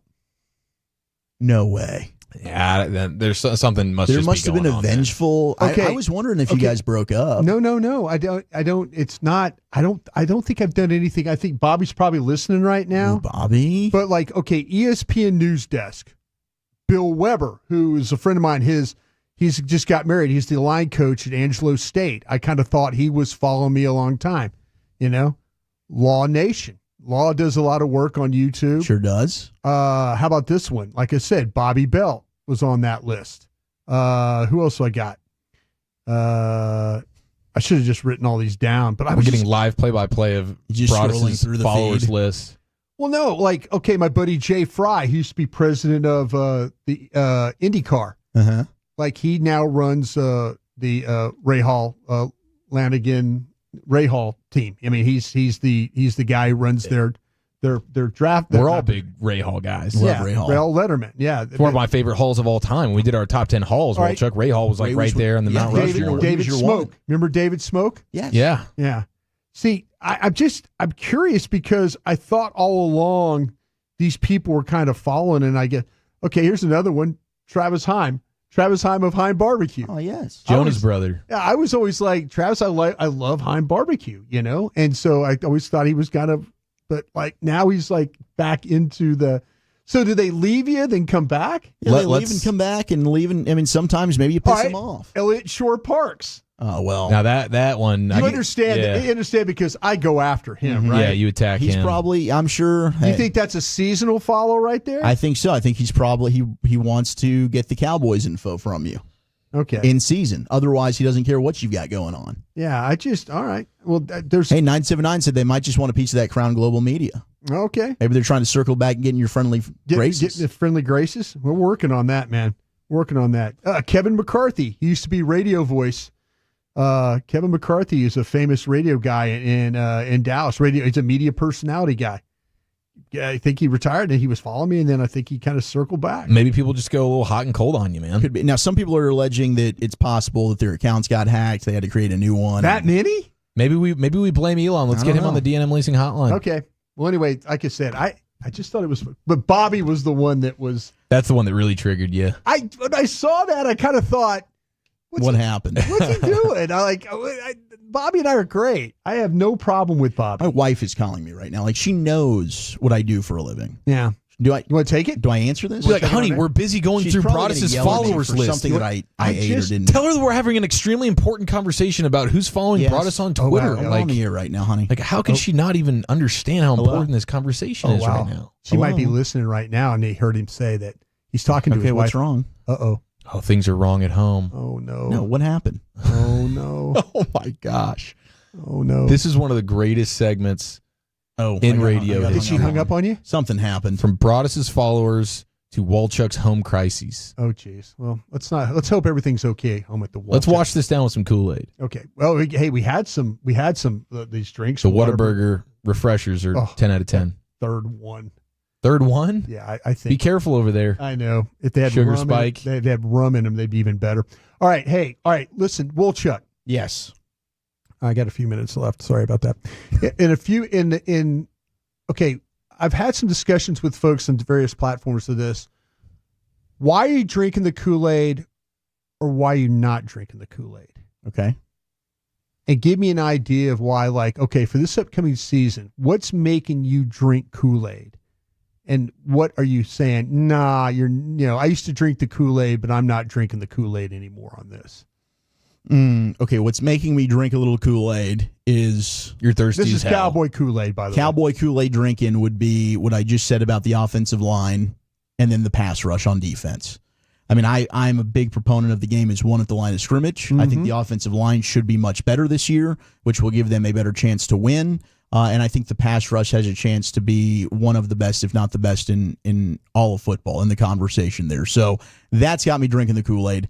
What doesn't have me drinking the Kool-Aid is it's a lot of talk that you got to see. And we've seen this before with the culture stuff and, hey, yeah, we're going to do this different on offense, that different on offense. I got to believe it to see it. And I also have no idea what the status is of the quarterback. He looks to be in incredible shape. He did not play well when he was healthy last year. Usually you get a bounce back. So you're not drinking quarterback Kool-Aid. I'm not drinking quarterback Kool-Aid. No. You said that after. I think you've been consistent. You said that after. I think Dak can have an awesome regular season. We've seen it. Yeah. But something happens when we get into the playoffs, and I know the pushback will be, oh, look at the roster, blah, blah, blah. That's fine. And all that is fair. Yeah. But I can't believe when it's nut cutting time, this team's going to show up. Eric, you're drinking the Kool-Aid because, and then you're not drinking the Kool-Aid because.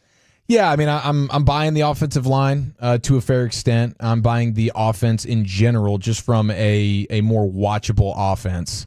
The Pickens stuff is exciting for me, and then just a new coaching staff, a new vision, a new plan offensively has me excited that there will be a lot more entertainment value on a Sunday to Sunday basis watching this offense. And that's really the extent of it. I'm not drinking the Kool-Aid all the way to this offense is going to be phenomenal and they're going to soar into the playoffs. I just think we are heading in the right direction from a vision standpoint, and especially with the offensive line, the youth movement there, this offense is heading in the right direction. I'm not drinking the Kool-Aid because I'm just genuinely concerned about the defense. With Wolchuk on the pass rush, sure, but I think that's the only dimension of this defense that you can feel somewhat good about. I think the run defense, the secondary, all of that to me is, and I don't love the Eberflus hire. Yeah. So I think so you're not drinking the Kool-Aid on defense in general. Yeah, especially on defense. That's where my biggest concern is, and the reason why I think the games they lose, the reason why if they miss the playoffs, I think it'll be mostly because of the defense. Would you guys drink the Kool-Aid because of Pickens? That's part of the reason why I'm drinking the excitement Kool-Aid offensively. Like, this is going to be a lot more fun. This passing attack should be pretty dang dynamic. If Dak can be any semblance of what he was pre-injury or just pre-last year in general, then all of a sudden I think this passing attack in particular is going to be a real joy to watch on a Sunday to Sunday basis. I got the cup in my hand, but I'm not drinking out of it just yet. I think he's an outstanding football player. But I got big questions anytime Pittsburgh says sayonara to wide receivers. They're usually right about this. Oh, so you're not drinking the Kool-Aid on Pickens. He's a great talent. He should help the offense. But I do wonder, as soon as things start going bad here, how's he going to react to it? And do you start to see he's fighting with people on the sideline? He's trying to fight a fan in the stands. He mentally isn't locked in. You get a stupid personal foul penalty, like we always complained about with Randy Gregory or Sam Williams prior to him. Can that cost you a football game? Yeah. I need to see the maturity out of George Pickens because I think he's his own worst enemy sometimes. I'm drinking Kool-Aid because of the rookies that they got. I am. I'll drink Kool-Aid to the rookie class. I'm not drinking the Kool-Aid because I don't know what the offensive scheme is going to be. And I spent the 4th of July asking people, looking at gap schemes and stuff like that, and how this could play out. And the more I asked about it, the more I felt like that it's going to be more about gap scheme runs and stuff like that. We'll see how the outside stuff goes, the zone stuff goes. I mean, if you want to get excited, I would just go watch some of the Cardinals of last year. I don't know if they're going to do that. I don't know if that's going to be Cardinal football. I don't know. That'll be a bit of a bummer because that's kind of what I'm hoping for. That's why I'm drinking the Kool-Aid, because I think Clayton Adams bringing that Drew Petzing style. Yeah, that's why I brought this up, because I'm really curious. I'm not going to drink the Kool-Aid on scheme. So it's mostly about the offense for you and not the defense that has you worried. I have some doubts. I love the rookies. I think that's going to be a big Kool-Aid drinking situation.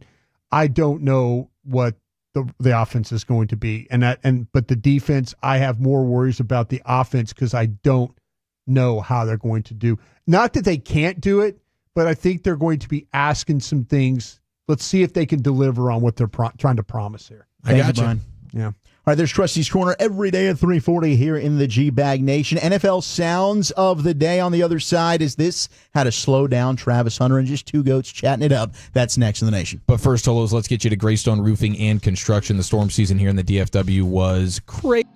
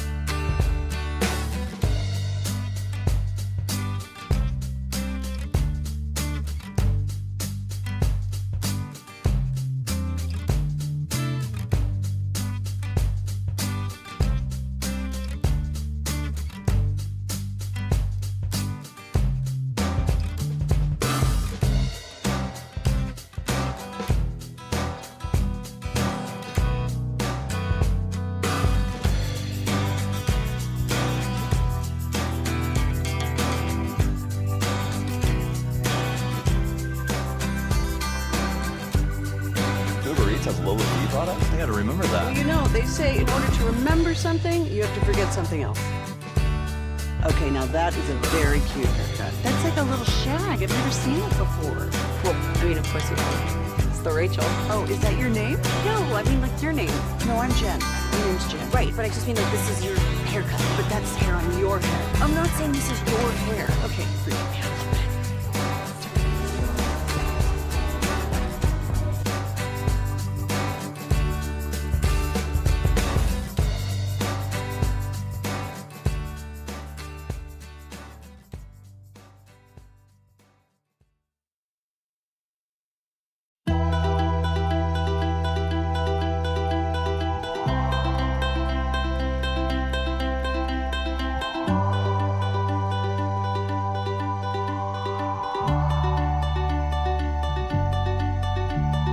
Do you think it's true that you've got to forget something else to remember that Uber Eats has groceries? No, that's absurd.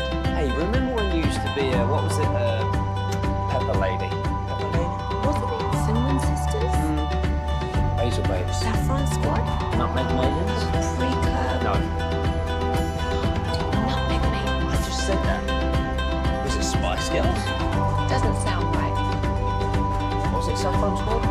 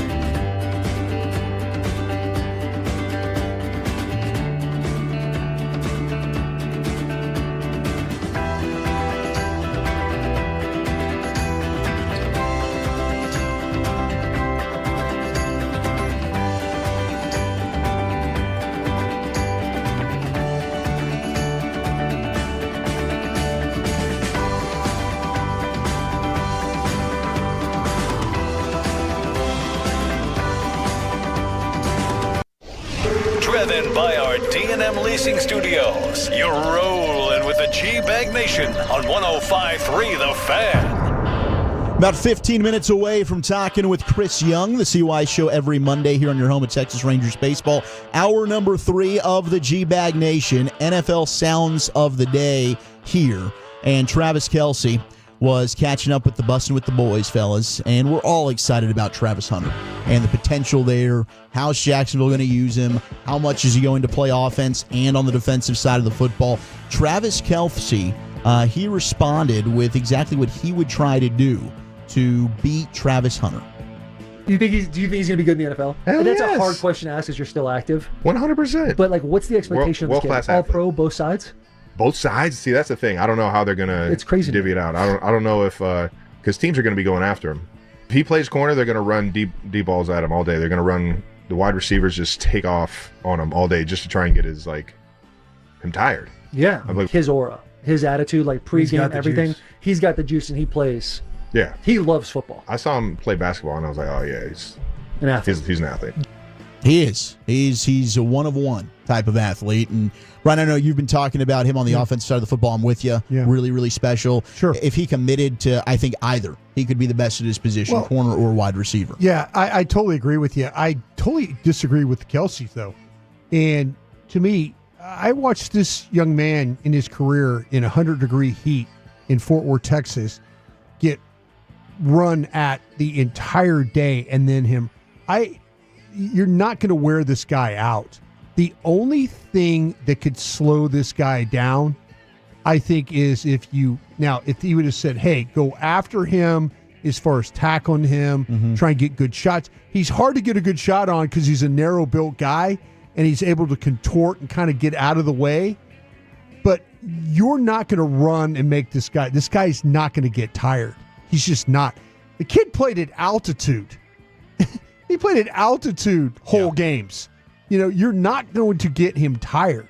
Where you're going to get him is if you physically can beat him up a little bit and wear him down that way. But you're not going to win against him because of conditioning. That is absolutely false. Yeah, I think this dude's got like one of those VO2 maxes that's just all time. Yeah. We had the story last year in The Athletic dating back to his high school days. He's rare. Where as a freshman, he's just walking into the varsity track team, Yeah. never done anything. Yeah. And he's just blowing these guys out of the water. And it wasn't just in a one race situation. It was for an entire practice where they're thinking this guy's got to be out of gas. And he's not. He's just standing like he really is built different from that standpoint. And I think you've seen that was probably a strategy that a lot of teams use, especially in college. Yeah. Say, hey, let's just try and run this dude, run this dude. No. That doesn't really matter. No. And I saw Tony Khan, who is Chief Football Strategy Officer for the Jags. He's really the owner of the Jaguars, him and his dad. Yeah, so he was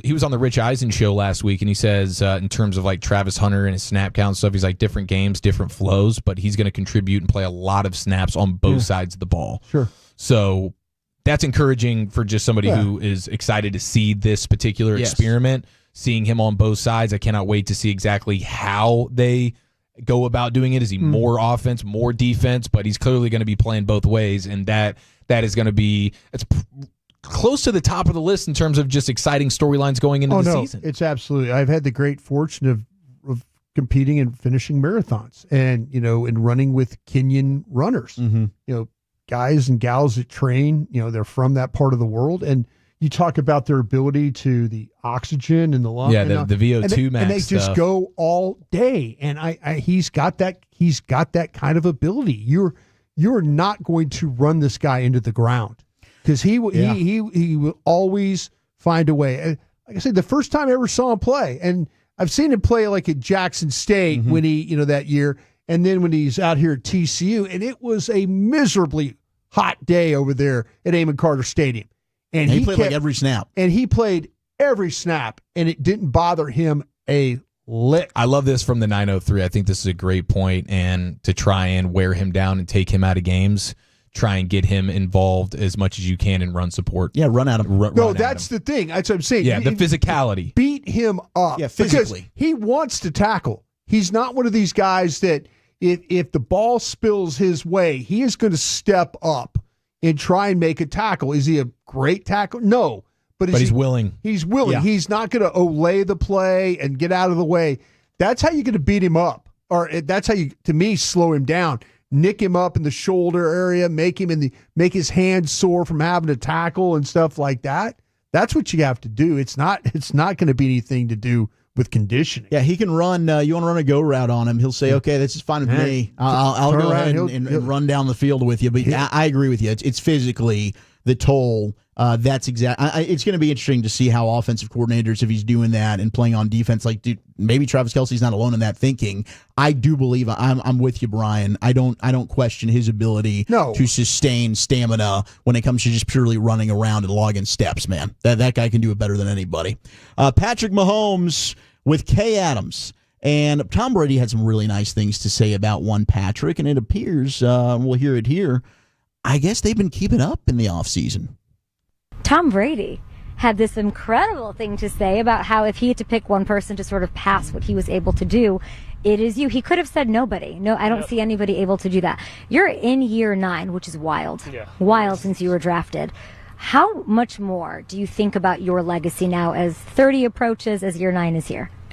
I think that's always in the back of your mind, even from the beginning of my career. But at the end of the day, it's about taking it a day by a time, a day and a day, just continuing to do that. And that's something that I've been conscious of knowing that how blessed I am to be in Kansas City, to have all these great players around me, and having Tom, a guy like that, say that, I mean, it just motivates me even more.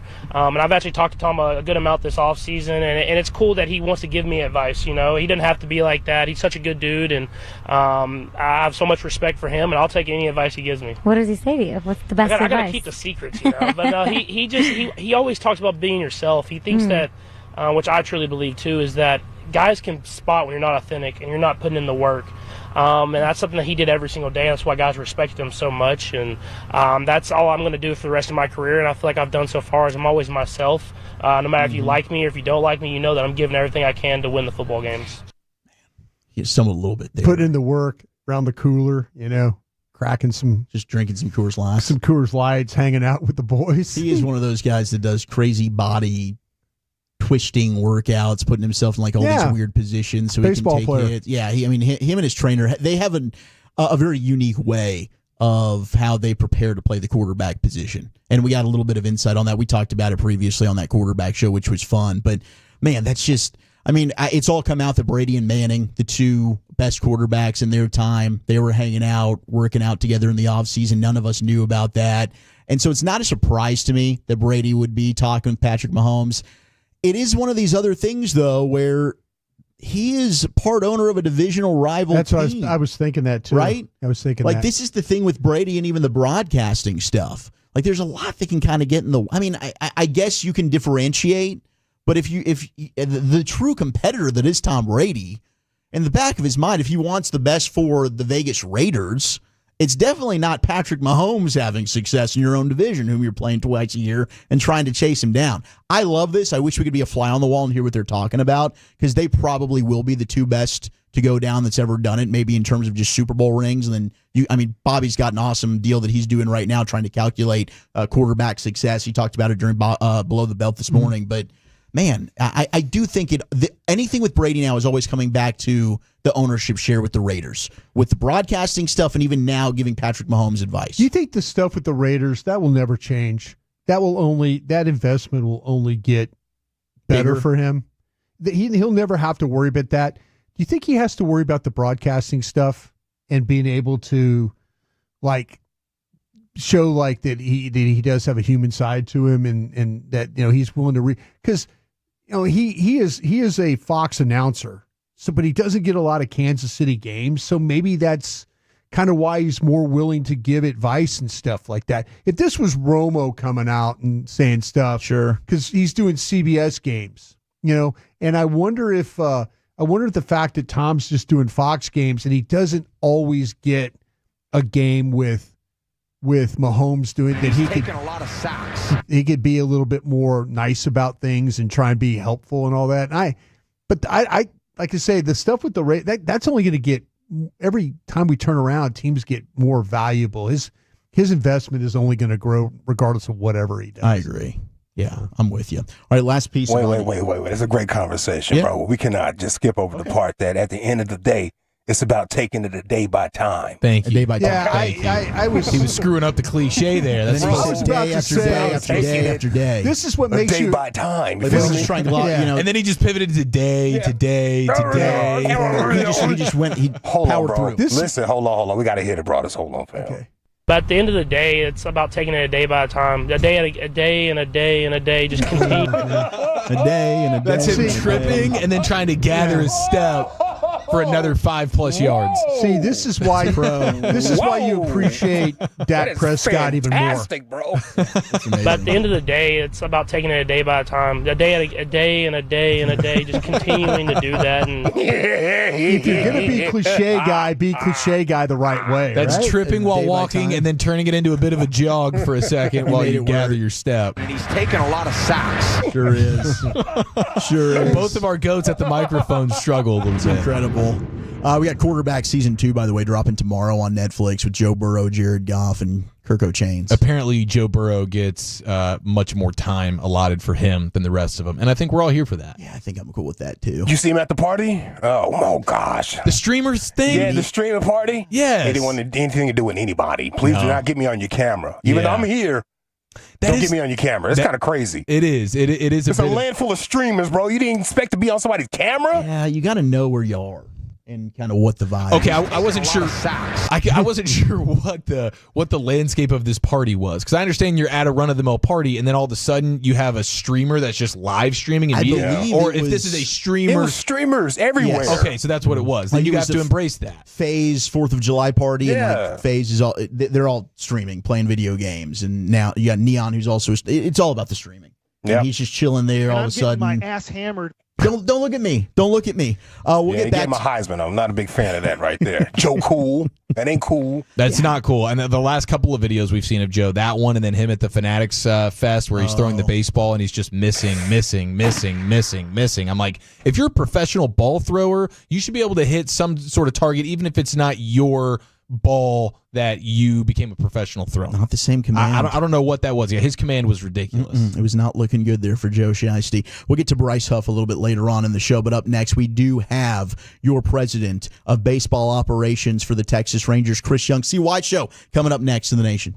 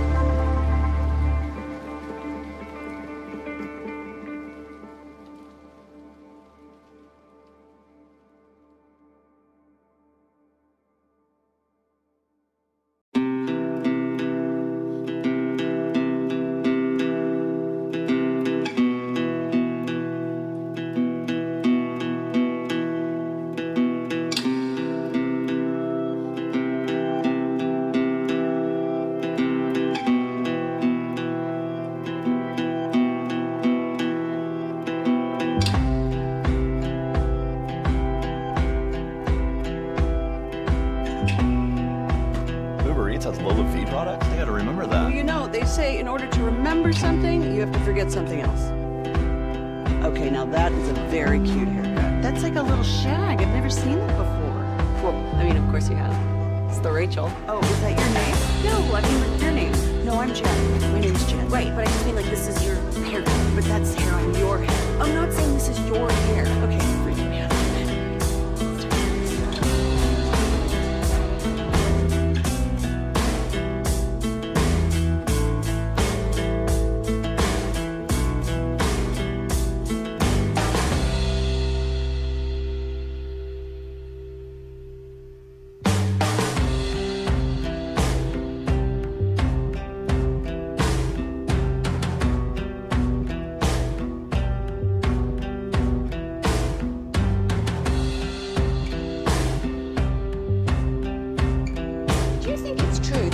Forget something else to remember that Uber Eats has groceries. Nah, that's absurd. Hey, remember when All right, it's time for the Chris Young Show, president of baseball ops for your Texas Rangers here in the G-Bag Nation. Brought to you by Anheuser-Busch and PlayScore. Let's head to the D&M Leasing Hotline. CY, happy Monday, man. How you doing? Hey, guys. How are you? Doing well. Obviously, didn't go exactly how we wanted in San Diego, dropping 2 of 3. But how would you evaluate the way the team played over the weekend? Well, they were tight games, which we're accustomed to at this point in the season. It's consistent with where and how we've played all season long, and frustrating that we couldn't find a way to take 2 of 3. I felt like yesterday we were off to a good start in the first inning, and kind of got robbed on a nice play by Cronenworth at second base for the Padres with the bases loaded, which ended the inning. And then from that point, we just never really had any scoring chances, frankly. And so it was a disappointing end to the series. Felt like Saturday night's game was a great win for us, and had a chance to build some momentum going into Anaheim. And then here in Houston as well before the break. But we just couldn't find a way to push runs across yesterday, which has been a consistent theme all season. So it was a frustrating ending to the series. Today's a new day. We've got to turn the page. We've got Jacob deGrom on the mound and a chance to go beat a division rival in Anaheim. So we've got to find a way to bounce back. It is indeed a DeGrom day. He gets selected yesterday to the All-Star game, his first time in 6 years. How happy were you for him, but also just bringing him here to Texas, him to be representing the ball club in Atlanta?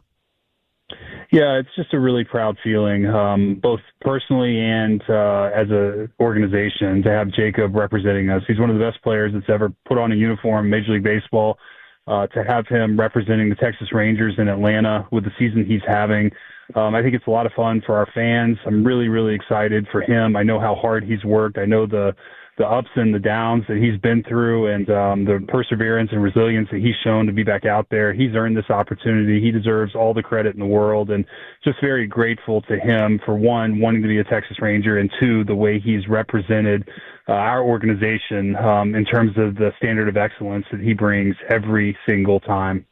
CY, the question I have for you on this, and it's just how you maybe approach things as the president of the club and stuff. But I was just wondering, when you have so much these high standards for the team, and when they don't meet that, do you find yourself, in these situations, kind of keeping things to yourself and trying to figure things out? And I know you have communications and stuff with your staff and things like that, but when you're trying to make a major decision about your club, do you just really rely on yourself in a lot of ways to make that decision? And I'm kind of talking about, everybody's asking about trade deadlines and things like that. How do you navigate those types of opportunities? Well, one of the things I pride myself in terms of our front office leadership is that it's a collective effort, and I don't have all of this figured out. I don't have all the answers. At the end of the day, I am the final decision maker, along with Ray Davis, our owner. But I have to set a vision and follow that vision for the franchise. And so ultimately it comes down to me to determine the final path. But I don't make that decision in isolation. I have very, very good people around me. I ask a lot of questions. I do a lot of listening. I get opinions of people that I respect and trust immensely, some of whom are former executives in baseball that are senior advisors, like Dayton Moore. Some are our special assistants, guys who have either managed or played the game at a extremely high level, including Michael Young, Ian Kinsler, Skip Schumacher, Nick Hundley, and then our front office executive team, which obviously our GM Ross Fencermaker, our assistant GMs Cole Figueroa and Josh Boyd, and our pro personnel director Mike Parnell, and baseball operations department. I mean, I listen to everybody that we have in our executive team in the front office, and then I talk to our staff, our coaches. I think the more people you talk to, the more information. You may not agree in terms of the opinions you get, but you at least get a lot of different perspectives. And over time, you start to understand central themes that are leading to the struggles that we've had, and what we may be able to do to correct those, and what we may not be able to do to correct those right now. So I don't make these things in isolation. I do internalize the struggles, though. I mean, I'm a very competitive person. I do have high standards because I want our fans, most importantly, to have a team that they can be proud of, a team that my hope would be every year they feel like can compete for a playoff spot. And when we're not living up to that standard, it hurts me because nobody wants this team to win more. And so I feel a responsibility to our organization, all the people that put in countless hours trying to make this team good.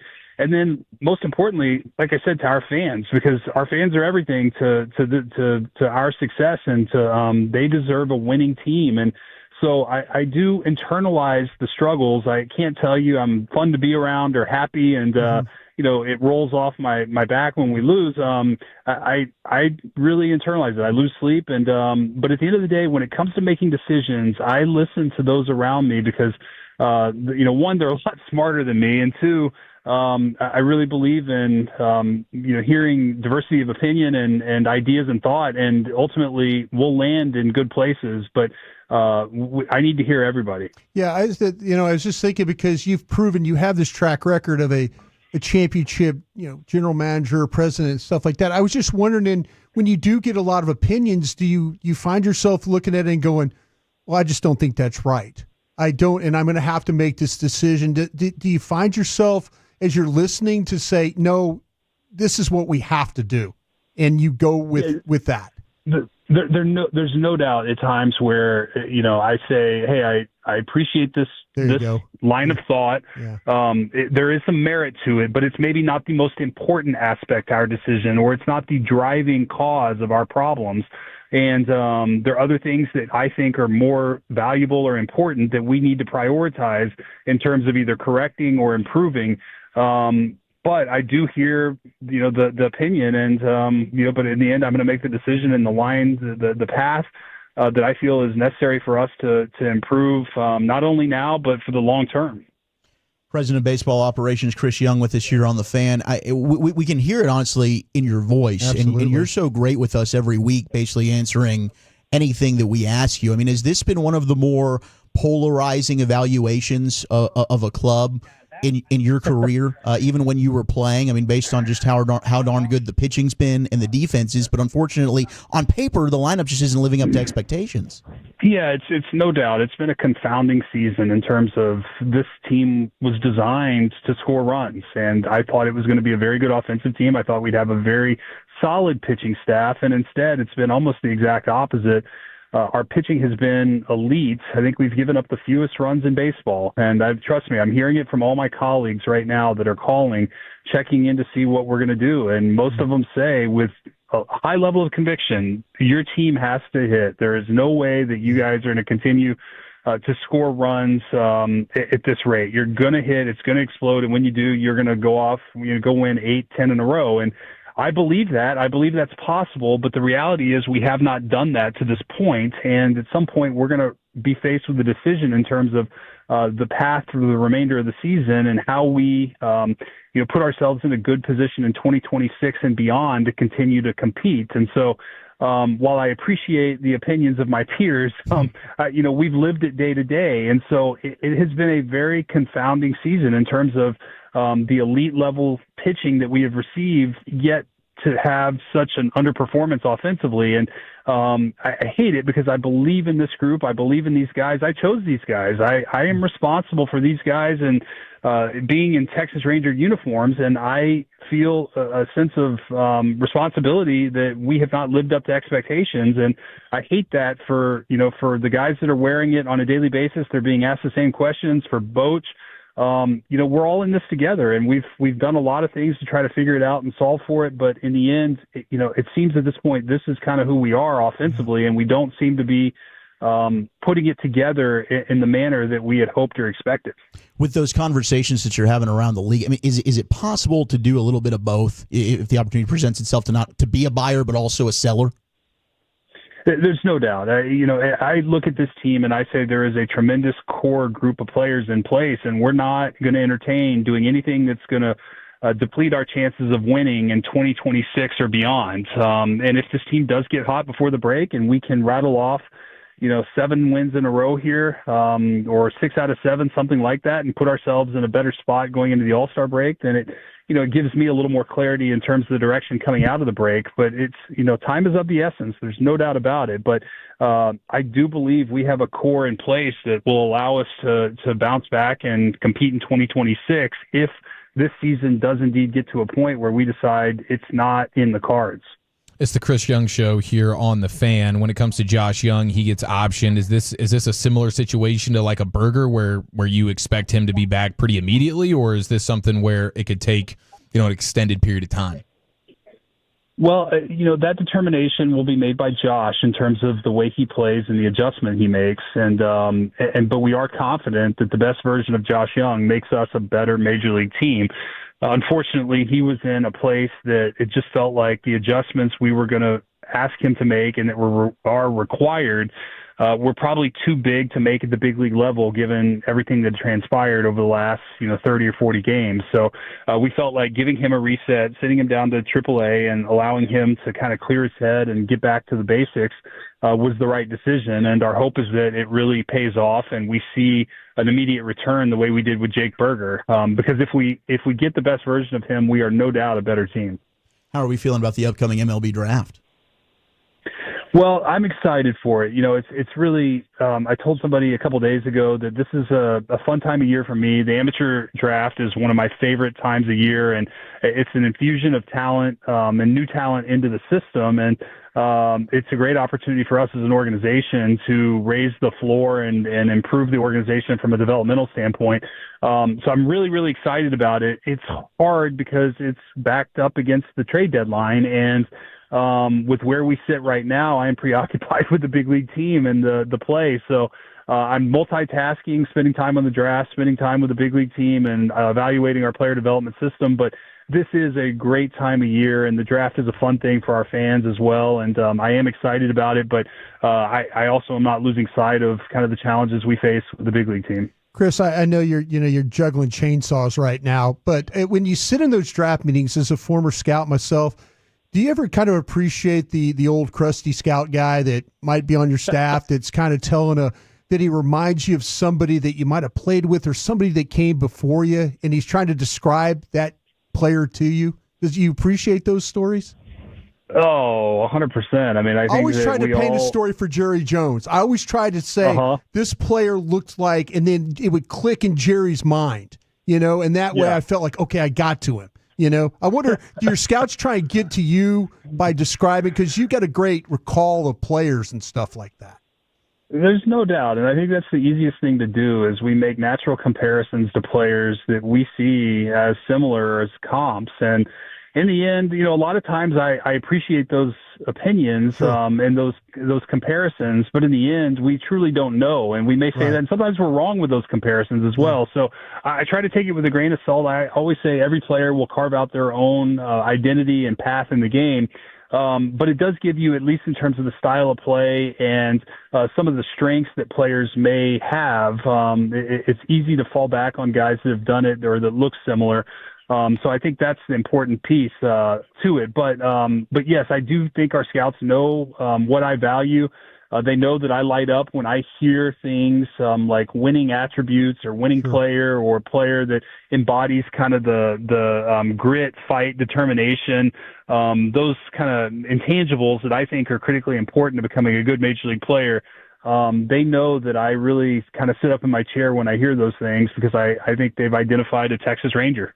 Hey, Chris, and this is my final unfair question for you for the day, but we saw what happened with the Nationals. And that's, it just seems like odd timing. I know you're saying, hey, I'm worried about my own club, but when you see something like that, you just kind of make you put your head down and push a little further along. Yeah, and, I feel for Mike Rizzo and Davey Martinez. I know them both well, and I have great respect for both those guys. They've been very successful in the game of baseball, and they will continue to be, and it is a little bit of the nature of the game, unfortunately. There comes a point in time for all of us where it's time to move on, and, I think the Nationals reached that point, but they both did great things there. They brought that city a world championship that it had never had, and so I think that was a great run that they both had, and I'm sure that they'll go on to do great things, but I feel for both of them, and I know that there's a lot that goes into those types of decisions. Well, you've been awesome as always, CY. We really appreciate you with that 12th pick on Sunday. Can you let us know who you're eyeing? Like, what do you think the pick's going to be there? Well, it's probably there's a good crop of college pitchers that may go in front of us. There's a really good crop of high school position players that are also on the board, and they're not a whole lot of. There's kind of one high school pitcher in the mix. If across the industry, I think at the top 12 picks, but beyond that, I think you're looking at, and maybe a couple college position players, but it's a very good college pitching class. The high school position players are very solid. And, I know that we're going to have a good option at 12. I also know most importantly, we're well prepared for whatever comes our way and whatever strange things happen in front of us that we may not predict at this point. So we'll be prepared to pivot a number of directions depending on what transpires. It's amazing that your livelihood is tied to an 18-year-old baseball player. I say this all the time. It reminds me how little control I have in all these decisions. We're making decisions on people and predicting really who they're going to become at ages 27 to 31 and what their ultimate potential is and upside, and none of us are smart enough to know the answer, truthfully. I always say players decide that with their work ethic, their commitment, their dedication, and their intestinal fortitude that will determine their success along with their talent. And then there's luck that comes into this too. But it's a beautiful thing. It's why we love sports, honestly. It's because it's not predictable, and there are a lot of things that determine outcomes well beyond just talent, which is, I think in part what we've seen this season. Well, thanks for the time, CY. We appreciate it, and Guys, good luck in Anaheim. Really quickly, and let me just say that, on behalf of the Rangers, our thoughts and prayers are with everybody impacted by the tragic flooding in Central Texas. I'm away right now with the team, but I've been following it closely. I know our team, Bruce Bochy, and players have been following it, and our hearts go out to everybody who has been impacted or lost a loved one during this terrible tragedy. So I wanted to say that today because we're certainly we're on the road, but we're thinking about everybody back home. Absolutely. Thanks, Amen boss. to that. Appreciate that. You. Thank you, CY. Yeah, thank you guys. Take care. Yes, sir. There he goes, Chris Young, president of baseball ops for your Texas Rangers. Brought to you by Anheuser-Busch and Play Score. Segment here in the G-Bag Nation. Also brought to you by the Frankels. Life is unpredictable. Accidents happen. If you get hurt in a car or truck wreck, call the Frankels first, 214-333-3333. Also brought to you by Cars for Kids. Donate today at carsforkids.org. We'll chop it up with Jared Sandler next right here on The Fan. Coming up.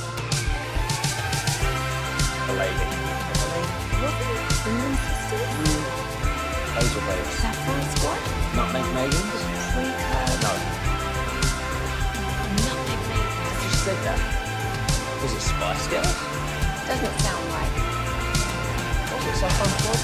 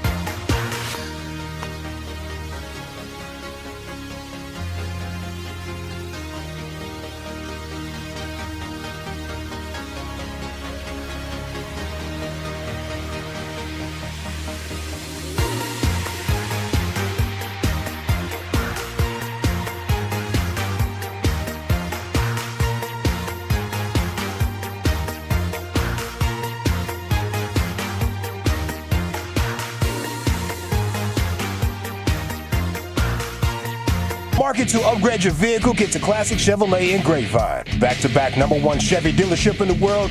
They've got more new Chevys than anyone, and they're all priced for sale, y'all. Silverados, Tahoes, Blazers, Malibus, Equinox, and more. Visit ClassicChevrolet.com. This is Texas. This is Classic Chevrolet. Together, let's drive, relax, and enjoy the difference. Based on new Chevrolet registrations 2023 and 2024. Thank you, Lucius. Time for our Rangers preview with our buddy Jared Sandler, brought to you by Blue Nail Roofing. We'll get back into the NFL with some football's finest at the top of the hour. Jared joining us from L.A. as the Rangers get ready for a new series against Yusei Kikuchi and the L.A. Angels in a battle of 3rd and 4th in the AL West. Jared, what's going on, man? How are you? What's up, guys? Dude, we're good, man. I wonder if, do you think we need to change the rules back in extra innings? Would that help, hurt? I don't know, but it seems like inevitably there's going to be an extra innings game at some point the way the series is going, and it's not going our way right now. No, it's not. Now, the funny thing is, before this stretch, the Rangers had been one of the best in Major League Baseball in extra innings going back to last year, but obviously it hasn't been the case this year. I tend to like it. In the regular season, I'm glad that they don't have this format carry over into the postseason, but for a number of reasons, I don't mind in the regular season. And here's the thing, Zach. I mean, the games at home, and each one of them, the Rangers held serve at some point and were unable to take advantage of a winning opportunity. And then obviously the game in San Diego, they didn't score in the top of the 10th. Adrian Morejon had a great inning. And then the Padres, they were able to take advantage after holding serve there in the top of the 10th. So the Rangers have had their chances. They just, it feels like they have let, a few losses slip away here. Or a few wins slip away, I should say. Sure, absolutely. Is Kikuchi a guy to be feared? Yeah, he's interesting, Eric. I mean, listen, at the end of the day, he's an all-star. He's got an ERA that starts with 2, so I don't want to poo-poo that by any means. But, looking at his numbers, and the Rangers saw him in April, and, he pitched well. He was a tough luck loser. He gave up 1 run in 6 innings. When he got traded to the Astros last year, the Astros made some tweaks with him and made him a much more competitive pitcher. But he still walks a ton of guys. He's got one of the worst walk rates in baseball. He keeps the ball in the yard. That's kind of been his saving grace. But typically guys who walk a lot but don't give up runs, they don't give up a lot of hits. But opposing hitters are batting a little bit better than the league average against them. And they're obviously getting on base a ton with the walks. They just aren't slugging. So he's limited to slug. He's limited damage. But, he's not a guy that's like, gosh, you're going to be lucky to scrape a few hits. But the one challenge is the Rangers have, kind of been inconsistent against lefties. So we'll see. He's a lefty. He doesn't have a very good fastball. He throws hard, but it's not a well-performing pitch. It's the slider and the changeup that he really rides. And then kind of like Nathan Eovaldi at times, he'll use that curveball to just steal a strike early in the count. But, I'm curious to see how it goes. But because the Rangers haven't necessarily been great against guys with high walk rates, because they're a very aggressive team. But this is going to be the type of game where there probably will be some walks on the table, and the Rangers are going to have to take those walks to kind of keep the line moving. Hey, Jared, I know we don't have a lot of time with you here, but I just want to say I appreciate the way you broadcast, and I'm not just saying this because I'm a friend. You educate me every night when you bring in the whys when it happens in a game. And I really, really wanted to say that listening to you. Well, thanks, Broadus. That you and Hicksy, and nothing against with Eric and stuff, I mean, Hall of Famers, but I really do appreciate how you've just taken your game to a whole nother level when it comes to trying to educate fans on the why. And there'll be times where I'm like, why the hell that happened? And then you explain why the hell that happened. And maybe it's a stat, maybe it's something, maybe it's an observation. Last night, your description of when the ball went in the corner and why it took so long to get it. I was like, well, why didn't they make the throw quicker? Why didn't they get to it quicker? Just stuff like that. So I just want to say I appreciate that. Well, I appreciate it, Broadus. Thanks, man. It's a really fun game. I love this game. I know that football is king, and gosh, you guys know I love football too. But I love the chance to try and share some of my love for the game with others. And I think just like any sport, when you when you know exactly why things are happening, maybe you tend to appreciate it a little bit more. So I appreciate you saying that. Well, no, you're educating us all, man. So keep it up. Appreciate that. Well, Really so why is Jacob deGrom the only Ranger in the All-Star game, Jared? What the heck's going on with Nathan Eovaldi not getting in there? Yeah, well, I thought you guys were going to ask in the very beginning if I wanted to change the rules for qualifiers, because I tend to think, and we're going to talk about in the pregame. We've talked about it before. I'm not a big. I don't like when one thing doesn't go your way and all of a sudden you want to change all the rules, right? Like kind of like with the tush push. Yeah. I mean, I get it. Teams.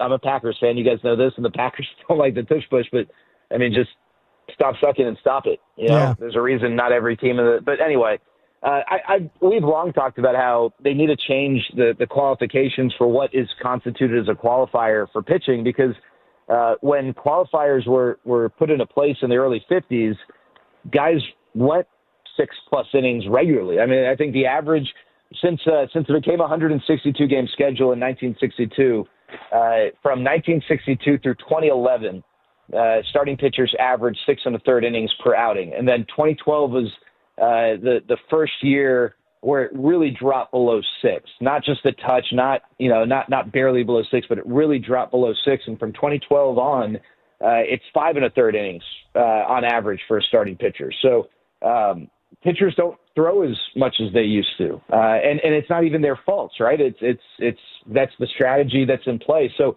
to be a qualifier as a starting pitcher, you have to have logged 1 inning pitched per every team game. So if your team's played 80 games, you need to have 80 innings pitched. So a pitcher A might have 72 innings and be a qualifier, while pitcher with 73 innings might not be, based on the amount of games his team's played.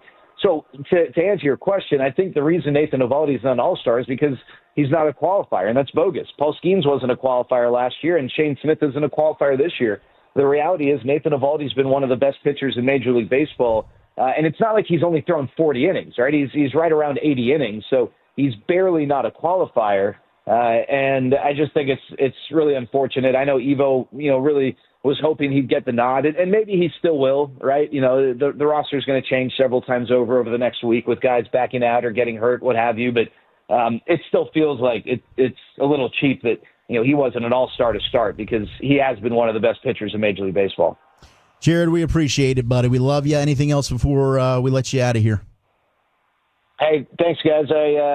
Wait, what'd you say? Sorry, I broke up. Well, just anything else we need to know before we let you bogey? Pick to click, man. Yeah, any final thoughts? Hey, happy birthday to Ollie Sharif. He turned 5 over the weekend. I can't wait till he starts firing off opinions like his dad. I don't know if he's into sports in that way yet, but I'm sure Sean will get him watching the Michael Jordan documentary and get him on the right path. And then, hey, the other thing I want to say, guys, we've been on the road since everything unfolded in Central Texas and the Hill Country, and it's been it's been gut wrenching to read everything and to keep up. And I'm sure that there are people listening who have been touched by this in some way, sadly. And I just know that, I hope they know that there have been a lot of conversations amongst players and coaches and everyone in the traveling party who's been away, just about, what's gone on and a lot of thoughts and, prayers. I know it's so cliche to say. I hate saying thoughts and prayers, but there's been just a lot directed that way. And for anyone listening, all our hearts go out to you guys, and can't even imagine, what some people are going through right now. It's unspeakable. Well said, bro. We appreciate it, man. We'll be listening tonight. Hopefully we get that dub. Yeah, dude. Let's get it. Talk to you guys later. Later, buddy. We'll talk to you tomorrow. There he goes, Jared Sandler. We do have an 8 o'clock pregame tonight, so we get an hour of Fan After Dark. It'll be Fred and CA tonight. But let's do a little football's finest, shall we? Yeah, it's that time of year, boys. We have the anonymous executives, coaches, and crusty scouts around the league. That's me. Every opinion about the anonymous. That's me. That's me. Top 10 running backs for 2025. That's not me. In the nation.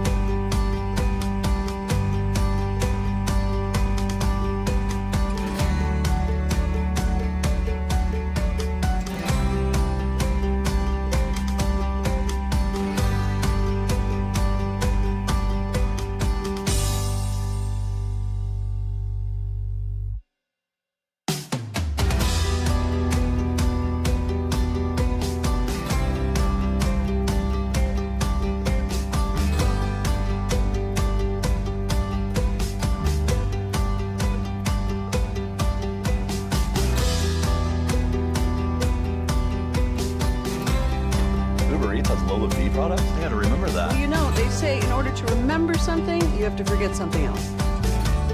Okay, now that is a very cute haircut. That's like a little shag. I've never seen it before. Well, I mean, of course you have. It's the Rachel. Oh, is that your name? No, I mean like your name. No, I'm Jen. My name's Jen. Right, but I just mean like this is your haircut. But that's hair on your head. I'm not saying this is your hair. Okay.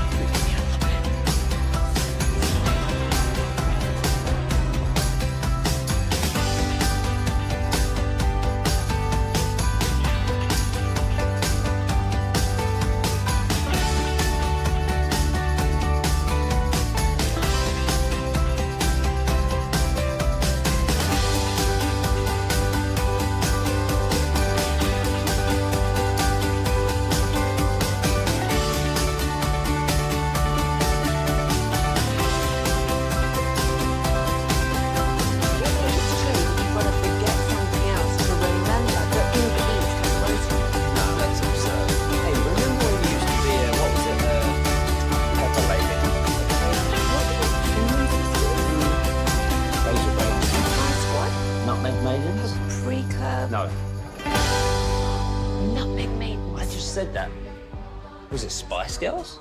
Doesn't sound right. What's it, Saffron Squad?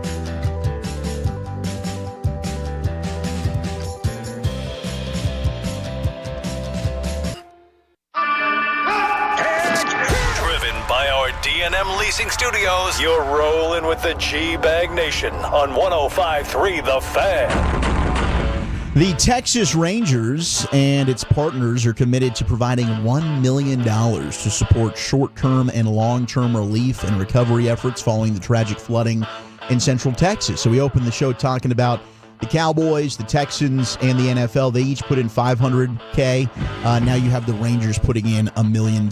So, obviously, as we talked about with Chris Young and Jared, certainly our thoughts are with those that have been affected with the flash floods and everything that's been going on in Central Texas. So a great gesture there by the Rangers to try and help out. Hour number 4, G-Bag Nation. Yep, Dawson on vacation. 903 Wolchuk, Chiafalo Broadus holding it down. Make sure you come on out, party with us this Wednesday. Okay, we're going to be there for a full show at Shell Shack right off North Henderson, and we've got a badass giveaway. All right, so 40 limited edition Crown Royal Cowboys jerseys are available for the first Tolos on site.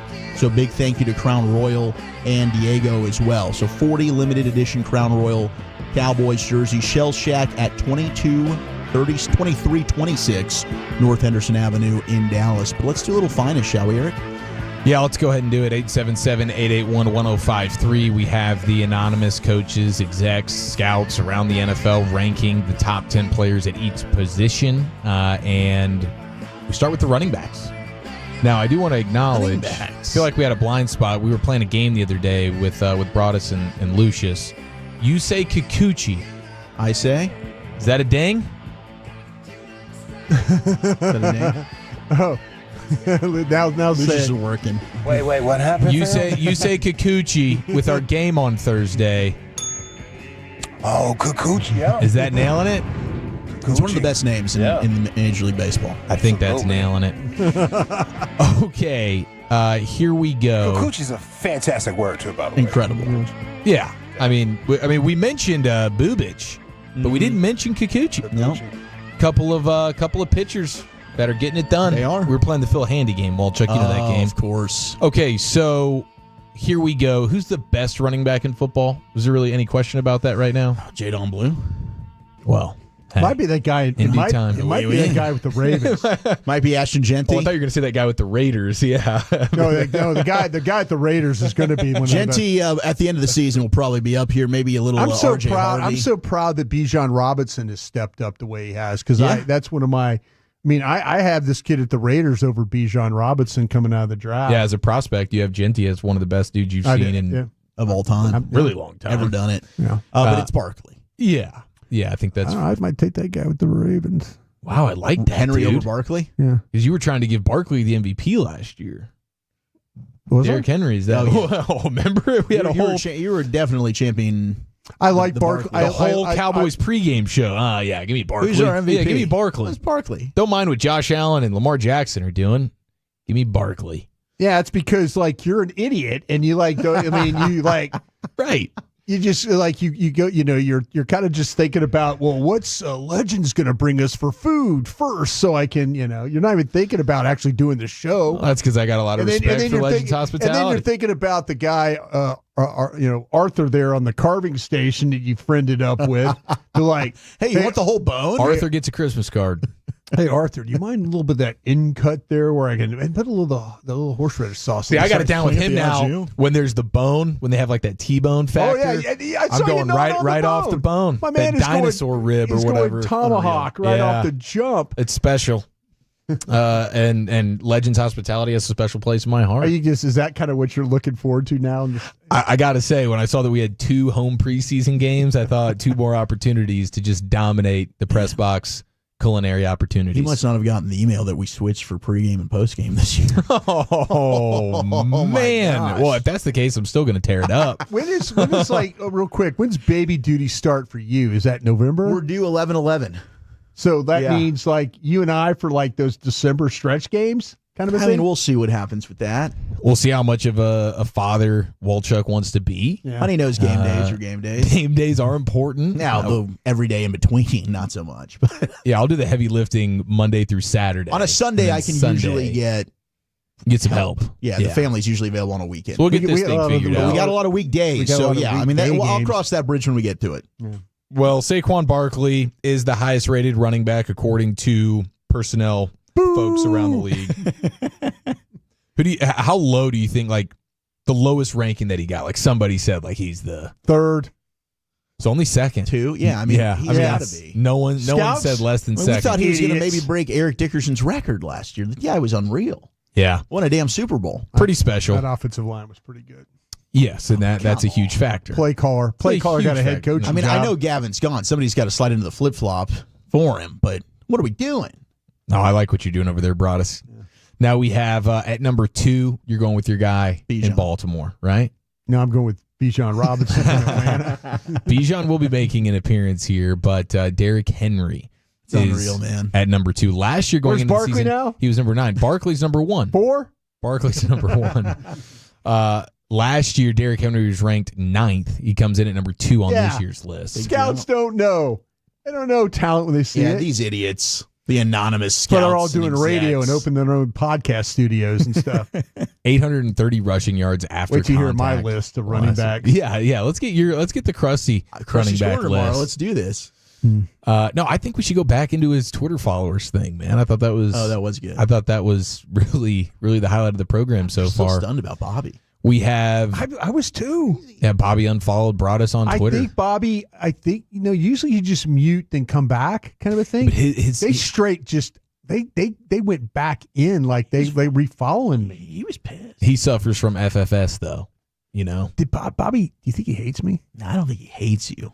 There might have been just one. Do you think it has something to do with love of the star? That we've gotten better at it since he left. What is FFS? It's the fat finger syndrome. Oh, I was wondering the same as WFFA. It's the Andouille. Shout out to our man Blake Elliott, who has an incredible Instagram post right now. And when we crosstalk with Fred and CA leading into Fan After Dark, we will read the caption. Think he's coming back? I don't think he's coming back, dude. Stay. He's just he's on. He's going to find him a gig over there doing like he's overseas on a search to find himself, and he is clearly in that process right now. His caption is incredible. In trouble. Okay, it's not Bijan at 3. It is his draft class mate though, Mr. Jahmyr Gibbs. Wow. He is actually. And Gibbs is phenomenal. Gibbs is number 3. You feel good about that? Yeah, I agree. Behind Henry Bijan. Yeah, that Barkley now 4. Yeah, Jahmyr Gibbs. He did have the highest explosive run rate in the league last year. Imagine that.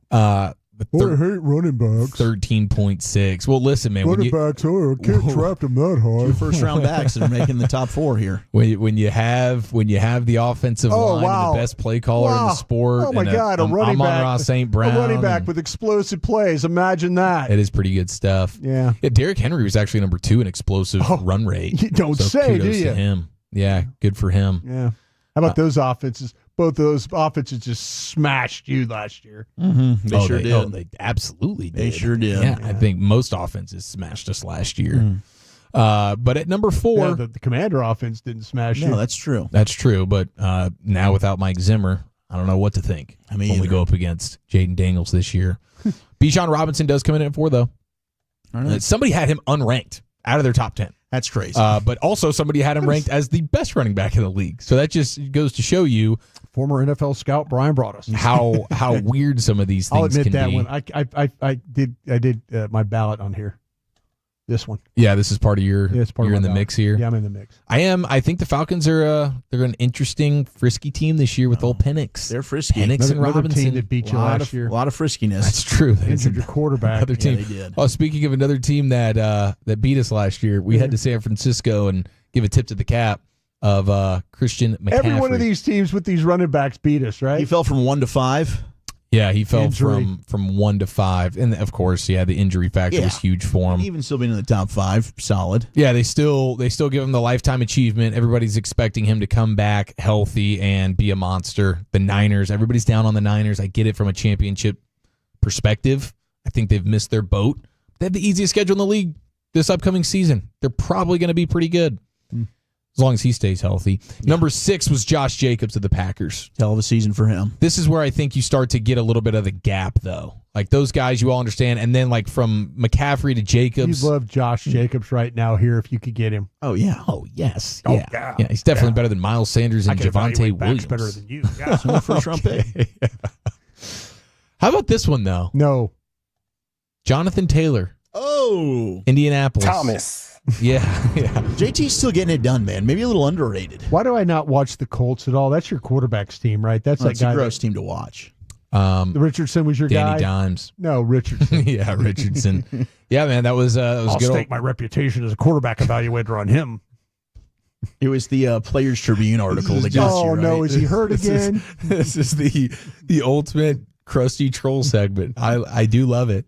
Jonathan Taylor, 1,400 yards, 11 touchdowns. That was really quiet. That's the quietest 14 hundo 11 touchdown season that I can remember. No question. Let's see here. We have at 8. You have James Cook in Buffalo. Yeah, another guy that smashed you a couple years ago. Yeah, no doubt. Our defense is familiar with this guy. Yeah. This is where I start to have a real problem, though. Joe Mixon at 9. What's the issue with Joe? Is Joe Mixon the 9th ranked running back in the league? Is that what we're doing right now? I think I think scouts are on that one, yeah. I just went into the Warren Sharp. I don't have a good answer for that one. Joe's pretty good. The Warren Sharp football book gave us the Joe Mixon numbers. And, I mean, he was 33rd out of 46 running backs in yards per carry. Yeah. He was 42nd out of 46 in terms of stuff rate, just getting stuffed at the line of scrimmage. You also know what he's dealing with. 43 out of 46. What's your stuff rate when you eat? I mean, the fact that he's got success rates is impressive. The offensive line is in shambles there. It was only 3 running backs had a worse success rate than him last year. And he should not be worse. Not explosive. They got the worst offensive line in the league. That is true. He's out here being productive. Yeah. Well, I don't know. This is why I lose it right here. I would already put Ashton Genty ahead of Joe Mixon right now. And then Alvin Kamara comes in at number 10. And it's crazy. Still getting it done, huh? I still think it's the craziest stat ever that he's never had a 1,000-yard rushing season. It is. So much of his damage comes through the air, but and he's had a fantastic career. His yards from scrimmage are always really, really awesome. But yeah, he's number 10. No Kyron Williams. Kyron Williams is getting not the love he deserves. I would agree, because Kyron Williams is in the also receiving votes category, along with like David Montgomery, Chuba Hubbard, Brian Robinson Jr., Kenneth Walker, guys like that. Brian Robinson, they're kind of at a crossroads with the Commanders whether they're going to pay him or not. Let him go. Never pay the back, right? Yeah, unless it's Barkley or one of these other guys. Honorable mentions go to Bucky Irvin, Aaron Jones, Devon Achane, and Breece Hall. Aaron Jones. Aaron Jones still Why getting. did I feel like Dallas had a chance at Breece Hall? Wasn't there like jet they were rumors, trying to training trade. camp? Yeah, they not were- training camp, with- but draft. Yeah, to trade. Yeah. I think there was He was on the definitely chopping some block. smoke. Yeah. But that obviously didn't come to fruition. So, and then James Conner was another guy who got an honorable mention. Hopefully, Clayton Adams can bring some of that physicality in the rushing game, like James Conner and the Cardinals have had. But yeah, that's where we stand when it comes to the top running backs in the league, according to NFL executives. And now I have a quiz for you guys. Who do you think is the odds-on leader to lead the league in sacks this year? Now we're looking defensively. Who do you think Vegas has as the guy most likely to lead the league the Raiders in sacks? Raiders. I'll go Garrett. Garrett is third, or I guess he's technically second. He's tied at 2. Okay. And your guy with the Raiders, Max Crosby, Yeah. he's actually down a little bit. They Get got outta like here. 7 or 8 guys ahead of him. So that might be plus 1,400. You could throw some scratch down on him. So Micah, Where's Micah? Micah's tied at 2 with Myles Garrett. Well, they have like Aiden Hutchinson. Aiden Hutchinson off the injury. He was racking them up last year before the injury. He was. And he might end up doing it, but yeah, I mean, you got to account for the injury, right? Nobody's really accounting for the injury Why right are we now when it accounting comes for to him. this? I don't know. That feels like an accounting error. Yeah, it's an error. So to speak. But yeah, Hutchinson, then Parsons, Garrett, and then TJ Watt. But plus 14 hundo, bro. Throw that on your guy, Mad Max. What if there's a holdout all training camp for Micah Parsons? Oh, and then they do like a DAC deal like right before the season starts? Well, not before, but no, it goes the whole training camp. And do you think he plays against Philly in week 1? I don't think there's any way he sits out a game. Yeah, it's hard. I mean, he can't even sit out a drill in OTAs. I just don't think he has it If he in him. misses the whole entire training camp on a holdout and he signs right before the season, you think he plays? 100%. Oh, well, yeah, if he's signed, I'm there's saying he doesn't. You're saying he doesn't? He signs I the don't deal. think Micah can help He himself. signs the deal. They play on a Thursday. He signs the deal like on a Monday or something like that. And he didn't do any training camp. So Not at so all. you think he's going to say like, I need some ramp up time? No. I'm thinking the league. I'm thinking he's probably not going to play. I'm thinking Thursday when they play that game against Philly, he probably won't be playing. No Oh my chance. gosh. No chance he doesn't play that game. That would be incredible. Hey, you're the highest paid defensive player in the league, but we'll go ahead But and he grant you doesn't. 3 But he weeks has off. no. Get yourself in shape. But he had no training camp. Well, he's holding in, right? He's going to do the hold in. He'll be there. Hey, He's no gonna be camp, no working play, out. dude. You play how you practice, and he hasn't practiced, so he can't play. He's gonna be You know the playing. rules, I Will wonder Chuck. about that one. He's going to be playing. That would be all time. That would be incredible. Yeah, I'll be doing that pregame show. Eric will be. I'd be stunned. And we get the inactive list from Like, Christy Scales. Oh, crap. Mike is not playing. And Micah Parsons is out. The NFL all right. would be so ticked off. Yeah, that'd be bad. All right, thank you very much, Eric. All right, let's do a little way too early NFL bold predictions, true or fart style, as we head into the expressway. We got G-Bag of the Day. We got LA Live coming up at 5:40. That's next in the nation. Hey, it's Gavin Dawson here.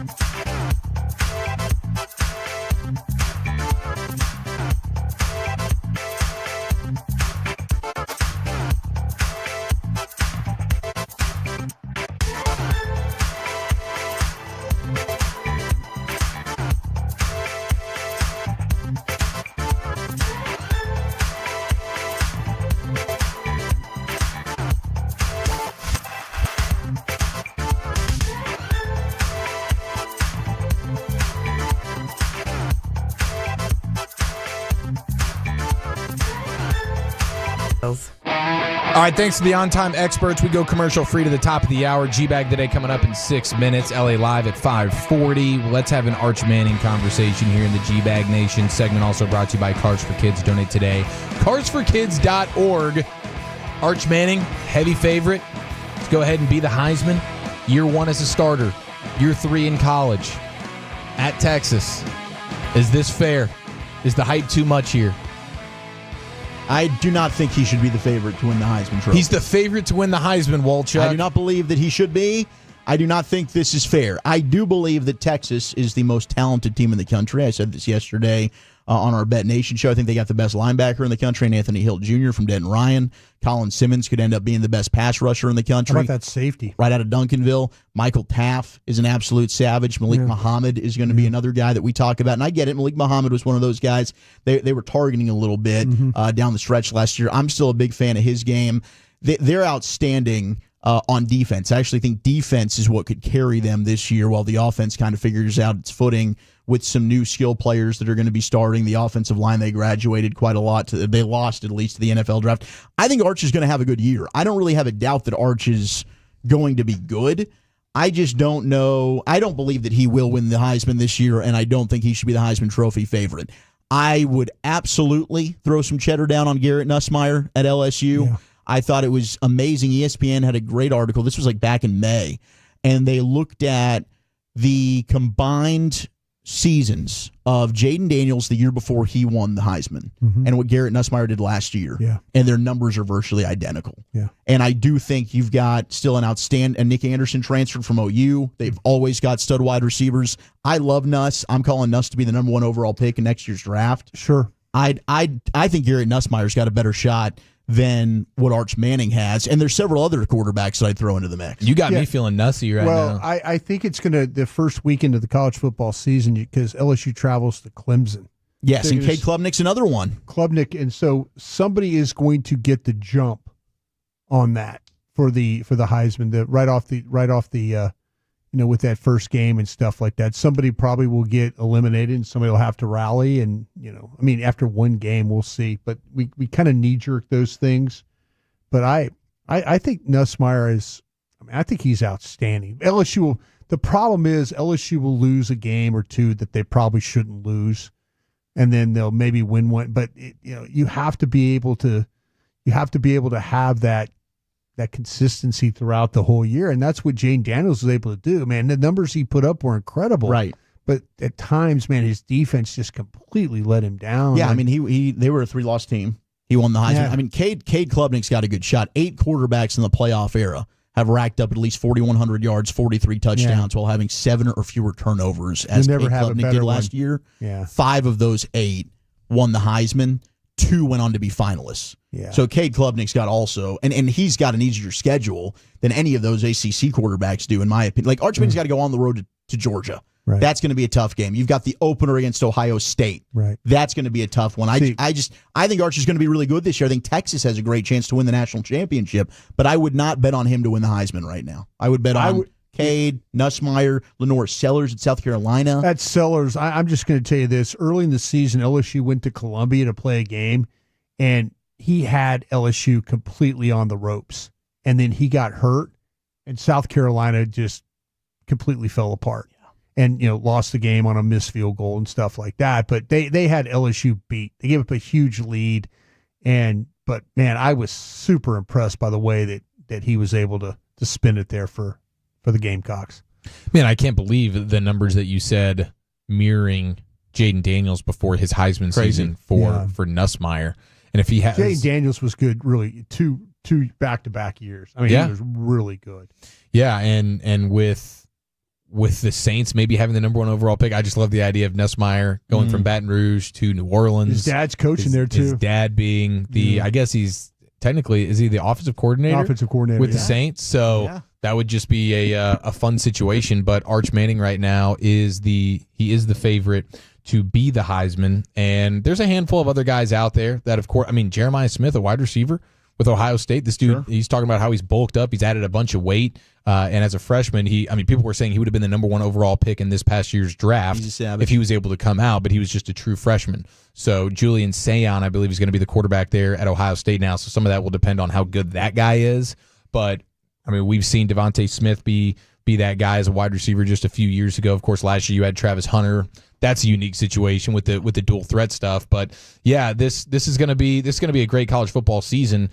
I cannot wait to watch Arch in Texas. And Peyton was talking about it recently. Like, one of the things that Arch has the advantage of is there's so much movement with coaches around just college football and just NFL. Like, these quarterbacks are getting new offenses all the time. He's been able to marinate in the same offense with a great play designer in Steve Sarkisian. So that's going to give him the leg up for sure. Yeah. But it is tough to imagine a guy stepping in year 1 and being so dynamite week in, week out that he's able to win the Heisman.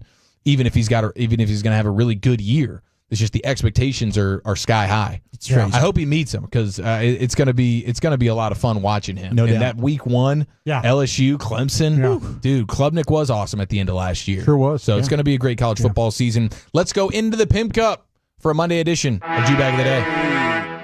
Touch what I never touched before, seen what I never seen before. Woke up a song, sky high, sky high. All right, let's go. G-Bag of the Day, we do it every weekday on the Fed at 5:30, you heard me?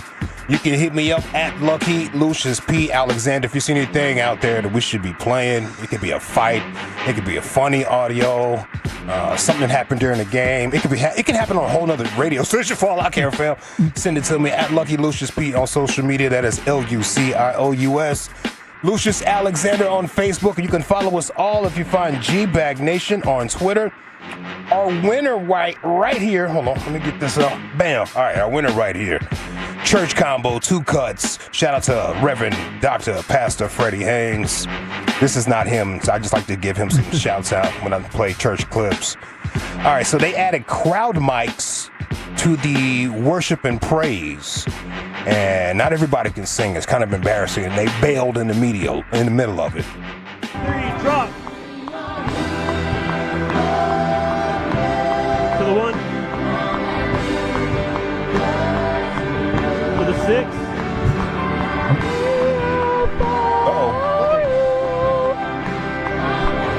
Turn the crowd mics off. Turn the crowd mics off. Turn the crowd mics off. We are quickly.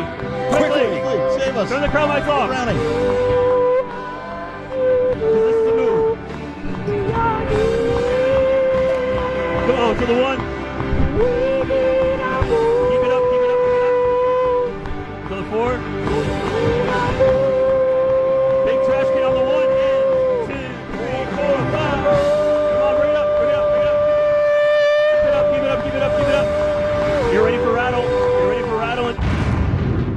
Chaos. Just chaos. And another one right here is a bishop. He misspoke. He was missing a spoke. The musicians right here are the G-Bags of the Day for playing at Juvenile. This is our first conference, and I think that we have a lot of twerking. A lot of tweaking. Irvin, don't laugh at me. Don't laugh at me, Irvin. Don't laugh at me, Valerie. We have a whole lot of tweaking to do. Bishop a little zesty, ain't he? Yeah. But we're going to get it done. Don't laugh we're at going me, to get Valerie. it done. Valerie, not you again. A whole lot of tweaking, not twerking. I'm sorry. He hit that like Little Richard. Don't laugh at me, baby. What the hell's going on? Man, that was impressive. Truly impressive by that band. Yeah. Speaking of bands, little loose ends right here. I think the lady in this song, she got deported, bro. Oh, really? I think she got doged. I think they got her. Jeez. Off stage? They got loose. I don't know where they got her from, but they got her. That's what I'm seeing.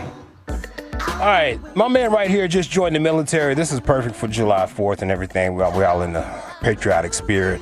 He joined the military. He was doing a swear-in, but he fumbled and stumbled all over the swear-in. Repeat after me. I state your full name. I state your full name. I, unnamed Conway, Say your actual name. I, DeAndre Deshaun Wilson, Do solemnly swear. do solemnly swear That I will support. Oh, boy. Air Force is looking for some guys. Oh, my gosh. Maybe the nerves got him. Repeat after me. I state your full name. I state your full name. It reminds me of Animal House. Hold on, let me lock in. Yeah, let me lock in. I state your full name. Oh, my Lord, fam. Let's see. How about let's go to the Giants in athletics. San Francisco Giants pitcher Hayden Birdsong. That's his real name, Birdsong? Birdsong. Wow. Apropos for this, I'm sure he found some motivation in this guy singing in the background when he's up there wheeling and dealing.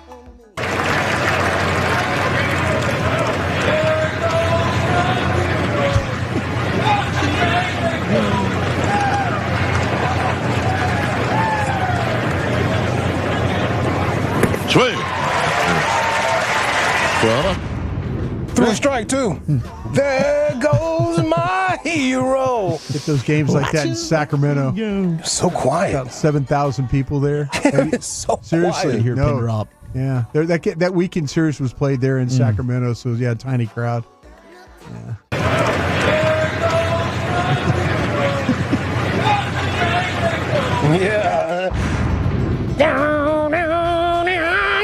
Maybe he knows that's like the song that gets Birdsong really locked in. Might be. Yeah. Might be. Okay, let's see what else we got right here. Oh, it's more baseball. St. Louis Cards versus the Cubbies. ESPN's David Cohn. What is that? Baseball Tonight? What is that called? I just asked Sunday Carter. Night Baseball. Sunday Night Baseball. Yeah. That's weed. That's weed. I mean, Carter and I just talked about this. Yeah, David Cohn had a reverse announcer jinx. Oh, no. Listen to this. Reverse, bro.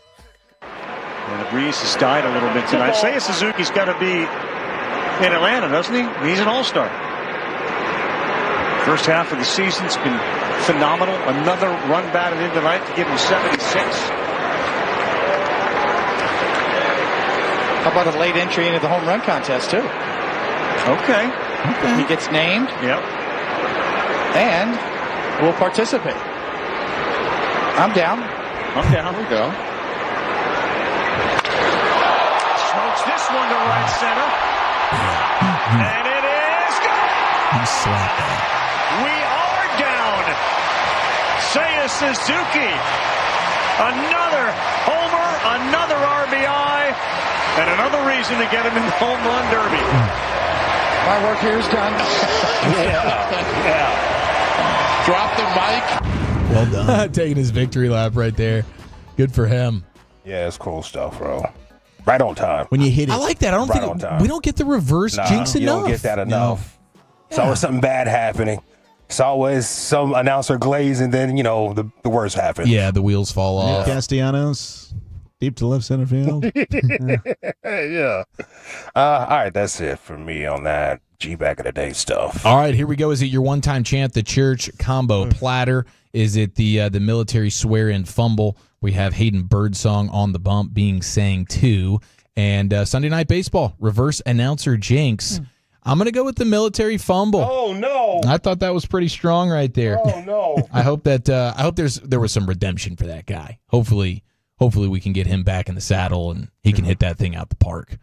Hopefully he gets a re-up. Yeah, exactly. Gets a re-up in about 3-4 years. All right, Lucius, what say you? I had the military kid, too. Yeah, okay. Yeah, I had the military man, bro. Oh, man. Wolchuk? I'll go with the reverse broadcast jinx. There we go. Well, positivity 2-1 brought us. Military. All right, by a score of 3-1. No need for a poll. Military swear-in fumble is your new G-Bag of the Day champion. We will replay that champ tomorrow at 2:20 like we do each and every day, and a brand new batch of contestants at 5:30 tomorrow. But right now, we go into the Pimp Cup for some LA Live. That was just a filler right there, man. It wasn't even supposed to win, bro. No. That was just a filler and it won. Anything can happen, man. Anything can happen. All right, let's get into a Monday, Friday edition of LA Live right after the great Rick James. Well, all right, you square. It's time to smoke. I'll fire up this funk and let's have a toke. It'll make you dance to some of everything.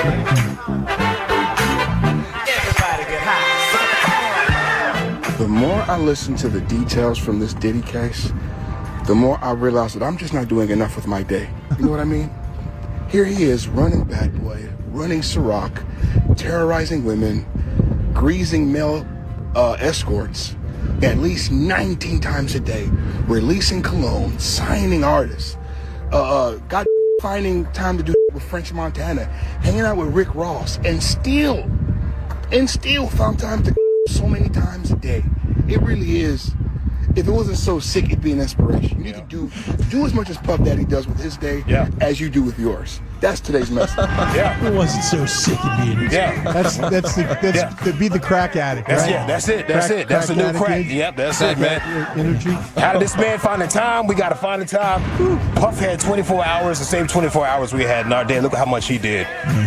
You see Diddy got a standing ovation from the inmates when he came back from court. Did he really? For beating them Fed charges? Incredible, yeah. Got a standing ovation from the criminals. Got some appreciation for that. Oh, my God. I mean, you beat a RICO charge. You beat the RICO. That's really, really They difficult. all know Odds he were might be stacked getting against out of you. here. He might be getting out, and he might remember some of these guys. He might be. He might be. People talking a little different now. Well, I didn't know the whole time. I was letting all the facts play out. Whatever. Making the band Inmates Edition. Some of his new friends. This is LA Live from Monday, July 7th, 2025. It is a Monday, Friday edition of LA Live. Welcome in, Tolos!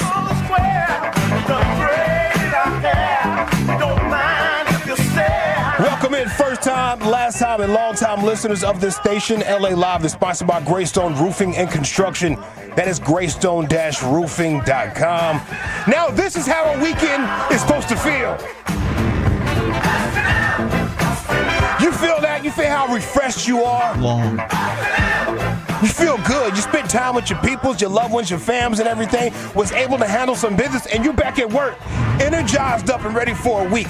That's how every weekend should feel. We're being robbed, people. We're being robbed. There should be 3-day weekends at all times. Let them know. Just saying, bro. You feel it. We feel different, man. It's feeling good out here. Let me write that time down. Yeah. So much I got going on, brothers. Juggling, you know what I'm saying? Juggling chainsaws. Yeah. Oh, and by the way, I love people posting themselves popping fireworks in city limits. Oh. Yeah, popping fireworks in city limits. Can the police pull your card for that? Like, you posted it to your Instagram or it's in your stories. Can they go back and say, you know what? Retroactively, we're about to give you a $500 fine because you were at that school parking lot popping fireworks. We seen you and you posted it. Officer, that was AI. I don't know what you're talking about. It wasn't me. I wonder if they can do that if they're feeling petty. Shaggy. People are just out here Wasn't me. posting them, bro. Like, there was no care for the law. People just bottle rockets and everything all in the street, bro. Y'all did y'all's thing. Matter of fact, hold on. Y'all did y'all's thing. I seen, especially South Dallas, y'all was out of control. Cedar Hill, y'all was all the way out of control. I seen all of that. Duncanville, y'all were out of control. Red Oak. Is Red Oak city limits? That might be out. That's out. Okay. That might be out. All right, well, you good then, Red Oak. Hey! Here we go.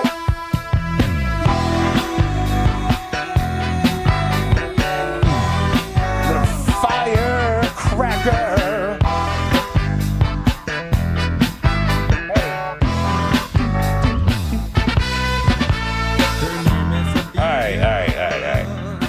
Every July 3rd, there's a tweet that goes viral that says, they don't know it yet, but tomorrow will be the last day someone has all of their fingers.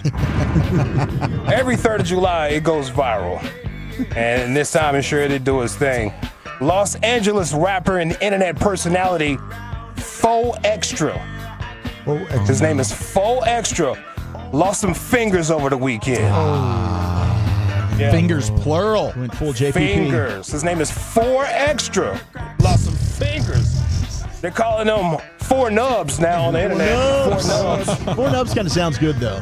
Yeah, I guess so. I like 4 nubs. I mean, unless you got 4 nubs. Well, yeah. 4 Extra had an Instagram post on Friday where some very large unmarked fireworks in his hands. And I'm talking about like maybe what's bigger than an M80? They look like M80s kind of. He homemade this thing? But they look like Acme made them. Like, yeah. Like the Roadrunner. Yeah, they look insane.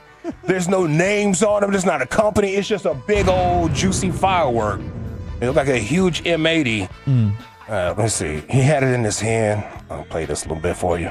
It's the 4th. I'm about to blow it up. I want to get blown up today. Stop playing. See these? I'm throwing them in your house. I'm throwing them at you.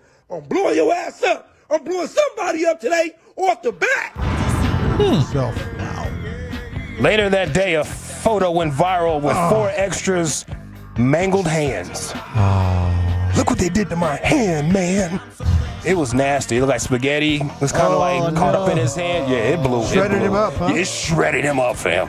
Yeah, bro. It shredded him up. Poor nubs. Adam22, his buddy Adam22, he says, I'm hearing that 4 extra lost 2 fingers, not a whole hand, because people were thinking he lost his whole hand. Okay.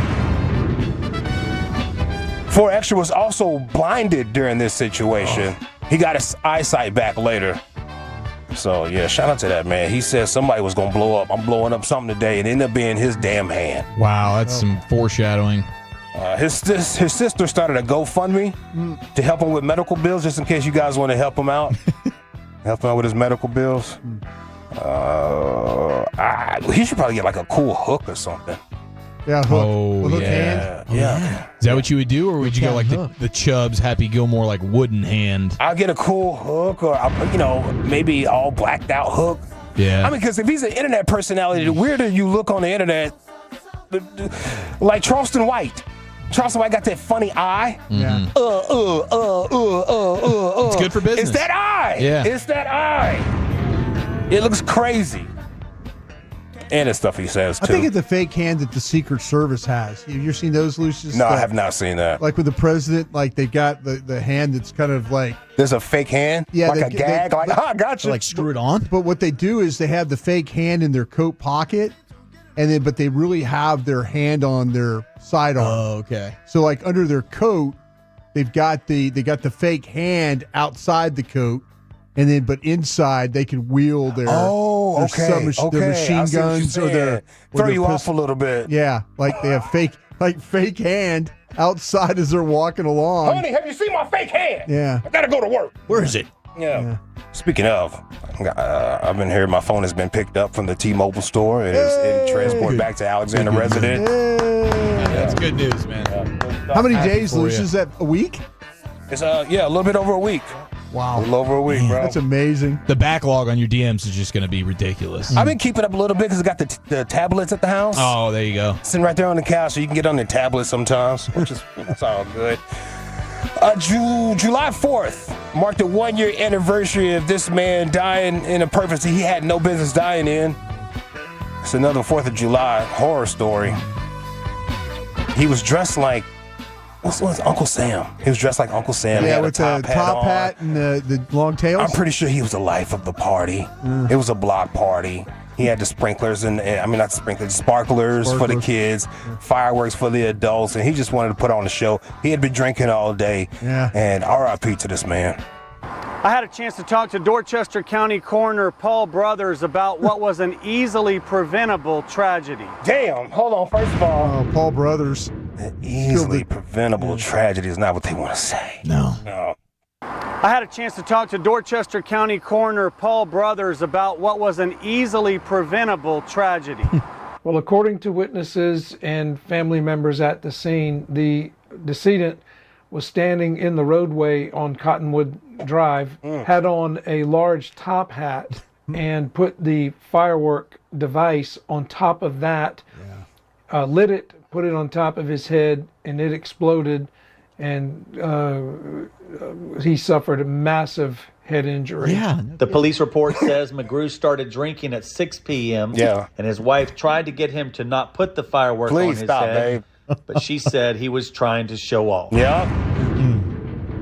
Oh yeah, I'm watching the guy right now. He was having just a damn good time dancing around. Probably the life of the party, bro. Heck of an outfit. Dressed like Uncle Sam. He's got a dart hanging from his lip. And he's just finger gunning. That's right, boys. Look what I can do. This is his day, dude. Oh, Peggy, your boy is such a hoot.